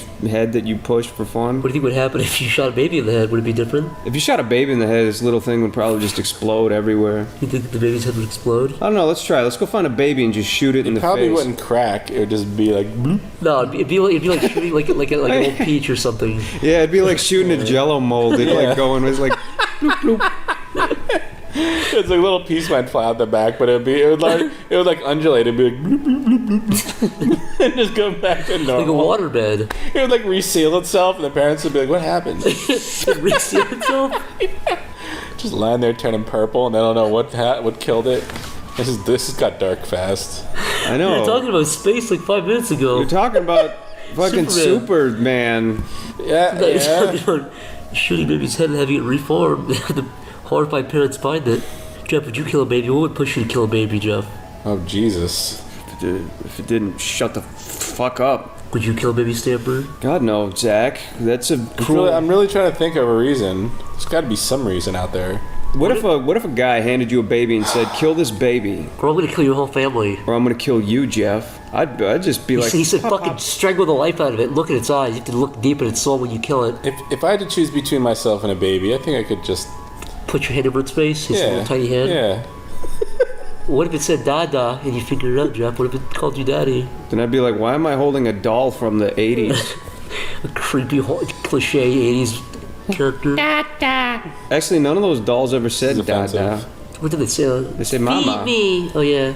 I'd call it. Wipe me. They piss their little fake pee out and go, "Uh-oh." What a pointless fucking doll. Did you ever own a Cabbage Patch Kid?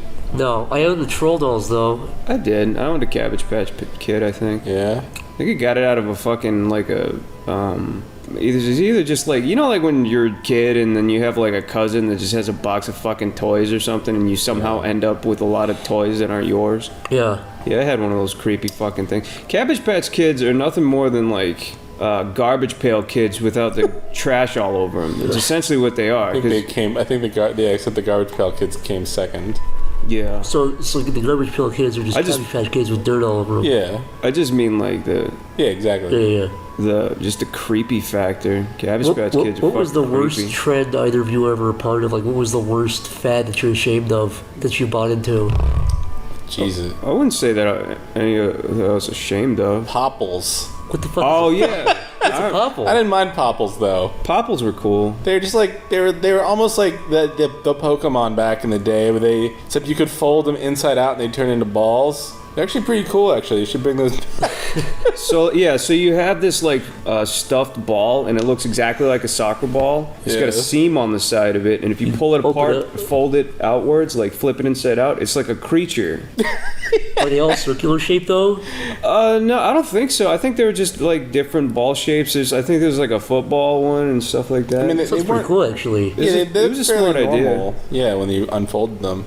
I never liked Teddy Ruxpin though. That thing creeped me out. If you think about it, Popples were a really good idea. It's like a unisex toy. It's like a Transformer almost, where it's two different. Yes. That is actually a really good idea. Yeah. Oh yeah, and Teddy Ruxpin. I remember that. Teddy Ruxpin. That was the one where you could put like the tape in the back of it, right? And he would read you stories and shit. He'd definitely talk. I can't remember what he'd say. There used to be a teddy bear that had like a tape deck built into the back of it. And I do remember. Yeah, you could buy different tapes. Yeah, and then it'd be like... It would read to you, basically? Yeah. Was it did the voice match the teddy bear? Like fairy tales and shit. No, I think you just like... It was like a glorified tape player. But yeah, you bought the tape. The tapes were pre-recorded. And it would just read you a bedtime story about... Yeah, it's like a little arms, and I think it's like his mouth might like move up and down as the tape plays, you know. It's actually kind of creepy to imagine that like the parents are in the living room and the kid is in the bedroom with like a mechanical bear that's reading him stories. Yeah. It's kind of like hollow and sad when you think about it. Have you ever heard that stupid story of It's one of those horror stories. You know, the hook on the. It's one of those where it's like this and then guy. The killer was in the house. Yeah, but it's like this guy gives a little stuffed teddy bear to a kid and puts a radio inside of it and talks to the kid, and the kid's like, "The teddy bear said I should touch my vagina, mommy." And the mom gets creeped out, and the guy tries to capture the kid. Right, because that's her son. That's why she's creeped out. Yeah. Zach, did you have a Tickle Me Elmo? I don't think I did. When was that big? Oh shit. It was like a decade ago. Maybe a decade ago. I don't think I did. I think like mid to late 90s, maybe. That's probably a little bit before my time, if not right at my time. What was the gayest toy you? The thing I was into was Woody. I had this obsession where it was a really weird obsession because like Woody. It was a little bit serial killerish because I would always get these Woody toys and cut them in pieces. Yeah. Because I like to see how they worked. Yeah. And my parents would always buy me a Woody doll, like a wooden doll or like an action figure or a stuffed toy, and cut it in pieces. You were literally that asshole kid in Toy Story. No, but I wasn't though because I didn't know other fucking people's. Sid, yeah. I wasn't Sid. You kind of look like him too. I wasn't Sid.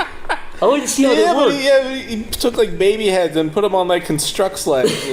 But I didn't though. I wasn't that creative. I just cut it in pieces. I laughed and then I got my parents to buy me new. But then I cried. You're exactly like the kid from Toy Story. He would do that and laugh. Minus the creativity that came with it. I have something to tell you, Stamper. Yeah. About my identity. Guess what I really am? Who? I've been hiding this for years. I thought you said about my daddy. You said about my identity. Yeah. Okay. Enunciate. Are you buzzed?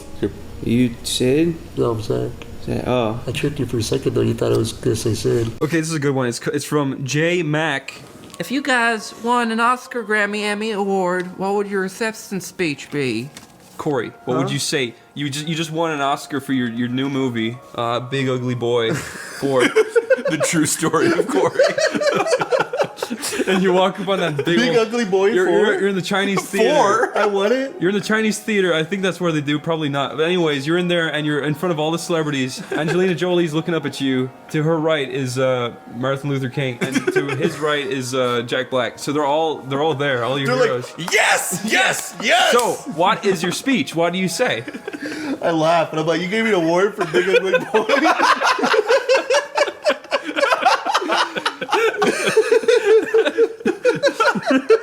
It's Big Ugly Boy 4, Corey. Big Ugly Boy 4, the boy. The first three didn't really hit good graces with the audience. It's about time. I got the recognition I deserved. I'd be like, it does me great honor to finally get the Big Ugly Boy 4. I still like it. You guys gave me a fucking award? The movie's Big Ugly Boy 4. It's a troubled story about a boy who's ugly and kills himself. It's just realistic. Who would you thank? I would thank my friends, my parents, the audience, God, Satan. Oh, okay. Mother Nature, and oxygen. Raw. For helping me breathe in those times of peril. When my movie got deleted 4 times. When Big Ugly Boy got hit with bad critics.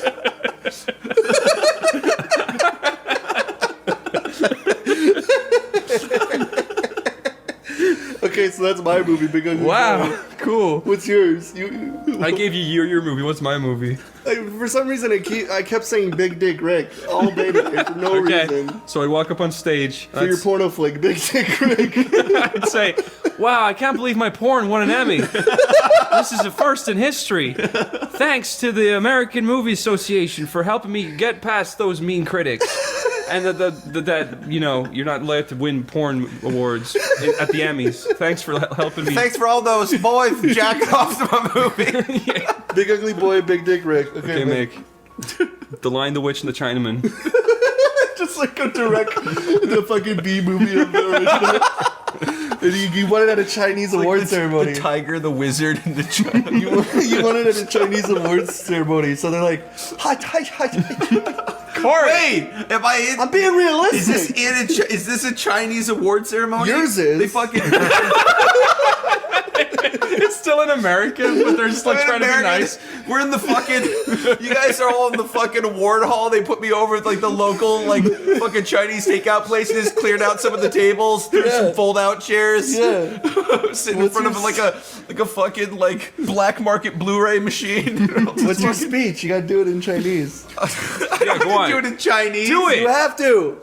大家好，谢谢你们给我这个 And that means, wow, this is pretty cool. 你们都是我的好朋友。但是 Ponyo? Yes. Ponyo bad I'm movie. receiving an award from Ponyo bad Ponyo. movie. 你们都是我的好朋友，朋友 in the sea. And then I just dance off the stage. And everybody would throw fucking fried rice in the air.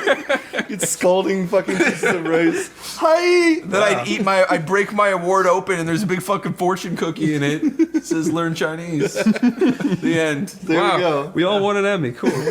Except I didn't. You guys won Emmys and then fucking booted me over to the fucking... You cheated. Mick, it's fine. It was all paid for. It's like unable stuff. I didn't lose anything. You were the Lion, the Witch, and the it. Chinaman. You stole a popular movie book. Yeah, you're a plagiarist. You're a plagiarist. Look, Ponyo is not Ponyo. Okay, fine. Learn Asian.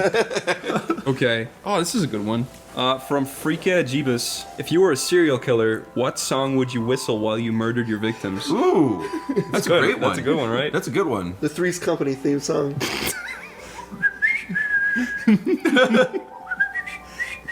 No! It's so it's so fast paced and cheery that like it works. Terrifying. Yeah, that it does work. It's more terrifying because it's so like. When I used to hear that theme song, I'd be like, "This is perfect for a killer to whistle." It's like, "Come and knock on my door." That is perfect. Yeah. Come and knock on my door, It's kick it kinda down, and fucking grab me by my hair and drag me into the bathroom. It's like that fucking scary slit my throat and rape me. It's got like that kind of Tiny Tim vibe where it's really cheery but really creepy. Yeah. What about you, Mick? Ponyo, Hamsy. that would work too, Yeah. though. I can't whistle very well. Pretty much anything cheery that would like make you Because that's still uncomfortable. it's not as like hectic. Okay. But like especially if you knew what they were whistling like as they were about to kill you, you'd be like, "Well, no!" So what do you think would be like the most unsuited murder whistling theme? Unsuited, like it wouldn't be a good one. Yeah, horrible choice. Let the bodies hit the floor. And how ironic is that? I was gonna say like Happy Birthday, but I actually think that would work. That would work too. Yeah, that would work really well. Or okay, how about like? Yeah. That just doesn't work. It wouldn't. I'd be like, ew, kill me. Just fucking kill me, dude. What is that? It's Lord of the Rings. It's Lord of the Rings. Concerning That's what I was trying to think of. It's just like, it's like something else. Or like, you know, the Final Fantasy VII battle theme. It's like what an autistic person says. The battle, though, if they did, perfect. If they did the fanfare, that might work. The perfect horrible choice for murdering a victim would be. Oh my God! Is this the angry video game nerd? I feel like if I was about to get killed to that, I'd be like, I kind of like bob really my head catchy. to it, like, oh, I know that one, and then I'd be dead. Yeah. I think that's perfectly horrible. Yeah.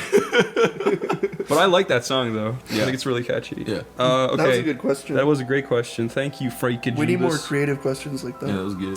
Arvin Shaban asks, name a new sex position after each one of the Sleepy Cabin crew and describe it. Okay, the rice pirate. No. Okay, so it has to involve a pirate and rice. The stinky. Wait, I thought it just had to be based on who we were, not our names. Oh, is that what it was? Yeah. Oh. Just based on who we are as people. Okay. I'm gonna do the Stinky Vinky. That's Mix. He farts all the time. Yeah, that would be mine. The Stinky Vinky. Corey's sexual position would be the fucking red trombone. That's pretty good. It's just like you just it's blow a on rusty Corey's trombone, dick until only your you face jerk off turns till the dick's purple. rod. Yeah. That sounds like a horrible prolapse position. Yeah. By the way, for people who don't get it, Corey has a red trombone. Yeah. Yeah, in my pants. Thanks for noticing. No! No! It's your P-bone. Chris's would be better be good, Mick. I just call it the tater sack. God! It's where he takes a potato and just shoves it up his own. No! You guys are bullies. Call it the Oney or something. It'd be the Sleeping Cedar. The Sleeping Cedar? The Sleeping Cedar. What's that? I don't know. Probably like 2 bed cushions or something.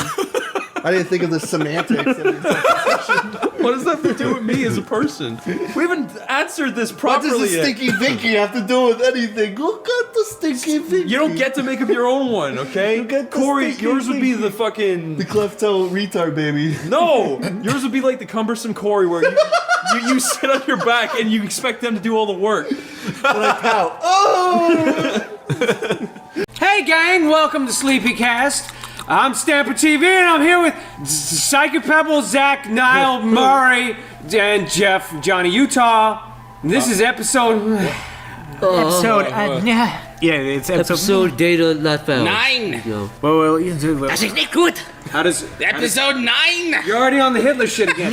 Just found it. No, Zach. Okay. You inspired it, Zach. Not all Germans are Hitler or Nazis. Jeff was speaking polite German. I'm German, so I have a right to say. Me too. I believe that. Yeah, polite Germans run around there. 9! Zach Hodge. Is that how it's pronounced, like, officially? Zach. That's what it's pronounced. But Zach, isn't that a Jewish name? It's a Catholic name. Really? Zach? Zachary. I always thought that was Zechariah. like Michael. You're right. Joseph. They're all. Yeah, but that's still family's Jewish. Catholic. I thought Zach was always. I always thought Zach was a You got a Jewish name. shitty ass Bible name. Hey Jeff, Hi. introduce the With a SleepyCast stamper. in the style of the Next Generation Captain's Log. Go. Damn, really putting me on the spot. Captain's log. Start We're date. here. Stardate. What is the stardate? November 12th. November 12th, 2014. Stardate November 12th, 2014. We are here in the captain's ready room with Stamper. You're not gonna say shit. Fine. Zach. Niall. How's it going, guys? Who recently got the internet cut off. And come on. Me. All right. He downloaded Agent Cody Banks. Look, someone downloaded Agent Cody Banks, but why? It was you. You're the Cody Banks boy. Nobody knows what we're talking about, so summarize from the start how you fucked the entire house over. All right, okay, about 2 months ago, right? Someone downloaded Workaholics, right? You! No, wait, I was Downloaded going to get to that. That person was me. I admitted to that. I downloaded an episode of Workaholics to show Zach how bad it was, okay? Then, suddenly... He's pissed off all the Workaholics fans. About 3 weeks ago... No, well, some Somebody episodes are good. downloaded Frozen. Yeah, and a you few other downloaded an Disney entire movies. season plus because you wanted to show somebody how No, bad I did not. I downloaded episode 11, 12, and like the finale or whatever, right? Of season 3, which is a year old. Then someone, 2 weeks ago, downloaded Agent Cody Banks. Saving Mr. Banks. Oh, what's that? The Tom Hanks movie. Wait, did you really think it was Agent Cody Banks? I was confused. It's Saving Mr. Banks with Tom Hanks, dude. I thought it was Agent Cody Banks. No. Well, they are. Well, sorry. Really They're related. similar in Well, someone downloaded right? what's it called, Mr. Banks. Saving Mr. Saving Banks. Mr. Banks, and that got us the second strike, right? Then recently, our internet got cut off because they said that someone keeps downloading torrents. I'm so And glad. Today, recently. Yeah, well, today our internet got cut off, so like. And explain why you feel partially guilty. I feel partially guilty because first I committed the first strike. Third of all, I was seeding some torrents, so I think it might have been me this Who way. seeds torrents? I accidentally Exactly. forgot to, like, a few weeks ago, I forgot to disable finish it. downloading it, I know. you got a prompt and it's like, oh, that's finish. selfish. That's selfish, then. Now when 15,000 people are seeding it, you don't have to worry about it. Torrenting is Yeah, but if everyone has that, guys, I agree with you. This is a legal activity. I use Oh, fuck Hulu.com. This is just a distasteful conversation. I don't What's the wanna be last part piece of it. software you bought? Captain Flash, Photoshop? I actually did my Flash. Bullshit. $700. I bought Flash, and you know something? It ran way worse than the actual version I downloaded and torrented illegally. Fuck you, Adobe. And fuck you, Macmedia. Whoa, No. Macmedia is good. Fuck you, Adobe. Good. Yeah. Fuck you, Adobe. This podcast brought to you by Adobe. Fuck you, Adobe. So yeah, Niall got our internet cut off at the house. No, I was. Thanks to his workaholics addiction. No, this was once. 1 out of 3 strikes. But like the fact Now, that I you should admit have to it. you should have a show called Torrentaholics about you. Because I'm a Torrentaholic. Oh yeah, And okay. the fact that I'm the only person on the internet account, and I have to account for 7 other people that do illegal shit all day, you guys just walk, and I'm fucked. No, Snapper. Snapper, I'm fucked at the end of the day. Someone should. I have to answer for all that shit. Whoever downloaded those torrents should fess up. That's not cool not to fess up because So everyone's you're gonna denying go it. fess up for workaholics? I did fess up for Agent Cody Workaholics. Banks? I did fess up for To Workaholics. Verizon? Who are Call the- Verizon All right right. now and say that you're the one that downloaded Workaholics. Hell no. And you apologize. Why don't we approach this like Detective Batman? Who are all the guilty parties in the house? It's not me.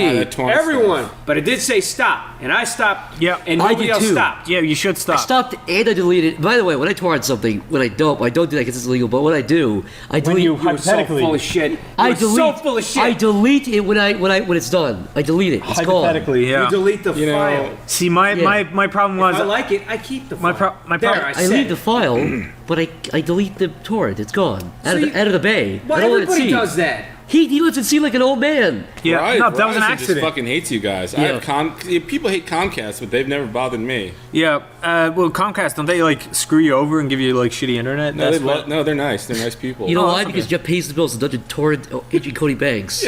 Well, a lot of people on the internet seem to be torrent Disney movies all day long. A kind of a buzzword kind of thing that like these days is to hate Comcast, and I think you're going to be like in the bad end of the limelight for kind of. Truthfully, I never had a problem. The only with problem I Comcast. have with them is they cost. Yeah. I feel like I'm paying way too much. Yeah, They that's do. the When I was problem. with Comcast, I was paying like $120 for my cable TV service, and then I was like, wait a second. When was And the on last that time you note, actually watched TV? It's been a long time. The last time I actually watched TV was in a bar where they had cable TV. Who watches TV when you can just torrent shit? I haven't turned on my TV in weeks. Why can't you get a cable TV package where you pay for the channels that you actually want? Like, what if you just wanted the Discovery Channel, Food Network, HBO? But that's kind of what's happening. You know, Cartoon there's Network. HBO Go. Yeah, I don't there's, want to watch fucking BET. Dude, nobody needs or 500 anything channels. else. Not that specifically, but you know, a golf channel. I've not read just about BET. this, but I'm not. I forget the exact. I think saves that. So you're saying like every like network should kind of go in the route of Netflix where you can like subscribe to them and just pay them for what you want. Yes, Jeff. Nobody will subscribe to the Speed channel. And I Yeah, like the that God channel. Do you ever watch the God channel? No, I don't. They got mass 24/7. What's the Speed Channel? It's what do you think? It's a lot of fast, Speed? a lot of fast things. Wait, Oh, it's like Days of Thunder. Like I'm not 24 kidding. No, hours? it's no movies. It's usually like car shows and. The Speed Channel. It sounds like Yeah, a joke. they have like lots of reruns of Overhauling. Does that movie? and that who's the dude that it's like Overhauling, but with the black guy. It's not Ice-T. It's Mr. T. the guy from the movie Friday. Ice Cube. Ice Cube. Ice Cubes. What's that show he does? Ice Cubes, the show. No, it's not Ice Cubes. Ice Cube Trey. Zach. Ice Cube Trey. It's like Overhauling, but with Ice Cube. That's what he calls his family. I didn't know He's that my Ice Cube Trey. He shows He steals a dude's car and then makes it purple and pink and gives it back, and then everybody's happy and they end. That's what he does every episode. Do they ever play that Keanu Reeves movie? Speed? Yeah. No. Have you ever seen Speed? Yeah, I have. Yeah. It's a good movie. It is a good movie. What about Speed 3? You ever fuck your little G.I. Joes? Like the little ones? Or Yeah, the no, the 12-inch little ones. The little tiny G.I. Joes. Yeah, they'd have little cracks in their butts, and you can I used to take a pen and poke a little hole in the ass and fuck it. I'd shoot him with my BB gun. I'd line him up and Everybody, blow their heads that off. had G.I. Joes used to strap fireworks to them and blow them They weren't fun to destroy, I'll give him that.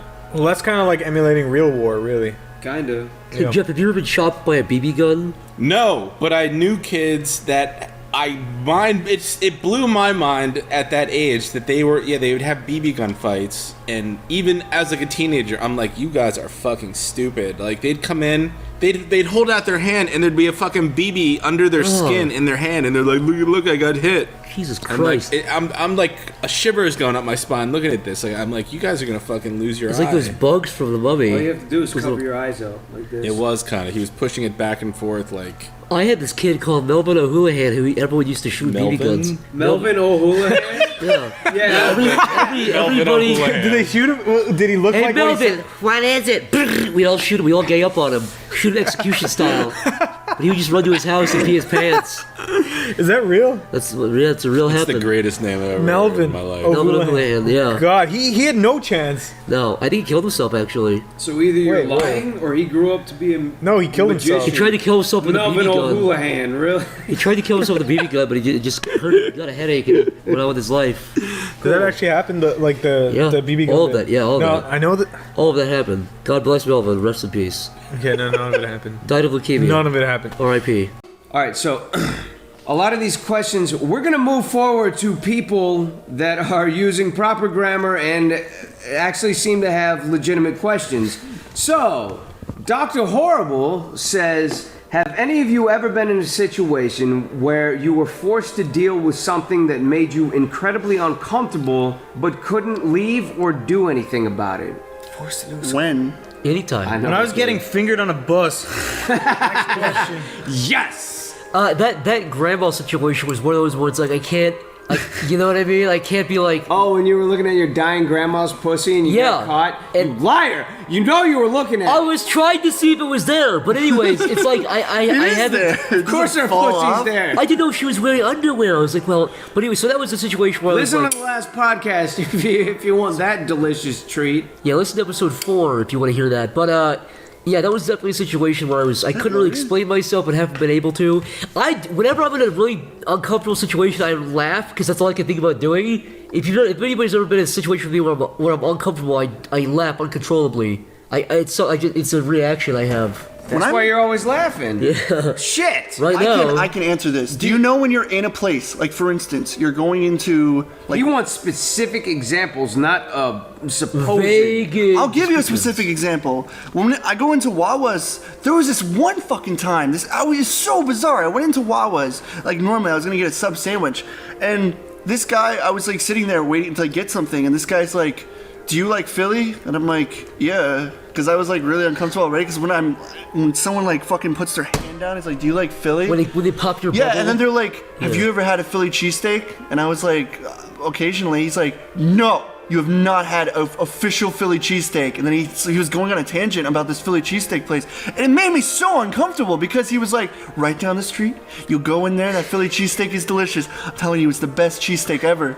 And then he went outside. Motherfucker, did you listen to where it was? Because I want that. He went outside and he went into a fucking loony van. Like, I swear to fucking God, there was these people that were like skittering into a fucking bus. He was a crazy person who was telling me go because these... Maybe he's a crazy person, but he still knows where the best Philly cheesesteak was. Is most delicious, melt in your mouth shit you've ever eaten. I don't care. God damn it, Corey. You were talking about a situation that made me uncomfortable. And that is a situation. Another situation is when you go in... fair. It's when you go into a fast food place and it's like you want the other person to be miserable when you're ordering something, and then when they're super energetic. You and said like this before. I don't get this. That makes no sense to me. I am kind of, when I go out to eat or get something or order something, I don't want people to talk to me. Corey wants everybody behind the counters to be miserable. Yeah, I want people to be miserable, fucking like just like hate their job, flip a burger at the wall and let it fall. That's what I fucking want. That's where you get bad food from. Yeah, but when I go there, I expect the service. Are you telling me that when you go to McDonald's and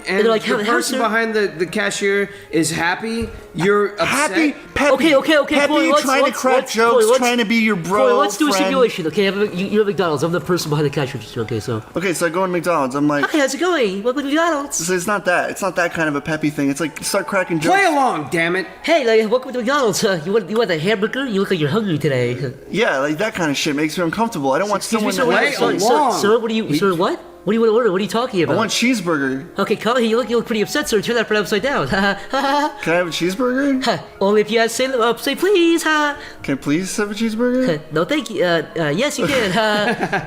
You fucked that one. One cheeseburger, please.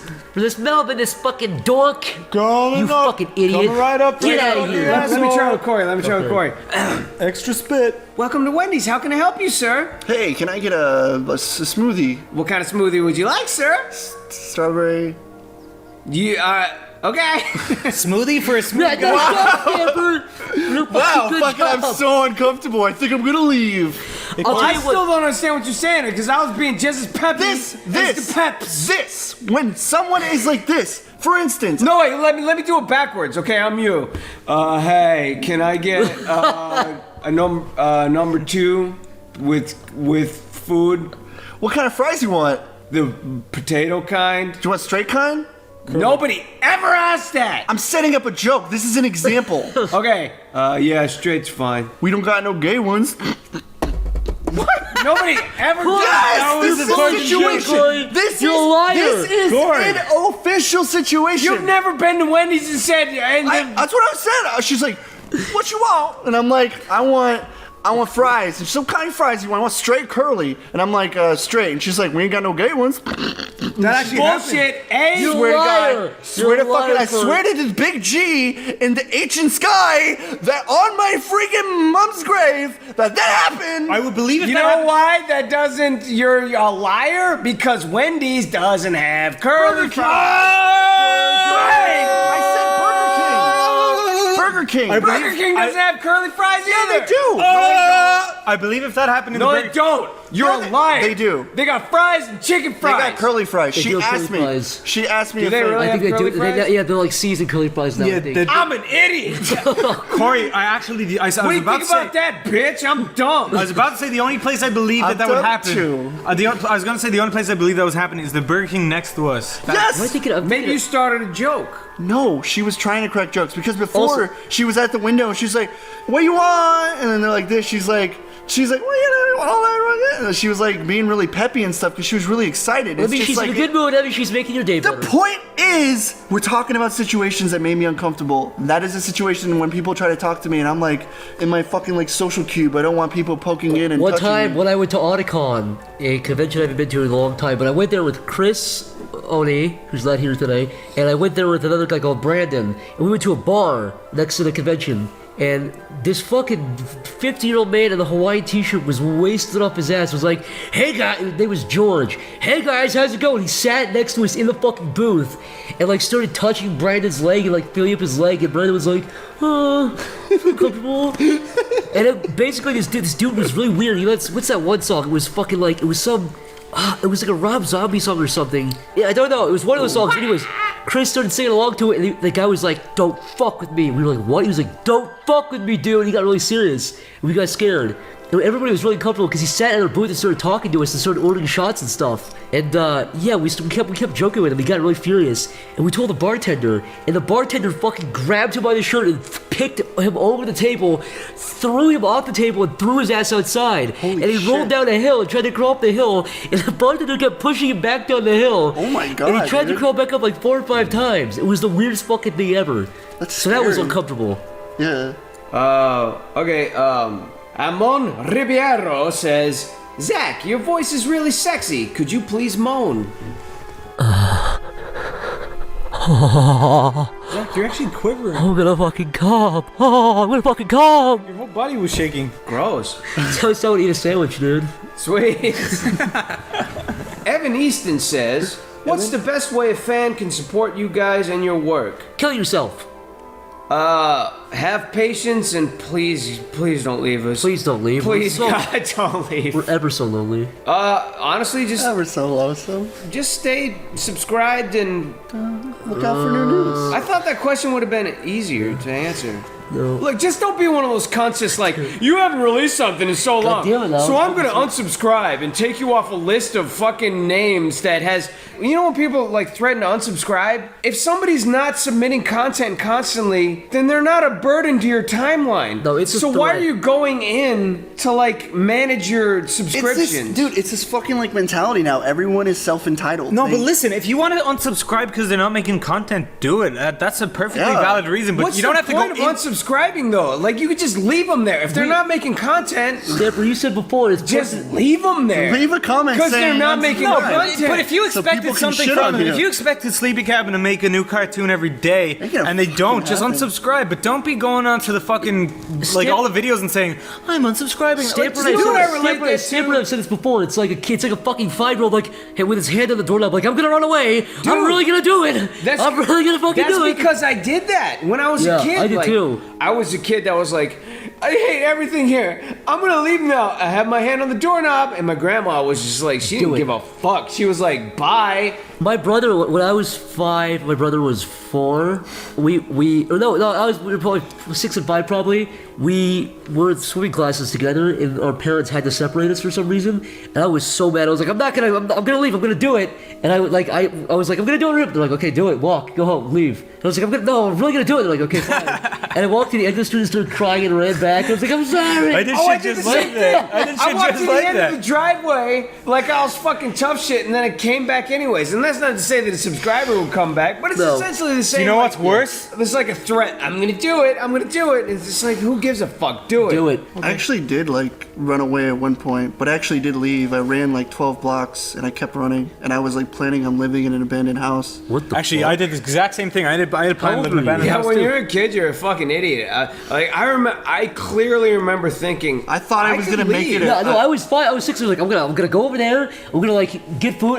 You're a fucking idiot. Yeah, because you're like, trees have berries, and then I could have That is salads exactly for the what I rest of my thought. life. That's exactly what I thought. I'm like, there's leaves. That's what fucking salad is. Yeah, exactly. That abandoned house, I went in there and I looked inside, and there was like fucking berries growing out of the floor because it was abandoned and burned down. Did you have and I'm blueberries, like, I think they're I'm called? gonna live here. And it was night, and I was getting bit by mosquitoes. Wait, you actually? And I heard like dogs. I was so fucking scared. I ran home. You actually did leave? How old were you? Yeah, my How old mom were was you? furious because I was gone for like 6 hours. How old were you? I was old, so I should know better. 15, 16? I was like 12. It was like right when I moved there because I didn't have any friends because I Yeah, I just was a moved piece there. of shit when I was 12. I I was was- a piece of shit when I was 14. No, I was good when I was 14. Then I was a piece of shit again when I was 16. It's just one of those I was a things you piece of do- shit up until I was like 17. You don't think probably. about it. You think you 17, can 18. survive in the woods until you have to deal with bugs and fucking sleeping on grass, and you're like bears and When I was a kid, I saw Land Before taxes. Time, and I saw Land Before Time, and I thought you could eat the leaves. So I used to eat leaves and be like, these are fucking nasty. They look so good on TV. Also, the Lion King, That's the because bugs. you're just like pulling shit off bushes. Yeah, and it's not working. You know the bugs in Lion King, they look so good, but you see a beetle, you're like, that looks fucking nasty. I'm not gonna eat that beetle. With that logic, I'm still a piece of shit though because I dropped out of college and my parents fucking yelled at me, so I moved to America and like here I am.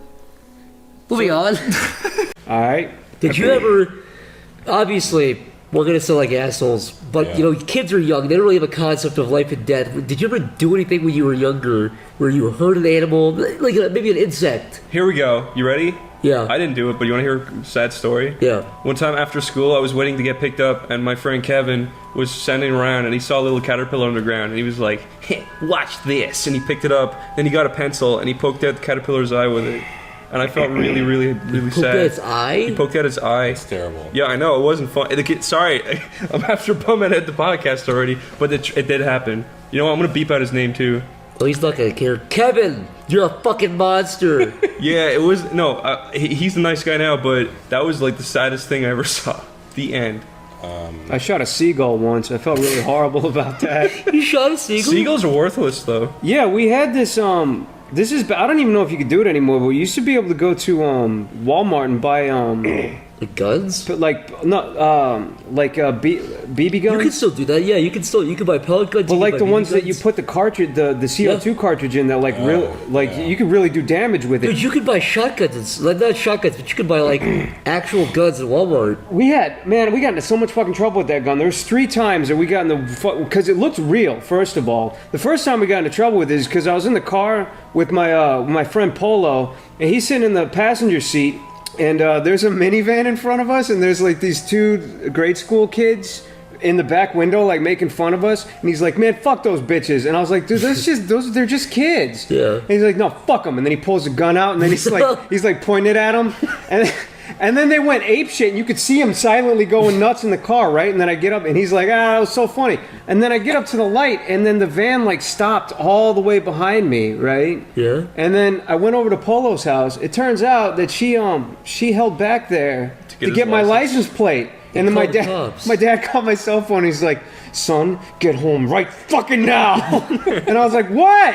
And then me and Polo went back to my dad's house, and there was cops all over the place. Like several? Yeah, and then they interviewed us separately, and they interviewed him first, and they were like, and then he came out and he was like, "Don't tell him fucking anything." And I was like, "Yeah, man, I got your back." And then I went in there and I was like, "It's a fake gun. We got it at Walmart and we already got rid of it." Actually, that was the last story. That was when I actually disposed of it in a pond like I was a fucking... Like you just killed somebody? Yeah. I was like, I gotta get rid of this thing. It's a toy gun from fucking Walmart. But as far as the animal story goes, like, again, we were sitting in the car. It was just always in my car. And it's like, "Hey, see if you can't shoot that seagull." And I was like, "Okay." And then I just did it. And it got him right through the neck. And he was like, "Eh!" And then he plopped over like a bag of shit. I felt so fucking horrible. I got out of my car and I went over to the seagull and I picked him up. I picked up his lifeless little body, and it's so weird because their necks in real life are only like 2 inches long. Well, not when they're dead, but when I picked up his body, his head dangled and his neck stretched out like a spaghetti noodle. And his neck was like a foot long. And then I ran to the veterinarian. I was like, fix the bird. And the whole time, his head was like flopping like a slinky. And then I passed it over to the vet, and the vet was like, what do you want me to do with this? I was like, I don't know. Can you fix it? And she's like, it's dead. I'll see what I can do. And I know she just took it to the back and threw it in the trash. But I felt so horrible after doing that. Just got a trash can. Just It was like dangling around. Like That gun was so fucking powerful though.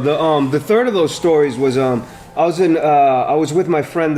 It's not like it fucking matters. But he was like, "Give me that." He got the gun, and then he pointed it as we were driving by. He pointed at the back of an SUV, and he shot the window. This is the same guy? No, this is a different guy. This is Antoine. Okay. So he pointed at the back of the SUV, and he cracked off one shot, and the window turned to it just like crumbled. I've never seen anything like that before. Was it a movie car or just a parked car? No, just a parked car. It didn't pop a little hole in it. The entire thing exploded into like powder. Into powder. Yeah, the whole back window broke into little chunks, like no bigger than, I want to say like grains of rice. That's what it looked like. But the whole thing just crumbled into. I guess it's like a preventative measure. So if you wreck your car, you don't get glass. shot. Yeah. So if you bust a window and break into a car, like for the most part, you can touch the glass because it crumbles. They're not like window shards that cut you. It's not like a window glass or door glass or something. Whenever you see videos online of people like smashing into windows, that's always what happens. It always turns into like little individual grains. Yeah, like little pieces of It was so weird. It was like, I would love to see a slow motion of like the window smashing. Ruin that guy's fucking day. Wow. Chris, what about you? Any, those guns have to be illegal now, dude. I swear you could really do some damage. You can buy real guns in Walmart. You can. Like real guns. Now, see, this was in Virginia. Like I know in like Colorado, you used to be able to go in there and get shotguns. I'm pretty sure you can get rifles or something like that now. You could run into, in the Midwest especially, you could run in there and pick up like you've been 10 minutes, you could walk out of there with a gun. Like a gun. Kill somebody, immediately. In Virginia, I think they just sold the, I don't know. They're called like air guns or something. Airsoft, right? It's not airsoft because airsoft is like pellets. Yeah, but these are like metal BBs that are like shot out. So it's like a high-powered BB gun, basically. Yeah, a CO2 cartridge. They were like insanely powerful. I still that the sight of that seagull plopping over is burned into my mind. Seagull like haunts you. Chris, did you have any stories? I told you about the caterpillar, but you know. Oh, sorry. No, but I had another story with the same guy. I used to go over to his house, but one time he found like a bunch of daddy long leg spiders. They're little tiny ball-bodied spiders. Yeah, but I remember he used to bring me over. He'd be like, "Watch this." And he'd like pick off all their legs and put the little balls on the table all next to each other. And they just sit there screaming and they're just sitting like they're just little balls now. That's like decapitating your friend and holding the head next to somebody else's head and like making. That would be like me cutting off your head, but your head stayed alive and you couldn't do anything. Even though these are insects, I still feel like this is worse than what I did. What did you do, Jeff? I didn't do that, by the way. But yeah, go on. I'm going to clarify something real quick because I was just thinking when I went inside and dimed on my friend. I know people are like, "Oh, you dimed on your friend." Whatever, man. That lady had us dead to rights. She was like, there was a gun and there was like 3 witnesses. So I went in there and told her flat out it was a fake gun. Well, I'm sure they thought it was a real gun. You were threatening kids. You probably would have got a lot of trouble. Because I know he probably went in there and he was probably like, I don't know what the fuck you guys are talking about. I'm going to keep my mouth shut. But this is going to get more fucking trouble. Yeah. I cleared the air really quick. Those guys were out of there in 10 minutes. I was like, I didn't tell them shit, man. We're good. Jeff, what horrible shit did you do? I've killed one animal in my life, and I feel justified and even, dare I say, a hero. What happened? You were a hero. It was a woodpecker terrorizing my parents' house. That doesn't sound like something that would terrorize. It was destroying my parents' house. Oh yeah, putting holes everywhere. It was running around like. I didn't want. We hoped it would just go away, but after weeks of this, I eventually just had to pull out the BB gun and I nailed that little fucker right in its head, right between the eyes. Sorry, I had one more story. I just remembered. They fucking trash your property though. I've got a good story. And they're annoying as fuck. And they're loud and They're fucking woodpeckers. There was just no other option. He was causing like hundreds of dollars. Wood all day. They're known for pissing people off. Okay, but sorry, another good story is one time when I was younger, I was at my mom and dad's house, and there was a rat that kept eating out of their bird feeder, and the way our kitchen like it overlooks the bird feeder, so it's like a big ass window bird feeder, and there was always this rat who would always climb up it and start gnawing out of it. And one time my dad like stuck his head out the window and started like shaking his fist at the rat and being like, "Get off of it!" And the rat would shook his fist at the I rat. swear to God, and the rat would look at him and be like, "Whoa!" and he'd just keep on eating the bird feeder, right? So my mom was like, she called her brother Jimmy, and he came over with a shotgun, like, which was kind of overkill now that I think of it, but he came over with a shotgun, and we had all my little cousins, me, my mom and dad, and all our uncles and aunts just looking at the window at this rat eating of a bird feeder. Well, my uncle Jimmy like snuck up on it with the shotgun, and he pulled the trigger, and there was just like a wave of blood erupted onto the windscreen, and everyone screamed, and that was it. Yeah, I think blasting a fucking rat with a shotgun's a little extreme. No, I know, but it was really fun. You could hit it with a pellet gun in the eyes. I don't and know if kill it was a shotgun or if it was some kind of rifle, but you could throw a rock. It was a big old.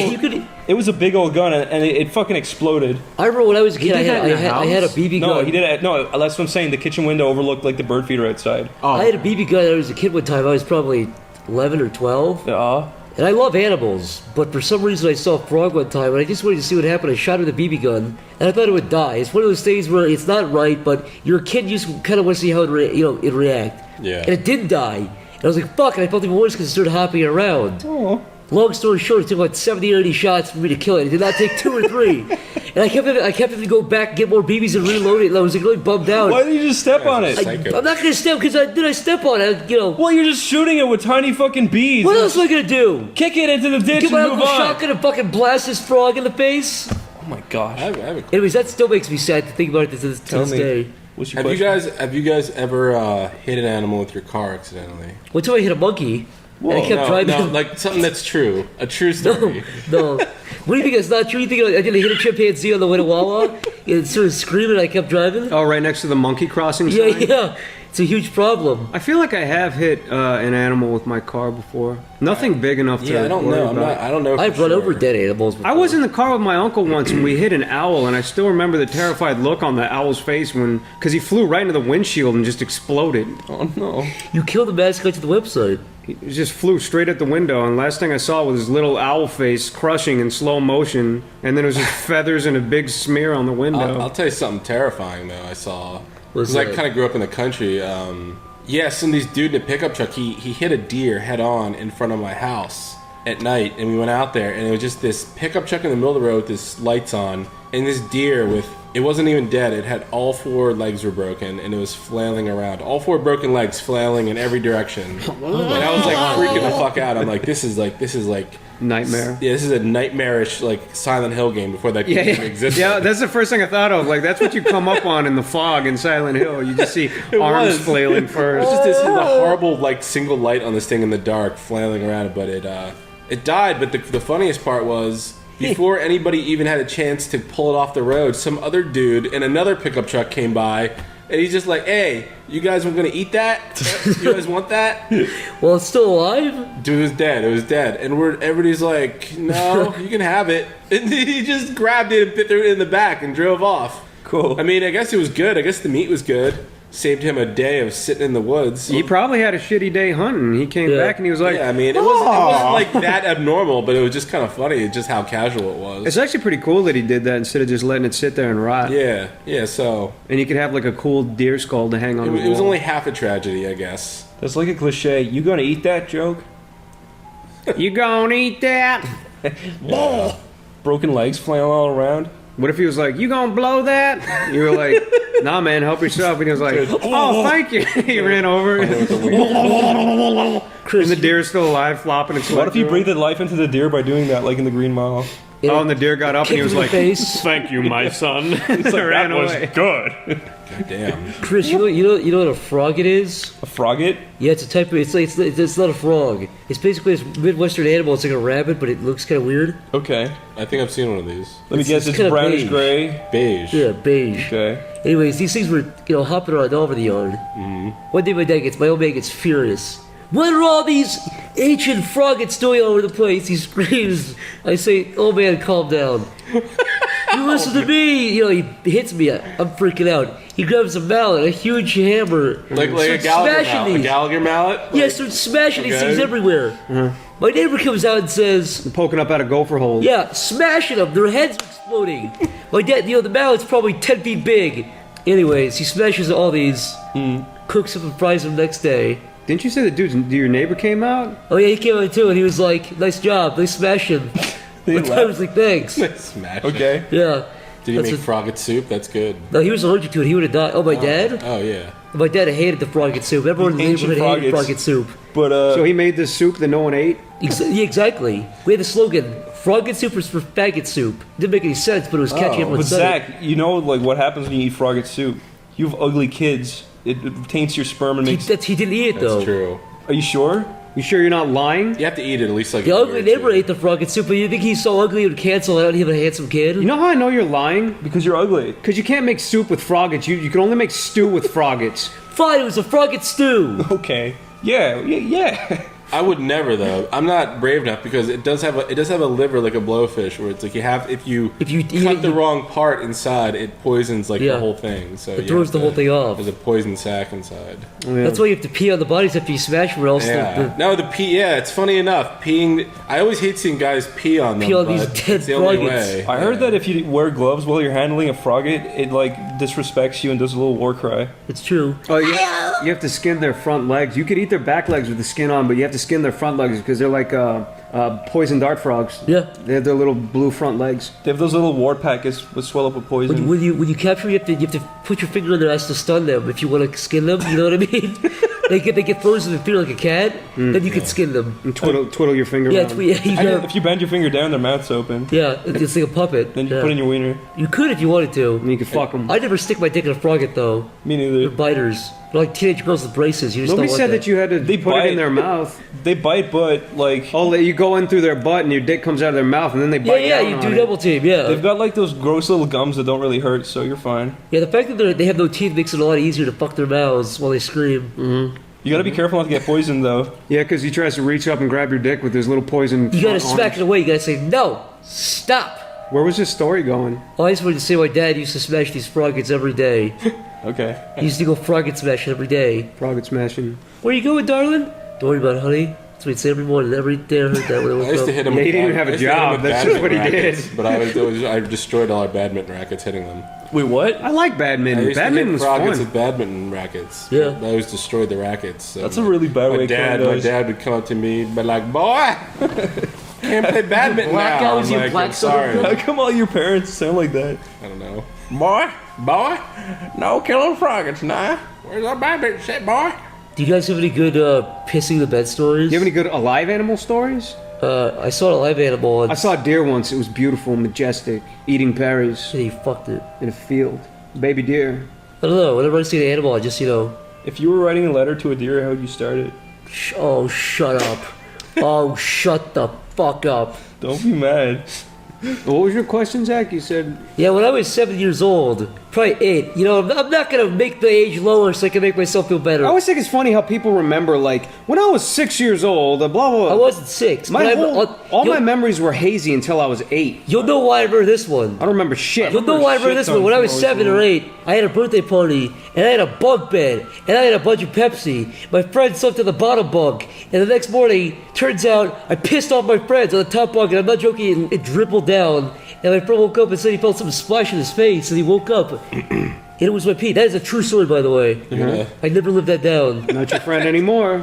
I have something nearly. Did he come back over to your house? Maybe more embarrassing. No, because I peed on him, dude. He woke up with pee in his face like he was in a cave. He was never your friend anymore. No, because I peed on him. Did you apologize? Sorry for peeing on you. He said, I don't want to hear it. Sorry for peeing on you. Your pee went through your mattress. I pissed so much, it soaked through the top layer of the bed and dripped down onto this guy's face. I bet at the time, though, he was like, how was he sleeping for your wiener to be lined up with his face? What are you talking about? It would seep through the mattress and it would spread out evenly, and then it would start raining down like a square. Yeah, he felt something touch his face, and he was like, oh, and he woke up, and it was, So this is at a birthday, you said? It was my birthday. You had some cake, though, right? Yeah, the other guy felt some doo-doo splatter on his face, too. He wasn't happy with that. No, but if you had some cake, then the guy you peed on would have some, like, cakey pee. Yeah. Cake pee? Yeah, pea cake. Your pee tastes like birthday cake.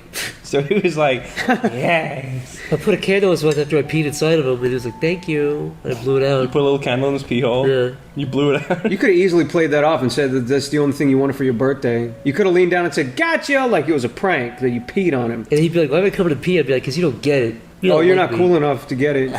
I'll tell you my worst birthday memory.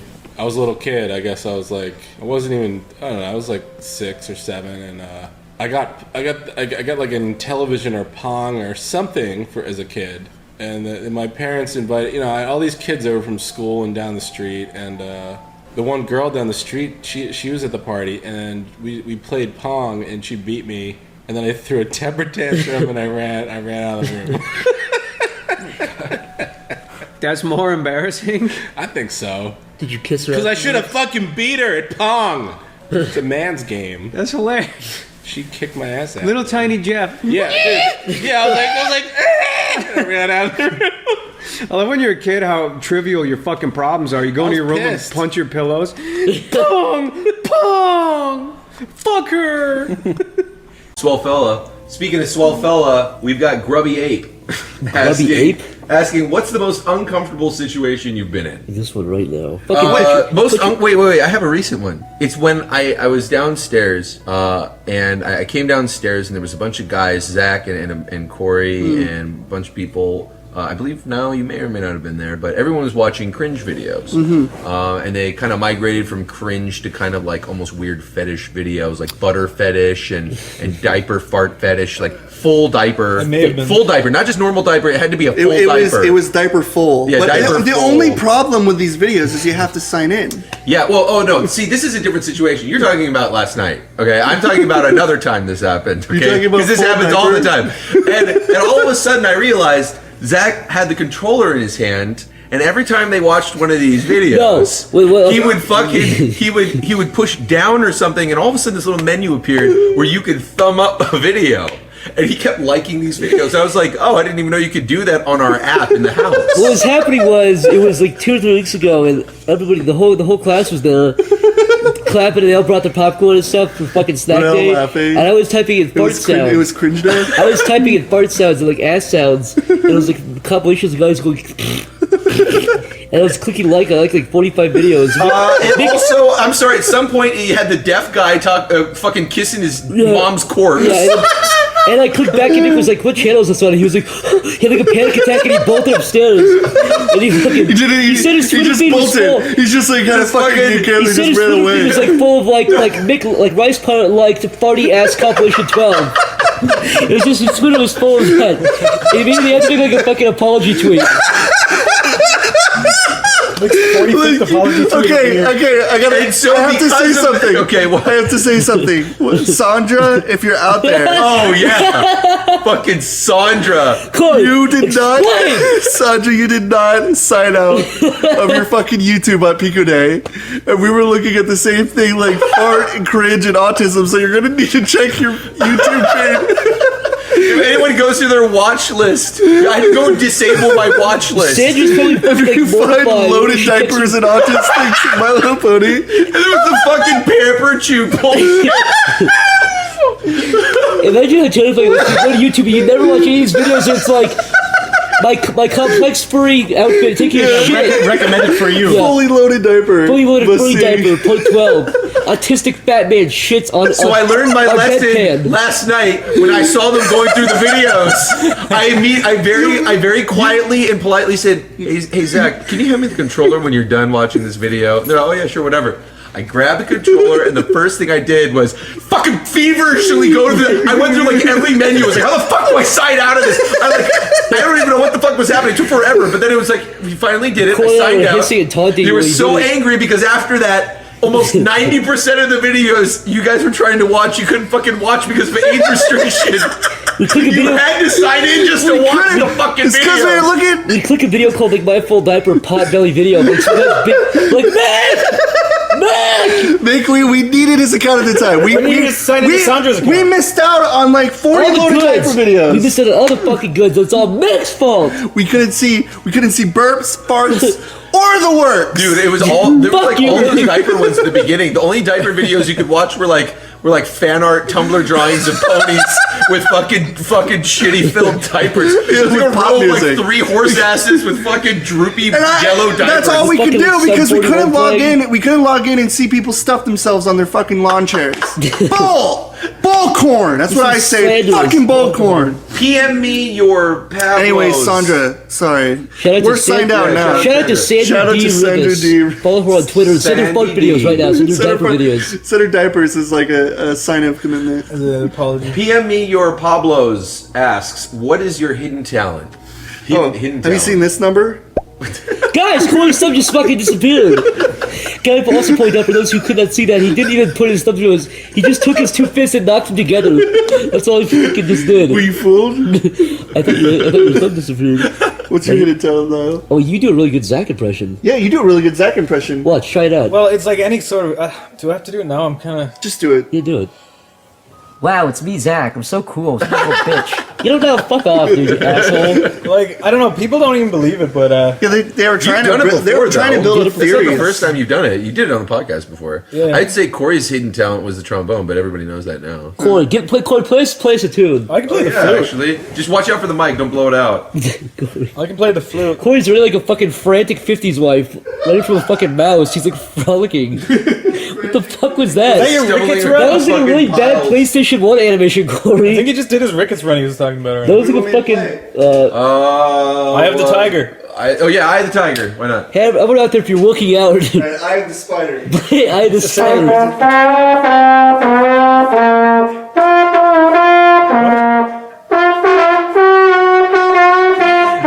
Corey, what is this? What is this? Corey! What is this? Someone throw a fucking apple in his Yo, play the trombone. poop song. Play the poop song on Corify.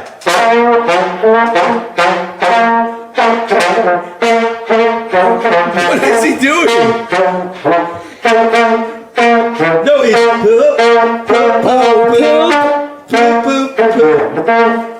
Corey, play the American anthem. This is to our fallen heroes. Happy 4th of July.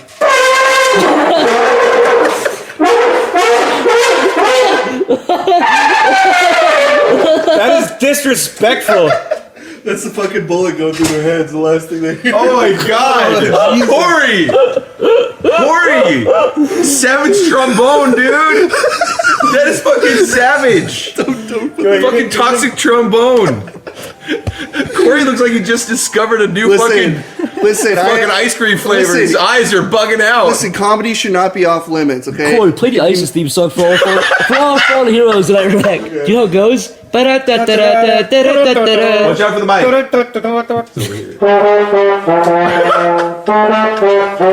A couple of octaves lower. That's the retarded ISIS. The little That's the reprise. Hey, ISIS, you looking for a trombone player in the back? Guys, hire Corey. Go to Iraq and he'll march out for the field.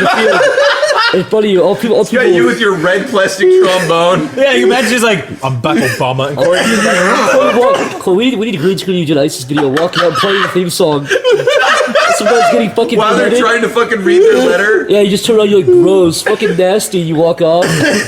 Fucking yuck! Looks like SpaghettiOs! And you fucking walk off. Whatever, went up to go. Fucking dead body. I'd be fucking scared, dude. I would too. Hi, I'm Jeff from Sleepy Cabin, and I have a special message for you today. 93% of Sleepy Cabin fans suffer from severe, debilitating autism. These poor souls substitute real-life relationships with imaginary Sonic the Hedgehog characters. In their minds, they think the Game Grumps are their real-life friends. This disorder ravages lives and embarrasses families everywhere. Please donate today to put an end to these poor sad bastards writing conspiracy theories on 4chan about Egoraptor and JonTron not playing video games together anymore. Because really, how could any well-adjusted human being give a shit about any of this? Please donate what you can to sleepyautism.org to help an early 20s man-child today. Thank you.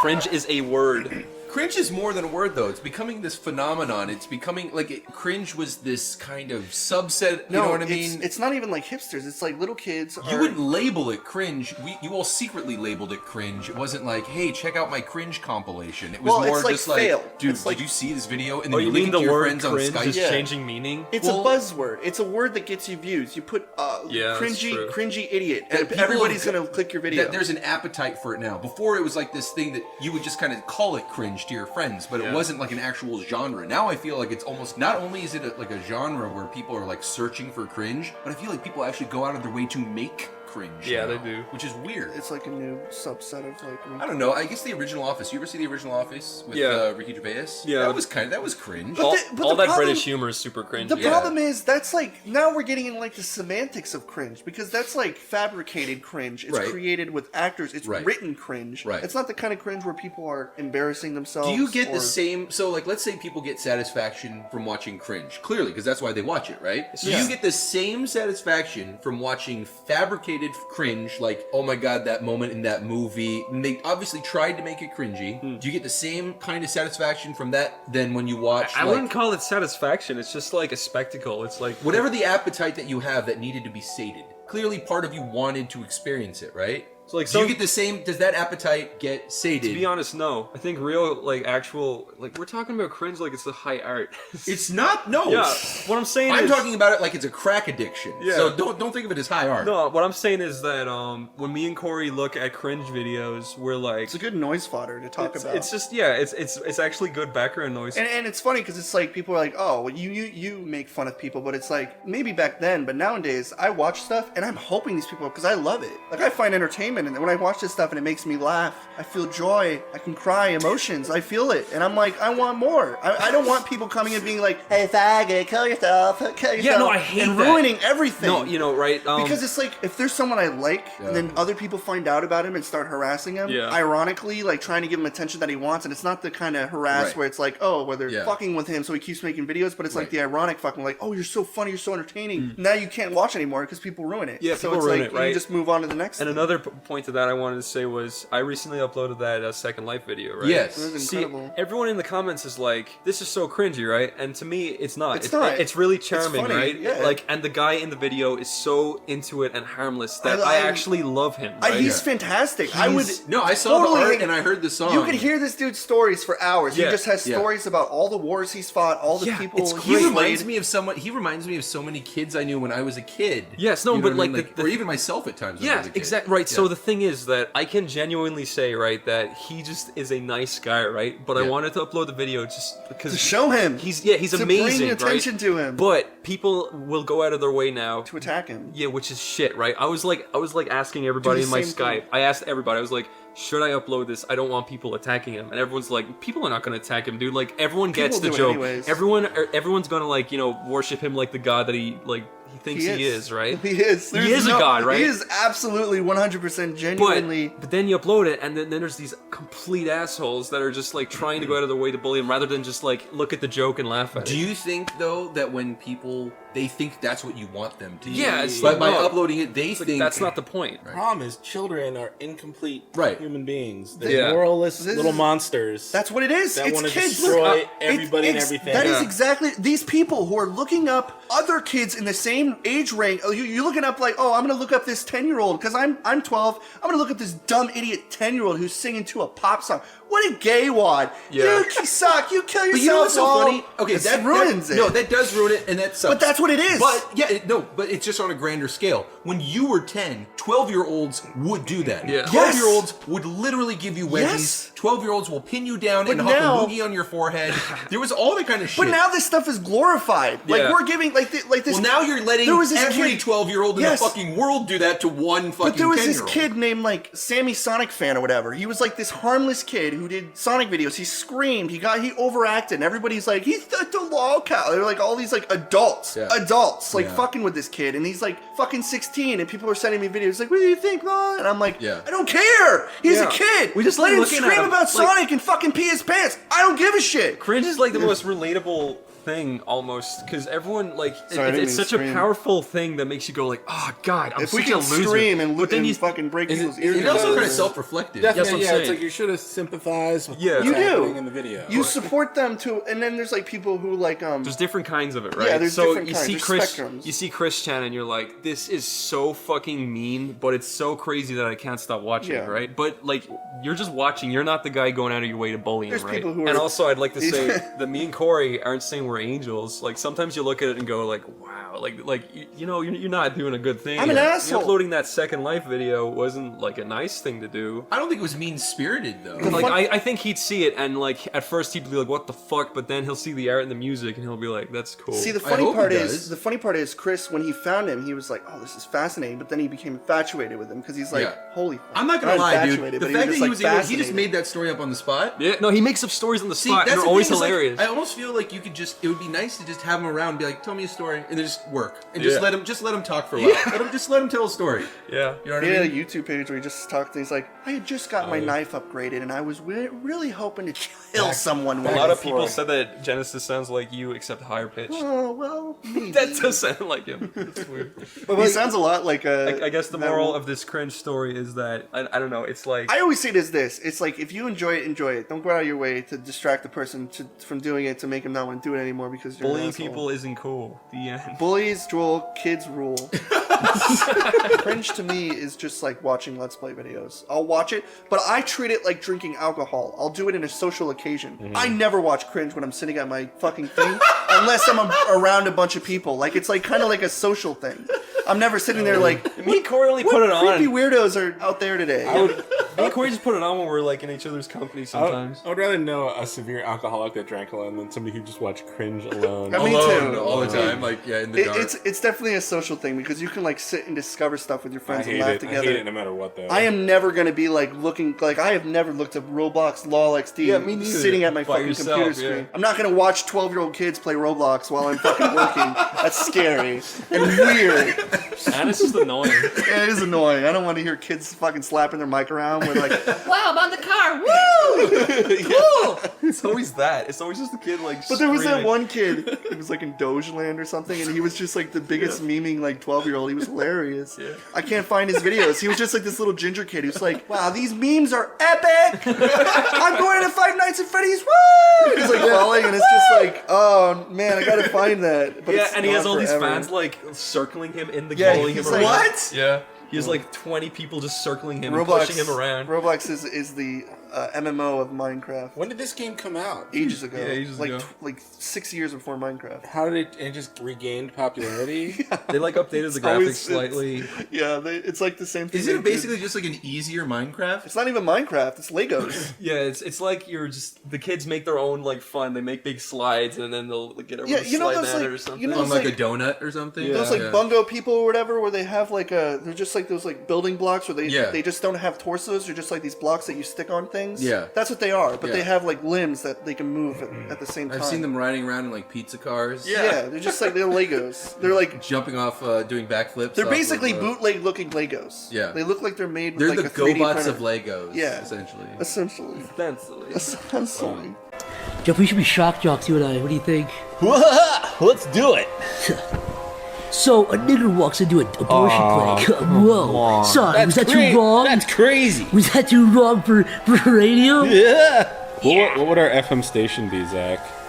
Got to be like a number and then a crazy name. 96.5. Right? 96.5. The gasp. Sorry, man, you I'm gasped. Jeff, and this is Zach. Hey, niggers, whoa. He can't even. He hates niggers. The Holocaust didn't happen. I'll be the music guy who you're like, can you give us some dead babies? And I'm like, wah, wah, wah, wah. Yeah, well, that's right. Welcome to the gasp. I like that. Oh my god. Record scratchy. Yeah. This podcast is brought to you by Krispy Kreme. When you want that Harlequin crisp, there's only one place to go. Come in right now and get our new Poppin' Progerian Bites for only $5.99 plus tax. What inspired you Wow, to what make inspired you? videos? Yeah, really.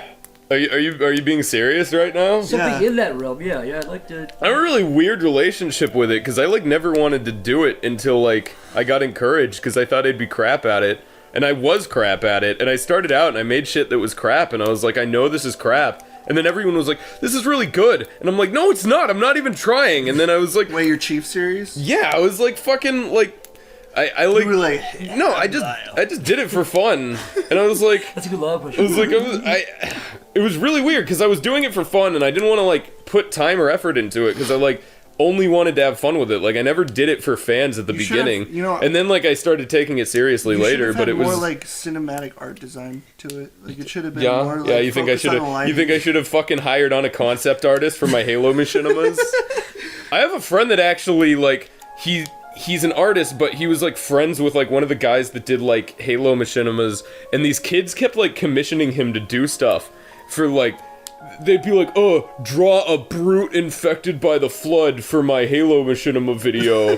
And so it would be like the Halo guy would fucking like walk in somewhere, and then his picture would pop up that the kid paid like $120 for. Can we talk about that? Like machinimas that had like these like high class like production values. Oh, dude, like, do you remember when there was like whenever Digital Fear like hit the market, there were so many people who tried to imitate that exact style. I will say, machinima is basically like artistically it's on like the same level as like a puppet show, right? Yeah. So like it can be entertaining, but the second you try to make it like super dramatic, it's like you got to really question what you're actually doing with your life. There was actually like a community of like machinima elitists that I like remember. Yeah, they would make these machinimas that would be like text about like a guy finding God over like sad music and like Halo footage. And it's just like it's the fucking Spartan soldiers running on like there was one I remember where it was like in Halo 1, like 10 years after Halo 1 came out, and all it was like the empty first level of Halo 1,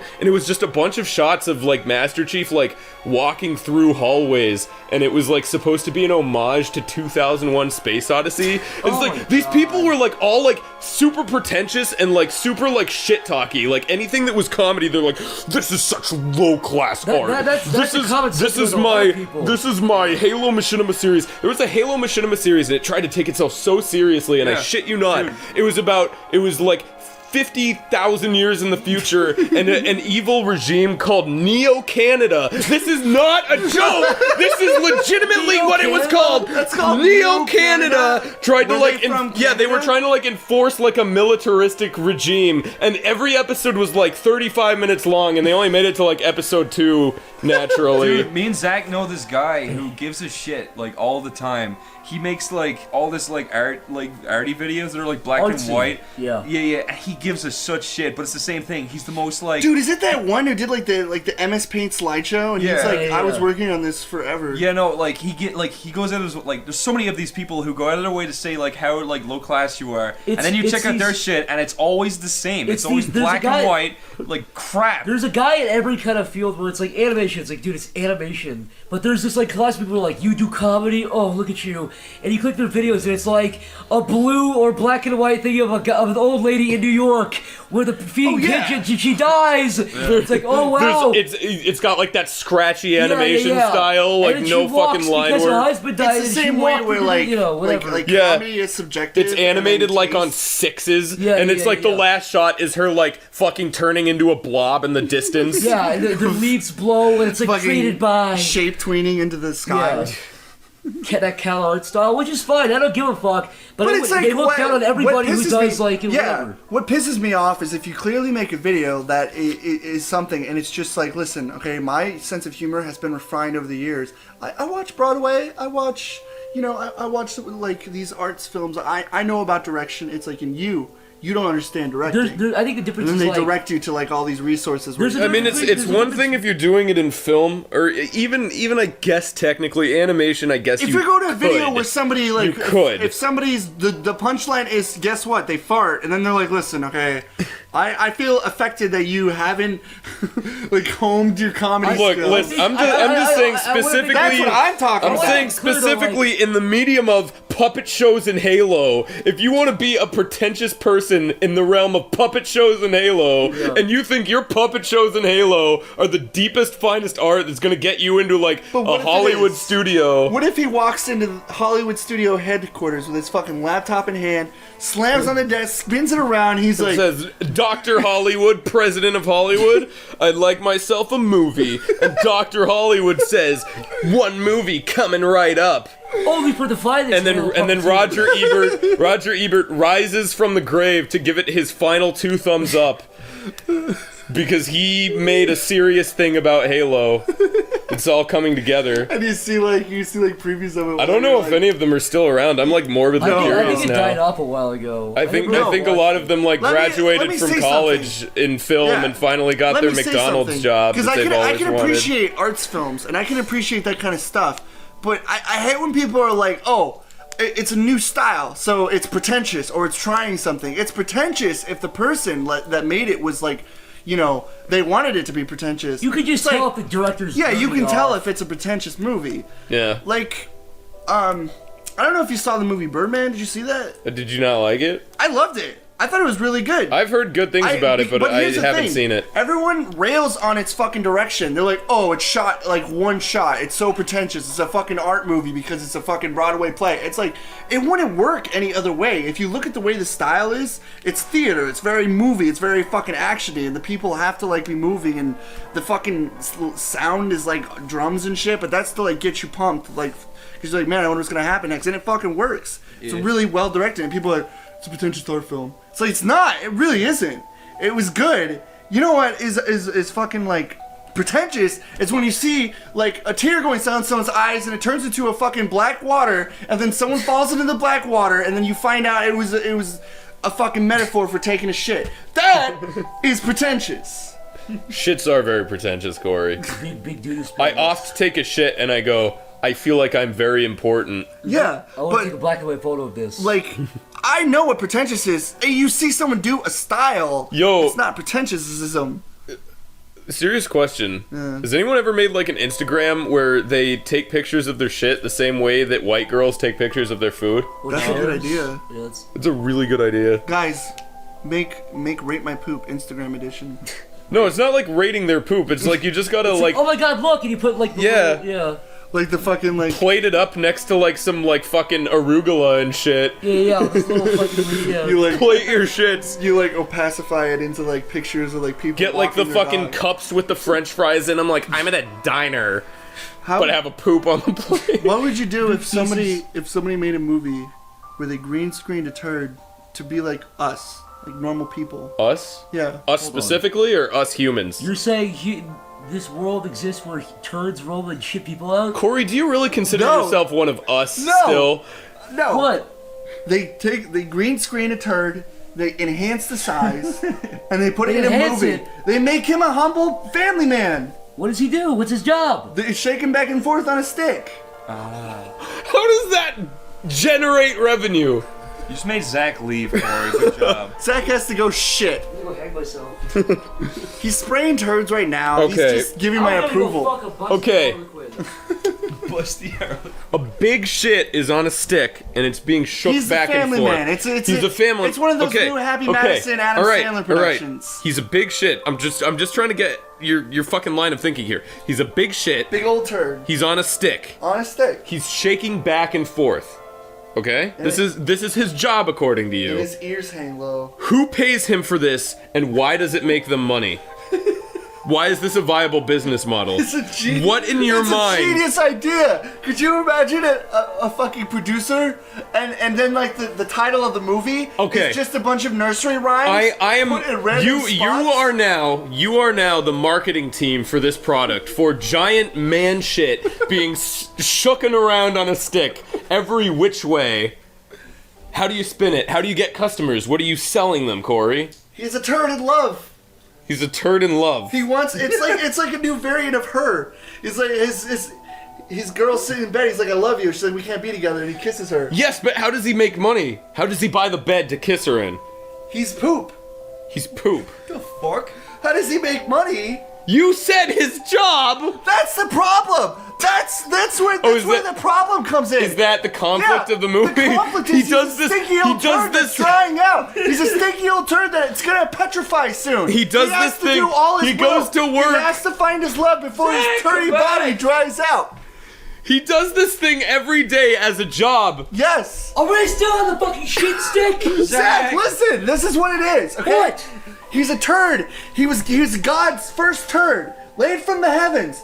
He's like, go, my son. He's trying out something new, but the turd. It's like a Frosty the Snowman scenario. The turd's gonna dry out. What's the hat? Eventually. What's the hat in this situation? The hat is God. Is the hat the stick? Is that why he's on the stick? No, the stick is so nobody wants to hold. God the had a big turd. fucking log and he shoved the stick in it and it came to life. Fuck you. No, you didn't even hear me. So there's a the big stick turd. Is so they can fucking hold it, you dork.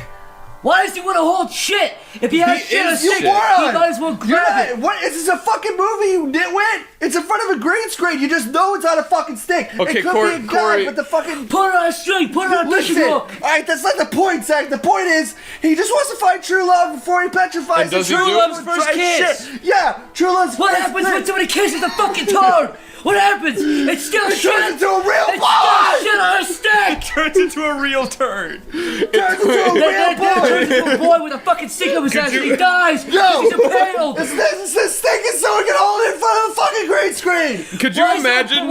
Could you imagine a See person? the fucking stick. You just know there's a fucking stick there. No, could you imagine a shit that like was He kissed? just wants to be a family man. He goes to the girl's house. He's I thought like, he's a boy. shut up. He's like, hey, I love your potatoes. She's like, the dad's like, I don't talk to shit. Get out of my house. The dad's like a The racist. dad's He's conflicted. like, no. I fought your kind in the war. I don't know what. He's upset because she was gonna date the guy next door who was a piano expert because he's a piano teacher. And he's like, you'll never be like him. What, is he a cock on a stick? No. Why do you keep going back to sticks? You want to shove something up your ass? Is that what you're fucking trying to get to? Corey, I would love to live in your fucking head for like a day. But here's the thing. And then it would be totally worth the like following 18 years of therapy to get it, out of my palate. But like, this is it, okay? The turd is on a stick. All right, ready? Wait, it's fucking Jeff Dunham? Shut up! It's on a stick because it's in front of a green screen. You don't see the fucking stick. It's just opified into it. Oh, it's not part of the story. Yes. What's opified? What the I don't know. I made it up. Opified. What are you so- talking about, Corey? So this turd just wants to find Corey, true love. explain that word. This turd just wants to find true love, daddy's approval, and to not be petrified before fucking winter's moon. Tell us what opalify means. I don't know. You just used a word fucking... Used a SpongeBob word enhancer thing. this conversation is making all of us dumber. Can we please talk about something else? Let's talk about... What would you do in the apocalypse? If the world ended, what would you do? I would run from bad men, hide in basement, and I eat would build a cereal. Thunderdome, first of all. You'd do what? You guys I'd know find what a Mel Thunderdome Gibson. is? Oh, from Mad Max? Yeah, it's a big metal cage with weapons on the side, and 2 men enter, 1 man leaves. That's the rule. Now, would you be the guy who enters, or would you be the guy who looks over it? Oh, I'd run it. I'd run the thing. Jefferson You on guys top just run and it, look down. Yeah, I'd just, I'd be like the promoter. Let's suppose you're the leader of the free world, Jeff. Yeah. Who do you put against each other? You can pick anybody you want to. In the Thunderdome? Yeah, anybody in the world. Adam Sandler versus Adam Carolla, the two Adams. Adam Carolla, yeah. They stage up. I don't know. Finally, after all these years of tension. You really didn't pause on Adam Sandler. It just spilled out of your mouth like sweet, sinful molasses. I would give the other guy a few extra chainsaws on his side of the Thunderdome. Jeff was just going by alphabetical order. I put Rob Schneider with Jenny McCarthy so you can get rid of the anti-vaxxers together. Kill each other. Just worse people. The Rob Schneider? You think Rob Schneider's the worst person in the world? Name the worst person in the world. I don't know. You really believe Rob Schneider's the worst person in the world? I know for a fact there's someone out there right now who's like cutting off a kid's head and like fucking the neck hole. I'm sorry, did that person star Deuce Bigelow too? Thought so. Oh my god. Prove me wrong. I like Rob Schneider. Fuck Rob Schneider. He's completely harmless. He's only guilty as being the most successful, worthless coattail rider in the world. He's basically coattail-rid Sandler into his $1 billion success. Yeah, but he always plays like weird, foreign, creepy guy, like weird stereotype. It's like, I am at a, They make cameos in each other's movies all the time. I wouldn't say that he's like it's a pretty one-way street. Rob Schneider pretty much makes all the cameos in Adam Sandler's movies. Yeah. I can't imagine seeing Adam Sandler. Why are we talking about Rob Schneider? Is he a friend of yours? Who gives a shit? It's Rob I like Schneider. Rob, all right? Oh, really? You don't Worst like man Rob in at the world? all. You I said went that to if Rob's Rob was house. you said if Rob Schneider was at a party, he'd be the one guy you would not talk to. Right now, people are raising an eyebrow at you, Zach, because it's all pro-Hitler this, and I love Hitler that, and fuck Rob Schneider, he's the worst I don't love person Hitler. ever. I think he's a cool guy. There's a difference. Oh shit. Isn't Rob Schneider Jewish? Let's move on. Let's move on. He's one of those Jews who looks like a Jew too. He's one of those fucking big dirty Jews with a huge fucking. Yeah, he's got that gross Jew hair, and my name is my name is Zach Hadel. Mike Stamper, fuck pussy, yo, Stop bitch. it! Stop. That's slander, and I don't appreciate Jesse it. Pinkman too. Near the end. Yeah, that was Jesse Pigman, bitch. No, Mr. White. Jesse Pinkman, Let's bitch. smoke marijuana. That was the weirdest Jesse Pinkman I ever heard. Jesse Pinkman, bitch. He doesn't say bitch, he says betch. It's like B-E-T-C-H. Betch. Jesse.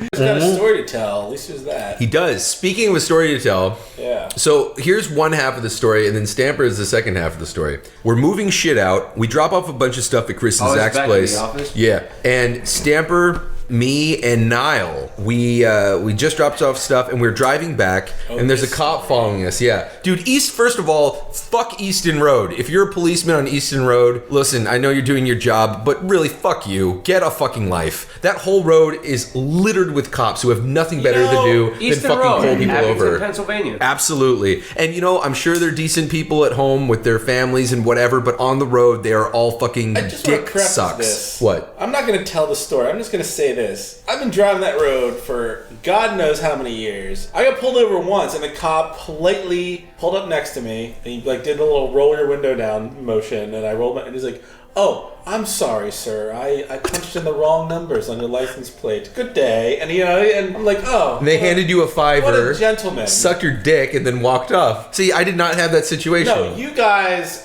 go, please. Continue. So apparently, look, it's not my fault. This moving van, the whole dash lights up as soon as you turn on the car. Now, normally the dash doesn't light up unless you have the lights on. But it was night, You're and driving at night with no lights. Yes, in a moving van. So I get is it. on you. Okay, fine. I did say that. Fine.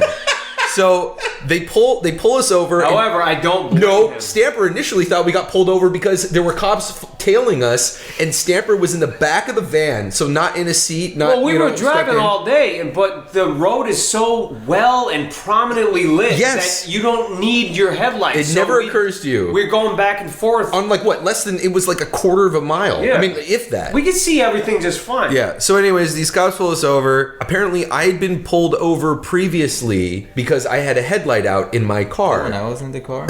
Yeah, that's when you were in the car when I got pulled over. I remember that. Yeah, but then they wanted IDs from everybody in the car. Niall didn't have a license, and he didn't have his. All right, so you were driving. Yeah. I was in the cargo area in Yeah. the back. Yeah. Which, as far as I knew, was illegal. So And I thought we then, were. but then when they were like, "Oh, what about the guy in the back? Can we get his ID?" It never, that was never a problem. You just handed And then your you ID just chatted with us. Yeah, you handed the ID through like a slot or something. There's a dude cop and this female cop. And Niall would not stop hitting on her the whole fucking Well, time. because he was like, oh yeah, he his started Irish talking to her. charm, and then she's like, absolutely. oh yeah, my parents are from Ireland. And Oh, so, yeah. So they're having that conversation on that side of the my car, God. and he doesn't have an ID, and she thinks he's adorable, like a lost puppy. Yeah, that's one of those situations where the second he says, "Oh yeah, I'm from Ireland," and she's like, "Oh yeah," and it's just ding. You know, they're never gonna have a problem if Yeah. we're out of the situation completely. Yeah. Meanwhile, I'm hanging out with this guy they asked me, he was like, I just gotta ask, have you been drinking tonight? And I was like, yes, I had a beer about an hour ago. And he's like, all right, you need to step out. So I stepped out. The answer is no. No, and when I stepped out, he said he could smell something. And I'm like, well, then probably not, but whatever. He probably smelled you from the fucking cargo area, or Niall, because both those guys were drinking all night. Anyways. When a cop says, I can smell something, you say, yeah, I've been working all day. I had nothing to fear. I was totally confident that it would work out, and it kind of did, except that it just drew out the whole night longer. So I had to go out. It was the first time I was ever breathalyzed. That was cute. This is actually making me sick. It was bullshit. So they hand us the IDs. Placate a bored cop for 30 minutes. That's your No, and then Then Niall brought up that we did like a podcast together, and then she was like, "Oh yeah, do some podcasty stuff for me or something." Like, okay, we just need to go now. Like, I'm glad you're entertained. And I'm in a fucking cargo and he was in the back the whole rope time. cone like a medieval torture device the whole time, pissed off, while you guys are charming police officers. I was trying to do damage control. Niall was straight up hitting on her. There was no damage to control at all to begin with. So that was the night, and we got back. There was still a few more moves we had to do. But while I was doing the mailing, I got a text from you, Stamper. This is the interesting part here. So that story was annoying and unnecessary. Your story is fucking bizarre. Okay, so do I start my story now? Yes, please. I don't remember it as well as I probably should. If you don't, I'll try to fill in the blanks. Okay, good. So from what I remember is, as I was coming back home, I got pulled over in the same spot on the same fucking road by the same bored fucking cops. Dude comes up to my window, and I forget the conversation we had beforehand, but I'm looking at him. I say, "You just pulled us over, not a couple hours ago." And he said, "No, sir, I've never seen you before." I was like, "No, yeah, I was in the U-Haul van. I was in the back." And he was like, "No, you didn't say U-Haul van." Yeah, that's what the thing was. Yes. He was like, that was where you caught him. Okay, start over. Okay, fuck. All right, well, to be fair, I understand why you don't remember. Here's what happened, okay? You were super fucking trashed, right? You were driving 70 miles an hour in a 35 zone. Yeah, I was trying to get home. So you got pulled over. This is what I remember, and I will never forget. You said that you were pulled over. The headlights of the cop's car in your rear view mirror blinded you, so you could not see the two cops as they both flanked your car coming up to the driver's side area. Flanked is a little Call of Duty. Well, one is on one side, one's on the other. That's flanking. As the officer gets to your window, they knock on the window, and you look in the man's face and realize that you've seen him before. That it was the exact same fucking cop that pulled us over just a couple hours before. Now, he didn't recognize you. This you didn't mention, but that you were in the back of the van, so he never saw your face. Right. But you saw his face from the back of the van because you were looking out the windows and filming everything. The way you were describing it, though, he was asking, he was like, do you know how fast you were going? And you're like, oh, yeah, I was probably going real fast. And he's like, yeah? Yeah, that was what started it. But then he asked you if you had been drinking. Yeah. And you said you were sweating fucking bullets. Dude, I was wasted, because if that would have been your license. About the limit, I was above and beyond. Yeah, you would have been done. You wouldn't have a fucking license. I was Denzel Washington flight limit. You said you admitted to them, like, yeah, I'm drinking while you arrest me, or something like that. Yeah, no, you said something to them that there was total affirmation about the drinking, but so you said that you had been drinking, and then they asked you to step out of the vehicle, and in that moment. So in my mind, it's like, look, if a cop says, "Have you been drinking?" You don't say no. You say, "Yeah." Even though, like, 5 minutes ago, you just told me I should have never admitted that I was drinking. That's not global advice.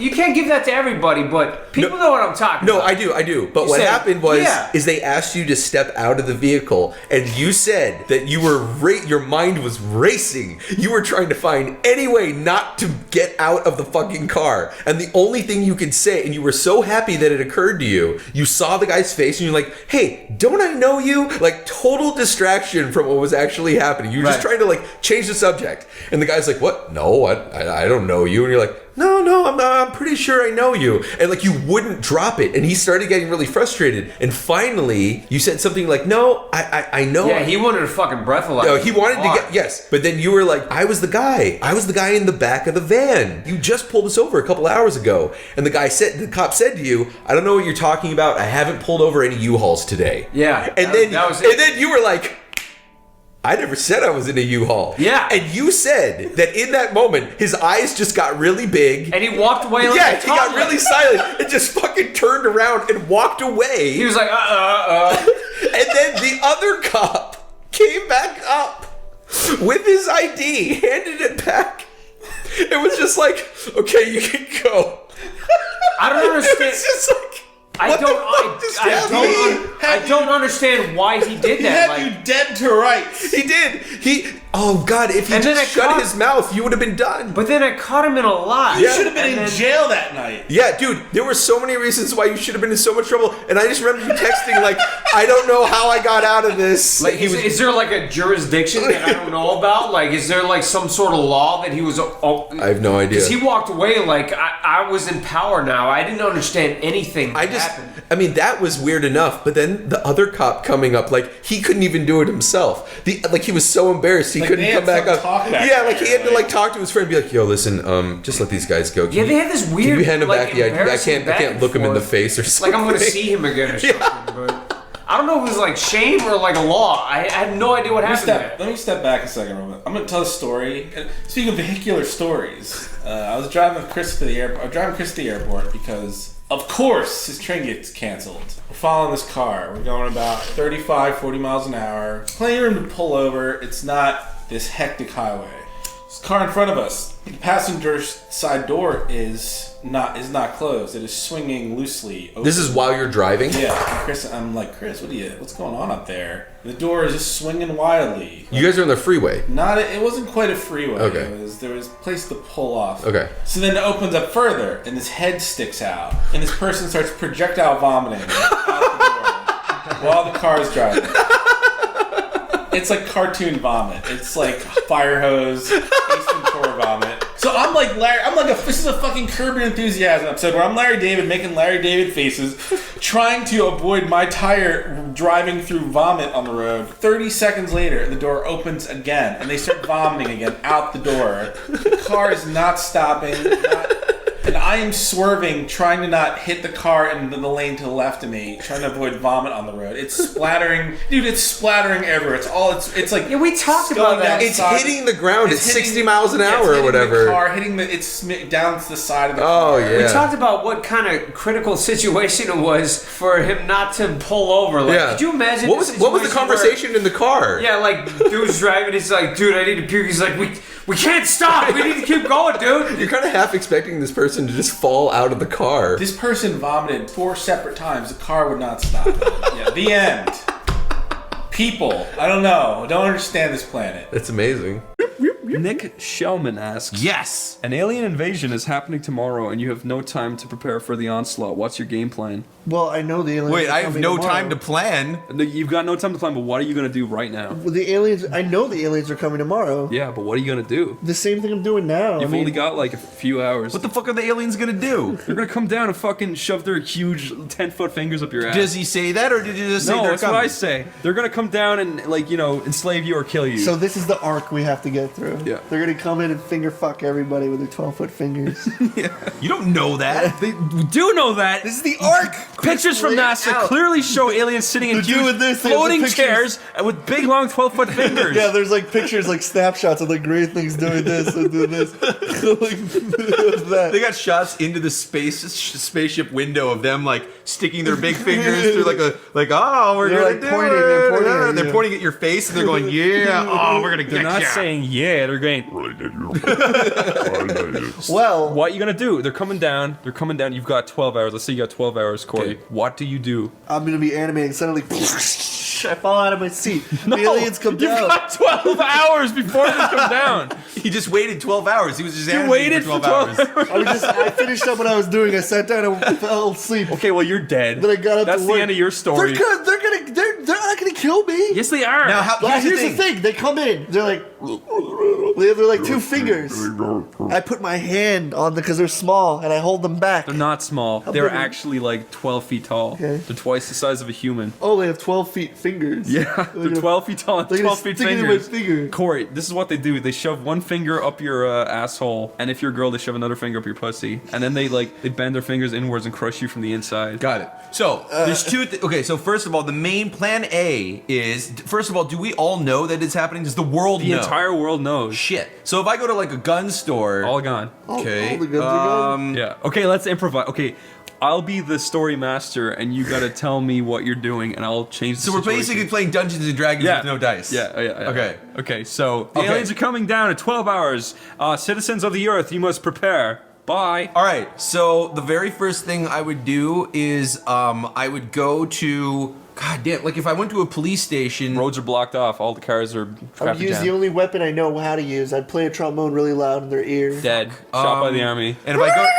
If I go to the store, is all the food gone too? Most of it. There's only like expired milk left. Only expired milk, rats. Fuck. And an expired sausage. I go to a local Expired church. sausage. Okay. Because everyone's abandoned God by now because they all realize there's aliens, so therefore there's clearly no God. Right. So I would go into the church, I go into the basement, and they always have food for like donations and stuff. Maybe. The bums have beat you. Shit. They already got beat by bums. And while you leave, you get molested by a bum on the way out. Shit! But now you're back on the street and you're fine. Do not pass go. The Do not hours collect $200. the hours are Collect a counting dirty down. bum dick in your butt. The hours are counting down. You Shit! have only How many a few hours I got left? You 10. 10, yeah. Okay, so I've gone to the gun store, I've gone to the grocery store, I've gone to the police station, I've gone to the church. Why would you go to the police station? It's like, police, help the aliens. No! I was hoping The that aliens is coming, police! No! What my hope was is that they would have abandoned the police station. No, they're actually shooting people trying to get in to get the guns. Shit! Okay, I go to a hardware store. Fuck, you're gonna tell, but is there any place I can go that's I'm not the story master. You gotta play your game and see what All I right, say. Chris, I spend 14... Corey, you're already dead. Shot by the army for Hold playing on. your trombone too loud. What army? The American army. No, I'm doing the They're alien... like, he's causing disturbance, kill him. They would never do that. Okay, fine. I was fighting... Okay, Okay, well, you escaped the bullets. You're fine. Okay. No, hold on. So I have like 14 hours and the aliens are gonna come. You got 10 hours. Okay, well I spend a good chunk of my hours writing a sign with rocks up in the top of the Newgrounds building saying no one lives here to throw them off. Because And the aliens can't read it because they don't speak English. Exactly, so I throw them off. So that they come in and kill you. No one's here. He's the story master, you're dead. Okay, so what you're saying is you say no one's here and you leave because there's no one there. Yeah. Okay, well that was pointless, Corey. You wasted another 2 hours of your time. Okay, well, then I get hungry. Yeah. So I go to Wawa's. What was this like? Completely empty. Completely fucking obliterated. All you find is Linda dead on her back because people stormed her. Okay, well I go to the other Wawa's, not the one with Linda. Okay. The one over here. Also empty. I grab a backpack. Yeah. I grab all the food that I can that is in this office right now. Okay. So I grab all of that shit. But Yeah. I'm not going to stick around here. I'm not going to stick around in these buildings. You know what they're going to do? They're going to search all the buildings. Right. So I get in my car and I park about a mile or two out from, there's a quarry up on 309. And right? at this point, the aliens set off the EMP that wipes electricity from the world. Fine. Great. So now you're stuck in a quarry. Great. That's exactly the point, though. Okay. So before I left, though, I grabbed some blankets and stuff that were down here too. Yeah. So now I'm deep in a quarry hole. What alien's gonna be digging around in a quarry? It's just fucking rocks, right? Okay. So I'm down there. Where was I? Like You're outside the Newgrounds office looking up into the sky like an idiot. You're like Mick. Why'd you leave me outside? Let me in. I'll be like, no. There only have a few hours left. You've got 8 hours left. I probably just go back inside and draw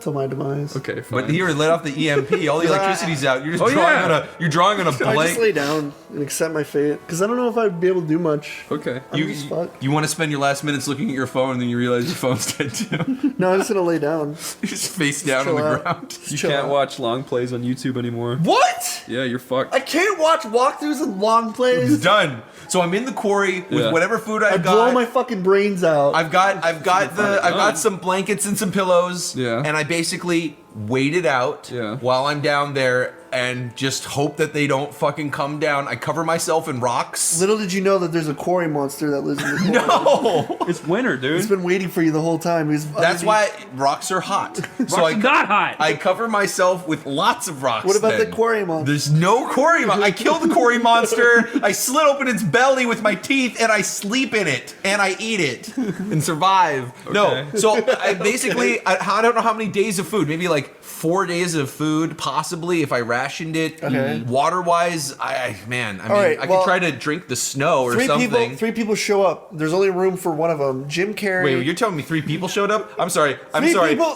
4 months of food now. 3 'cause I'm people gonna show eat up. all those motherfuckers. Listen, 3 people show up. Jim Carrey, Tom Hanks, and Jack Black. All right. I marry Jack Black, I eat Jim Carrey, and I kill the other. Fuck Tom Hanks. Fuck Tom Hanks. Mick, your little quarry charade is not going to cut it because the aliens have sent out drones with thermal vision and they see you and Okay. they use their fucking. It's cool, man. They use their claw, it comes down and picks you up. Perfect. Got me? Great. Plan B. Okay. I had this in my back pocket the whole time. Oh. See, while I was running around looking for stuff, I grabbed the super glue from the basement and I super glued my butthole shut. Why? It doesn't matter because They can't penetrate me and crush me from the inside if they can't get their fingers on my Just use butthole. your mouth. Your mouth's still open. Yeah, I fucking I can fill my mouth with super glue. Okay, Mick, this is your last chance, okay? You're aboard the alien ship. You're looking down on Earth. It's burning. It's a big ball of fire. Oh my God. Everyone's dead? Everyone's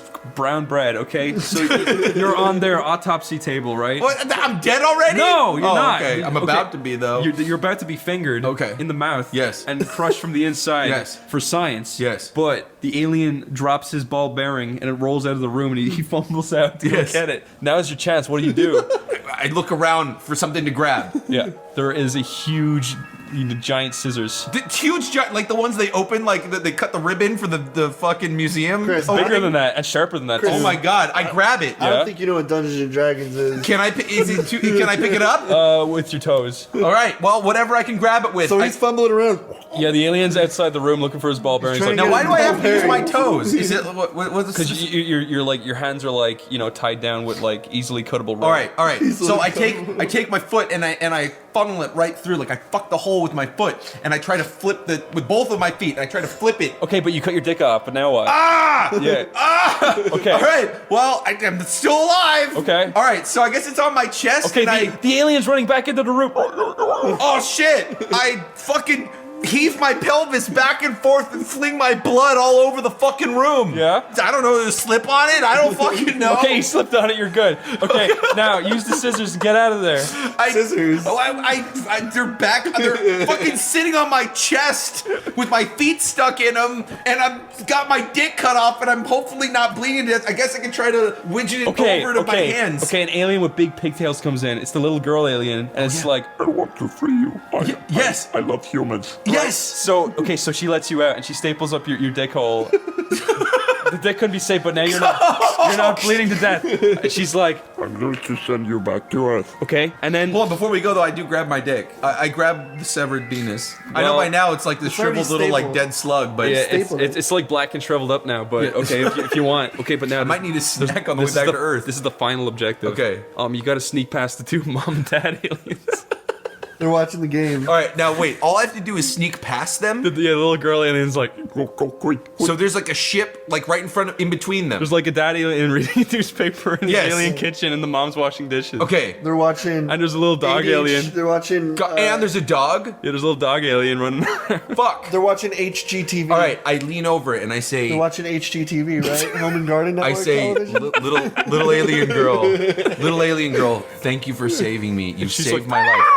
I lean over, I give her a small kiss on the forehead. She fingers your ass. It kills me? No, she doesn't kill you. Okay, it's I'm like, friendly. Oh! It's like an alien bite, a little nibble. I have finger, asshole, prostate cum. Yeah. Then I pick her up by her head and I fucking fling her across the room into the wall. And she's like, betrayal. No, but she's clearly gets the attention of everybody in the room. Daddy alien throws his beard out. And they're looking at her right now. So while they're all distracted by their daughter getting thrown in the fucking wall, I run the opposite direction. I run towards the ship. Okay, I mean the escape pod. Yes, the escape pod. Okay. I'm in the escape pod. You're in the escape pod. The aliens are smacking on the door going, okay. I'm looking around. There's all this alien fucking technology. I don't know what to fucking do. Okay, this is the last thing you gotta do. I'm in the pod. I'm so close. No, you're in the. Wait, but where am I even gonna go? I can't go back to Earth. Earth's on fucking fire. There's a huge fire extinguisher on the bottom of the pod. So you're good. Okay. You gotta use that first. All right. So I push the button. I don't fucking know how to drive this thing. Okay, you push the wrong button. You get sucked into outer space. No. But you're falling towards Earth. Oh, okay. Luckily, there's a huge eagle flying right underneath you. You land on it and catch it on fire. And then you look up behind you and the spaceship explodes. Yes! So you beat it. Yes. You defeated the aliens. I defeated the aliens, but I still didn't extinguish Earth's flames. I'm just flying over a burning Earth in a giant eagle, bleeding to death out of my dick hole, waiting for death. Just because the Earth's on fire doesn't mean it still can't rain. So it rains, the fire's gone. Yeah. You land on... I land on Earth. How many people are alive? Like you and the eagle. All right. Well, Corey's alive too. He survived somehow. No, he didn't. Oh, no, I'm still working. All right, fine. You find Corey, like a wall fell on him and kept him safe. All right. Yeah, I lift the table up and I'm like... All right, I come up to Corey. I find Corey. I'm like, oh my God, I give him a big hug. I'm like, I'm so glad you're alive. But it turns out that he was the little girl alien in disguise. Yeah, I pull off my Corey mask. Like, dude, thanks for saving my life. He's like, I've been here all I really along. appreciate it. I'd be like, yo, dude, I got this eagle here. We can kill it and we can eat it. And I wait for Corey. Corey's like, yeah, that's a great idea. And then what I'll do is we'll both approach the eagle, and as we do that, as I go in to stab the eagle, I actually turn around and stab Corey, and I kill Corey because I'm gonna eat Corey because an eagle is so much more helpful because I can fly that around. But the little girl, Corey's the little girl. I know. Little girl, You already served. She your purpose. saved you. You served your purpose. You Okay. saved my life. I don't need you anymore. Okay, the end. Mick is a murdering asshole. With no dick. I'm a dickless murdering asshole. Killed the alien. That rides an eagle. Nick killed the alien. Eagle. Yes. And what's that one poison? Ricin? It's a type of poison. Arsenic? No, it's a type of poison. Anthrax? Anthrax. No, it's a poison that when you inhale it, it like causes you to foam at the mouth. Most poison. Cyanide. Cyanide. You stab her and cyanide starts leaking from her body and the toxins kill you. So then there's just a lone And eagle this- on Earth. The curtains close and Big Dick Rick directed by Everybody claps. Angelina Jolie walks up, gives you a peck on both your cheeks, hands you the award. Leonardo's wiping tears from his eyes. Big Dick Rick! Big Dick Rick! The king of the world! Wow, I can't believe my porn won an Emmy. This is the first in history. Thanks to the American Movie Association for helping me get past those mean critics. And that, you know, you're not allowed to win porn awards at the Emmys. Yeah, you know what? Fuck all of our topics. Let's talk a little bit about what you're comfortable talking about in terms of your past. You know, just so people understand, like some of the stuff that has kind of been the basis of. I've been like dehumanized a lot because of like my some of my practices I do online. Yeah. But we could go back a little and Let's go so I back. can kind of like explain. myself. Do you mind talking a little bit about your military experience? Yeah, Because that's interesting. I don't think people. How about we kind of like rewind? Let's go back to the beginning. Go back to the beginning. Baby Shadman. We're gonna do not that far. Baby Not that Shadman. far. The Shadling. Basically, I've never properly learned how to draw. So when I was like younger, and I've looked up like into a bunch of graphic design stuff, and I thought like, you know what'd be really cool if I could make video games, because I loved video games. Yeah. I just What genres, if you don't mind me asking? What I especially love first person shooters. But when you were a kid, when you were first playing. Like I loved like just like on the Game Boy I played like all the my first console was the PlayStation 2 and I loved like Vice City and like when I discovered video games I was just fascinated. Dude, yeah. The way Switzerland works with their universities and their like it's a college and university, like they kind of split themselves by universities being more specified fields. For example, game design can be learned in a university there. Okay. So college would be kind of for the average Joe kind of guy kind of thing. No, not really.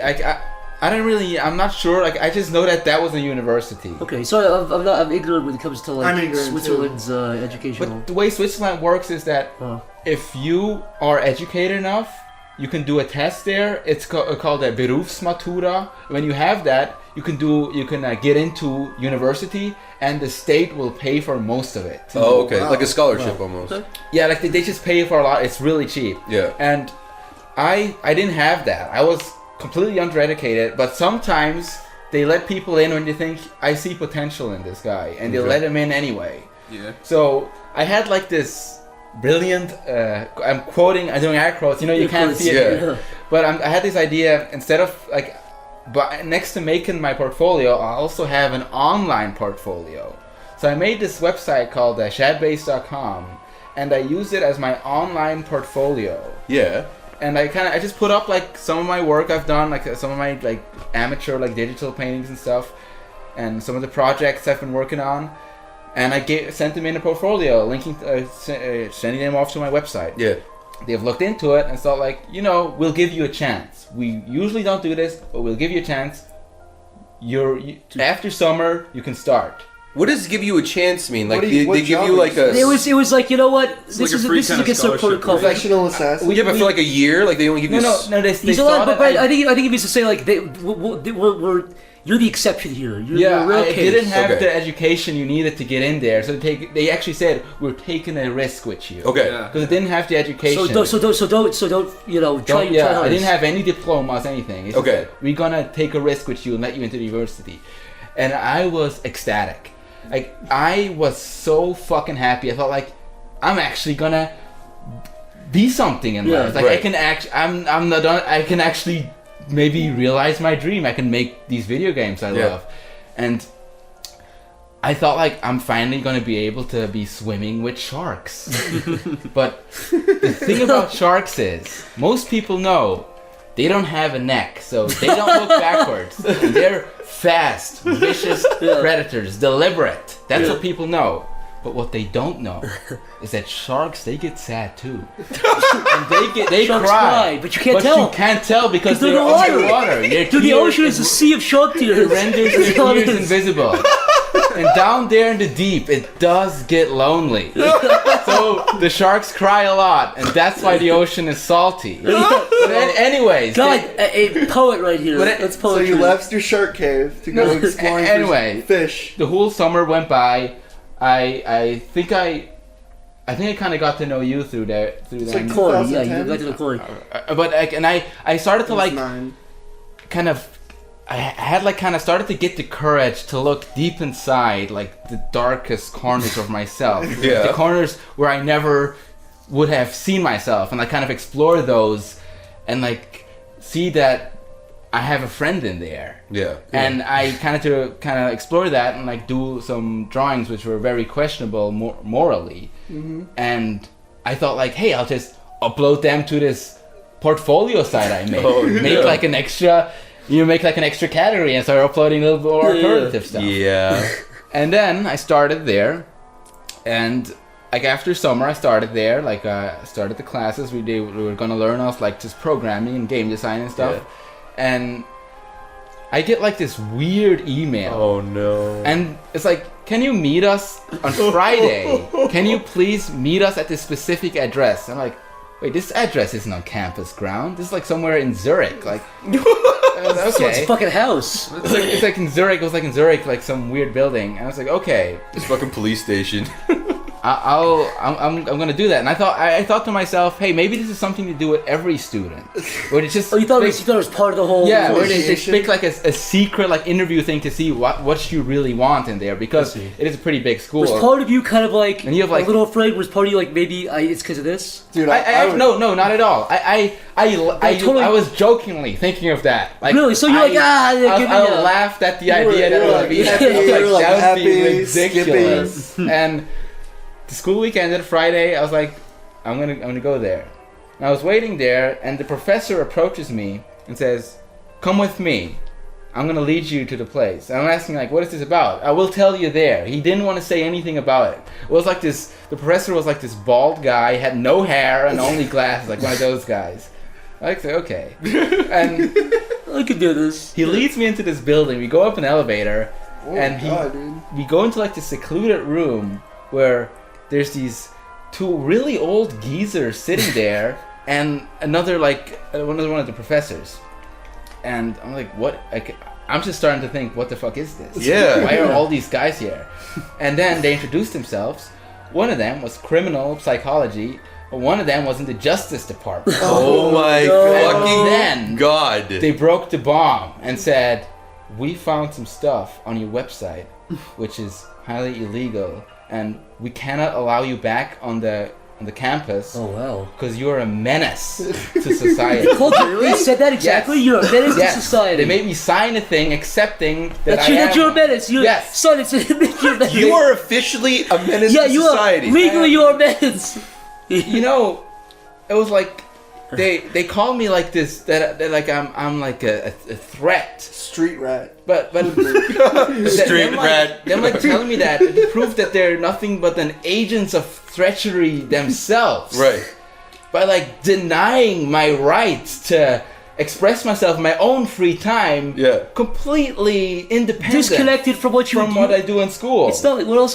Look, if they found like a fucking like severed head in your bag or something. Yeah, that would be different. But I mean, when people when they see things specifically, and I think this is a small tangent, but I like to go on it.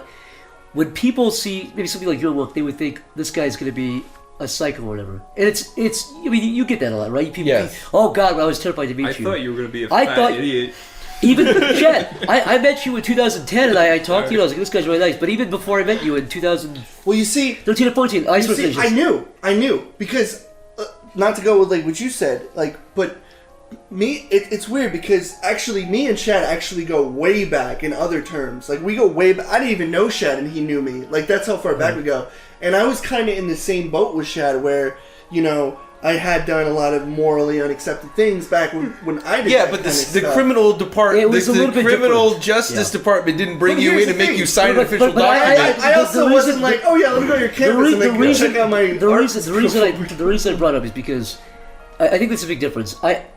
You are the in the nicest way. You're not a harmful person. You would never like it's art for you. It's disconnected from reality. You know, you're not a psycho who would fucking shoot up a theater or something. When you sneak you're up not behind a someone with a knife to their like throat. if they looked into you and they saw they somehow found something questionable, like they found you were trying to meet with a girl, you know, something like that, I would get it. But they're doing their jobs obviously, but there's also you should. They took away your education. But anyway, going back to that. I did the last. My point was that just that the distinction is very, very obvious, especially with you. Yeah, and what I love, I've never felt that you would do a negative thing to a person because of your art. What I love is that they, the way they address it too, is like they found some hidden secret amongst. Yeah, you're like, dude, I uploaded this, you asshole, to a public website that I gave to a public website. But the whole thing is also kind of like with my whole appearance and stuff at the time. Like I was quite into like heavy metal and stuff, and that also was like for people like those, like kind of like conservative art professors, was a kind of a red flag. They're very, very kind of because of the whole like satanic themes and like the glorification of violence, such in the shirt I'm wearing, Cannibal Corpse. Yeah. And stuff like it just that to people who don't understand it raises flags. It's foreign. It's completely it's terrifying to them. Especially the old geezers. Yeah. Because they wouldn't get it. They're listening to like the classic blues and jazz, and then they come in and you're like, dude, it's what's the Switzerland, problem? dude. They're just listening to like 5 CDs of yodeling. But anyways, to go back, they told me you gotta turn yourself in to your local police department. Wow, really? And I was shocked. Like I was in a like small town in Switzerland. Like I was there in Zurich, and I just felt like my world fell apart. Like I felt devastated. And then they said like, and they also said this really weird thing where they said, give us a call in the evening. We just want to make sure you didn't hurt yourself. And they thought you were going to kill yourself or something? And that just insulted me so much. Like I was not going to give them the satisfaction of like showing them that I was devastated. Right. But obviously I was. But I was just like, yeah, okay, like I get it. And they say, don't come back, like you're banned. And I asked him, like, can I maybe come back next year or something? He's like, no, we don't want you back. You're permanently banned. Permanently banned. Whoa. And they said the only way we could even consider to get you back is you go to the psychologist and have like sessions with him and Jesus. And like just like, and that would take so long and cost so much money. I was just. And by the way, all of that for like a maybe. They could still decline you after that. So you could go. You're easily like the sanest, chillest guy that I've fucking hung out with. Well, I was saying, like, I think people like him, they put this stuff out there, but the pedophiles always try to be the guys who make the kid-friendly Minecraft stuff or the fucking, you know, the... Yes, yeah. It's always those guys. There is such a huge ratio of like, of that, especially online, where it's like I don't want to say just Minecraft, but like there's just a lot of those like, hey guys,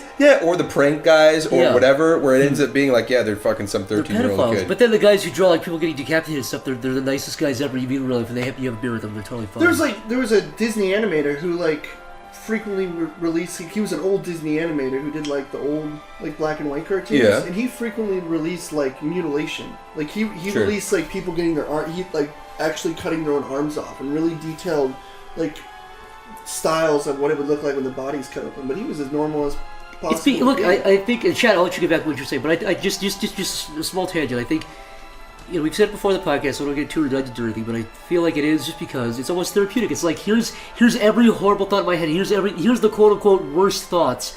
And here they are. I feel like and now I feel better. Now they're out of my head. I feel like that's kind of what this podcast is. Yeah. We can just sort of vent and say horrible stuff. Absolutely. But and that's even we also mean it in a joking way. Like everything we say, even if it's really mean or like it hits home, it like really upsets you. It's like it's never meant to be. I can safely say I've never said anything on the podcast that I said with malicious intent. Yeah, we try to not name drop certain people. If I look. if somebody said you said this joke and it really hurt my feelings because my whatever I have a personal connection. Well, then they also should understand that you're kind of like. But my point is, even then, I'll still feel I'm not gonna feel good if I hurt somebody's feelings. But at the same time, I never. No, yeah, but they should understand that even if they. You're walking into a minefield, and the big thing exactly. is, it reminds me. Look, it's like. You laugh because we for this person, that person, this person. Like maybe you laugh at the black joke you told earlier, or whatever. Yeah, don't be an Indian. But then when you tell the fat joke, it's like I'm fat. You take it really personally. Yeah, don't be an Indian giver. It's either give everything or don't give anything at all. Well, that was the whole thing with South Park. Was like they were talking about like, oh yeah, everybody thinks it's funny until the joke's about you. Yeah. And then all of a sudden they're not funny at all. They're really offensive. You can literally laugh at 99% of other people going, oh, fucking idiot, then it gets to you and you're like, ow, my feelings are hurt now. I don't like that. So Shed. Sorry, continue. They tell you that you're a menace. They tell you need psychological help. They tell you that you're not allowed back into school. And to give myself in at the Turn yourself in. And to call them later to let them know that you didn't commit suicide. Yes. Okay. And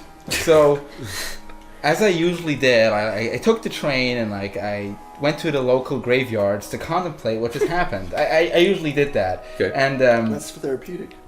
And I was just thinking I'm gonna have to go home and face my mother. Yeah. I will have to explain this to them. They didn't even know I do that kind of stuff. Right. And I had to face my parents and explain this to them why why my life now has no more future. Did you consider lying? Did you consider making up a story? Not even because for a single moment. Good man. I'm assuming in your head it was more like, well, I can't. Because you can't lie to them and say, oh yeah, because you're going to have to, you can't lie about That's the same. In my mind, I was more thinking what's next? What will I do after, can I still, Can I go, yeah, that was the top for you. I would do the same thing though. If I was in a situation where my parents confronted me about what I do, I'd be like, yeah, I do it because it's what I do. I've done it for years and I'm not going to change. At that moment, were you thinking that you were done with games? Yeah. Did all these things start flashing? Because initially it was like you got into college, you were going to do your game design. I was definitely thinking I'm not going to do anything creative for the rest of my life. I'm not going to do any, not for a job. I'm not going to do it. I told myself I'm going to just quit. You thought you were just going to do a desk job the rest of your life? Yeah. I just thought I'll just come with May. But I did not consider that I would ever do anything creative. Sure. And I called and I said I explained it to them. I went home and I kind of how you guys say, face the music. Yeah. And I reported myself into the police department. No, you didn't. I did. I went there. Spoken like a true gentleman. Jesus. I confronted them, and they set me down in this interrogation room, and they printed out all this stuff. They hung it up on the wall. All your drawings? Yeah, not all of them, but just some of the more extreme ones. They started questioning me, and it was just such a bizarre experience. It's like in a dream. Yeah. Like this Kafka nightmare. What was the expression on your face at that point? That is literally out of a Kafka story though. Stern, because you can't show, you gotta still remain the shark. So your tears are invisible underwater. So you're still not turning back. You could be no neck. No, you could be never. But then you go in the water. You're committed though, right? You could be a hammerhead shark. You said like the most evil sharks in the water. You could have been the hammerhead. They're not the most evil ones. Instead, you were a white silverback. They're the ones that fucking. It's a gorilla, Corey. Yeah. The type of shark. But so I'm they assuming plant car bombs. I'm assuming ruin your credit score. I'm assuming. Yes. Let me tell you something about credit score. You were saying Zach. Can't recall. Okay. Anyway. Yeah. So you're sitting there in the interrogation room. They've hung up all the art you've done. You're like, I know, I drew it. I'm assuming at this point, you're like, I've already been caught. I might as well just kind of sit here and just stick to my guns. I just see what they can give me. How were they treating you? They were still staying polite, but they obviously were not. They were like, this is kind of a scumbag. They thought you were. They were trying to say. They were polite. talking down to you. Talking down to me. That's the word. And they let me off. They made me assure them I would delete the website, delete everything, and I had to pay a gratuitous fine. What? Yes. You had to pay a fine for drawing? Yes. What is the ballpark for that? If you don't mind me asking, the ballpark for the fine. And before that even happened, this is really stupid. But before that even happened, before I reported myself in, while I was on the train a week earlier, the police took me out, searched me, and found a knife on me, which was larger than I was legally allowed to possess. Are you serious? So they also topped it off with like illegal weapon possession. Oh no! So I was like, okay, like this is my life now, you know. And you were asking for the ballpark for that. Of the fine, yeah. It's not going to sound large for you, but it was like 2,800. That is a lot. But it's like, I mean, like it's not like gratuitous large and like, but that's still unreasonable to pay. Yeah. It's unreasonable to pay for what you Because did. if you can't pay that, then what happens? You go to jail? Yeah, I'm assuming. Right? I didn't even consider that, but probably, or maybe like you had to like do some community probation or yeah. But I was like, to me at the time was huge. It was like it was a fortune. Yeah, all my money. Like, you know, it's like more like it's just so much fucking money. Like I never like I was just fucking baffled at that time. Like obviously, I was broke. Everybody looked down to me. Everybody thought I was this fucking scumbag. What did your parents Did you lose think? friends over that? I didn't have that many friends to begin with, so I was kind of one of those guys. More like kind of a You were a lone secluded wolf. guy. And lone shark. I kind of chose to walk alone a lot of times, but I walked. Yeah, it's just like the green dog. in America, I mean, in Switzerland, army service is mandatory. Okay. So I thought like, okay, I'll just do my army service now instead of a few years later. I'll just enlist right now and get away from all of this shit. Yeah. So that's when I enlisted, and I told them I don't even care what you give me, and they gave me service as an artillery tank man. Whoa! So they took your knife away and they handed you a tank. They handed you a knife. They handed you a gun and a tank. It was mandatory. What's crazy to me is that Switzerland has has mandatory service, but the country is famous for being neutral. It is. It has always been. I don't know much about Switzerland's history. What was the last war you guys were in? They defeated Hitler. Yeah, single-handedly. Hitler wanted to invade us, but they couldn't because of the mountains. Because Switzerland flexed their arms and Hitler blushed and turned and ran away. Yeah. The mountains blocked Hitler. He couldn't see over the mountains. So he's like, nobody's over there. Yeah. So he swim the other way. Are you saying? Yeah. And I enlisted in the army, and the minimum thing there is it's like 5 months, but you have to do an entire year, but you have to do 5 months at once, then you can come back. Like, Can I say something also? Yeah. I was also talking to Shad at this point on Skype. I think we were actually like communicating at this point, Yeah, we were. like via mouth. At first, when I first met Shad, he was very reserved. He wouldn't talk to me, and I was fine. I typed to you until eventually we came around and we talked, and that's pretty much I talked to Skype. I was gonna say I typed to Skype to Shad. But I type, talk. CPR, help! I talked to Shad every day on Skype. Yeah, I could get it. I was just getting tongue-tied. And then, like, one day, he's like, I gotta leave for 5 months. I'll see you later. And I was like, oh, okay, dude. Good lord. Yeah. Anyways. But basically with the army, like, even though we don't have a war and stuff, they still train them like real soldiers. They make them go through everything. Prepared. Yeah. Like we would actually have a war. And, like, but the whole army thing, it really made me look at life differently. How? Because it just, your whole world gets taken away from you. Does it put things in perspective? Yes, it does. You know that the citizen speaks of opportunity, and the diplomat, he speaks of authority, or of policy. But the soldier, he doesn't talk at all. The soldier just acts. Yeah. And that's why it kind of made me realize that I should stop trying to think over things and just go for what I really feel like. Like, you know, even though I thought like my world fell apart and stuff, like I didn't know what to do, like in the flames of adversity, my will was just forged anew. Yeah. I just had like this iron will that just do what you want to do. I'm not over with this. Do you think a lot of people get that from that experience, or do you feel like it was kind of specific to you?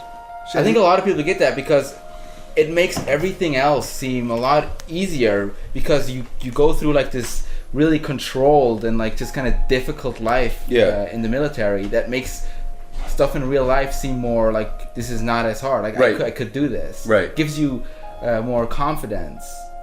That's interesting because they talk about like the American military has a saying called I think it's for the Army, be all you can be, and a lot of times that is kind of one of the the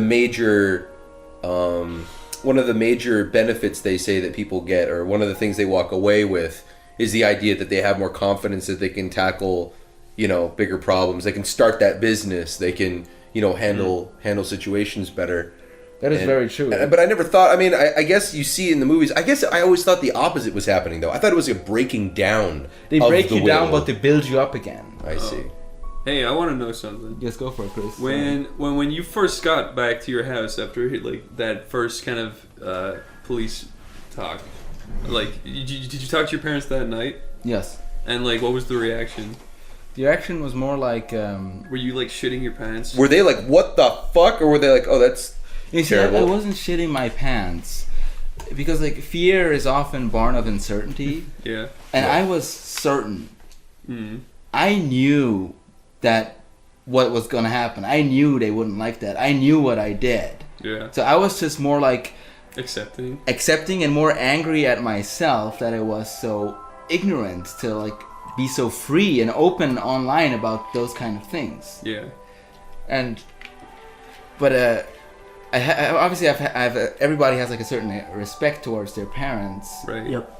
But it also I also kind of think that in the end I can stand on my own feet. Even if they wouldn't want to accept me anymore, I could still somehow survive. So how long was that period after that happened? Were you brooding around the place kind of mopey, or no? You just went straight onto the pretty army? fast. It was only a few weeks. Oh. They're pretty Chad, fast. I have to ask, right? Yeah. I definitely thought, I'm not the most patriotic guy, but I've considered, I've at least thought about joining the military. Do you think it's good character building for a person? I think for you, no, because you already have No, I just mean in general. You have an excellent character. But I just mean for discipline, for people who are maybe ungrateful or think woe is me.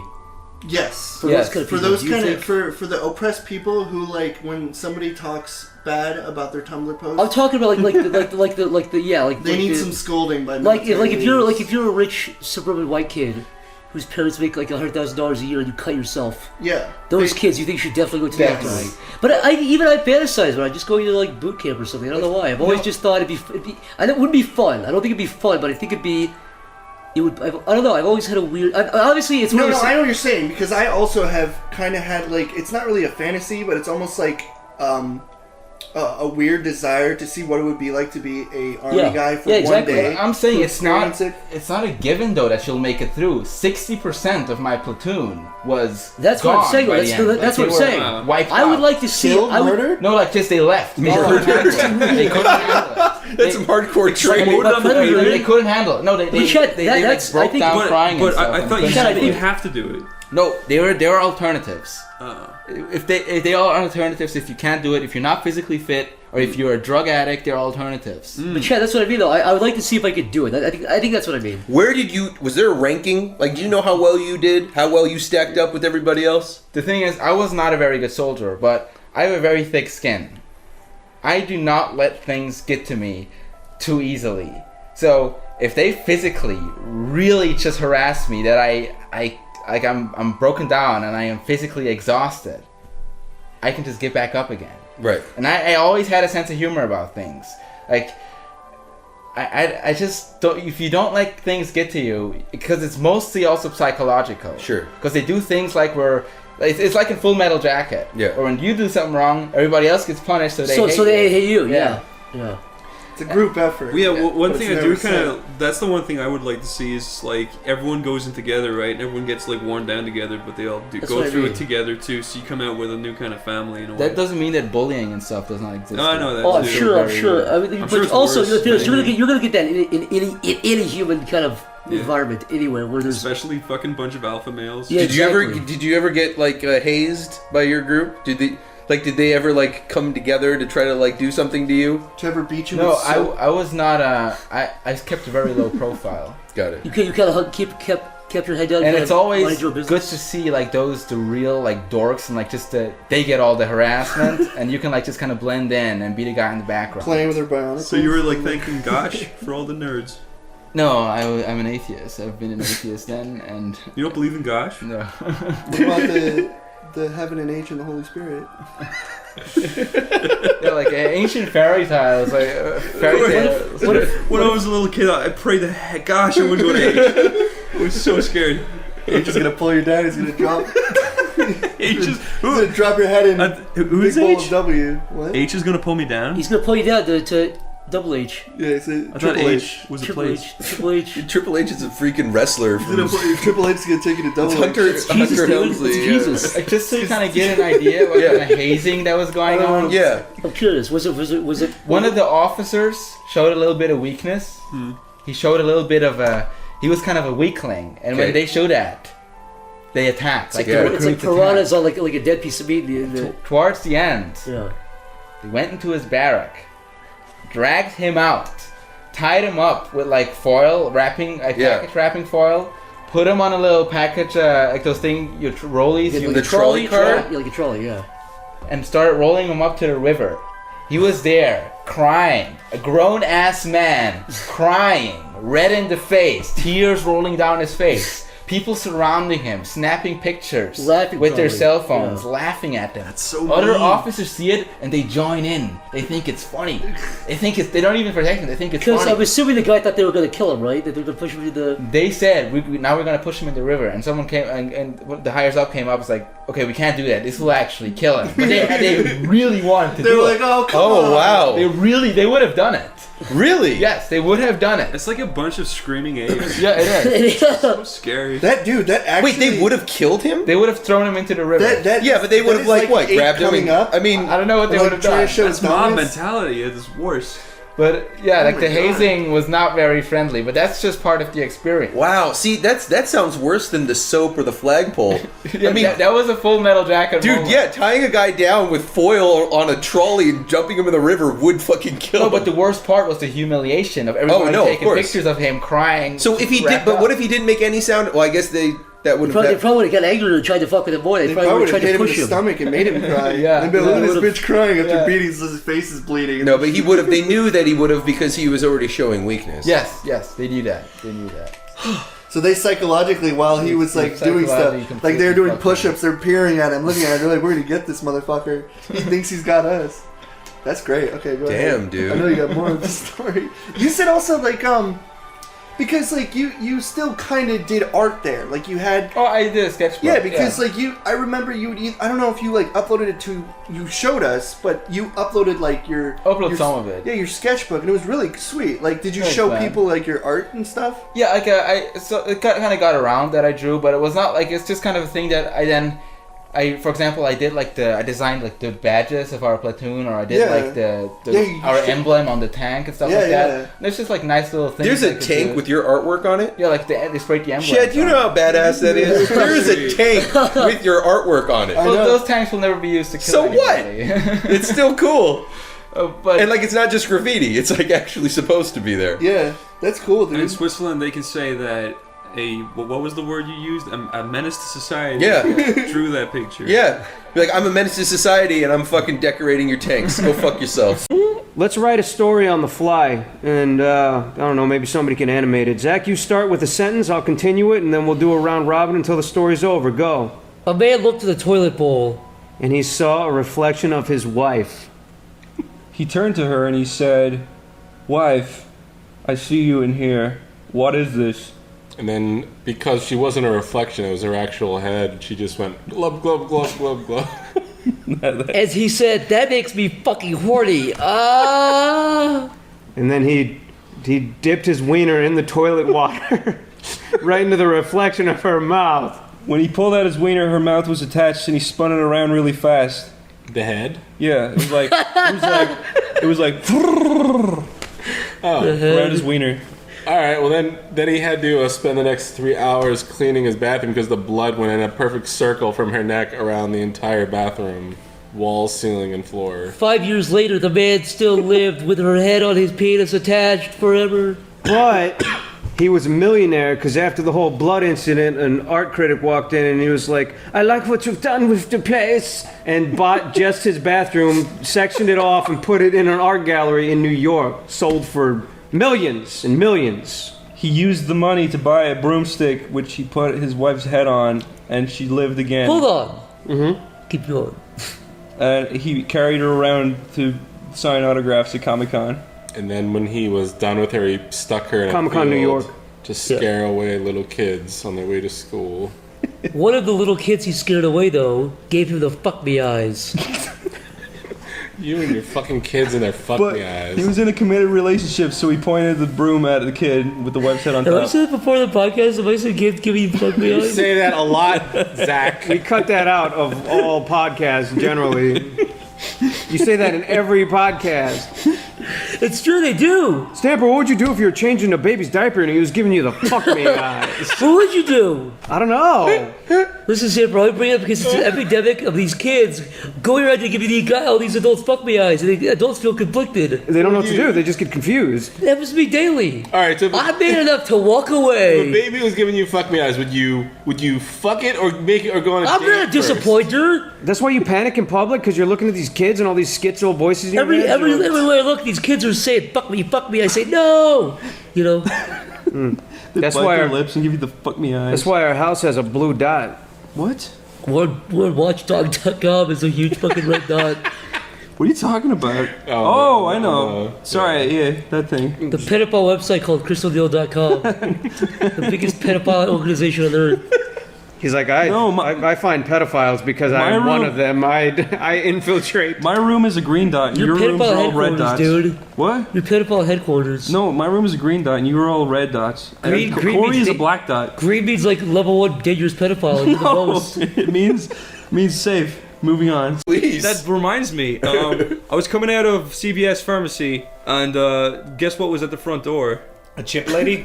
No. Chick with Okay, gorilla hands? imagine a freshly born chick, like a gross little like fetus, like veiny chicken, Like chicken? Okay. mixed with a little boy, and that's what was there, right? no. And it was like a Girl Scout cookie. Dude, I've heard of stuff like this. Do you know what it is? No, I was about to get to that, right? This was a conflict in my head, Oh my right? So you God. walk out, this lady walks up to you, she's like, "Do you want to buy some Girl Scout cookies?" You look over at the Girl Scout, there's a Girl Scout, and then there's the deformed little chicken boy. And you're like, what the fuck, right? So I was like thinking, okay, there's no, I didn't Before say you get shit. I was the like, I Girl got no Scout money because I didn't have any money, right? But this is what was going on in my head. I was like, so did they put that little chicken boy there to make me feel bad and give them money, or did they bring along her little chicken brother because she's really nice sister? And I didn't know which one. You should have just asked. You should have just pointed right at the chicken boy and Be said, like, what is up with this chicken boy? What is this? This is actually something that's true. I swear to God, no, it's I like really people- think they put him there to make you feel He bad. fucking caw and look now for that you seeds. said it, you mentioned it, he didn't look at me and go, Was he like Sinfuckus? no, he was worse. I swear. No, He was I don't worse? want to be mean, but no, I swear Helium boy, they big found head, the most. John? They found the most deformed kid to put him there. I swear. You know what they I've never did? seen anything like it. What? I'm not trying to be you know mean. what? I don't understand. Like, if the Girl Scout was a chicken scout, like a chicken Girl Scout, that would kind of make sense a little bit. This is what I'm- But it's so weird. Like, buy my Girl Scout cookies And buy my here's a chicken boy. Buy my chicken boy cookies. That is Like, weird. is this being mean? Like, I'm just trying to get my head That's around. his Did job. they put a He little was boy hired- there that's deformed specifically so I'd buy their cookies? No, the little boy was Or were they being really nice to him because they're great, like mom and sister? No, or whatever? I'm not trying to be cynical, but that sounds a little too I didn't set up. I didn't think so. I was Yeah. like, this is kind of fucked up. That's huh? really sad too, because That's it's like like a- clearly the people that love him or take care of him are like totally taking advantage That's of him. another too. thing. I was like, if They're I had using him. if I had a deformed little boy, I'm not gonna like. Yeah. I would leave him at home you to know- play Xbox. Unless You know what's actually- he was the mastermind. Do you know And the what's- little chicken boy's like, Oh. hey, mom, you got to take me with Maggie to the store because I'll just stand there and people throw money at me. Do you know what's fucked up? Realistically, around Christmas time, where that dude like shakes a bell and expects people to put money into a little Santa thing? Claus? That's not, no. The Jesus, Mick. What's that called? Where they like the Salvation Army. Yeah. Yeah. If they had some like person with elephantitis doing that, Yeah. you would think people would take second glances, and then when they actually see that this is a man with elephantitis, they would donate. I feel like it's hit or miss because half the people are going to feel guilty and want to give him stuff, and the other half are just going to be like, ah! and run away. Like I feel like it's different though if you're just like some dude shaking a bell in people's faces when they walk by, or if you're like a guy with elephantitis. Like people may turn and run, or they'll Grocery stores do this really cheap tactic, right? Where you get to the bagging area and then they have a charity and they're like, "I'll bag your bag for you for free." Yeah, that's mainly in Ireland. You're like, "Fuck off! All you want is money. Get out of here! I don't want you to guilt me into giving you free money." You know what? The other thing pisses me off so bad. The other thing is like, let's say there's a long line of people behind you, and you're buying like, let's say, a pack of cigarettes and a bottle of Jack. You know what I mean? So you know, clearly you have money to engage in bad habits, and they ask you for $1 for cancer for kids, and there's 8 people behind you, and you're like, no. You know, like, what are you supposed to say? It's so fucked up. It's one thing if I'm going to a place like you say, like to buy like a fucking pack of cigarettes and brandy, and just like. But it's another thing when you go to a place and you're going to a fucking fast food place like Burger King or McDonald's. You're just getting some quick food, and then they're like, "Would you like to donate $1?" It's like, can you really not? Cashiers are made to say that. They don't. You know what is smart though? Is what I'm trying. The point I'm trying to make. What is smart is what Wawa does. They have a bucket on the table. Exactly. Yeah, that's good. After you order, like after you give them money, the money goes to this little area thing, and then you see this thing right here. You're just like, oh, I don't want to carry change in my fucking pocket, so you just drop it. Yeah. That is actually really smart. And you know what? I don't mind that at all. I don't either. And I usually do that. It's like that would be way easier instead of saying like, here, donate. There's people who are dying. You just bought $1 cheeseburger. It's just like, let me have the option. It's interesting because the difference between somebody asking you for money and then you feeling like you got robbed versus you just being like, yeah, I think I'm going to do something good today. Yeah. There's a difference in how you feel when you give that money. Exactly. Nobody likes carrying around change. It's a genius concept. Yeah. Just fucking throw it in, you're done. Yeah. And you save the world. That's true. Everybody give your change. By the way, to the please Chicken donate Boys. to our Patreon. To the Chicken Boys and to our Patreon. Yeah, no, every time you like put your change in one of those little buckets, you feel like you're a great person. You're just like. But how would you feel? look at the cashier. Yeah, but how would you feel if like it had a fanfare every time you threw it in, so everyone was doing it and it became like the coolest thing? You wouldn't feel very good donating to it, would you, Niall? Yeah, you big idiot. Yeah, I'd fucking do it every day, Corey. You asshole. Do you know what I think? That Chicken Boy was there for? I think he was there to sell his own Chicken Boy cookies and like. Yeah, you didn't ask. You were getting Snickerdoodles. You didn't ask for Chicken Boy cookies. You know what? That Girl Scout actually stole his cookies and shoved them into the gutter. Yeah, He's like, go away. Little Chicken Boy was held by his own will. He could have broken free if he would have bought his chicken cookies. It was really weird, like, because there was a Subway across the street, so when I sat down to eat a Subway, I was just looking over at him, and he was just, like, running around, and, like, the mom was, like, grabbing him and, like, bringing him back over. She had, like, a leash on him? I was kind of like, look, all I'm saying is, if I was a retarded chicken, I would just want to stay at home and play Xbox. That's all I want to say. You wouldn't want to be dragged out to the store. If I was a retarded chicken, I would go on Xbox Live and scream at people at the top of my lungs. Just squawk. So, I had mentioned to Chris before, I thought you guys were all a bunch of hot, sexy, young GQ Romeos. Because every time we go out, we're always flocked by girls, and they always walk What's right GQ? by me, Jerry and they turn their noses up, and then they walk right Mick. into your guys' arms. You're a big ultra Mick. bullshitter. Wait, what are you talking about, Mick? GQ, Jerry Curl? You know what? I hate you. So, is that what it is? My question was, what is the dumbest thing that you've ever done for a girl? Like, you would have never, ever, in your life, ever thought about doing this, and you even hated doing it when you did it, but you did it, and you did it for a girl. Either because you had feelings for her, or because you wanted to have feelings in her. That's a... I have one. All right, I figured at least now, considering your past Tinder escapades, that you would have at least a handful of these stories. Well, it's not what you think. I once worked at a supermarket for 8 months for a girl, so I could like live with her. Did she ask you to? No, but I needed to support myself, and I did. Like, if I didn't live with her, I could have went back home and lived there. Pretty much gave up my whole fucking life. Oh no, I was gonna say, after you worked there, did you guys split up or what?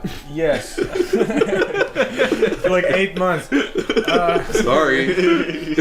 Yeah, but I'm way better at doing that plan. shit now. Like, when I was on a date recently, the chick brought me into Victoria's Secret. Why do they always fucking do that? No matter when you're with a girl, they always bring you to Victoria's Secret. This is the first time I met this girl. Yeah. Brought me in there. I go, oh, that hand lotion smells nice. Because I remember seeing that. No, I'm not in a situation like that. Where I walk into Victoria's Secret and they're like, well, I want that like really expensive gown over there. And I was like, well, that's not what Victoria's Secret's for. But I was like, that smells nice. She goes, why don't you buy me some?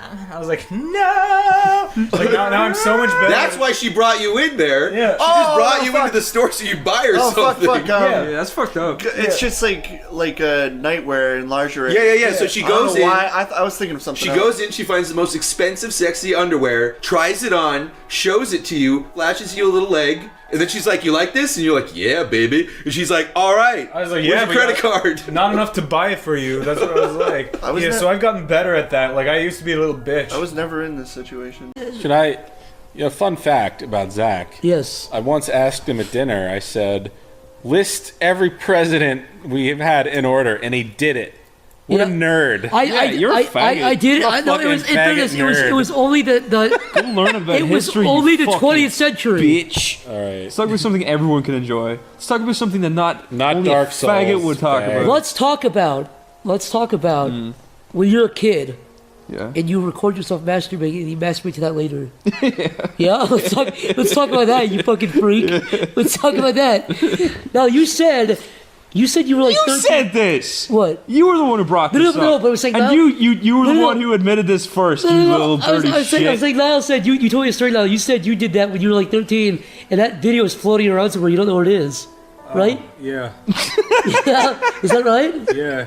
Your eyes are so dark with up- depression right now. It's up in the hey man, come on. You don't need to constantly remind me that I look bummed out. Niall, can we have a Tinder update?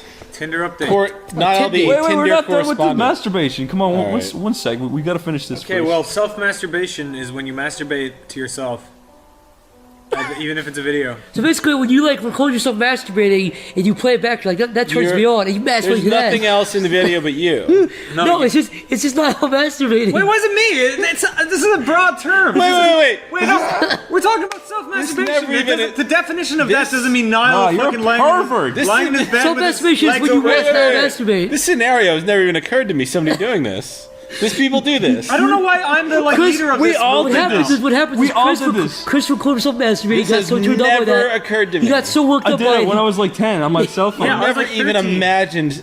See, I didn't have a cell phone at that age, but I could have never. Jeff, done you this. never like saw yourself in the mirror. You got so turned on by yourself. You started jerking no. off to Listen, yourself. I was No. 13. I was not- 10. I was also 12. 13. We probably did it on the same day. We probably did it. Well, maybe it was me jerking off to you and you were jerking off to Like me. in some, telepathically. What if you guys had one of those? Never mind. I don't know. What? Mutual Like comms. I was gonna say one of those mirrors you could see through, but like it doesn't work on both sides. You'd have to.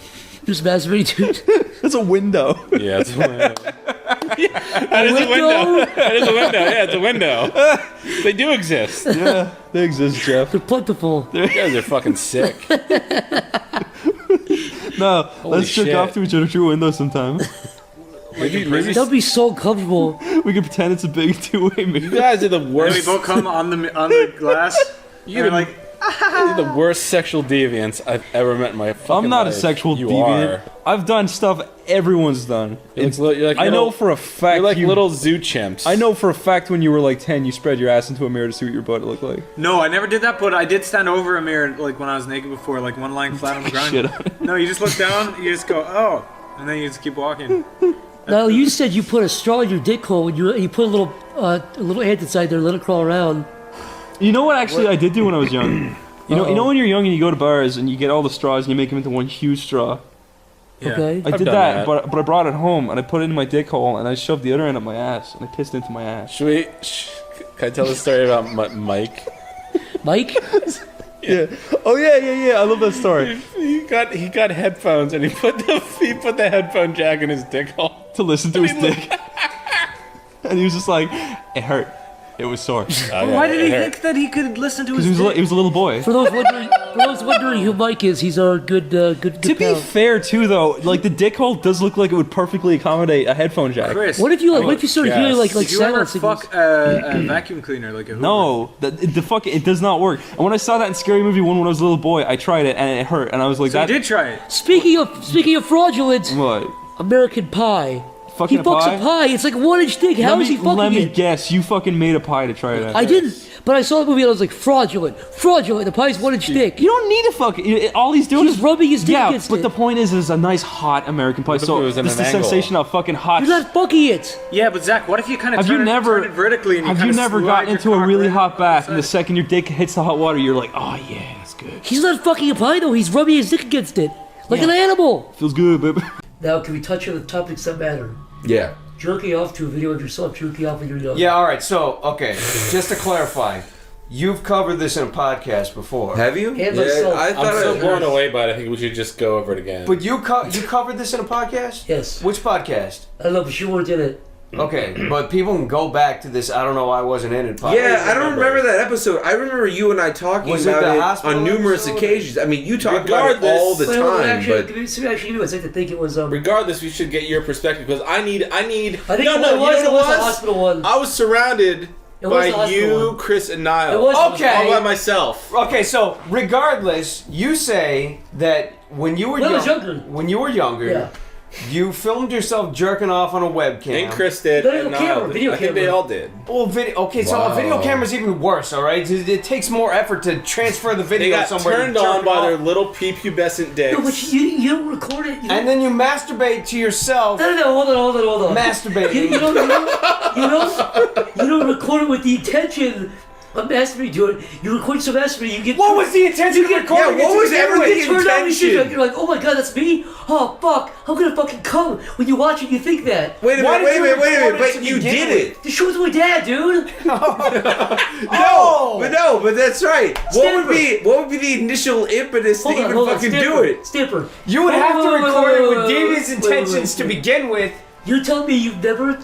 Stamper, you've never seen yourself in the mirror with the boner, you got turned on, you walked. Did you? You know what I get turned on by? Girls, What is this, like a forever looping thing where you're It's getting a turned feedback on loop, and then it's it's a making your feedback boner loop. harder and then you're getting more turned on? It's a feedback loop. I don't even understand what you're talking about.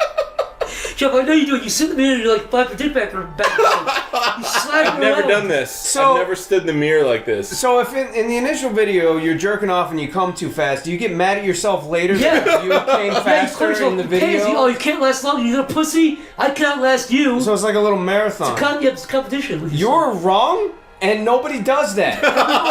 Everybody, leave in the comments. If you're 12 years old, please record yourself masturbating, masturbate to it, and send that in to us. And put Stamper's name on it. No, do not. Can we ever? Not to change. I'm going to keep saying the same subject. Yes. Just to go back to the podcast we recorded last week that hasn't aired yet.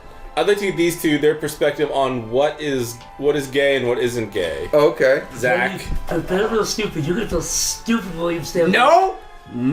Yep. Wait. Stop. So you guys recorded this one? Yes. You haven't released it yet? No. Okay, so this is like the trailer. This is like the teaser. Don't give too much away. Yes. There was a premise. I don't want to rehash the debate though because you don't have to rehash shit. Shut up. Zach is gonna lose this argument, and you'll see Stamper why. lost every argument so far, SleepyCast. Let's keep going. I think Incorrect. Zach and I were roughly on the same page. Yeah, we were. Wait, stop. Which page? The premise was sucking your own dick gay. No, it's not gay to suck I don't your think own it's dick. gay either. Why? Because if you're willing to touch your own dick, Everyone says that, but here's my argument. Hear me out. When you're watching porn, you can phase the hand out. You're looking at fucking tits, or girl, whatever. You're looking at sex. How can you phase out a fucking hard dick in your mouth? If you can maintain an erection with a dick in your mouth, you're gay. I don't think And so. by the way, and how can you watch porn with a dick in your mouth? Zach, you have to fucking you know what? that with Zach, your big sweaty you're- Chinese balls in your face. You're gay. you know what? You're gay. Zach.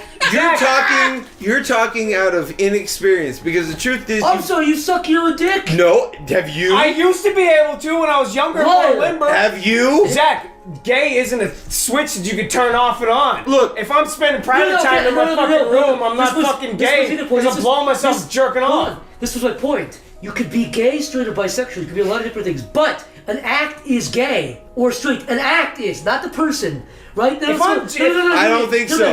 Hear me out. Something gay is one sex doing something for the same sex. That is a gay act.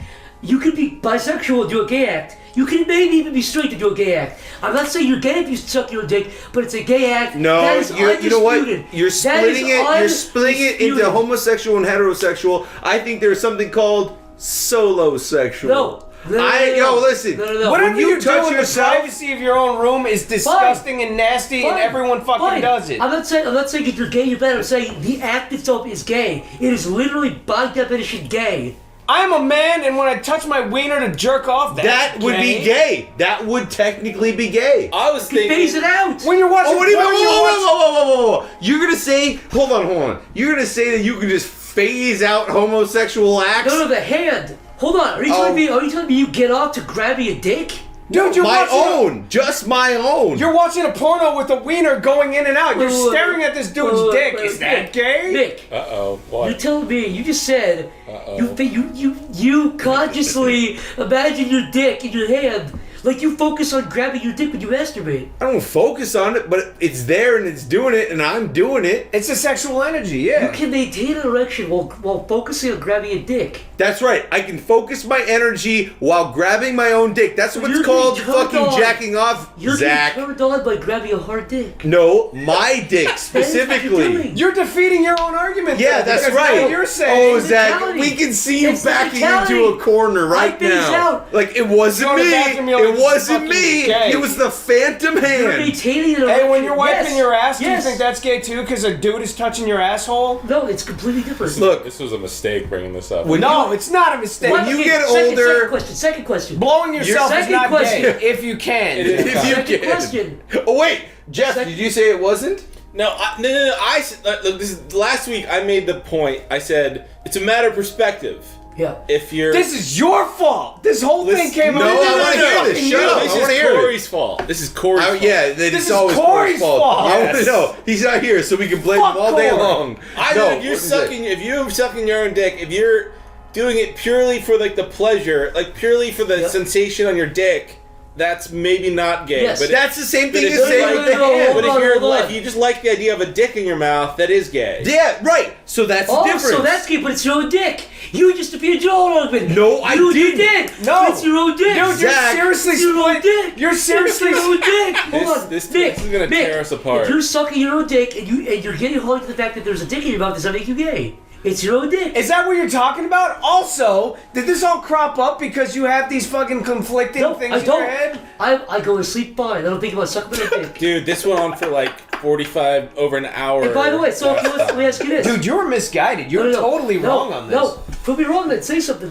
I have said it. plenty You of keep times. ignoring it. No. Let me ask you this. Dude, then. you've got like deep-seated issues right now. Are you like questioning whether you're fucking You know gay? what? Fuck Totally this. fine. Fuck My all of argument's this. consistent. Zach, if you could suck your own dick, you wouldn't be talking right now because you'd have your dick in your mouth Let me tell you right something. now. Let me tell you something. Consistent. You guys are like, well, it's only gay if you get hard to the dick in your mouth. But it's your dick. But it's not gay.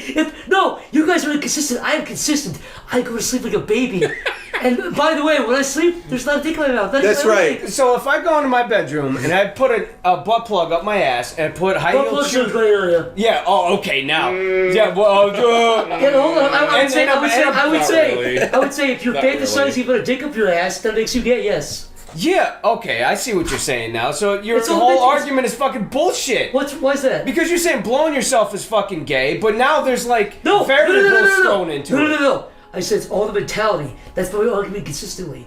I said when you masturbate... That's never been your fucking consistent It has been. You argument. can listen to it. Listen to the tape. Rewind that, Mick. I'm not. Stupid now. So then you asked the question. So touching your own dick is a gay. Sucking your dick is No, gay. no, so- unless you're getting off to grab your dick. No. Or unless So you're your getting- question is literally, if you blow yourself and you like the taste of dick and you enjoy blowing men, you're gay. Then yeah, I agree. If you want Why to do you blow guys your own dick though? Because you took a concept and applied it to. I don't understand what you're saying. Zach, I love touching my own wiener. I do not want to touch Because you any get- other because man's you get wiener. feeling, though. I may like sucking my own wiener if I could, but I can't. Because you like but the- I promise you, I do not want to suck any other man's wiener, and it's not because I think I'm better than anybody. All you're doing is justifying the gay mindset. Like if I want to blow a guy, I'm would gay. you 69 a guy if he blows your dick while you blow his? No. What's the difference? The difference is it's not my dick. I see. It's no different if you're gonna do the same thing. Your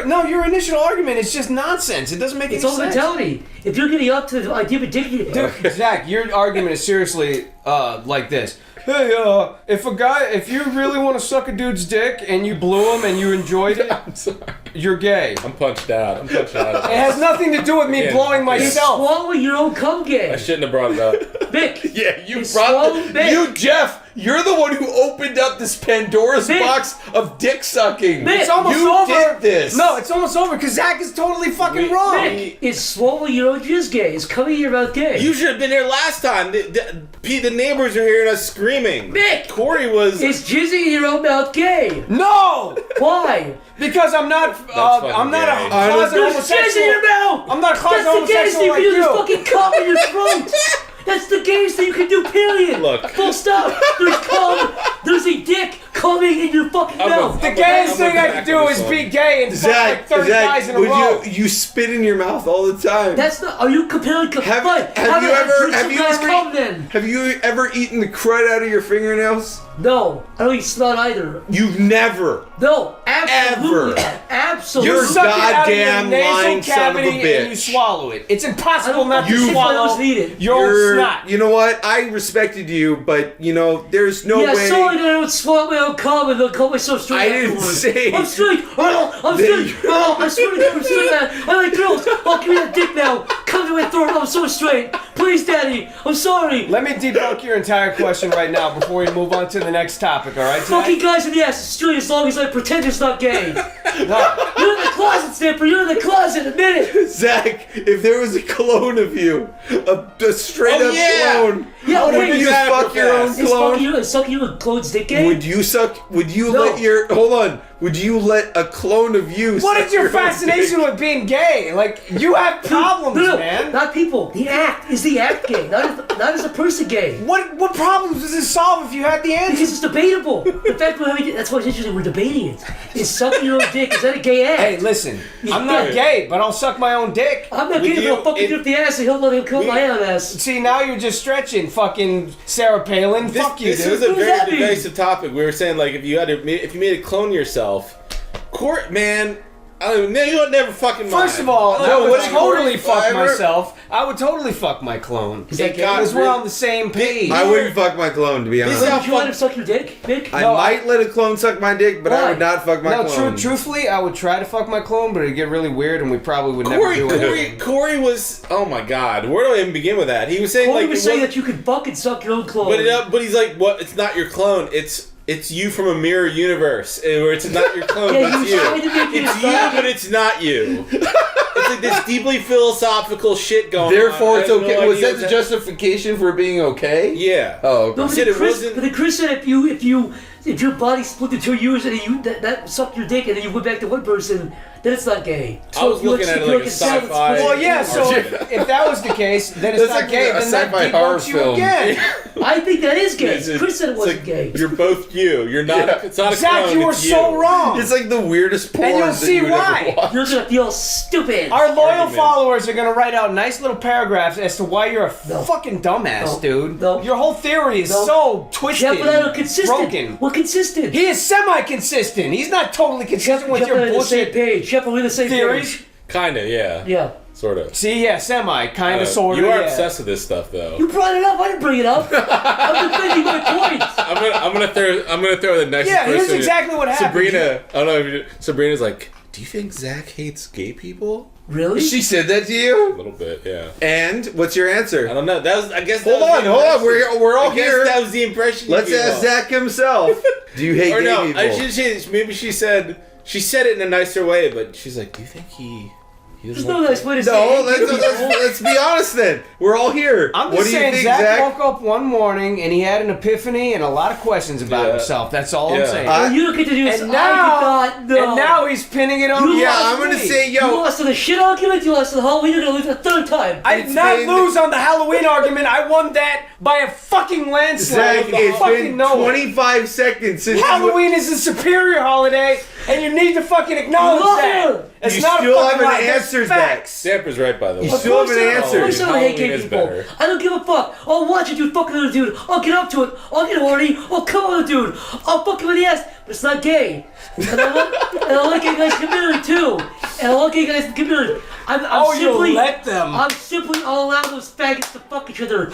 But my point is the act gay? Because everyone has a different answer. What? You didn't answer the question. Do you hate gay people or not? No, What do I you don't give a get fuck from- if someone's gay or straight. Okay, good. I'm simply debating whether then the you can act put is your gay wiener or not. back in your 'Cause pants. everybody has a different 'Cause answer. it's- Dude, you can't debate whether the act is gay or not You because can literally do that because it's something that's gay is something of the same gay sex. and straight isn't a switch that you can Not like, the turn people, off the and act. on. An act can. I don't understand what you're I getting agree at. with that. A bisexual can do I something couldn't gay have a or better straight. fucking intro a gay to guy this can easily podcast. straight. Fuck you, Zach. Your whole line of questioning all this is. I'm making complete sense. An act, something you do, does not make you gay or straight. Yeah, you're standing in a corner cowering because your initial fucking argument was wrong. If you listen to both these podcasts, my argument's been the exact same. You guys have been flip-flopping. My argument's been... I've been flip-flopping. I have been so consistent. I'd The lower rather you be do it the is fucking gay. Your argument hasn't been since from fucking Jump Street, man. My argument is consistent. I hope I can Why fucking is put it that. 69 I hope I another guy can gay? turn that part up when you I said wanted that. this to be If like I was a gay, then it would be gay. Yeah. But you're getting your dick not, sucked. not an hour. Yeah, because I'd be gay if I was doing that. No, what if a dude, what Guys. if a dude only blew you? Is that gay? Guys. Change the subject, Yeah, Zach. guys, you already let's- lost. look, we can debate all day. The truth is, until you all suck your own The truth dicks. is, Zach needs to get out of the fucking closet. The truth is, Stamp will and talk fuck to a dude his in the mom. ass and say it's not gay. So you either gotta suck your own dicks or fuck each other until we find the answer. That's the root problem. Next I thought topic. you mean that. I am completely fine with sexuality. You guys are projecting. No, you're not. I No, am you're so not. fine. I No, am you're so not. fucking fine. You're mad because not everyone has your fucking weird view.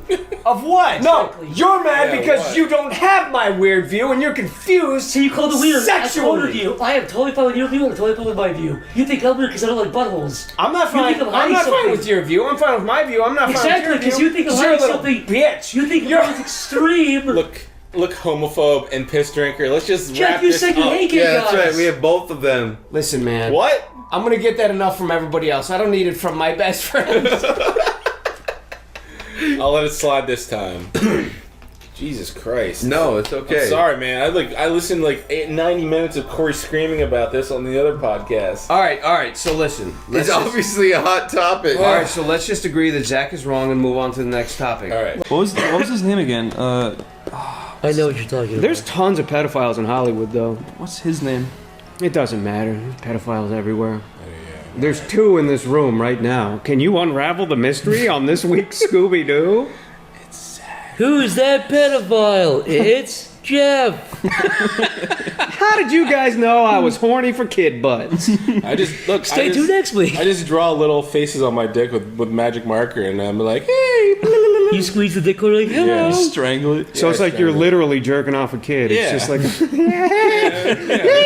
I strangle my dick until it turns purple, and then I'm like, I stick be my really dick in the funny dirt, and tattoo. I'm like, all right, wait, I don't even know what I'm talking about. Never That'd be mind. really funny if like you got a little happy tattoo face in your dick. It's like, Would that be? We think like a. What if you went to a tattoo parlor and you said, "Listen, I'm gonna get." Why are you so serious? Listen. Because this is a good idea for not for me though. Okay. What if you went to you said, "Listen, I'm gonna get really erect, and I want you to do your best to tattoo my dick and make it look like a little baby, Like a baby? a little baby or a little kid, like a little fetus baby." Probably that Would the tattoo guy be like, "Yeah, I'll do that"? if you give us a certain amount of money, but the problem would be that guy could never get a partner again. My What? dick, Sexual my dick partner. already looks kind of fetusy. Looks kind of I like. think cops would ever see that and be like, just throw him in jail. Wait, for that. no. A lot There's of a dicks lot look of like that. There's a lot of weird women out there, man. It'd be A lot of totally dicks. fun Look, with what do that. you mean a lot of dicks look like that? Dicks look fetusy to begin with. They're kind of veiny and fucking pink.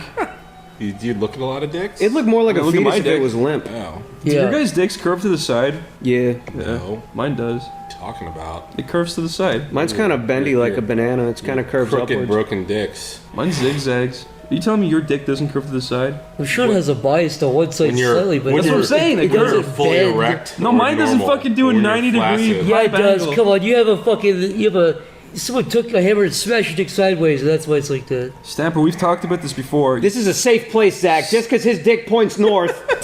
Stamper. Do you guys have like the dicks No, that go straight wait. out or that go straight up? Straight Mine bends up a bit. Some people have erections that kind of go out. Mine goes up. Yeah, mine curves outwards Mine and would then touch goes my up. belly button. Yeah, that's what mine does. Mine follows Earth's magnetic field slightly. That's all. Stamper. You could actually supposedly elongate your penis by cutting the tendon that makes it go up, and then your dick hangs forward more. Oh. Or you can just pull on it really hard and rip it. I think cutting any tendon is a bad idea. Yeah. Stamper, you told me that when you take a poo, your balls hang into the water. They do. Okay, right. So if that's true, right? You have long fucking balls. No, but listen. If that's true, then that means that your balls are longer than my dick. What? That means your balls are longer than my dick. His dick is much longer than your dick. His balls are. No, when it's really hot, yeah, my balls hang in the water. When I sit down on the toilet, I have to cup the side of my balls and hold my balls out of the water. That's weird though, because that's why I keep telling you guys to flush the fucking toilet, because I don't want to dunk my balls in your shit piss water. You need to fucking get your balls looked at, because they're not supposed to be that long. That's a really long. Your balls are. How long is the actual sack? Your balls are so long, dude. Because when it's really hot, don't your balls sag like a lot, like a fucking pit bull? Yeah, like that's what balls are designed to do. They're not like 5 feet long, dude. Yeah. Look, they graze the top. They don't dunk in the water like I'm bobbing for apples. They just like graze the top of the water. They like fall like maybe a couple centimeters in the water. When you do that, do you have to like get the tissue and like dab your balls with it? Oh my god. I'm so fucking sorry. I suffer from long ball syndrome. Okay. One day I was peeing in there and I was like, Stamper's balls dip in this toilet sometimes, and I was like, wait a second, that means his balls are longer than my dick. And that's kind of embarrassing. For who? Both of us. Jesus. God. Are your balls longer than your dick? I think they're like about the same length. Your balls are longer than your dick? About the same, yeah. They're about the same. Yeah, I know. You know, I'd say my penis is short. Well, when it's a flaccid, it's shorter than my balls. Well, yeah, that's what we're talking about. My flaccid ball dick. I'm sure plenty of people run into that problem. I'm not a fucking weirdo. Are you sure? You do have long balls, though. That's just the fact. Every time I see news about Obama, he's always doing like weird things, like talking about Robin Williams and what's his name, Roger Ebert died, and he's like, yeah, he really touched the movie industry. And I'm like, would you please get back to work and get off your fucking Twitter? Like, what's he talking about Roger Ebert for? I didn't know that Roger Ebert lost his jaw. Did you see like? Yeah, do you know about that? I had no idea. He looks like Ernie from the Muppets. People are gonna crucify you. Recognizable. I'm sorry. I just say it like I sees it. His robot voice is pretty good though. Yeah, he was all like, hello, I am Roger Ebert. That's really good actually. That's freaky. I don't know how you do that. You suck in. That's fucking crazy. Do it right into the mic. Do like a Mac. What do I say? Yeah, Chris is just talking normally. Put your finger in my butthole. I like the way it feels. Put your finger in my butthole. I like the way it feels. It's the S's that sell it. That's really good. Your finger in my ass. That's the most talented thing you can do, Chris. You go like. Yeah, it's like you've selected Microsoft Sam as your computer's default voice. Damn it, Chris. You like it? I can't. I tried and I just can't do it. Zach, what's the dumbest voice you can do? Hey guys, how's it going? Hell yeah. I saw it coming a mile away. I know, I was like mid-sentence, I'm like, he's just not good. Yeah, that was the bomb dropping, and when you open your mouth, there's the mushroom cloud. Stamper, you do a funny noise. I don't really know what to do. Like this. What the fuck? Good, Chris. I don't know. Jeff, that's really unsettling. I don't like that. That is very terrifying. Do it. Can you do like a fuck you. You have to like laugh like a baby. Hey, little girl. Hi. Come here. Hi, okay. That is horrifying. Jeff, you talk to Stamper. Chris? Now it's just Elmo impressions. How's it going, Jeff? Pretty good. We're on the playground. Let's go find a big black man and suck him off.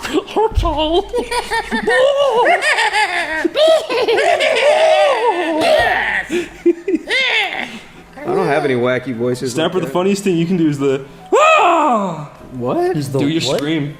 What? Just do a scream, any scream. It's funny. That's funny. Yeah, that's comedy. That's pretty funny. Are there any voices you like you can do, Chris? Any like I usually just talk like this. Chris It's can do like, Gollum from Lord of the Rings. Just the voice I do. You can do Gollum from Lord of the Rings. Yeah, do Gollum from Lord of the Rings.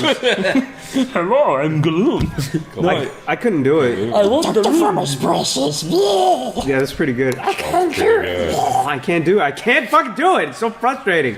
I can't either. You know what everybody can do, but I can't do is fucking Mickey Mouse. I can't do it. Everybody on earth can do Mickey Mouse. Yeah, fuck you. Fuck all of you. That's You're not just Mickey. missing that piss from your voice. You know Rodrigo? He can do a perfect Goofy. I can't do Mickey very well. You just talk really high, like this. I can't go that high. Impressions. You gotta be like, That's the highest I can go. Smoking ruined my voice. Do a Bugs Bunny. Yeah, what's up, Dad? That's pretty close. I can't do it either. It's got like a Brooklyn, like a whitey Jewish Brooklyn accent. You're really good at what is it, Vegeta? Is that? oh yeah, but I have to strangle myself and be like, Yes, lick my wiener. Does the what's his name do it? Who? The guy, the voice actor for Vegeta. Does he do that too? No. Like when Tom Kenny does like the SpongeBob laugh, he has to manipulate his throat. Yeah.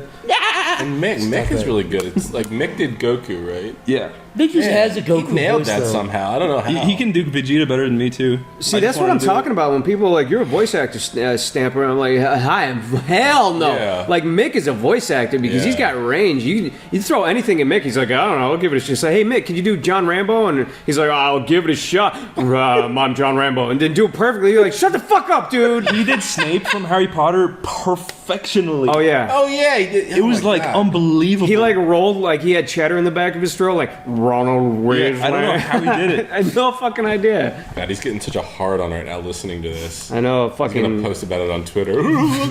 his little fucking Tic Tac wiener is getting so stiff right now.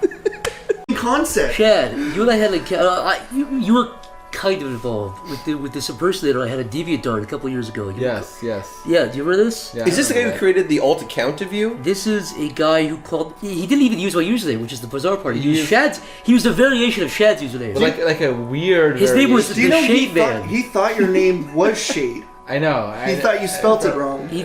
So his name was Shade Man, but he knew better. But So what, he what spelled it this right. guy would do is he would pause frames of my video, pause videos of mine, bring these over into Photoshop or Flash, or whatever, trace these, but he wouldn't even trace it well. He would trace it badly, and then like take his own liberties with. yeah, right. So for example, I think he like took one character I drew and just took the hair off. Yeah. He just made one of the characters bald. He knew better. Yeah, he was like, yeah, fucking it'll be doing better.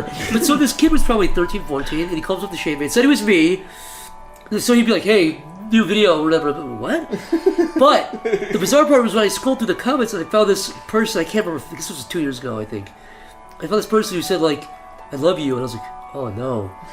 I looked into this thing, this 14-year-old boy was pretending to be me with a variation of Shad's username, and he was romantically involved with like a 13-year-old who thought she was dating me. And I forced this kid. I was like, look, you idiot! Say I'm not a fucking like. Say you're not me, you moron. He was like, but I am you. I was like, you lunatic! What are you talking about? You idiot! I was on my personal account like, it's not me, you fucking goon. It's fucking Bugs Bunny, like. Yeah. He's trying to Daffy Duck me. I am you. I'm not you. I guess I'm not you. Eventually, he did like he fucked up eventually, but then the girl was still like, I still love you. I was like, oh, okay. Yeah, you can leave fine. Then they can go have their weird romantic affair. Go have your 12-year-old affair somewhere else. Leave me the fuck out of it. All right, I just want to say, people have constantly like asked us. I know this may seem like off the wall, but people have constantly asked, "What is your biggest fear?" Okay. I don't want to tell people my biggest fear. Yeah. Because I don't want to put this on the internet and have a bunch of douchebags sending me pictures of my biggest fear. Right. And make me piss my pants. You'd be like, dude, I have my biggest fear, honestly. You guys want to know my biggest fear? Deathly afraid of eels, and we joke about it, and then somebody sends you a box of eels. And then I come on Twitter and I get 90 pictures of fucking eels. And I'm like, oh, I didn't see this one coming. This was not This well goes thought back out. to something Zach said a long time ago, which I don't like to agree with. Shad probably does agree. Chris may agree as well. I don't want to believe in it. but that is if you show people weakness, they will exploit that everyone will exploit it and pounce on it. Now, I agree with that. want to believe that is not inherently true. I would love if everybody online was warm and gooey. You said, "Hey guys, I'm afraid of birds. Please." And everybody was like, "Oh, I support you," but everyone's gonna send you a big fucking veiny bald eagle. Okay? Yeah, they're gonna send you the scale. They're gonna release a fucking dozen doves on you. They're gonna find you. They're gonna send you videos of But birds. do you think They're gonna open your window and fucking release a million birds into your house. But do you think that's because of the audience that you have garnered? Well, no, it's just the internet. No, it's human being. No, it's not even the nature. internet. Dude, the internet was man-made. It's not like this evil thing that the humans made the internet. Humans are pieces of shit. It's like your friend. Disturbed, yeah, this alternate Everyone's like, yeah, the internet's so It's scary. exactly No, like if you had a they're friend people. who's like, I'm really afraid of heights, okay? And so you fuck with him one day. He's asleep, and you put his bed at the edge of like something really high, and then you fucking put an air horn to his face, and then and you're like holding him so he sees it. So he wakes up, he pisses himself. It's just human nature. It's like you know the best way to get somebody is like to get their biggest fear. But see, I would do the opposite. I would take his bed and I would put it in a beautiful forest, and I would cook him breakfast, and I would tap him on the head and say, "Hey, sleepyhead." Well, he was still screwed because he's in a forest. That's true. He's covered in fucking centipedes and shit. You're not a real friend if you don't push him off the top of a building. Zach wanted to do something for podcasts. Okay. Because apparently I'm really stupid. You're not. Shut up. They wanted to ask me you are then, Jesus. history questions. Okay. Oh, okay. They wanted to ask me a history question each podcast, or like a series of 3 questions. Somebody, you should do the honors because you're the. I have a question. Ask me a social studies question. Okay, I'll knock it out of this the park. one. Okay, are you ready? Yeah. Okay. Who is the Prime Minister of Canada? Is the Emperor? You're close. Yeah, that's actually very close, Clebs. That's Very- surprisingly very close. close. Wait, what? You said, what'd you say, His Damper? name starts with an S. His first No, he said name. the Emperor. Oh, you said the Emperor. Yeah. Okay. Oh, I think you said something else. You're completely off. Yeah, I went, and then you guys went, wow, he's right. And I was like, oh, now I feel I thought he said. I only heard like the last 4 letters. Oh, that's kind of close. Okay. So what? His first name starts with an S. Sam Demper? Corey. You're so close. Corey, hold on. I thought you said Demper, and I said it wasn't, but that was close, and you just took what I said and used it. What? You said Emperor, and I said, oh, you said Demper. I thought that was close. No, I didn't. I didn't even. But now hear I'm you. saying now you just said it. Now you said Demper. You said Demper? That's history questions with All right. Reveal the actual. It is Stephen Harper. Yeah. So. I thought you said Demper. I was like, oh, that's kind of close, Sam Corey. Demper is because Sam Pepper was in your head or something. I said no, Emperor. I thought he said Emperor. I thought he said Demper. I was like, oh, that's close. First of all, I was Harper. asking a question: Is a prime minister also an emperor? No. No. Okay, so I lost. That's okay though. Okay. It wasn't fair. It's outside of the country. You all asked me a question. U.S. specific, right? Like only the U.S. Yeah. No, I mean, Okay. basic Canada. Zach, you asked me Okay. something. Okay. Okay, Corey. Who? I don't know, man. You do. Okay, okay. Which president was elected 4 times? It's the only president to ever be elected 4 times. JFK? He was elected once, he got his head blown off. I think I know this Okay, one. Niall, your turn. No, this is a question time with Corey, man. You got to answer. Corey, you have 3 guesses. That was 1. He had a big blank. Dick. On his left blank. First thing that comes. Balls. Yes, on his left thigh. Yes. They were stuck. You got it. No, Corey, you two more guesses, 2 more presidents. Go. You have 30 seconds, Corey. Dick Ball Thigh Jr.? No, that was vice president. You idiot. Not even the right vice president. This is bullshit. This is confusing me. Why does he? What? 4 times, like 4 times. What's your Paul? Do you have the answer, Zach? I'm actually like confused from the start to finish. I don't even know what's going on. Okay, first letter of his last name is R. Roosevelt. Which one? General? No, there's 2 Roosevelts, Corey. Which one? We'll give him that. Okay. Wait, there's Theodore and Franklin. Franklin D or Theodore? Just pick one. Don't cheat. Can I guess? Yeah, Theodore. Sabrina, guess. Is this from like way back, or is this like 30s. somewhat relevant? 30s and 40s. Roosevelt? Yeah, it was. We it was concluded FDR. that. Oh shit, yeah, okay. So Teddy Roosevelt? Who's the other one? Franklin. Shit, I don't know that. Okay. FDR. Okay, so now that we're we're poking at Corey. You gotta get half right. Oh, I said JFK instead of FDR. there was two Roosevelts. I was thinking of initials. We're poking There at was two Corey, Roosevelts. but check this out. Corey, what year did Sonic Ore come out? I don't fucking know. That backfired, you fucking idiot. I thought Hey, Niall, what year did Castaway come out? Castaway? Yeah. 2000. You autist? You're the real autist now. It backfired on you. Good. What year did Fuck! Sonic Ore was 97. What year did Buffy come out? 1997. Ask me another side question. I got Sonic in the bag. Sonic. What shoes does Sonic wear in Sonic Adventure 2 Battle? He wears red with green. You fucking idiot! That's not it at all. You're right, that's the color, but that's not the kind of shoe, so... It was... I forget what it is, too. Okay, Wheelies. ask Corey one more history Grindies. question. One more Sonic history question. One more Sonic history question. What year was Robotnik born? 1842. You're right. That's the year he How was died. he a Corey. robot in 1842 and they didn't even have that technology at that time? God, Corey. Who is Dr. Robotnik based on? His appearance? Adolf.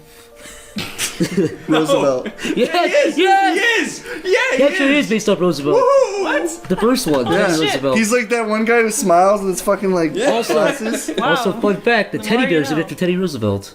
That's Is true. it? Yeah. Wow. Really? Yeah. I The didn't more you know know. The more you know. Yeah. I'm telling you, Ding. I'm Corey, smart. how many bones does a human brain have in it? Go. 0. Fuck you. It's 2. The big What? the big bone and the small bone. Oh, Scientific names. how many brains are there in your head? Like 7. parts. 7. The cerebellum, the right brain, and the left brain. Retard. Actually, cerebellum was a real Yeah, part. cerebellum. I know. But there's more than that. There's the medulla oblongata. There's the Right. cerebral cortex. That's You know what's that's fucked up? bullshit. You know what's fucked up with the medulla oblongata? The first time I heard that, one of the only reasons I still know it is because Waterboy. Waterboy. That's not even a joke. I was like, oh Wow. yeah. Yeah, but the water boy, they actually got it wrong. They said that that's responsible for anger. Well, I know it's that, but I'm not. saying I know that word. I retain that word Yeah. this far into. Most people did, yeah. Medulla oblongata. It's like how people remember how to spell beautiful. For, You're left-handed, right? Bruce Almighty. Yeah. Yeah. All right, is anyone else here left-handed? No, right-handed. No, we're not Oh. retarded. You're the only one here that's left-handed? left-handed. I'm the only I didn't know lefty that. and the only. Do you know what's really weird though? I don't know if this is like me only, but I draw and do everything like art-wise on my right hand, but my left hand I do everything else. Like You catching masturbate, and Corey. eating, Just Throwing. admit, Corey. jerking off. I Yes. jerk off with my left hand. Cool. I'm Why? that guy. Why? Why? Because I can't do it with my right. Well, It but there's no confuses me. reason. You also fuck your hand though. Yeah, because I lie down, I fuck my Explain hand. this to Sabrina. All right, so Explain this. basically, Sabrina, how most people guys jack off is this? Sabrina. how I jack off is God. Sabrina. Niall, What? explain what you do, you fucking Sabrina, psycho. we've got a lady Sabrina. on the premises. Sabrina. Yeah. Have you ever violently flicked your bean and had spit in your eye? No, Corey, I have not. Corey, have you? Have you ever flicked the bean? You fucking scumbag. I think it's the equivalent to a girl going on all Corey's fours just losing his and mind flicking the right bean. now. What I do?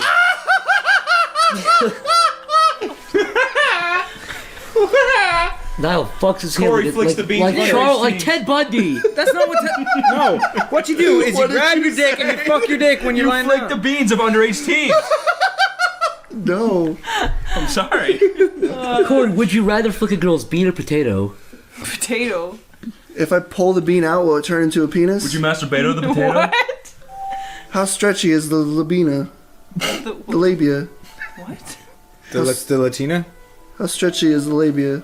Oh, it's like an elastic band, so when you Because pull it it, goes. depends on the person. I don't know. If you pull it in, her head sinks in though. I'm not a It sinks into her neck gynecologist. and you pull her Fucking know. clit out. I'm stretchy. Listen, penis.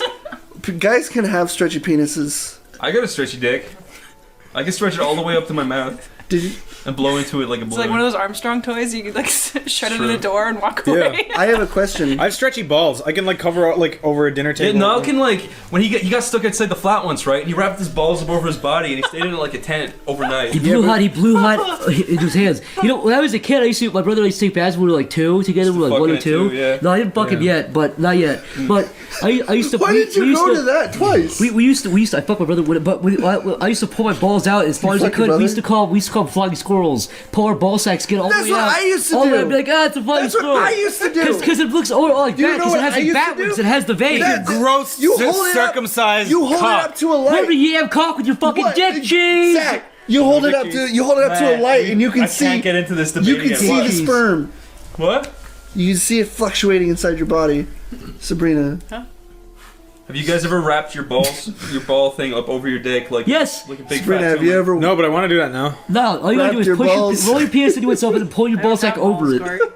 Sabrina, don't act like you can't join the conversation. Girls have labias; they can stretch just as far. You can stretch your vaginal flaps. You can pull just your like badge everyone out. else. Are you comfortable talking about the, your thing? Your four Your tits? pussy hole? Your four tits? Sabrina actually I has. mean, not really, but Sabrina has called her vagina dog I didn't actually mean. ears. That sounded creepy. The way. Beagle ears, as they say. That's not my words. oh my god. Bat wings. It sounded creepy when I said that, but I was I feel trying to bad. segue into a joke. but it didn't I work. feel bad because I think people that are close to her watch stuff. Huh? Huh? Like your family. What? No, not really. They don't. I mean, Look, Corey. Everyone can talk about their stretchy parts. I'll talk about it to the fucking I don't care. Chloe, tell me to stretch your asshole. I don't have a stretchy asshole. I beg to differ. I saw you. I opened your door one time, Corey. I saw you stretching your asshole out and about. Out and about. out and about. I was doing it for you. Bending over, stretching it He was, over. Let me tell you something, he was Zach. laughing like a hyena, Zach. going, "Oh, Zach. pull his asshole out." Zach, I saw your fucking eyes pierce under the door and then slip back in. You fucking flung that door open really loud, and I sprayed it as far as I could to show you all the holes. Zach looked through the keyhole and he saw an eye looking at him, and then he opened the door. I with fucking his pulled my eye out of its socket and shoved it through the keyhole. Zach was like, And Corey Corey. saw it. And Corey fired it in It's his like, hey, face. Corey, open your mouth, and when you open your mouth, you can see the light coming all the way through.